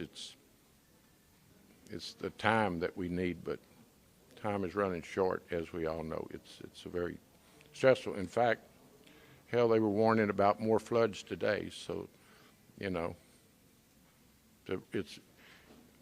it's probably as bad a tragedy as I've seen in my 50-plus years of public service. It's a time for everyone to come together. Partisanship, where you live, your ethnicity, anything that people use to divide us needs to be condemned. We are Houstonians, we're Texans, we're human beings, and we're parents. As I said, I was really struggling Friday night. I was with my two daughters. My daughter was dropping off the 11-year oldest grandson yesterday at an East Texas camp. I'm living and watching the anxiety of families, but my family is very blessed, as most of us are. But as mayor of Houston, I want everybody to recognize that it's time to hug one another. Hug your kids. Now serving B. And don't let anybody divide us at this point in time. Shouldn't ever, but Lord, not during these days of suffering by so many families. And so the next few days we'll be monitoring things very carefully. Certainly any resources that the tragedy and the crisis needs out of Houston, we stand ready to serve. And I'll be talking to council and my team to see, are there other steps we can take to assist the families that have lost so much. But right now, I think words matter, and let's be united on this suffering with other families. Well, President Trump says that he does expect to travel here to Texas on Friday to visit those places that are impacted by that catastrophic flooding. And the president signed a major disaster declaration for Kerr County yesterday morning. Still ahead, Peyton May with our sister station over in Austin is taking a look at relief efforts today in Kerrville.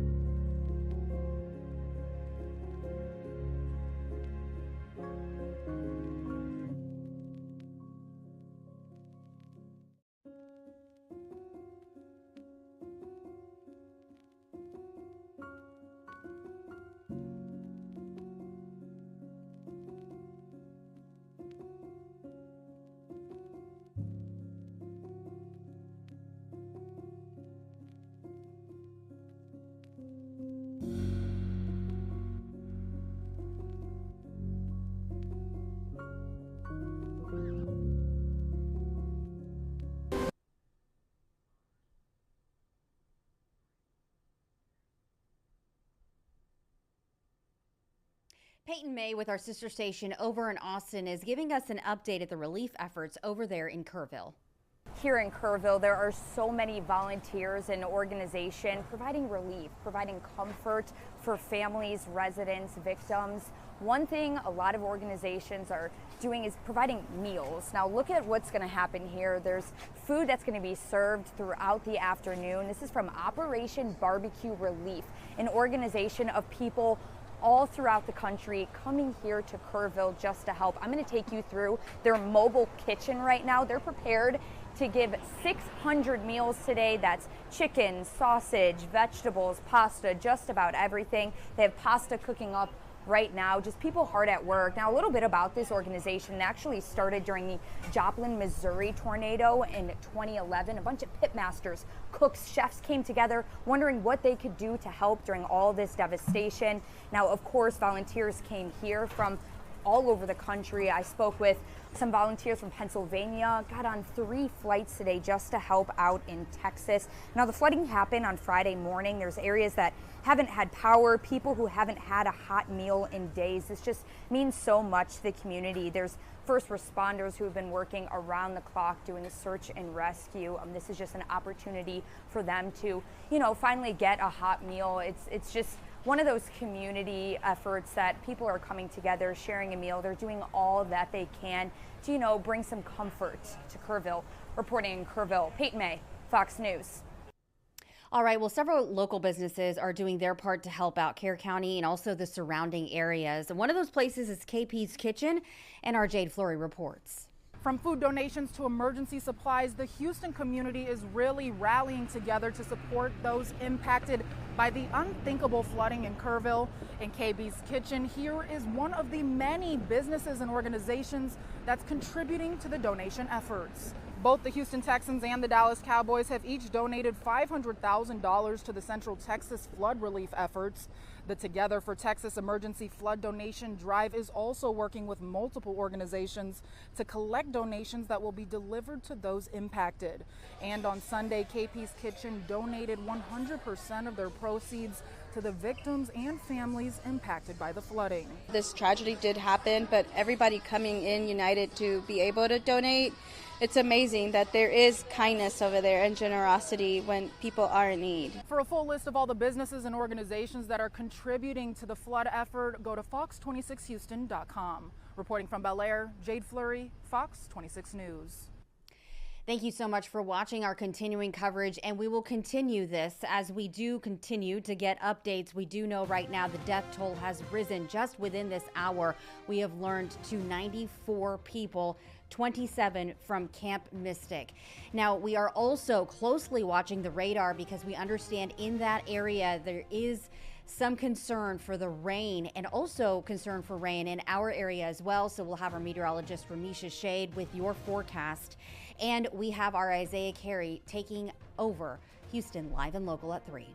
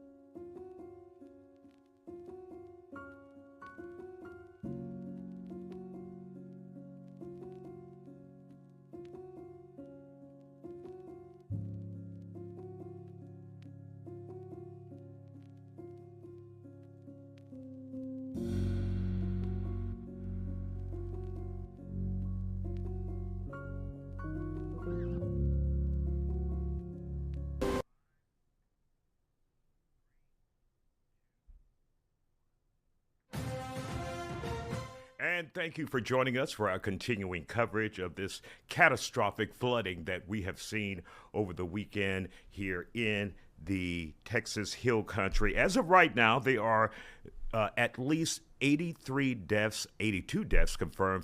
48 of those are adults and 27 children. Now, officials in Kerr County have said they're not holding an afternoon update, but will be back with us tomorrow. In the meantime, we're going to give you some of what they said at a press conference this morning. Let's take a look. Search and rescue operations are ongoing throughout Kerr County. We're using assets from local, state, and national first responders. Hundreds of trained first responders are working every aspect of this emergency. As of 8:30 this morning, we recovered 75 deceased bodies here in Kerr County, including 48 adults and 27 children. Of this 48 adults and 27 children, 15 adults and 9 children are pending identification. At present, there are 10 campers from Camp Mystic unaccounted for and 1 counselor.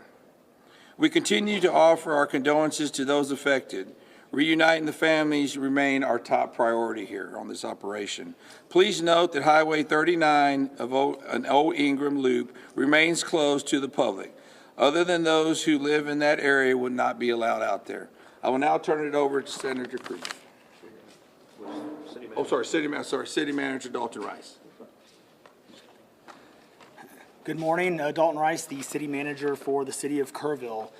As everybody knows, we are working in conjunction with the city under a unified command response and again, a lot of devastation. Our hearts go out to the families and the victims. We want to continue to work together as a community. We love the media support on this to be able to communicate that message, communicate family, communicate togetherness, and we really appreciate all the support and helping us be able to do that.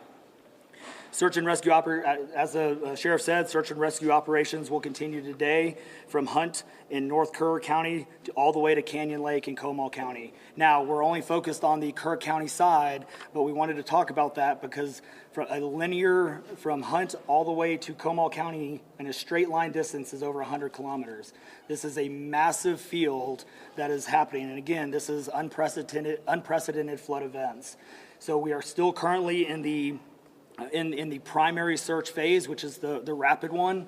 They are running it, we have different segments that are gridded out. Each one of those segments are taking anywhere between an hour to 3 hours, up to 2 kilometers for each segment. So what that means is they're running into a lot of technical challenges with terrain, with water, even potentially, with weather, in the rising fields. We've talked about this before. Volunteers stay out of the way because if we start getting weather reports and all the other complications that are out there, we then have to pull off of those search and rescue missions to be able to communicate to those volunteers to get off, to make sure that they don't become victims themselves. Those operations involve 19 different local and state agencies, in addition to conducting primary and secondary searches. They will be conducting welfare checks on areas in North Kerr County impacted by power outages. And when we say search and rescue operations, that is boat, walking, on the ground, dogs, drones. Again, keep personal drones out of the air. Helicopters. We do have other assets that are continuing the search as well. As of present, KPUB, which is the Kerrville Public Utility Board, is reporting continued power outages between Hunt and Ingram along the South Fork of the Guadalupe River in Hunt. In the South Fork area, there are approximately 40 down power lines and significant infrastructure damage. KPUB has brought in additional utility personnel to help with restoration, but it's not possible at this time when the power is going to be restored. There are some substations along with those power lines that we are still trying to get access to just from debris buildup or them being completely wiped out. So we do not have an estimated time on when those are going to be fixed.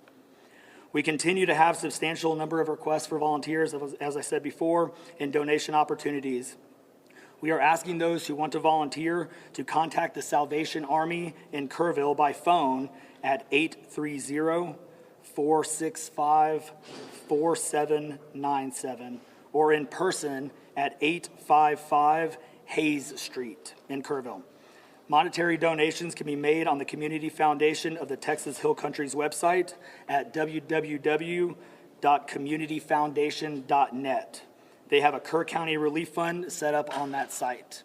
And I will now turn it over to the Mayor, Joe Herring. Thank you for being here. I need to tell my community and those families who are waiting, this will be a rough week. Primary search continues, and we remain hopeful every foot, every mile, every bend of the river. Our work continues. You need to know that we have been blessed with help from the community, from the state, and the nation. We have trained experts who are helping in this effort. If you want to volunteer, it is important that you contact Kerrville Salvation Army and register. Dalton gave that number, but I'm going to give it again. 830-465-4797. We need focused and coordinated volunteers, not random people just showing up and doing what they do. We need to work together. As Dalton said, donations have been flowing in from around the world to the Community Foundation. Again, that website is communityfoundation.net. Please follow the City of Kerrville's Facebook page for updates. They're accurate. We take a lot of time to make sure we send out information that will be helpful, not only to residents, but to those who are visiting. I've said this 100 times, and I will say it again. We need your prayers. We need your prayers. Thank you. And now, Senator Ted Cruz.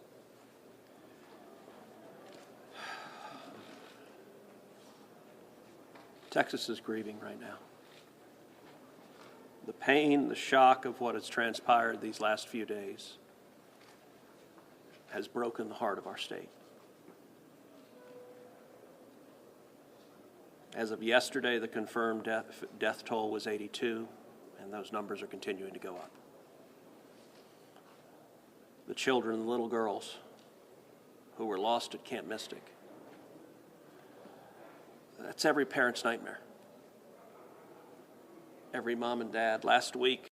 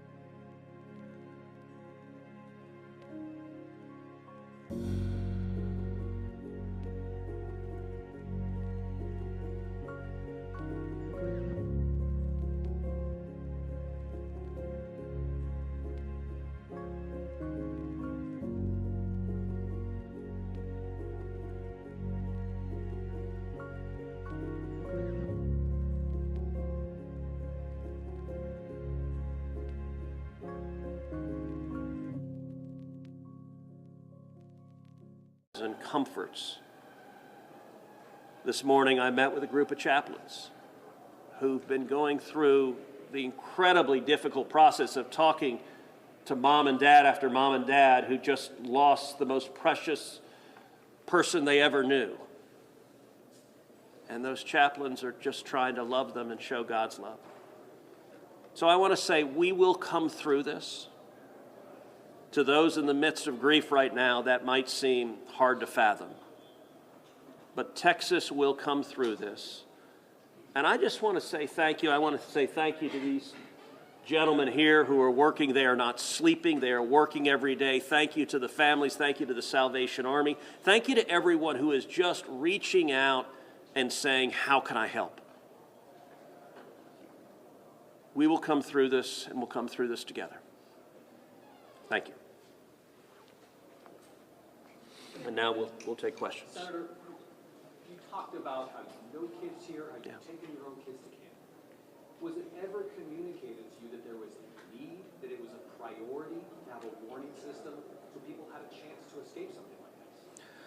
Well, listen, I think anytime you're dealing with major rivers, there's a risk of flooding, and there's always been a risk of flooding, particularly on the Guadalupe River. I will say, in the wake of every tragedy, there are things that are predictable. One of the things that's predictable is that you see some people engaging in, I think, partisan games and trying to blame their political opponents for a natural disaster. And you see that with a hurricane, with a tornado, with a wildfire, with this flooding where people immediately say, well, the hurricane is Donald Trump's fault. Look, I think most normal Americans know that's ridiculous. And I think this is not a time for partisan finger pointing and attacks. Now, after we come through search and rescue, after we come through the process of rebuilding, there will naturally be a period of retrospection where you look back and say, okay, what exactly transpired? What was the timeline? And what could have been done differently to prevent this loss of life? And that's a natural process. I think it should not happen in a bitter and partisan sense, but it should happen in a reasonable sense of saying, what lessons can we learn? And I will give an example. Houston's my hometown. If you live on the Gulf Coast, we get hurricanes. That's part of living on the Gulf Coast as hurricanes hit. And I do think Texas as a whole has learned over time how to deal more effectively with hurricanes. And so you look here, we know the National Weather Service put out an emergency warning just after 1 a.m. and a second emergency warning just after 4 a.m. Now, obviously, most people at 1 a.m. and 4 a.m. are asleep. And so I think we will have a reasonable conversation about, are there any ways to have earlier detection? And some of that, the limits of a flash flood, they're very difficult because they can arise so quickly. But everyone would agree in hindsight, if we could go back and do it again, we would evacuate particularly those in the most vulnerable areas, the young children in the cabins closest to the water. We would remove them and get them to higher ground if we could go back and do it again. Obviously, everyone would. The people in RVs by the river's edge. We know in disasters like this, RVs and mobile homes are particularly susceptible, whether a flood or a hurricane or a tornado, they're particularly susceptible to that. And so my hope is, in time, we will learn some lessons to implement to next time, and there will be another flood, there will be another disaster, but next time there's a flood, I hope we have in place processes to remove especially the most vulnerable from harm's way. But I think that's going to be a process that will take a careful examination of what happened and how can we implement processes better in the future to prevent this same loss of life. And that is Senator Ted Cruz at the Kerr County update this morning. There was one scheduled for this afternoon, but it has been postponed, and they will have their next update tomorrow morning. And, of course, if it's warranted, they, of course, will break in and give us the latest there. Now, this is the part that makes it real for many of us, many of you out there, the viewers, when we start talking about names, putting names on individuals. While all the names of the victims have not been released, we do have a list for you. Let's take a look at some of the names that are available to the public. On the list, Eloise Peck of Dallas. She was a camper. Lila Bonner of Dallas. Janie Hunt, also of Dallas. Renee Smadstrula of Kerr County. Sarah Marsh, she was a camper. 8-year-old Marty Catherine Jacoby of Houston. Hadley Hannah of Dallas. 8-year-old Lenny Ann McCone. 8-year-old Mary Stevens. 8-year-old Hannah Lawrence. 8-year-old Rebecca Lawrence. Richard Dick Eastland at Camp Mystic. He was the camp director there. Chloe Childress, 19 years old, a counselor from Houston. Other Texas flooding deaths, Jane Ragsdale, Houston native and longtime director and co-owner of Heart of the Hills Camp. Blair Harbor, 8th grade student. Brooke Harbor, 6th grade student. Humble ISD teacher Jeff Wilson. 27-year-old Julian Ryan. 22-year-old Caitlin Swallow of Liberty Hill. Wynn Naylor rather, of Dallas, a camper there. 62-year-old Tanya Berwick. Catherine Eads. Reese Zunker and Paula Zunker. At least 5 other young campers from our area remain among the missing. So let's just pray for those families out there. Such a tragedy. And the numbers just keep going up and up and up. The latest number we have is 82. We're not sure if that will continue to rise as well. Now, Camp Mystic, ground zero for this tragedy, this flooding nightmare that we've all witnessed in real time over the weekend. Jonathan Mejia reports all the missing from the Christian camp did not survive.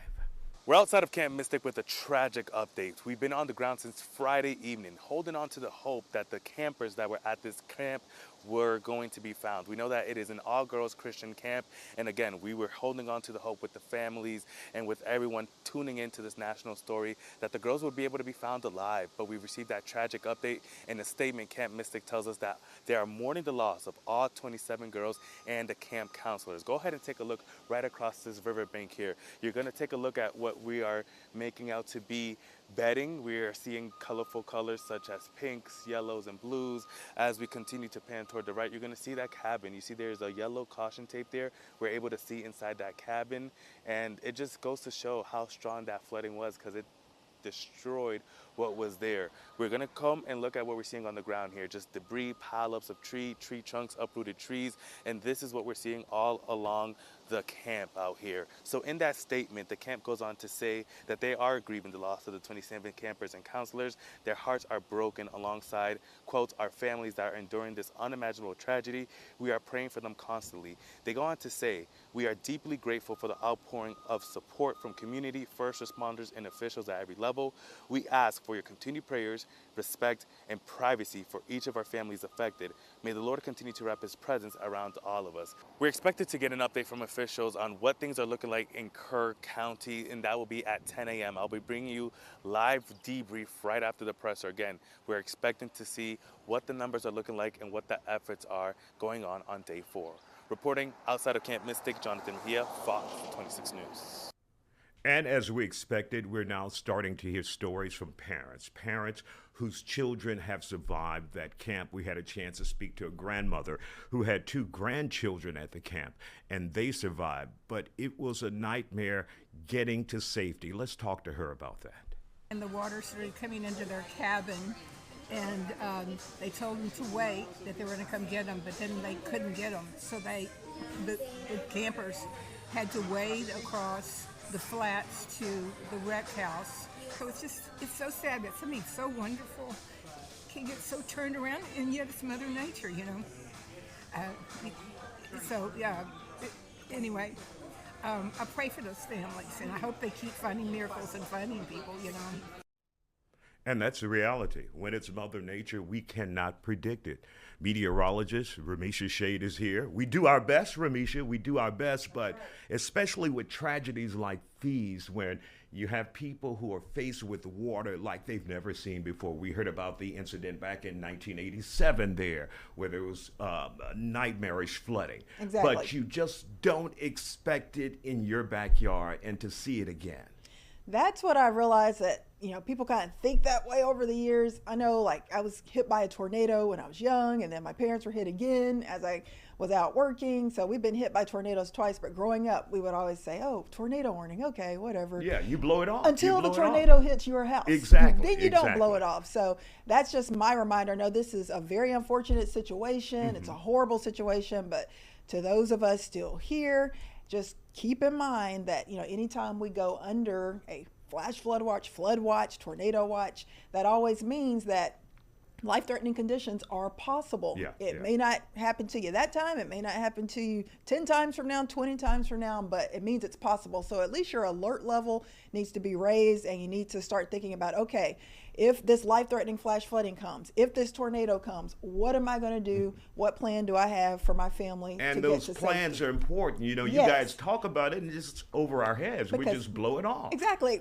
At the last second, when it's coming right at you, a lot of times you panic, you don't know exactly what to do, and it's too late. But if you go ahead and have that plan in advance, and make sure you have a way to get those warnings. We get the warnings out, you know, to people as best as we can, as quickly as we can, but you have to have a way to get those warnings in order to be alerted to get away from the danger. So make sure that you have your cell phone on and charged with you, if at all possible.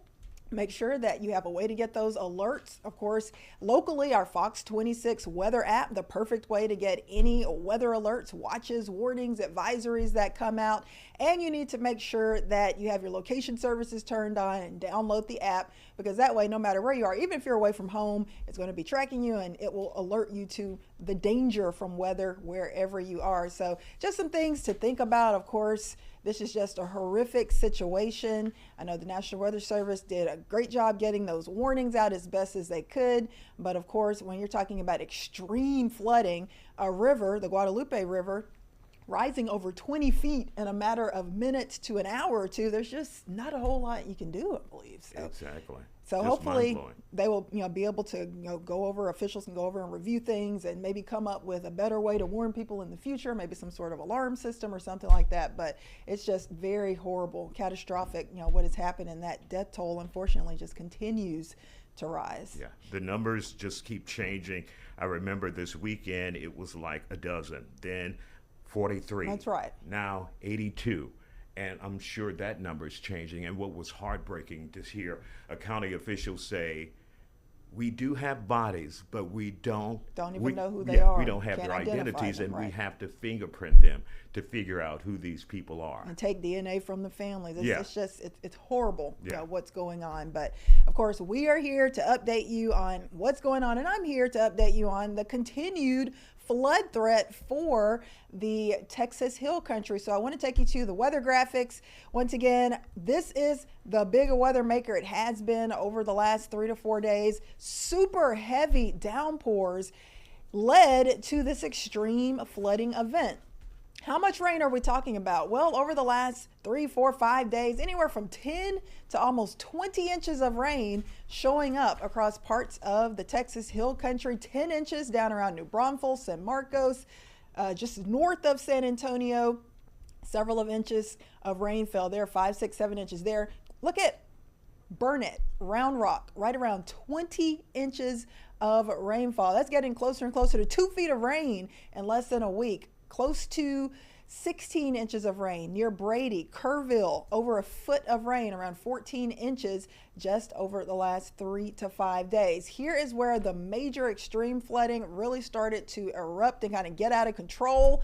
Early Friday morning, this is a time where those campers were out there trying to enjoy the holiday by the river, trying to have a great time. Of course, the heavy rain started Thursday evening, Thursday night.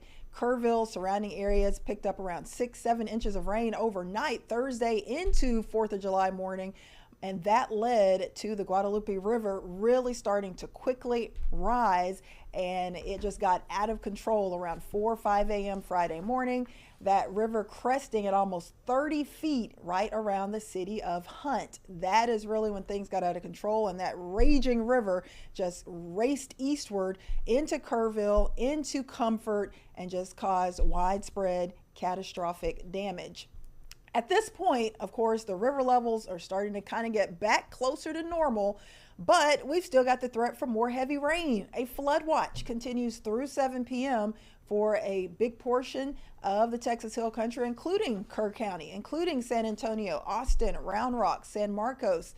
So that means the risk for life-threatening flash flooding is still there. Conditions in the atmosphere are still favorable for these heavy downpours that could give 2 to 4 inches of rain and maybe isolated 10-inch total. So that is horrible news. We don't want any additional flooding here. We want the rescue crews to be able to get out, do their jobs, continue the recovery process, clean up all of that debris, try to reconnect loved ones with their family members, and heavy rain continues to cause problems. You can see that red area showing that high risk for flash flooding just west of Austin and San Antonio. Kerrville still included in this elevated flood risk, a 2 out of 4 risk for that street flooding, river flooding.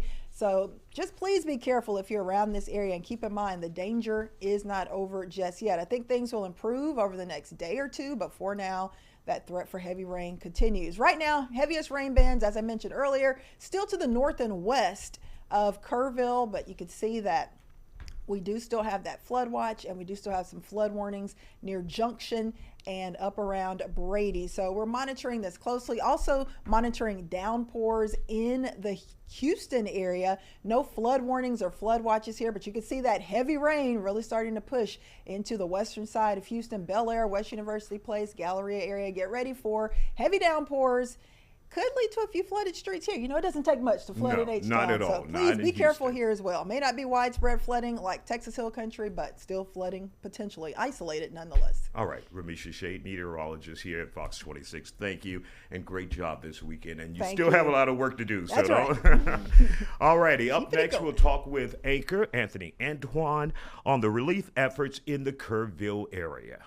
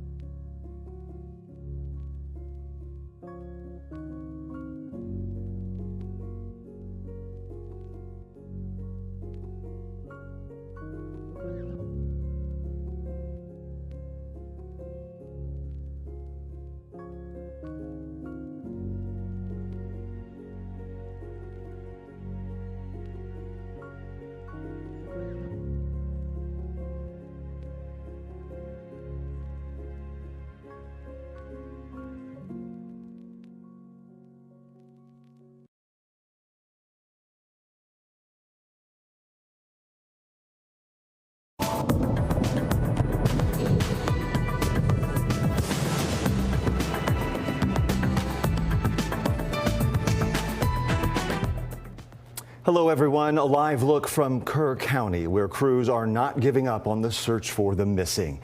Hello and thank you for being here. I'm Casey Stiegel. The death toll from the July 4th flooding now stands at more than 80. Hello everybody, I'm Heather Hayes. Now most of those deaths happened in Kerr County, where at least 75 people have died. That includes 27 children. At least 10 girls from Camp Mystic are still missing. Officials say crews were able to rescue more than 850 people over the holiday weekend. This morning, a news conference took place in Kerrville. There were city officials, rescue officials, along with U.S. Senator Ted Cruz. Texas is grieving right now. The pain, the shock of what has transpired these last few days has broken the heart of our state. That's every parent's nightmare. Every mom and dad. Last week, we were picking up our daughter from camp here in Hunt. Our girls have gone to camp here for a decade. Search and rescue crew operations will continue today. That's going to be in northern Kerr County all the way to Canyon Lake in Comal County. That's a span of more than 100 miles. So we have learned of 2 more campers from Dallas who died in the flood at Camp Mystic. twin sisters Hannah and Rebecca Lawrence. They were 8 years old. They just finished up second grade at University Park. Yeah, their parents sharing this statement with us. In fact, it reads in part, Hannah and Rebecca brought so much joy to us, to their big sister Harper, and to so many others. We will find ways to keep that joy and to continue to spread it for them. But we are devastated that the bond we shared with them and that they shared with each other is now frozen in time. Thank you for your love and support.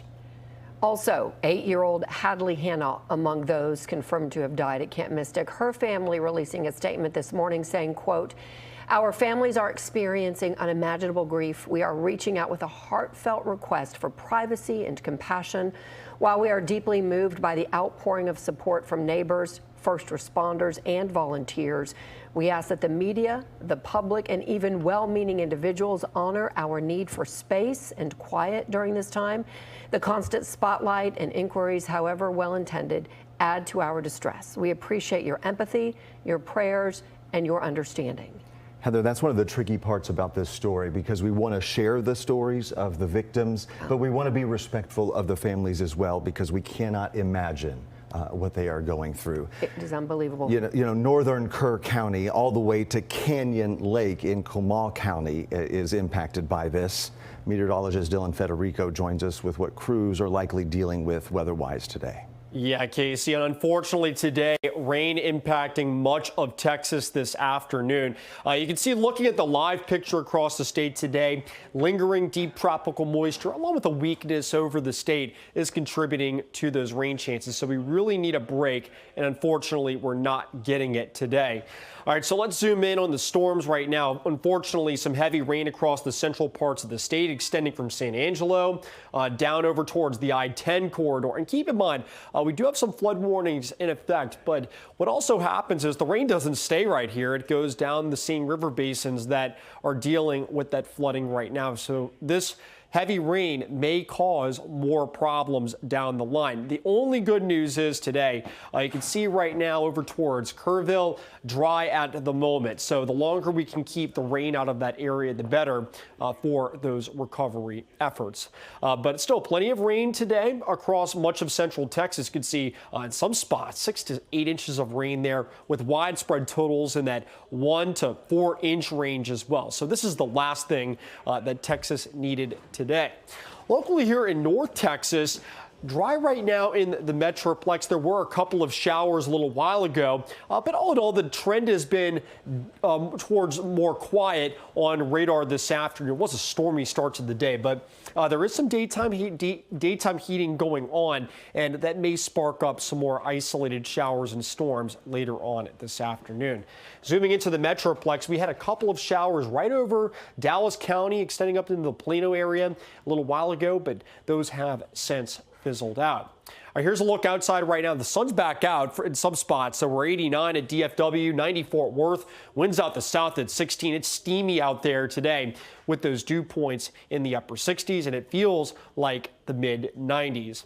As far as what we're thinking the rest of today, temperatures in the mid 80s through 6. There'll be some isolated storms around through them, with just an isolated shower or two lingering past 9 and into midnight as well. So tomorrow morning when you wake up, temperatures will be in the 70s. I do expect there to be some showers and storms around to start off the day, but tomorrow afternoon, pretty similar to today, we should manage to get to around 90, but unfortunately, there will be some storms around. So here's what we're thinking through 6 o'clock and 9. Storms continuing to fizzle out tonight. Tomorrow morning, though, I do anticipate there being some storms on radar. So it may not be as wet as it was this morning, but I expect there to be some rain around throughout the day. And tomorrow, computer models trying to hint at more activity around the Metroplex, and this may linger into the early evening hours.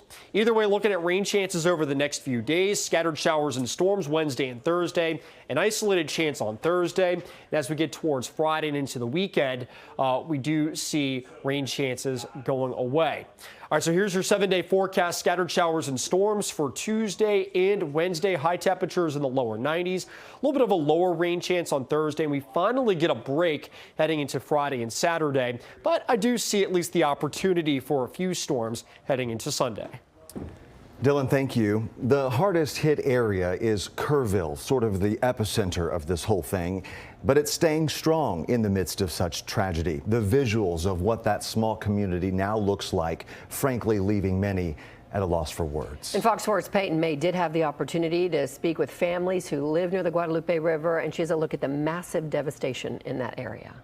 Most of the damage that we're seeing here in Kerrville is on the bank of the Guadalupe River. That's where most of the trees are uprooted, debris scattered, and the search and rescue efforts are ongoing. I knew it was going to rain, 55% chance the night before, but like this, 37 feet in 45 minutes, we didn't expect it. The flash flooding was a shock to many in Kerr County, and the loss of life even more devastating. The Spiegler family lives right near the water, and they've had to do the unimaginable, search for bodies. Luckily or unluckily, I don't know which way to put it, we haven't found any people. For the last few days, they've been fearful of finding one of the many missing people tragically killed in high flood water. And you have to look at it like, I don't want to find somebody like that, but it'll help the family. It'll give them closure so they're not going, where's my mom or where's my dad or my daughter. So far, they found piles and piles of personal items that have washed downstream the Guadalupe River. It's really sad. You don't know what to do with it because it's like destroyed and you know it's somebody's belongings. With their hometown torn apart, their primary goal is to lift others up.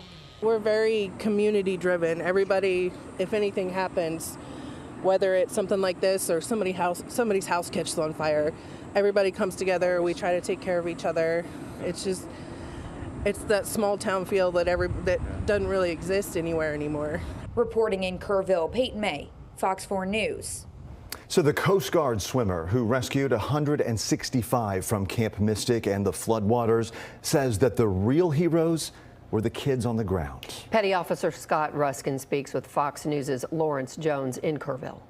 Thank you so much for your service. I mean, you're an American hero. This is what you signed up for, was to do missions like this. Tell me about the scene. Yeah, of course. So, when we got on scene, we were kind of battling with my crew on the 6553. We were kind of battling some pretty bad weather for maybe 5 to 6 hours before we were able to get on scene. Once we got on scene, we were boots on the ground. We made the decision to leave me there.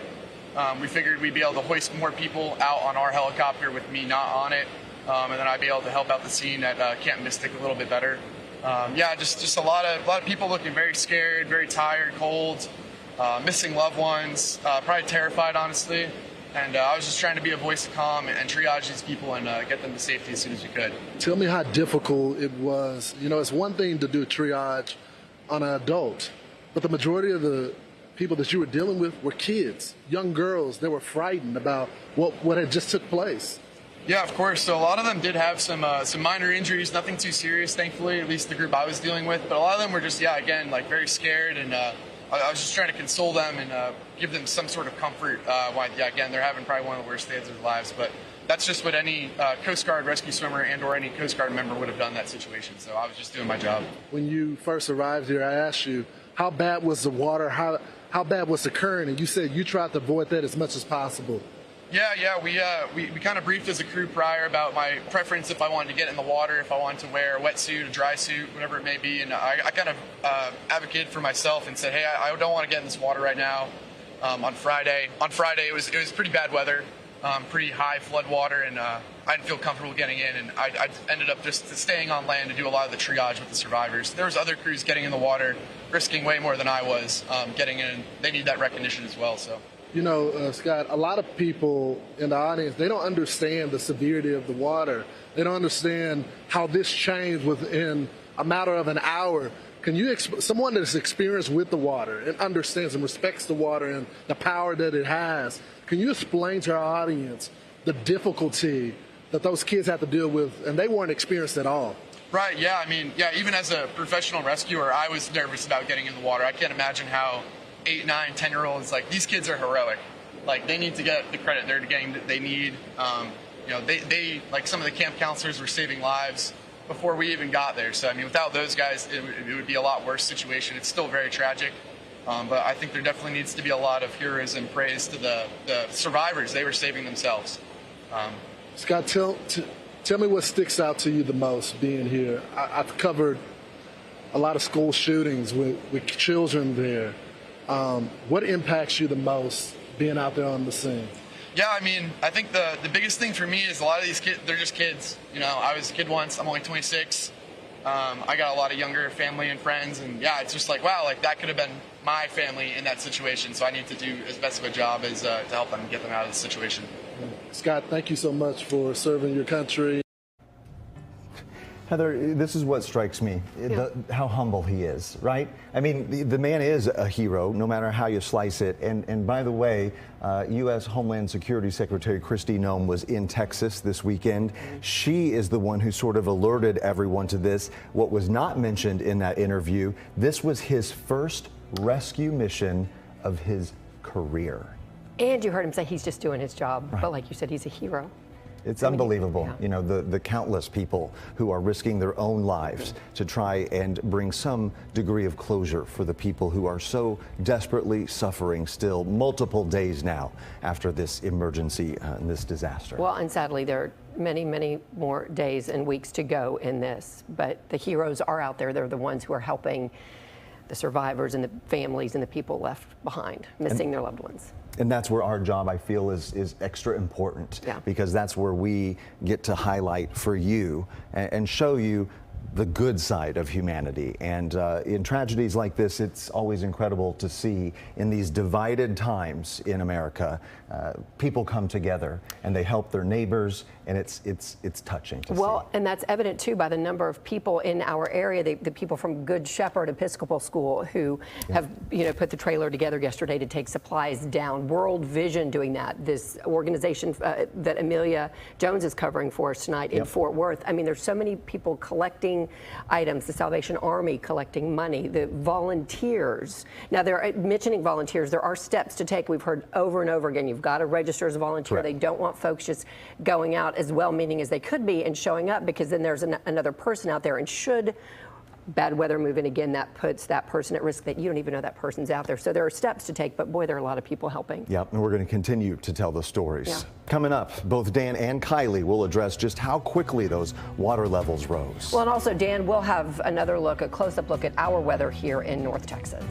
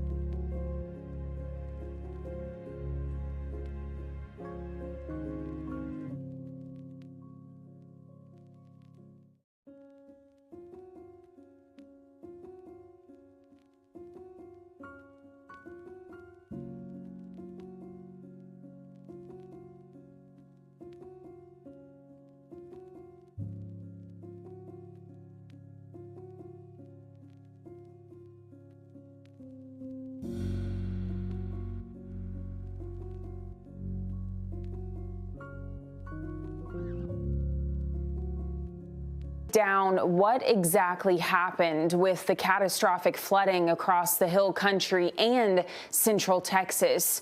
Now, I'm going to touch briefly on some of the meteorological aspects that factored into the significant rainfall in a short period of time. Remember Barry, the remnants of Tropical Storm Barry, which was only a named storm for 12 hours in the Gulf before landfall. Remnants of Tropical Storm Barry ended up kind of filtering across parts of the Lone Star State. That gave us a significant amount of moisture in the atmosphere. Couple that with a significant amount of moisture that already existed before Barry made landfall and tracked through the Lone Star State once again. So that was kind of factor number one, a lot of moisture for the atmosphere to be able to work with. The second factor is what's called our low-level jet stream. It's about 5,000 feet or so above the surface. It's very typical across Texas, and based on a couple of upper-level features in the atmosphere, the orientation of that jet stream was oriented more towards the Hill Country by the end of last week. Now, a couple of more things. First, yes, Barry largely contributed to the amount of moisture in the atmosphere, but that wasn't the only disturbance that was overhead. There was yet another disturbance that was directly overhead across western and southwestern parts of Texas. Couple that with a trough that moved in from West Texas, and that created the evolution of a very slow-moving storm. So anytime we're talking significant moisture content and a nearby disturbance, plus the fact that there's not a lot of steering in the atmosphere to move that storm along, that creates that flood or flash flood potential.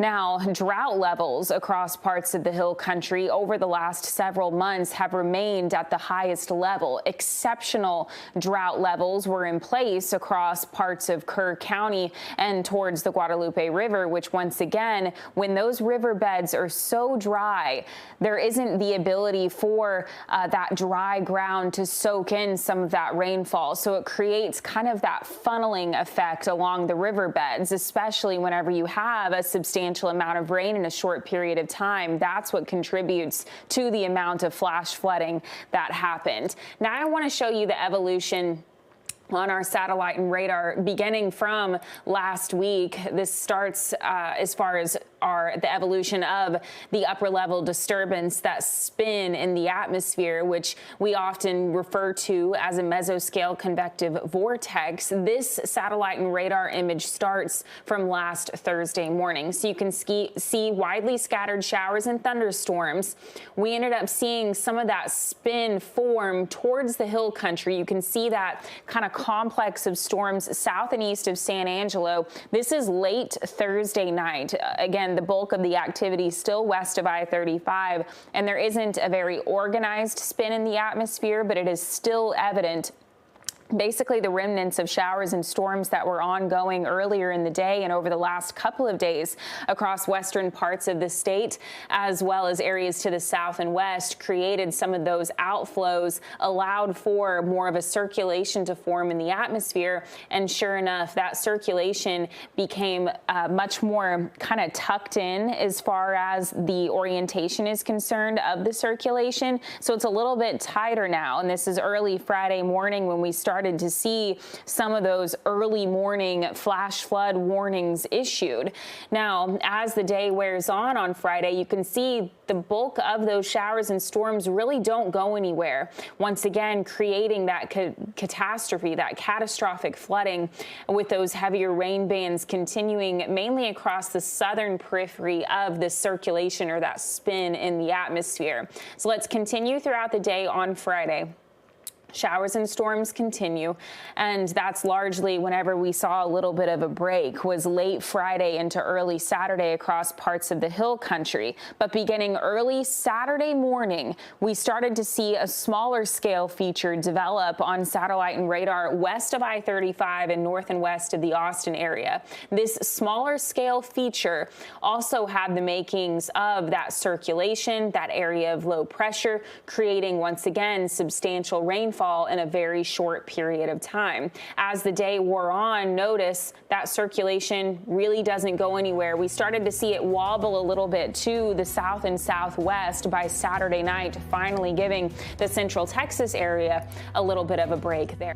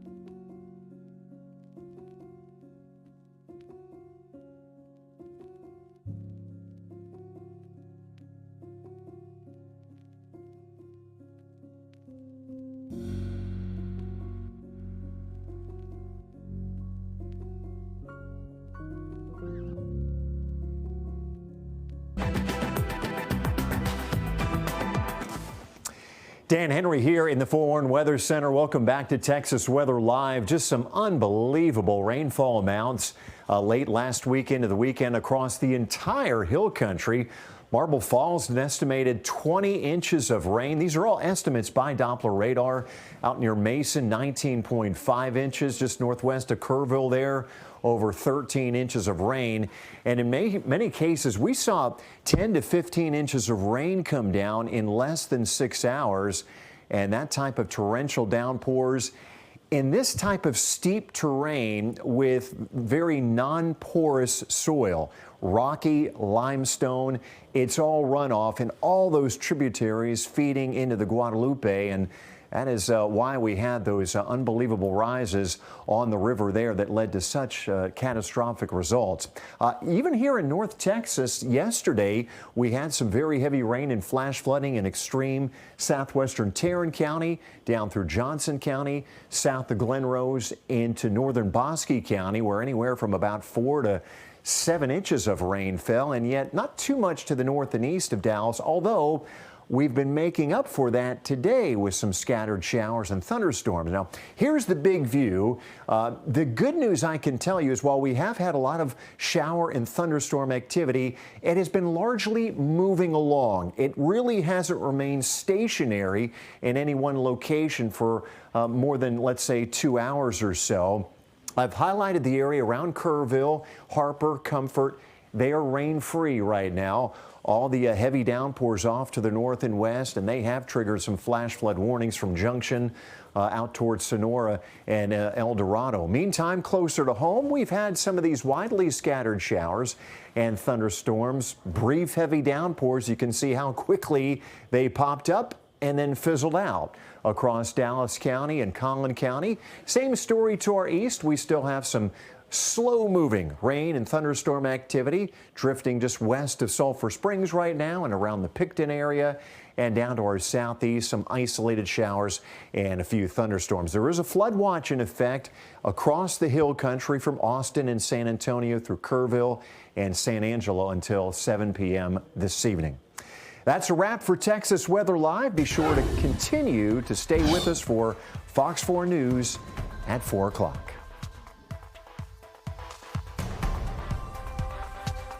Fox 4 is here for you. Online now at fox4news.com and streaming free on Fox Local. Stay forewarned. Stay with Fox 4.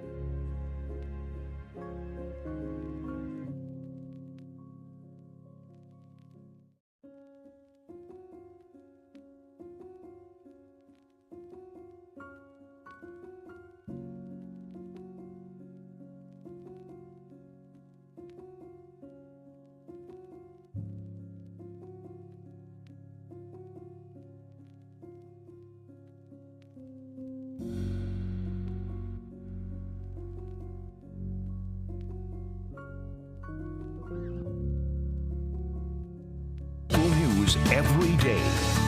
You're watching Fox 4 at 4. I need to tell my community and those families who are waiting, this will be a rough week. Local leaders are preparing Central Texas residents, warning them of the long road ahead as the search for missing flood victims continues this week. Hi, everybody. I'm Hannah Battah. Thank you for joining us on Fox 4 at 4. 10 campers from Camp Mystic are still unaccounted for at this hour. We have several crews there in Central Texas. We will check in with our team live in Kerr County coming up. And today marks 9 years since a gunman opened fire in downtown Dallas, ambushing and killing 5 officers. We have a look at a tribute to those killed. But first, the death toll from the deadly flooding on July 4th has climbed to more than 80 people in Central Texas, more specifically in Kerr County, where 75 people have died, and that number includes 27 children. At least 10 girls from Camp Mystic are still missing. Officials say crews were able to rescue more than 850 people over the holiday weekend. Fox 4's David Sentendry is on the ground there in Kerr County with the latest. David. Yeah, Hannah, unfortunately, people are still unaccounted for, and there is no telling how long it'll take for the cleanup regarding this catastrophic flooding damage that we're seeing. But over to my left right now, volunteer crews are doing the best they can just to make it happen. We talked to some of these volunteers out here who are removing debris on this bridge area. This is in Ingram, which borders Kerrville, right on the Ingram-Kerrville border. And I was talking to this group of volunteers who came up from San Marcos just a little while ago. They've been here for a few days. They are doing their cleanup efforts, and for the past few days, unfortunately, they have also had to lend their services to search for bodies, being very careful with the debris they're picking up. It's just such an in-depth mission that they are trying to assist others with here in Kerr County. So this right here is an area that was heavily hit. There are a couple of RV parks in this area, people who were sleeping in their RVs when this flooding came in early Friday morning. A lot of people who had to evacuate, some who weren't so fortunate. I think we spoke yesterday about a family of 5 that was reportedly swept away from one of these RV parks. Today we made it down to a different RV park in the Ingram area, right behind where I'm at now. And I was speaking to one woman a bit ago who says actually an Ingram firefighter circled her RV park, knocking on doors and just warning people, hey, you got to get out of here. That was around 4 a.m. And as we know, it was around 4:30, 4:45 when those waters really started to rush through. They took RVs away. People were swept away, telling me she feels like had it not been for that firefighter, her and maybe one of her children who was with her in the RV that night may have been swept down the river. It was about 3:25 when like this loud thunder just shook the whole RV. So it woke me dead out of a sleep. And I looked out, and about over here there was a fire truck. Well, I saw red lights going off, and I heard like a little siren. And I didn't think anything, but you know me, I just wanted to be like nosy and kind of look out and see like what was going on. And you know, still oblivious to anything. And then the fire truck started to go around the park saying that everybody needed to evacuate immediately. This was they made us leave at about 4 o'clock by then. It's traumatizing to think that me and my son could have not even heard any of it. I mean, thankfully the RV didn't go very far, but it could have gone that far. And we could have been waking up floating in the river. We are standing on a bridge right now, hovering over the Guadalupe River. This bridge is shut down to vehicles other than first responder vehicles and vehicles that are helping with this cleanup effort. So we, on foot, walked down here a ways from that RV park. We were allowed over here. But again, just taking a look at this river, seeing all the trees and debris out here. I used this word yesterday. It's just a microcosm of what we are seeing all across Kerr County and the surrounding areas. We'll be out here throughout the evening. We have other crews on the way. And of course, we've had crews out here for several days. But for now, Hannah, I will send it back to you in the studio in Dallas. Certainly a long road to recovery ahead. All right, David, thanks. Well, that catastrophic flooding has claimed the lives of more than 24 campers and counselors from a Christian summer camp for girls. Fox 4's Sean Rabb joins us now with some of the victims at Camp Mystic that we've been learning about. Sean? Yeah, Hannah, you know, as parents have been notified, can you imagine? Notified of their child's death. Through that pain, they've shared names and pictures with us. And we now share them with you so that you may know them as well. Would you look with us now? I want to start with Hannah and Rebecca Lawrence, 8-year-old twins. They just completed the 2nd grade this year at University Park Elementary. Their parents, John and Lacey Lawrence, in a statement to us, shared that Hannah and Rebecca brought so much joy to their big sister, Harper, and so many others. As well, 8-year-old Hadley Hannah is among those confirmed by family to have died at Camp Mystic. Her parents writing that our family is experiencing unimaginable grief. We are reaching out with a heartfelt request for privacy and compassion. Eloise Peck and Janie Hunt, also of Dallas, are among the dead. Janie Hunt, part of the Hunt family, owners of FC Dallas and the Kansas City Chiefs. Also, Blair and Brooke Harbor, 8th and 6th grade sisters at St. Rita's Catholic School, Dallas. The girls were killed when their cabin was swept away by the rushing waters of the Guadalupe River. The search for other missing continues.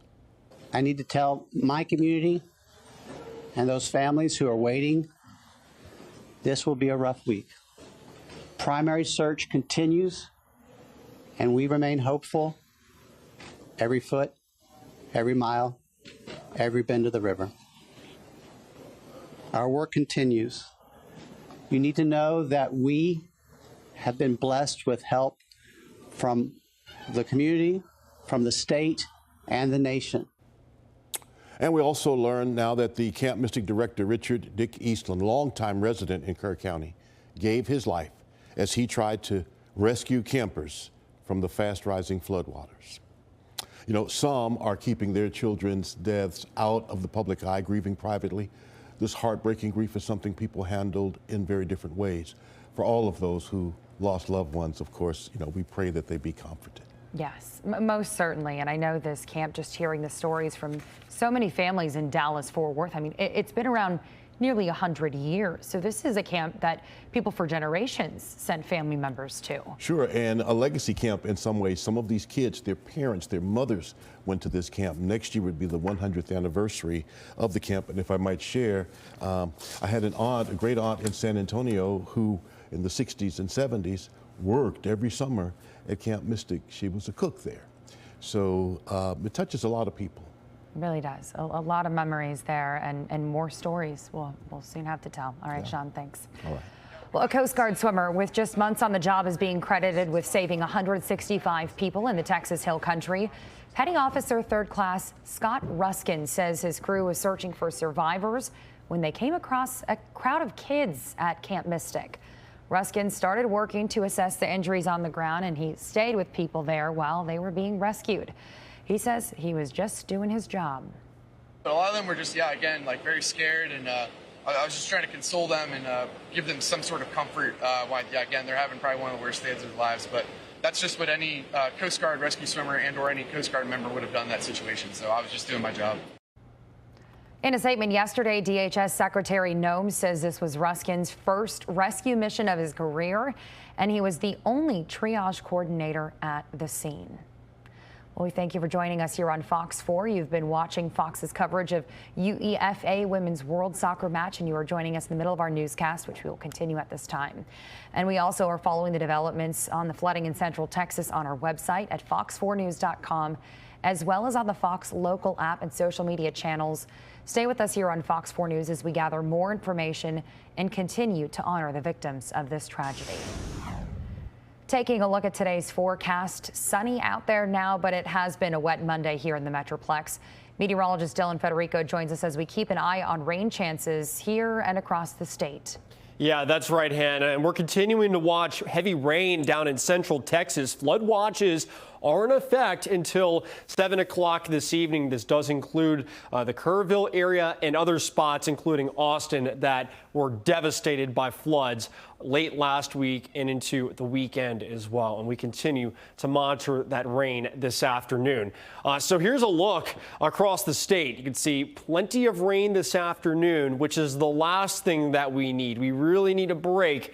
And unfortunately, it's not going to be until the second half of the week that we do see some drier weather across the state. So zooming into Central Texas, had a lot of rain earlier in this area. It's mostly fizzled out, but there's still some flood warnings in effect down to the south of San Angelo. And remember, all of this rain that falls here will go down all the same rivers that had some flooding issues over the past week or so.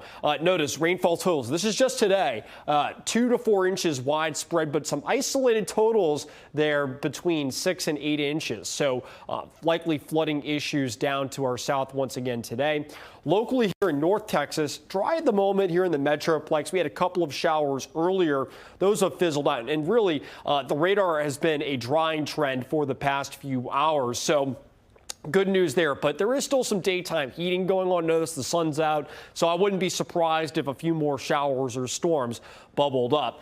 90 degrees at DFW. It's steamy out there with dew points in the upper 60s. It feels like the mid 90s. Across the rest of the area, much of the same, mid to upper 80s to around 90 at the moment. That should remain the case for the rest of this afternoon, though there is an isolated shower or storm chance. So just keep the umbrella closed in case you do run into some rain. Here's what we're thinking, though. After 6 o'clock, I do expect things to fizzle out. But tomorrow morning, there should be some showers and storms around once again. And tomorrow, more scattered storms in the forecast. So we'll take a closer look at this, plus the setup that led to that catastrophic flooding in mid-central Texas coming up in just a few minutes. All right, Dylan, thanks. Well, today marks 9 years since 5 officers were ambushed and killed in a deadly shooting in downtown Dallas. A lone gunman fired on police during a Black Lives Matter protest on July 7, 2016. 4 Dallas police officers and 2 civilians were also injured. The gunman died with a bomb robot hours after a long standoff. One officer injured in the attack paid tribute to the officers killed that day. I just want to honor Officers Emeryfoot, Officer Kroll, Corporal Aarons, Sergeant Smith, and Officer Thompson. I mean, those are the real heroes for that day. The rest of us, we were just there doing what we were called to do. Dallas Police Chief Daniel Como and 5 members of the fallen officers walked a wreath to Lamar Street after that press conference. Police officers in the state of Texas are now provided bulletproof vests capable of stopping rifle calibers. A man died after police say he opened fire at a Border Patrol facility in southern Texas.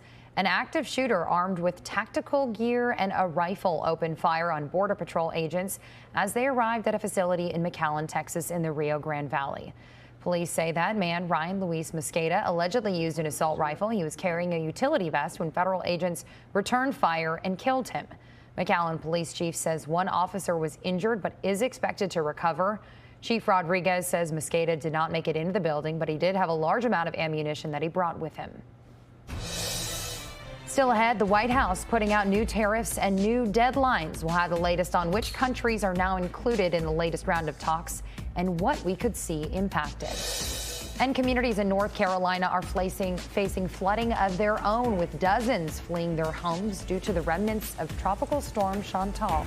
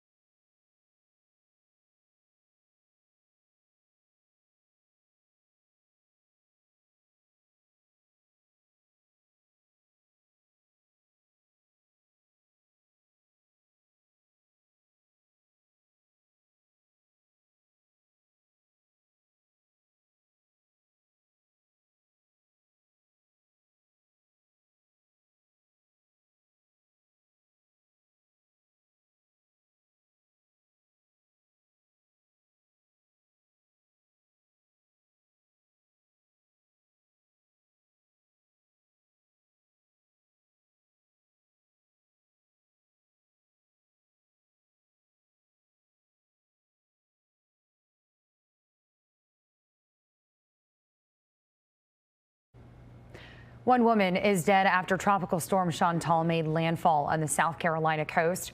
Officials in North Carolina say she was killed when the floodwaters swept her car from a rural road. One woman is dead after Tropical Storm Chantal made landfall on the South Carolina coast. Officials in North Carolina say she was killed when the floodwaters swept her car from a rural road. The tropical depression is creating more flood warnings as it moves up the East Coast. Officials are warning of possible dam failures, triggering evacuations. Shelters are opening across North Carolina for people rushed out of their homes. Yeah, and that's right, Hannah. And, you know, a lot of the flooding over in the Carolinas will rival Hurricane Fran back in the 90s. All right, but let's talk about some of the setup that happened with the flooding this past week here in Texas. So there's been some confusion about this on social media, so we're going to break it down. Tropical Storm Barry made landfall in central Mexico back on June 29th.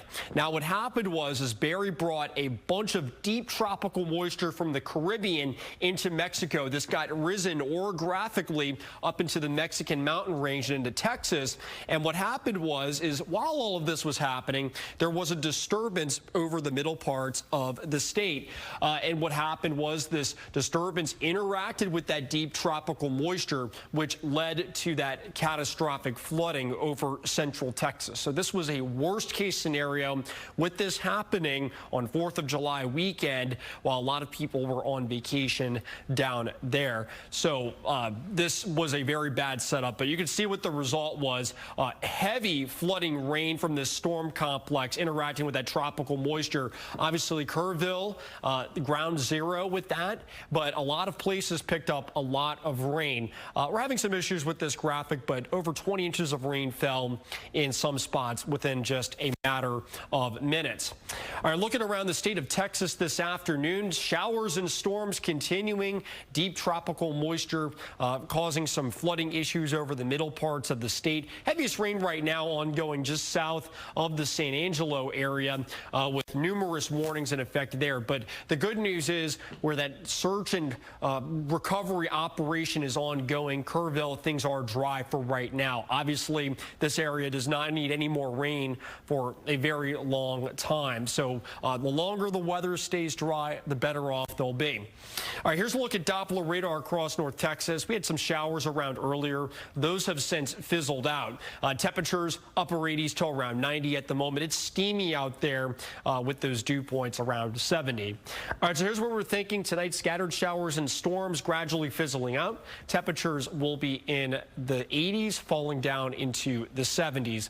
By tomorrow morning, we'll be waking up to temperatures in the 70s. I think there'll be some storms around in the morning, and then very similar to this afternoon, temperatures right around 90 with some showers and storms around. All right, here's a look at Futurecast. Whatever's around this evening will diminish after dark, but I think tomorrow morning there will be some storms around once again, starting in the morning, and then these will continue into the afternoon and evening hours. All right, so here's a look at your 7-day forecast. Temperatures in the 90s through Thursday, scattered showers and storms as well, but we do dry out as we head into the weekend. All right, Dylan, thanks. And hey, just a reminder, you can get live radar on the Fox 4 weather app. The app has severe weather watches and warnings, plus live newscasts. Just scan that QR code on your screen to download for free. All right, taking a look at the stocks. They sank today as President again threatened tariffs against many American trade partners. The Dow fell more than 400 points to start the week. The Nasdaq is down nearly 190, and the S&P loses about 50 points. President Trump delayed Wednesday's massive import tariffs for another 3 weeks. White House officials announced that they are sending about a dozen letters to trading partners. Those letters lay out 25% levies on imports from Japan and South Korea starting August 1st. Even higher rates were placed on some smaller countries. In April, the president also announced extreme tariffs before pausing them for 90 days. Democrats call the move economic chaos. This is a trade war that our businesses are paying a heavy price for in uncertainty and not knowing what will happen next. And consumers, instead of seeing the drastic reduction in prices that Trump promised us in January, we're seeing prices go up in one area after another. A little bit like it. The White House says the tariff rates listed in these letters did not come from negotiations, but were set by the president himself. Coming up next, more organizations, schools, and community members are coming together to provide supplies to flood survivors and first responders as they continue their search and rescue efforts.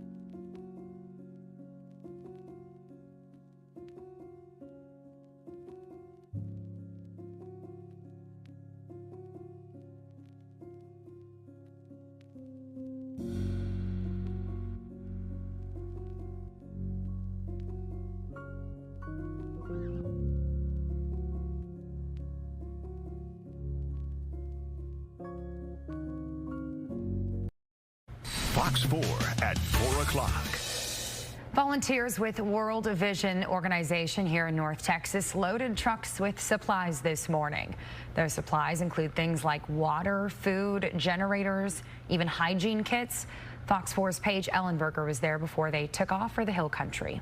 We are standing inside of the World Vision warehouse this morning. I wish y'all could just see the size of the warehouse itself. I am talking shelves that soar sky high, hundreds and hundreds of boxes just full of disaster relief supplies. I do want to bring in Asia Mignon with World Vision here this morning.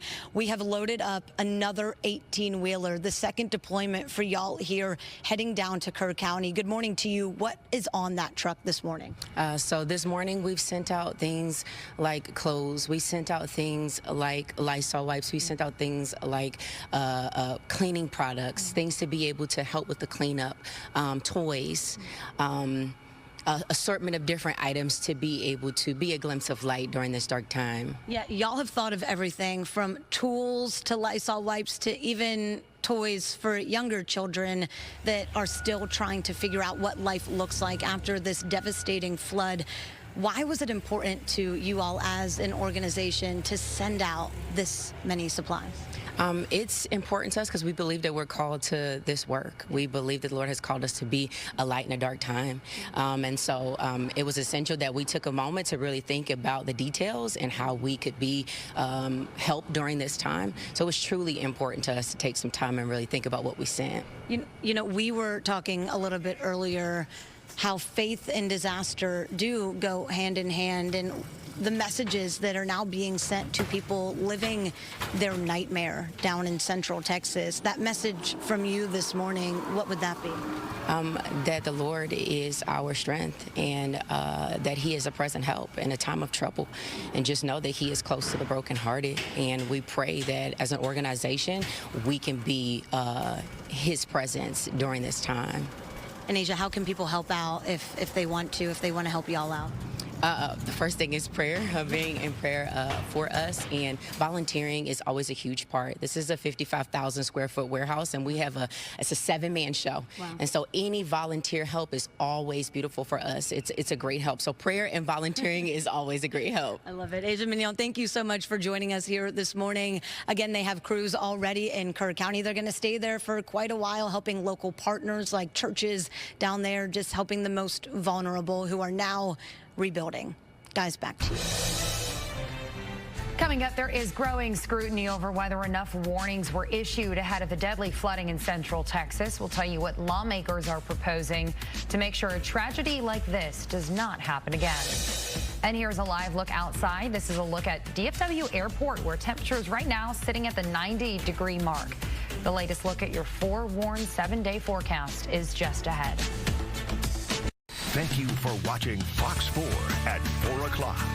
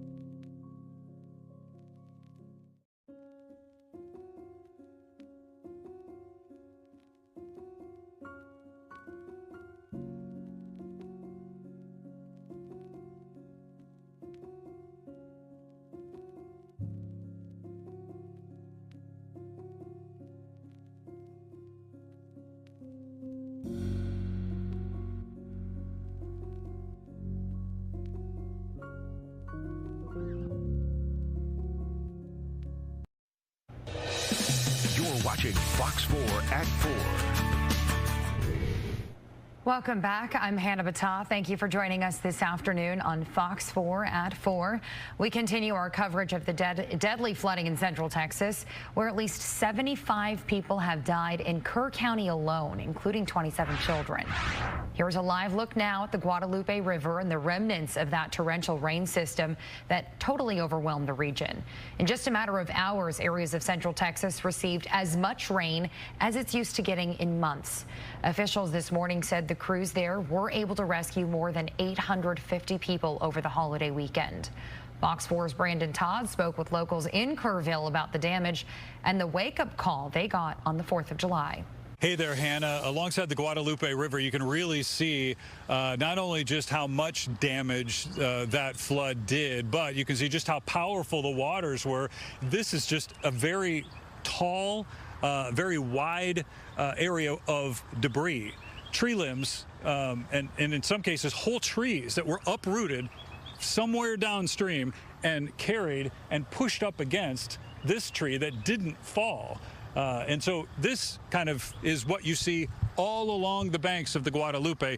And I want to kind of reference here along the water's edge, just as the grass down there stops, you can kind of see that white lumpy area. It looks like sand. That's actually rock. And I'm told by the residents that live here, they didn't even know that that rock existed.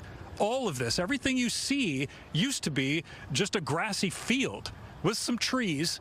And then way over there on the other side is where the river has always been.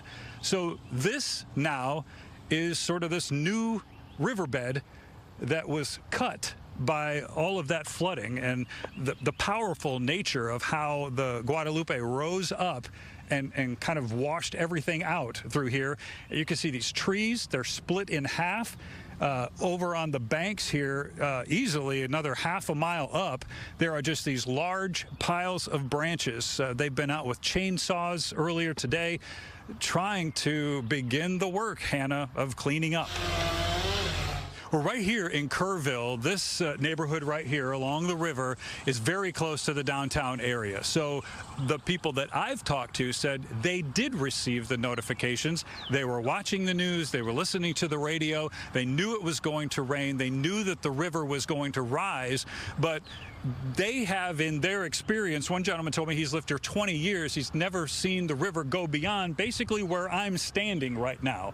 Maybe the water got up this high. Maybe it came up to the middle of this bank right here. That's it. That's the only experience they've ever had with the river rising. So when they hear the news, the river's going to rise, a lot of rain, that's what they think of.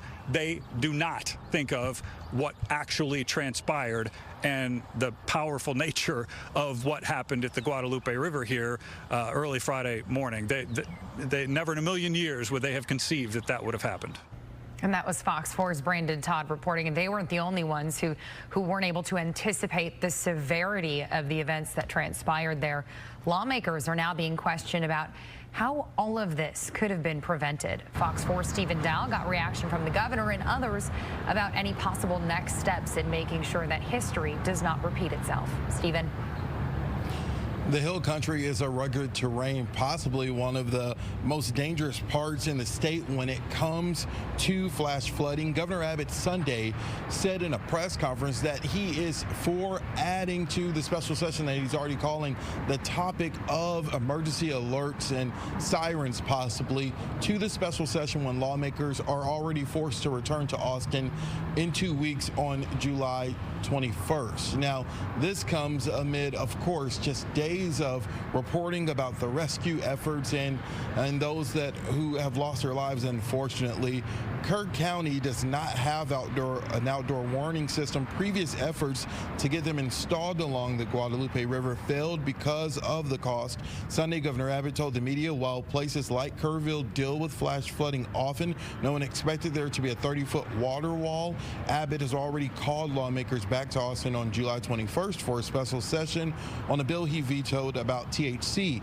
Now, with dozens dead, including children from here in North Texas in the hill country flood, people are calling on lawmakers to fund some type of alert system near the river. Senator Ted Cruz also spoke this morning about making changes in the midst of this tragic situation.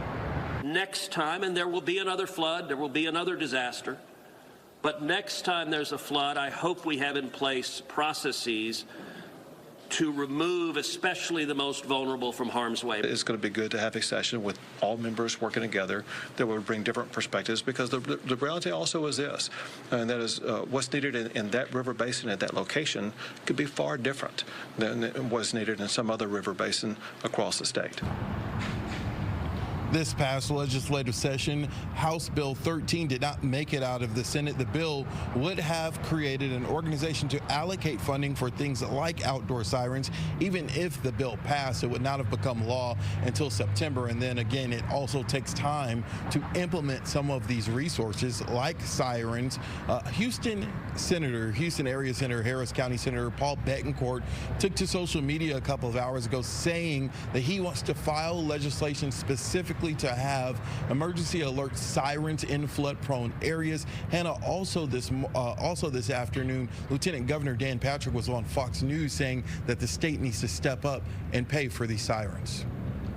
Well, and Stephen, the funding has been a major concern. As we know, county officials down to our south have said they didn't want to fund those types of sirens, so we'll see if this might change their minds on it. Now, I want to talk more about the questions that have once again been raised about emergency alerts and whether federal staffing cuts contributed to this disaster. The two National Weather Offices, service offices for that area were under surge staffing the morning of the floods, which is typical to add more personnel to an office in these types of emergencies. Now, those offices, though, reportedly have a combined total of 10 vacancies, including a vacancy for what's referred to as a warning coordination meteorologist. That's the scientist who is tasked with coordinating severe weather responses to local authorities. What did the White House say today in response to the criticism about these types of staffing cuts? The White House press secretary had a lot to say. In fact, this was how she started her press briefing, talking about the criticism, in specific, the cuts to the National Weather Service. She says that they did the best job they could. She confirmed that 3 total alerts went out from July 3rd to July 4th, preparing people for this. Now, some on the back end will say, you know, the latest alert, the closest alert to the mass of the flooding happened around 1:30, 1:40 in the morning, so people were asleep. A lot of people silence their notifications, but the White House said that the San Antonio National Weather Service office had 11 forecasters on staff. They didn't mention those vacancies, and so this topic, unfortunately, has become a political football because politics has been involved in this. But according to the White House and the press secretary, they believe that there was enough staff to alert everyone. Well, and like we've been reporting, many of these areas in Kerr County are campgrounds and don't have cell phone service. So even if they were to have received a text, some of them might not have received it in time. Stephen Dow, thank you. Exactly. Here at home, we have a wet Monday. I know there are some peaks of sunshine there you can see in our tower camera, but we could see some more rain tonight. The bigger concern, though, is more rain headed to central Texas as the flood recovery efforts there remain underway. Fox 4 meteorologist Dylan Federico has a look. Yeah, that's right, Hannah. And unfortunately, a flood watch is in effect for much of central Texas until this evening. This includes San Antonio, Austin, Caryville, and then up towards San Angelo as well. This is the last area in the world that needs any more rain right now.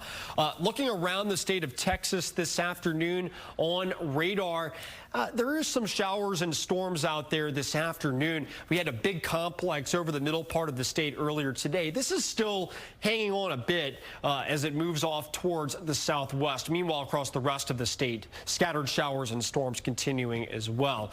So what's left over of that complex has moved off to the southwest. Still some flood warnings in effect, but the issue is a lot of rain fell in this area today, and this is all going to go down the same rivers and tributaries that had major flooding over the past several days. Some spots picked up to 6 to 8 inches of rain on radar today, 2 to 4 inches elsewhere. But with the ground saturated, it doesn't take much to cause a lot of problems. And unfortunately, that's what we're seeing today. All right, looking at radar across North Texas, we're dry here in the Metroplex at the moment. We have one shower up towards the Sherman area, but the general trend has been drier on radar this afternoon. Though with temperatures back to around 90, I certainly can't rule out another isolated shower or storm bubbling up. All right, so here's your 7-day forecast, mid-80s through the evening. Some more storms could fire up, but as we head into tonight, I do expect our rain chances to trend downward. Hannah? Dylan, thanks. Well, researchers at the University of North Texas Health Science Center will work to positively identify the flood victims in Kerr County. The Center for Human Identification program has been chosen because it can process DNA more quickly than with traditional methods. The lab will test samples from victims' remains using genetics data from other family sources. The Center for Human Identification is most known for assisting in missing persons and criminal cases. UNT Health Science Center has yet to comment on the selection or the work it'll be doing. Well, the Texas A&M Veterinary Emergency Team has been deployed to Kerr County to provide for canine search teams. The team deployed 6 vet members along with 2 AgriLife disaster assessment and recovery agents July 4th. This group will make sure canine search teams will remain healthy and mission ready amid the rough conditions along the river basin.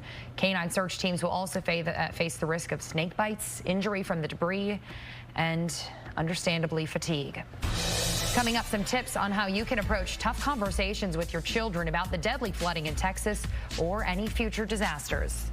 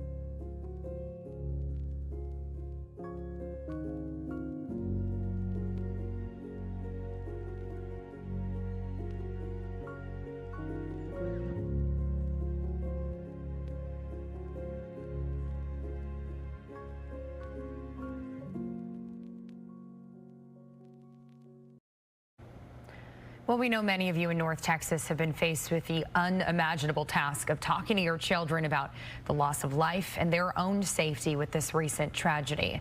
This morning, Fox 4's Steve Noviello spoke with a licensed therapist on how you can start that tough talk. When events like disasters happen, it is a time of emotion and a time of grief for a lot of people. A lot of families now faced with the task of talking to their young children about what has happened. Annie Tam, a licensed professional counselor with Mend Counseling, Joining me this morning, this is just heartbreaking for so many families. We are having this conversation in our house. I know a lot of my friends and neighbors are as well. I want to start with the idea of trauma therapy specifically. Is it important that I find somebody, if I need that kind of outside help, who has a specialty? I do think it is important to find a trauma-informed therapist, or at least a group practice that has those therapists there in the practice itself. They can see a play therapist. They can also maybe see a different therapist for something like EMDR therapy to deal with the trauma. But finding someone who is trauma-informed and educated in that is going to be important during this time with such a devastating traumatic event. So I think the overwhelming majority of our viewers are going to be having this conversation at home. So I want to kind of break this up into two different parts here. One, what does this conversation look like when I'm dealing with a child who's maybe 10 years old and younger? Yeah, so I think specific concrete language is going to be really important with your child. We tend to want to kind of soften it, use euphemisms, and this can be really difficult for a child to understand, especially a younger child. So making sure that we're using very concrete language with them, like, Sally, I have to talk to you about something traumatic that has happened. It's really hard. Sally has died. Using that language. They might ask about death and telling them that death means that Sally is not coming back. She can no longer, she doesn't breathe, she can't eat any longer. Right. It's really hard for a parent to use that language and to say these kinds of things, especially when we're grieving ourselves.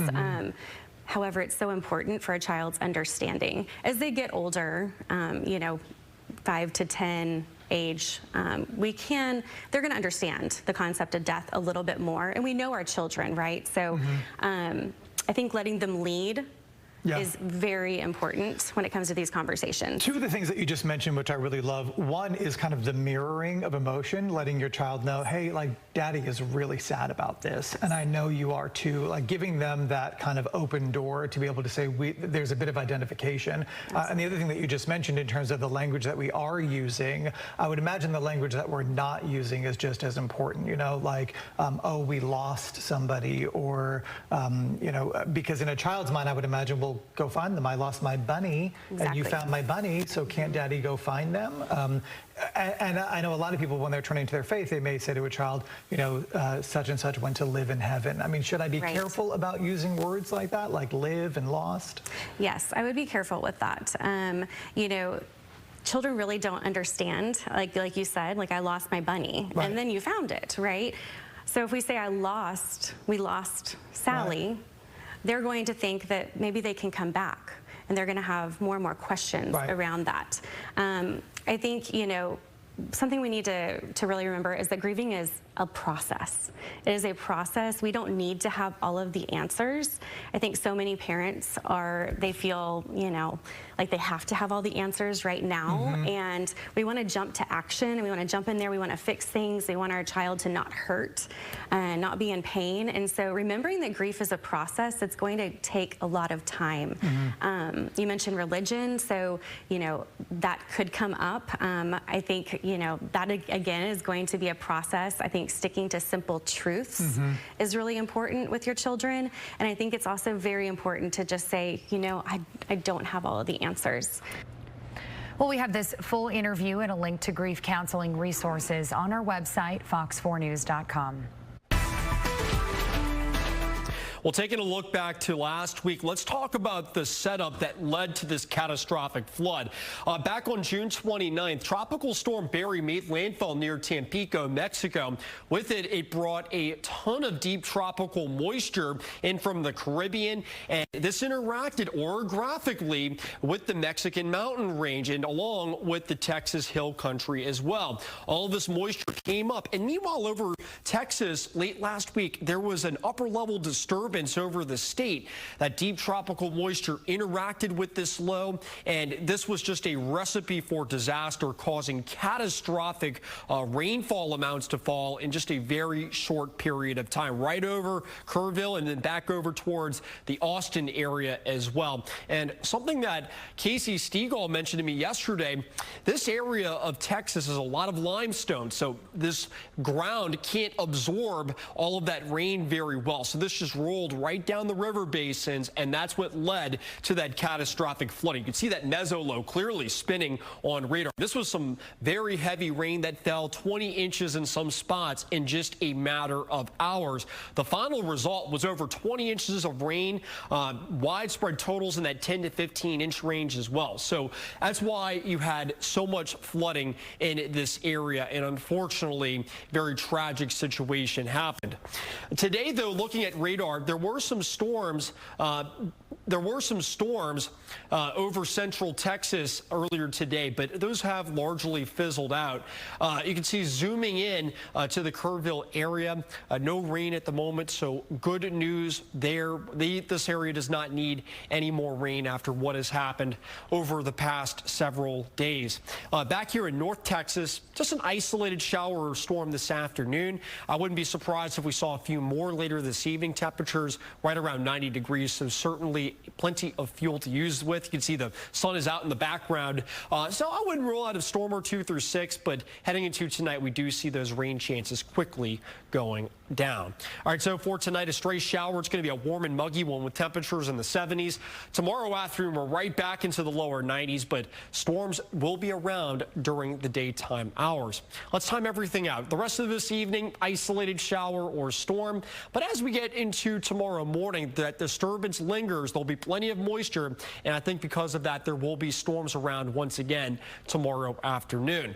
That'll be the case once again on Wednesday, but rain chances do trend downward on Thursday, and we trend even drier heading into Friday and Saturday. Once it's all said and done, though, rainfall totals certainly could be back in that 1 to 2 inch range through Wednesday.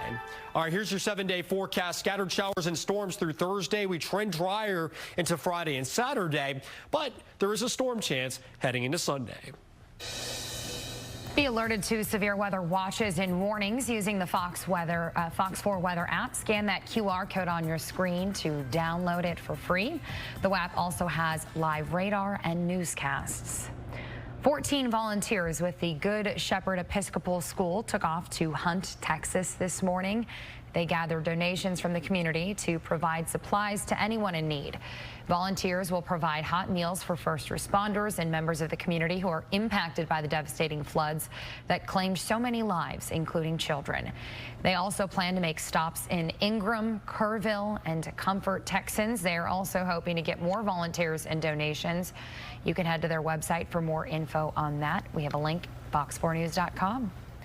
In the meantime, Texans on a mission headed down to Central Texas today. The nonprofit is providing several forms of disaster relief and aid. Crews there will help clean out flooded homes once the water recedes, and there are already chaplains in the area for any spiritual and emotional support. The group was able to gather dozens of volunteers to send to the region today. Buses of volunteers left earlier this morning, and another group of volunteers will also be sent later in the week. Many of you have reached out asking how to help those affected by the flooding. Fox 4 is setting up a donation site to get money sent directly to Kerr County Flood Relief Fund. You can scan that QR code or you can follow the link to donate. We also have this on our website as a reminder. Always just to vet and verify the fundraisers that you see online. Look for how the money would be transferred to the beneficiary. Is there a clear connection to the victims? Make sure to check for things like processing fees. And the Better Business Bureau also recommends donating to established nonprofits. You can look up tax-exempt status on the IRS website just to make sure any nonprofit is verified. Stick with us. We'll be right back.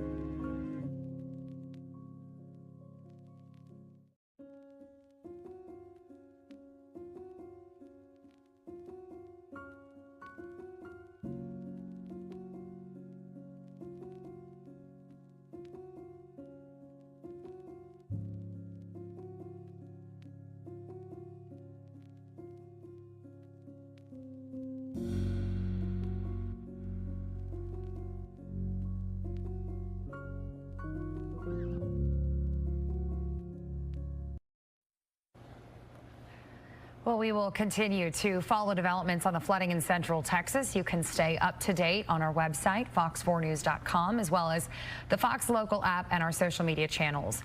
Stay with us here on Fox 4 News as we gather more information and continue to honor the victims of this tragedy. Thank you for joining us here on Fox 4 News at 4. Heather is next with more news.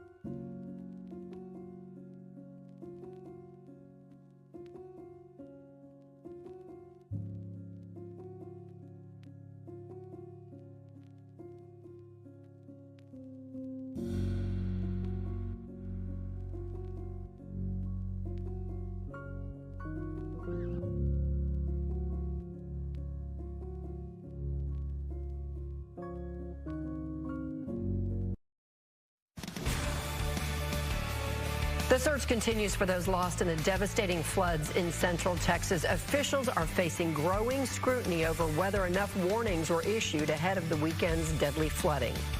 The pain, the shock of what has transpired these last few days has broken the heart of our state. We do have several crews covering the devastation. We just got an update on the staggering death toll. Also, today marks 9 years since a gunman opened fire in downtown Dallas, ambushing and killing 5 officers. We have a look at the tribute to those killed. Here for you, Fox 4 News starts now. The death toll from the July 4th weekend flooding in Central Texas has now risen to nearly 100. Hello, everybody. I'm Heather Hayes. Fatalities have been reported in 6 counties. Most of the deaths happened in Kerr County. At least 10 girls from Camp Mystic are still missing. Officials say crews were able to rescue more than 850 people over the holiday weekend. And this morning, a news conference took place in Kerrville with city leaders, first responders, and other officials, along with Senator Ted Cruz.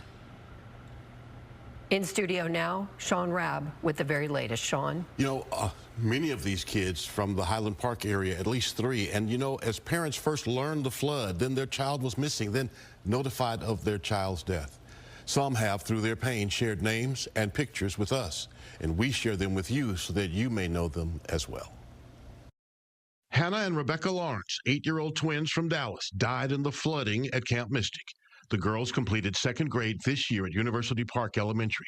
Their parents, John and Lacey Lawrence, in a statement to us, shared, Hannah and Rebecca brought so much joy to us, to their big sister Harper, and so many others. we will find ways to keep that joy and to continue to spread it for them. But we are devastated that the bond we shared with them and that they shared with each other is now frozen in time. Thank you for the love and support. 8-year-old Hadley Hannah is among those confirmed dead also to have died at Camp Mystic. Her parents informing us of her death Monday morning, writing, "Our family is experiencing unimaginable grief.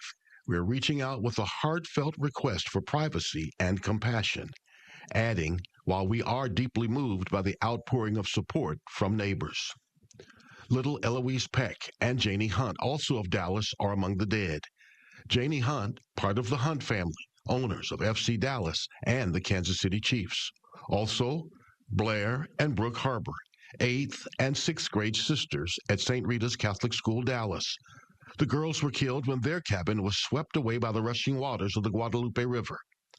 And the Camp Mystic director, Richard Dick Eastland, longtime resident in Kerr County, gave his life as he tried to rescue campers from the fast-rising floodwaters. Some who died in the flood we've previously talked about. Families are asking now for privacy, overwhelmed with heartbreaking grief in this sad, sad story that is not near an end. I need to tell my community and those families who are waiting, this will be a rough week.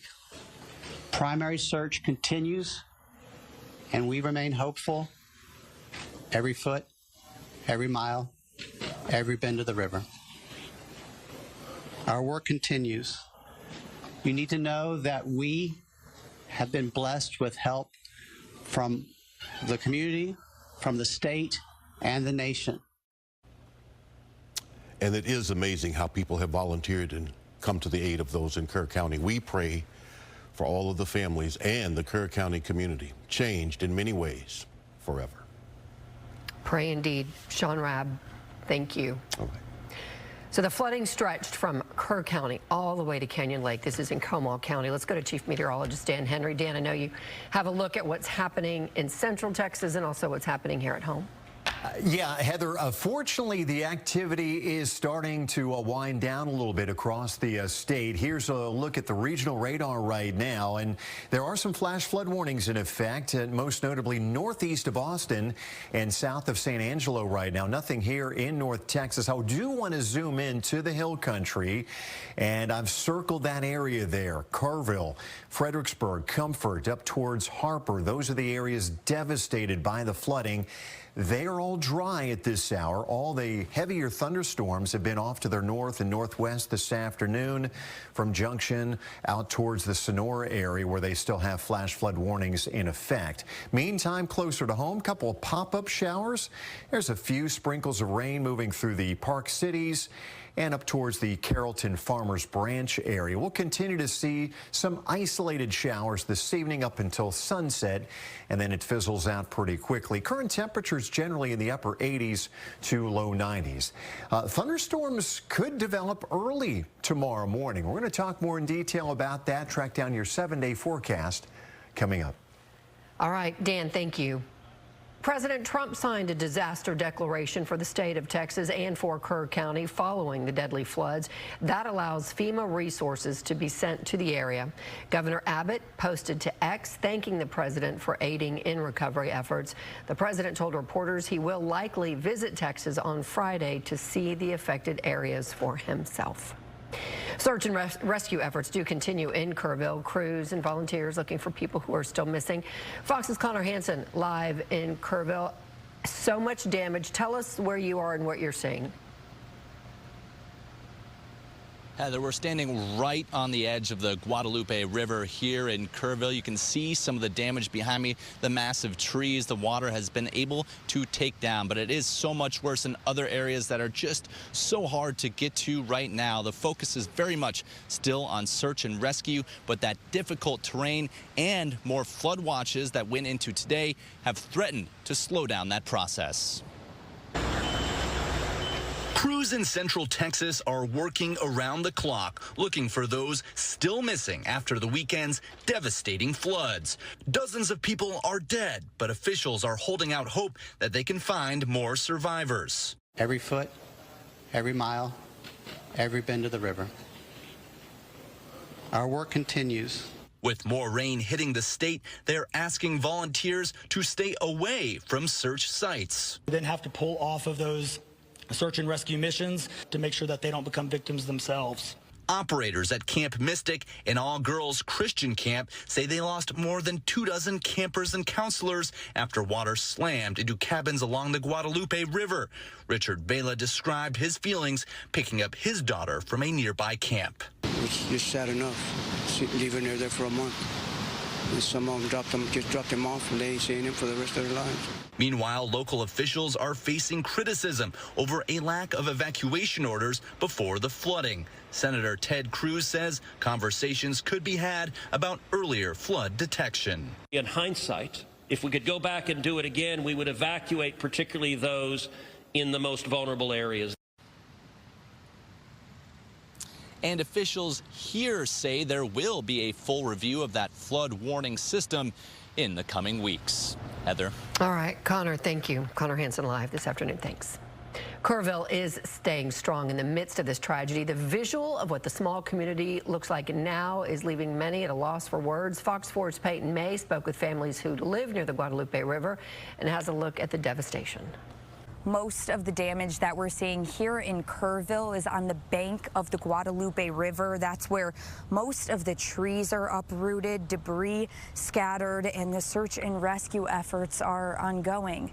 I knew it was going to rain, 55% chance the night before, but like this, 37 feet in 45 minutes, we didn't expect it.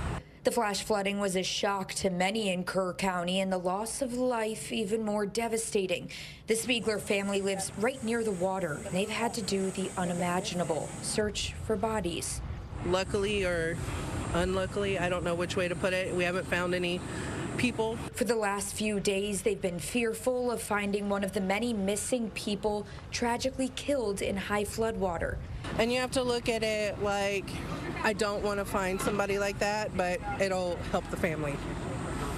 It'll give them closure so they're not going, where's my mom or where's my dad or my daughter. So far, they found piles and piles of personal items that have washed downstream the Guadalupe River. It's really sad. You don't know what to do with it because it's like destroyed and you know it's somebody's belongings. With their hometown torn apart, their primary goal is to lift others up. We're very community driven. Everybody, if anything happens, whether it's something like this or somebody's house catches on fire, everybody comes together. We try to take care of each other. It's that small town feel that doesn't really exist anywhere anymore. Reporting in Kerrville, Peyton May, Fox 4 News. Well, many of you have reached out asking how to help those affected by the flooding. Fox 4 set up a donation site to send money directly to the Kerr County Flood Relief Fund. It's a QR code on your screen. Just scan that or follow the link to donate. Remember, just always vet and verify any fundraiser you see online. Well, just ahead, a deadly shooting at the southern Texas border. Police say they killed a man who opened fire at a Border Patrol facility. That's ahead.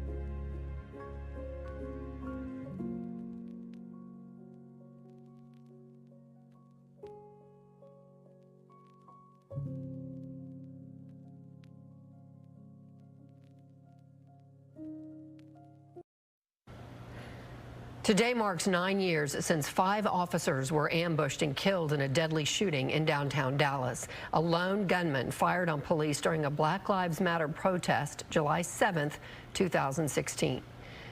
4 Dallas police officers and 2 civilians were also injured. The gunman was killed with a bomb robot after an hours-long standoff. One officer injured in the attack paid tribute to the officers killed that day. I just want to honor Officers Emerypa, Officer Kroll, Corporal Aarons, Sergeant Smith, and Officer Thompson. I mean, those are the real heroes for that day. The rest of us, we were just there doing what we were called to do. Dallas Police Chief Daniel Como and family members of fallen officers walked a wreath to Lamar Street after the news conference. Police officers in the state of Texas are now provided bulletproof vests capable of stopping rifle calibers. A man died after police say he opened fire at a Border Patrol facility in South Texas. An active shooter armed with tactical gear and a rifle opened fire on Border Patrol agents as they arrived at the facility in McAllen in the Rio Grande Valley. Police say a 27-year-old man, Ryan Luis Mosquito, allegedly used an assault rifle. He was carrying a utility vest when federal agents returned fire and killed him. The McAllen police chief said one officer was injured but is expected to recover. Chief Rodriguez also said Mosquito did not make it into the building, but he did have a large amount of ammunition that he brought with him. Cannot tell you how many rounds were fired from the suspect, specifically that is, but there were many dozens of rounds fired by the suspect towards the building and towards agents in that building. Chief Rodriguez also said there was no reason to believe there are any other threats. He says the FBI will lead the investigation and McAllen police will assist. Here's a look at the Guadalupe River rise at Kerrville. This was very early in the morning, July 3rd at 3:45 a.m. That was really one of the big reasons why this caught so many people off guard, is because it happened in the middle of the night. From 3:45 to 4:45, there was a 22-foot rise on the Guadalupe at Kerrville. So it went from 1.7 feet to 24 feet.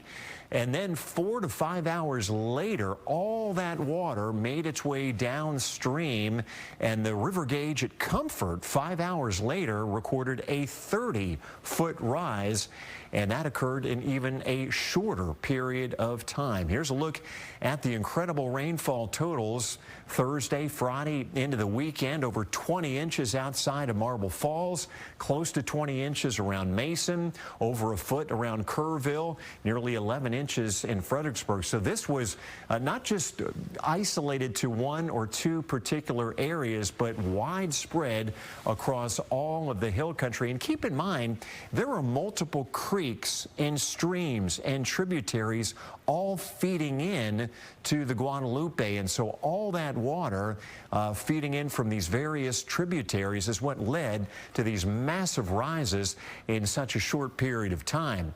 At this hour, scattered showers and thunderstorms continue across North Texas and Central Texas. We want to hone in, though, to the hill country here briefly, and I've outlined the area here: Kerrville, Fredericksburg, Harper, Comfort. These hard-hit areas, fortunately, have not been seeing any rain this afternoon. Much of it has been off to the north and west, where there still are flash flood warnings from Junction out towards the Sonora area. And here at home, we have seen some brief, heavy downpours with pop-up showers and thunderstorms, but the radar right now is pretty quiet overall. We've got one isolated cell here around University Park, couple of sprinkles of rain up towards the Colony and down towards southeast, some isolated to widely scattered showers around Groesbeck and down south of the Buffalo area at this point in time. So anything isolated now will fizzle out very quickly as we head towards sunset this evening. And then tomorrow, I think the showers and thunderstorms could get underway very early in the morning and continue into the afternoon. There will be some flood risk with these because they're going to be very slow moving. A 30% chance on Wednesday. We cut that back to 20%. Spotty storms Thursday, and then Friday and Saturday look dry at this point in time. 91 today's high, 74 the low, 95 and 75 the averages. Looking out there right now, kind of hazy sunshine mixed with clouds. We're at 87 at Love Field, and it's 91 at Alliance Airport. Elsewhere, 89 Canton, 89 at Meridian, and we're checking in right now at 88 degrees in Mineral Wells. So Futurecast again. Early this evening, some spotty showers, maybe a rumble or two of thunder. They fizzle out quickly. And then early tomorrow morning, all of our high-resolution computer models are in agreement that we'll see showers and storms breaking out early in the morning. And then we'll continue to see an uptick in coverage as we head through the morning towards midday. These could be fairly stationary with heavy downpours. I would not be surprised if we have the potential to see some flooding tomorrow. Then as we head through the afternoon, they'll have a tendency, I think, to shift off towards south and southeast. And then tomorrow night, approaching sunset, this should all die out. And then one more day where we have scattered thunderstorms as another disturbance moves in from the northwest on Wednesday, combined with heating. That will likely trigger at least a scattering of showers and thunderstorms. Here's your 7-day forecast. 89 tomorrow, 93 Wednesday, 95 on Thursday with a 20% chance. Friday and Saturday at this point in time look largely dry across the area, mid-90s, and will continue mid-90s into early next week with a slight chance of a shower or storm on Sunday. All right, Dan, thank you. One woman is dead after Tropical Storm Chantal made landfall on the South Carolina coast. Officials in North Carolina say she was killed when floodwaters swept her car from a rural road. The tropical depression is creating more flood warnings as it moves up the East Coast. Officials are warning of possible dam failures, triggering evacuations. Shelters are also opening across North Carolina for people pushed out of their homes. After a falling out with President Trump, Elon Musk says he is creating a new political party. That's ahead.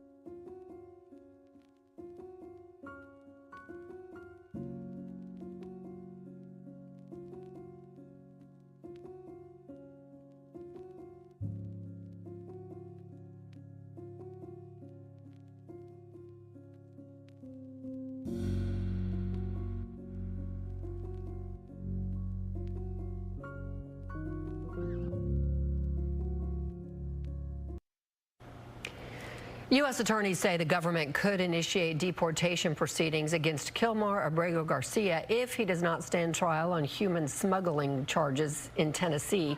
So this all comes as Abrego Garcia's wife is suing the Trump administration in Maryland over his mistaken deportation that happened in March. Officials say immigration authorities would detain Abrego Garcia once he's released from jail and send him to a third country that is not his native El Salvador. It's unclear which country that would be. For the past 9 years, Abrego Garcia has played a significant role in an alien smuggling ring. Abrego Garcia is a danger to our community. A hearing is scheduled on Thursday for a government witness to testify on exactly what will happen to Abrego Garcia if he is released from federal custody. President Trump and Israeli Prime Minister Benjamin Netanyahu met at the White House earlier today to push for a ceasefire in Gaza. The latest version of the deal lays out a 60-day ceasefire where Israeli forces would withdraw to a buffer zone while aid is delivered to Palestinians. Hamas would also release living and deceased Israeli hostages in exchange for Palestinian prisoners. It is the third meeting between the two. President Trump delayed Wednesday's massive import tariffs for another 3 weeks. White House officials announced they're sending about a dozen letters to trade partners. The letter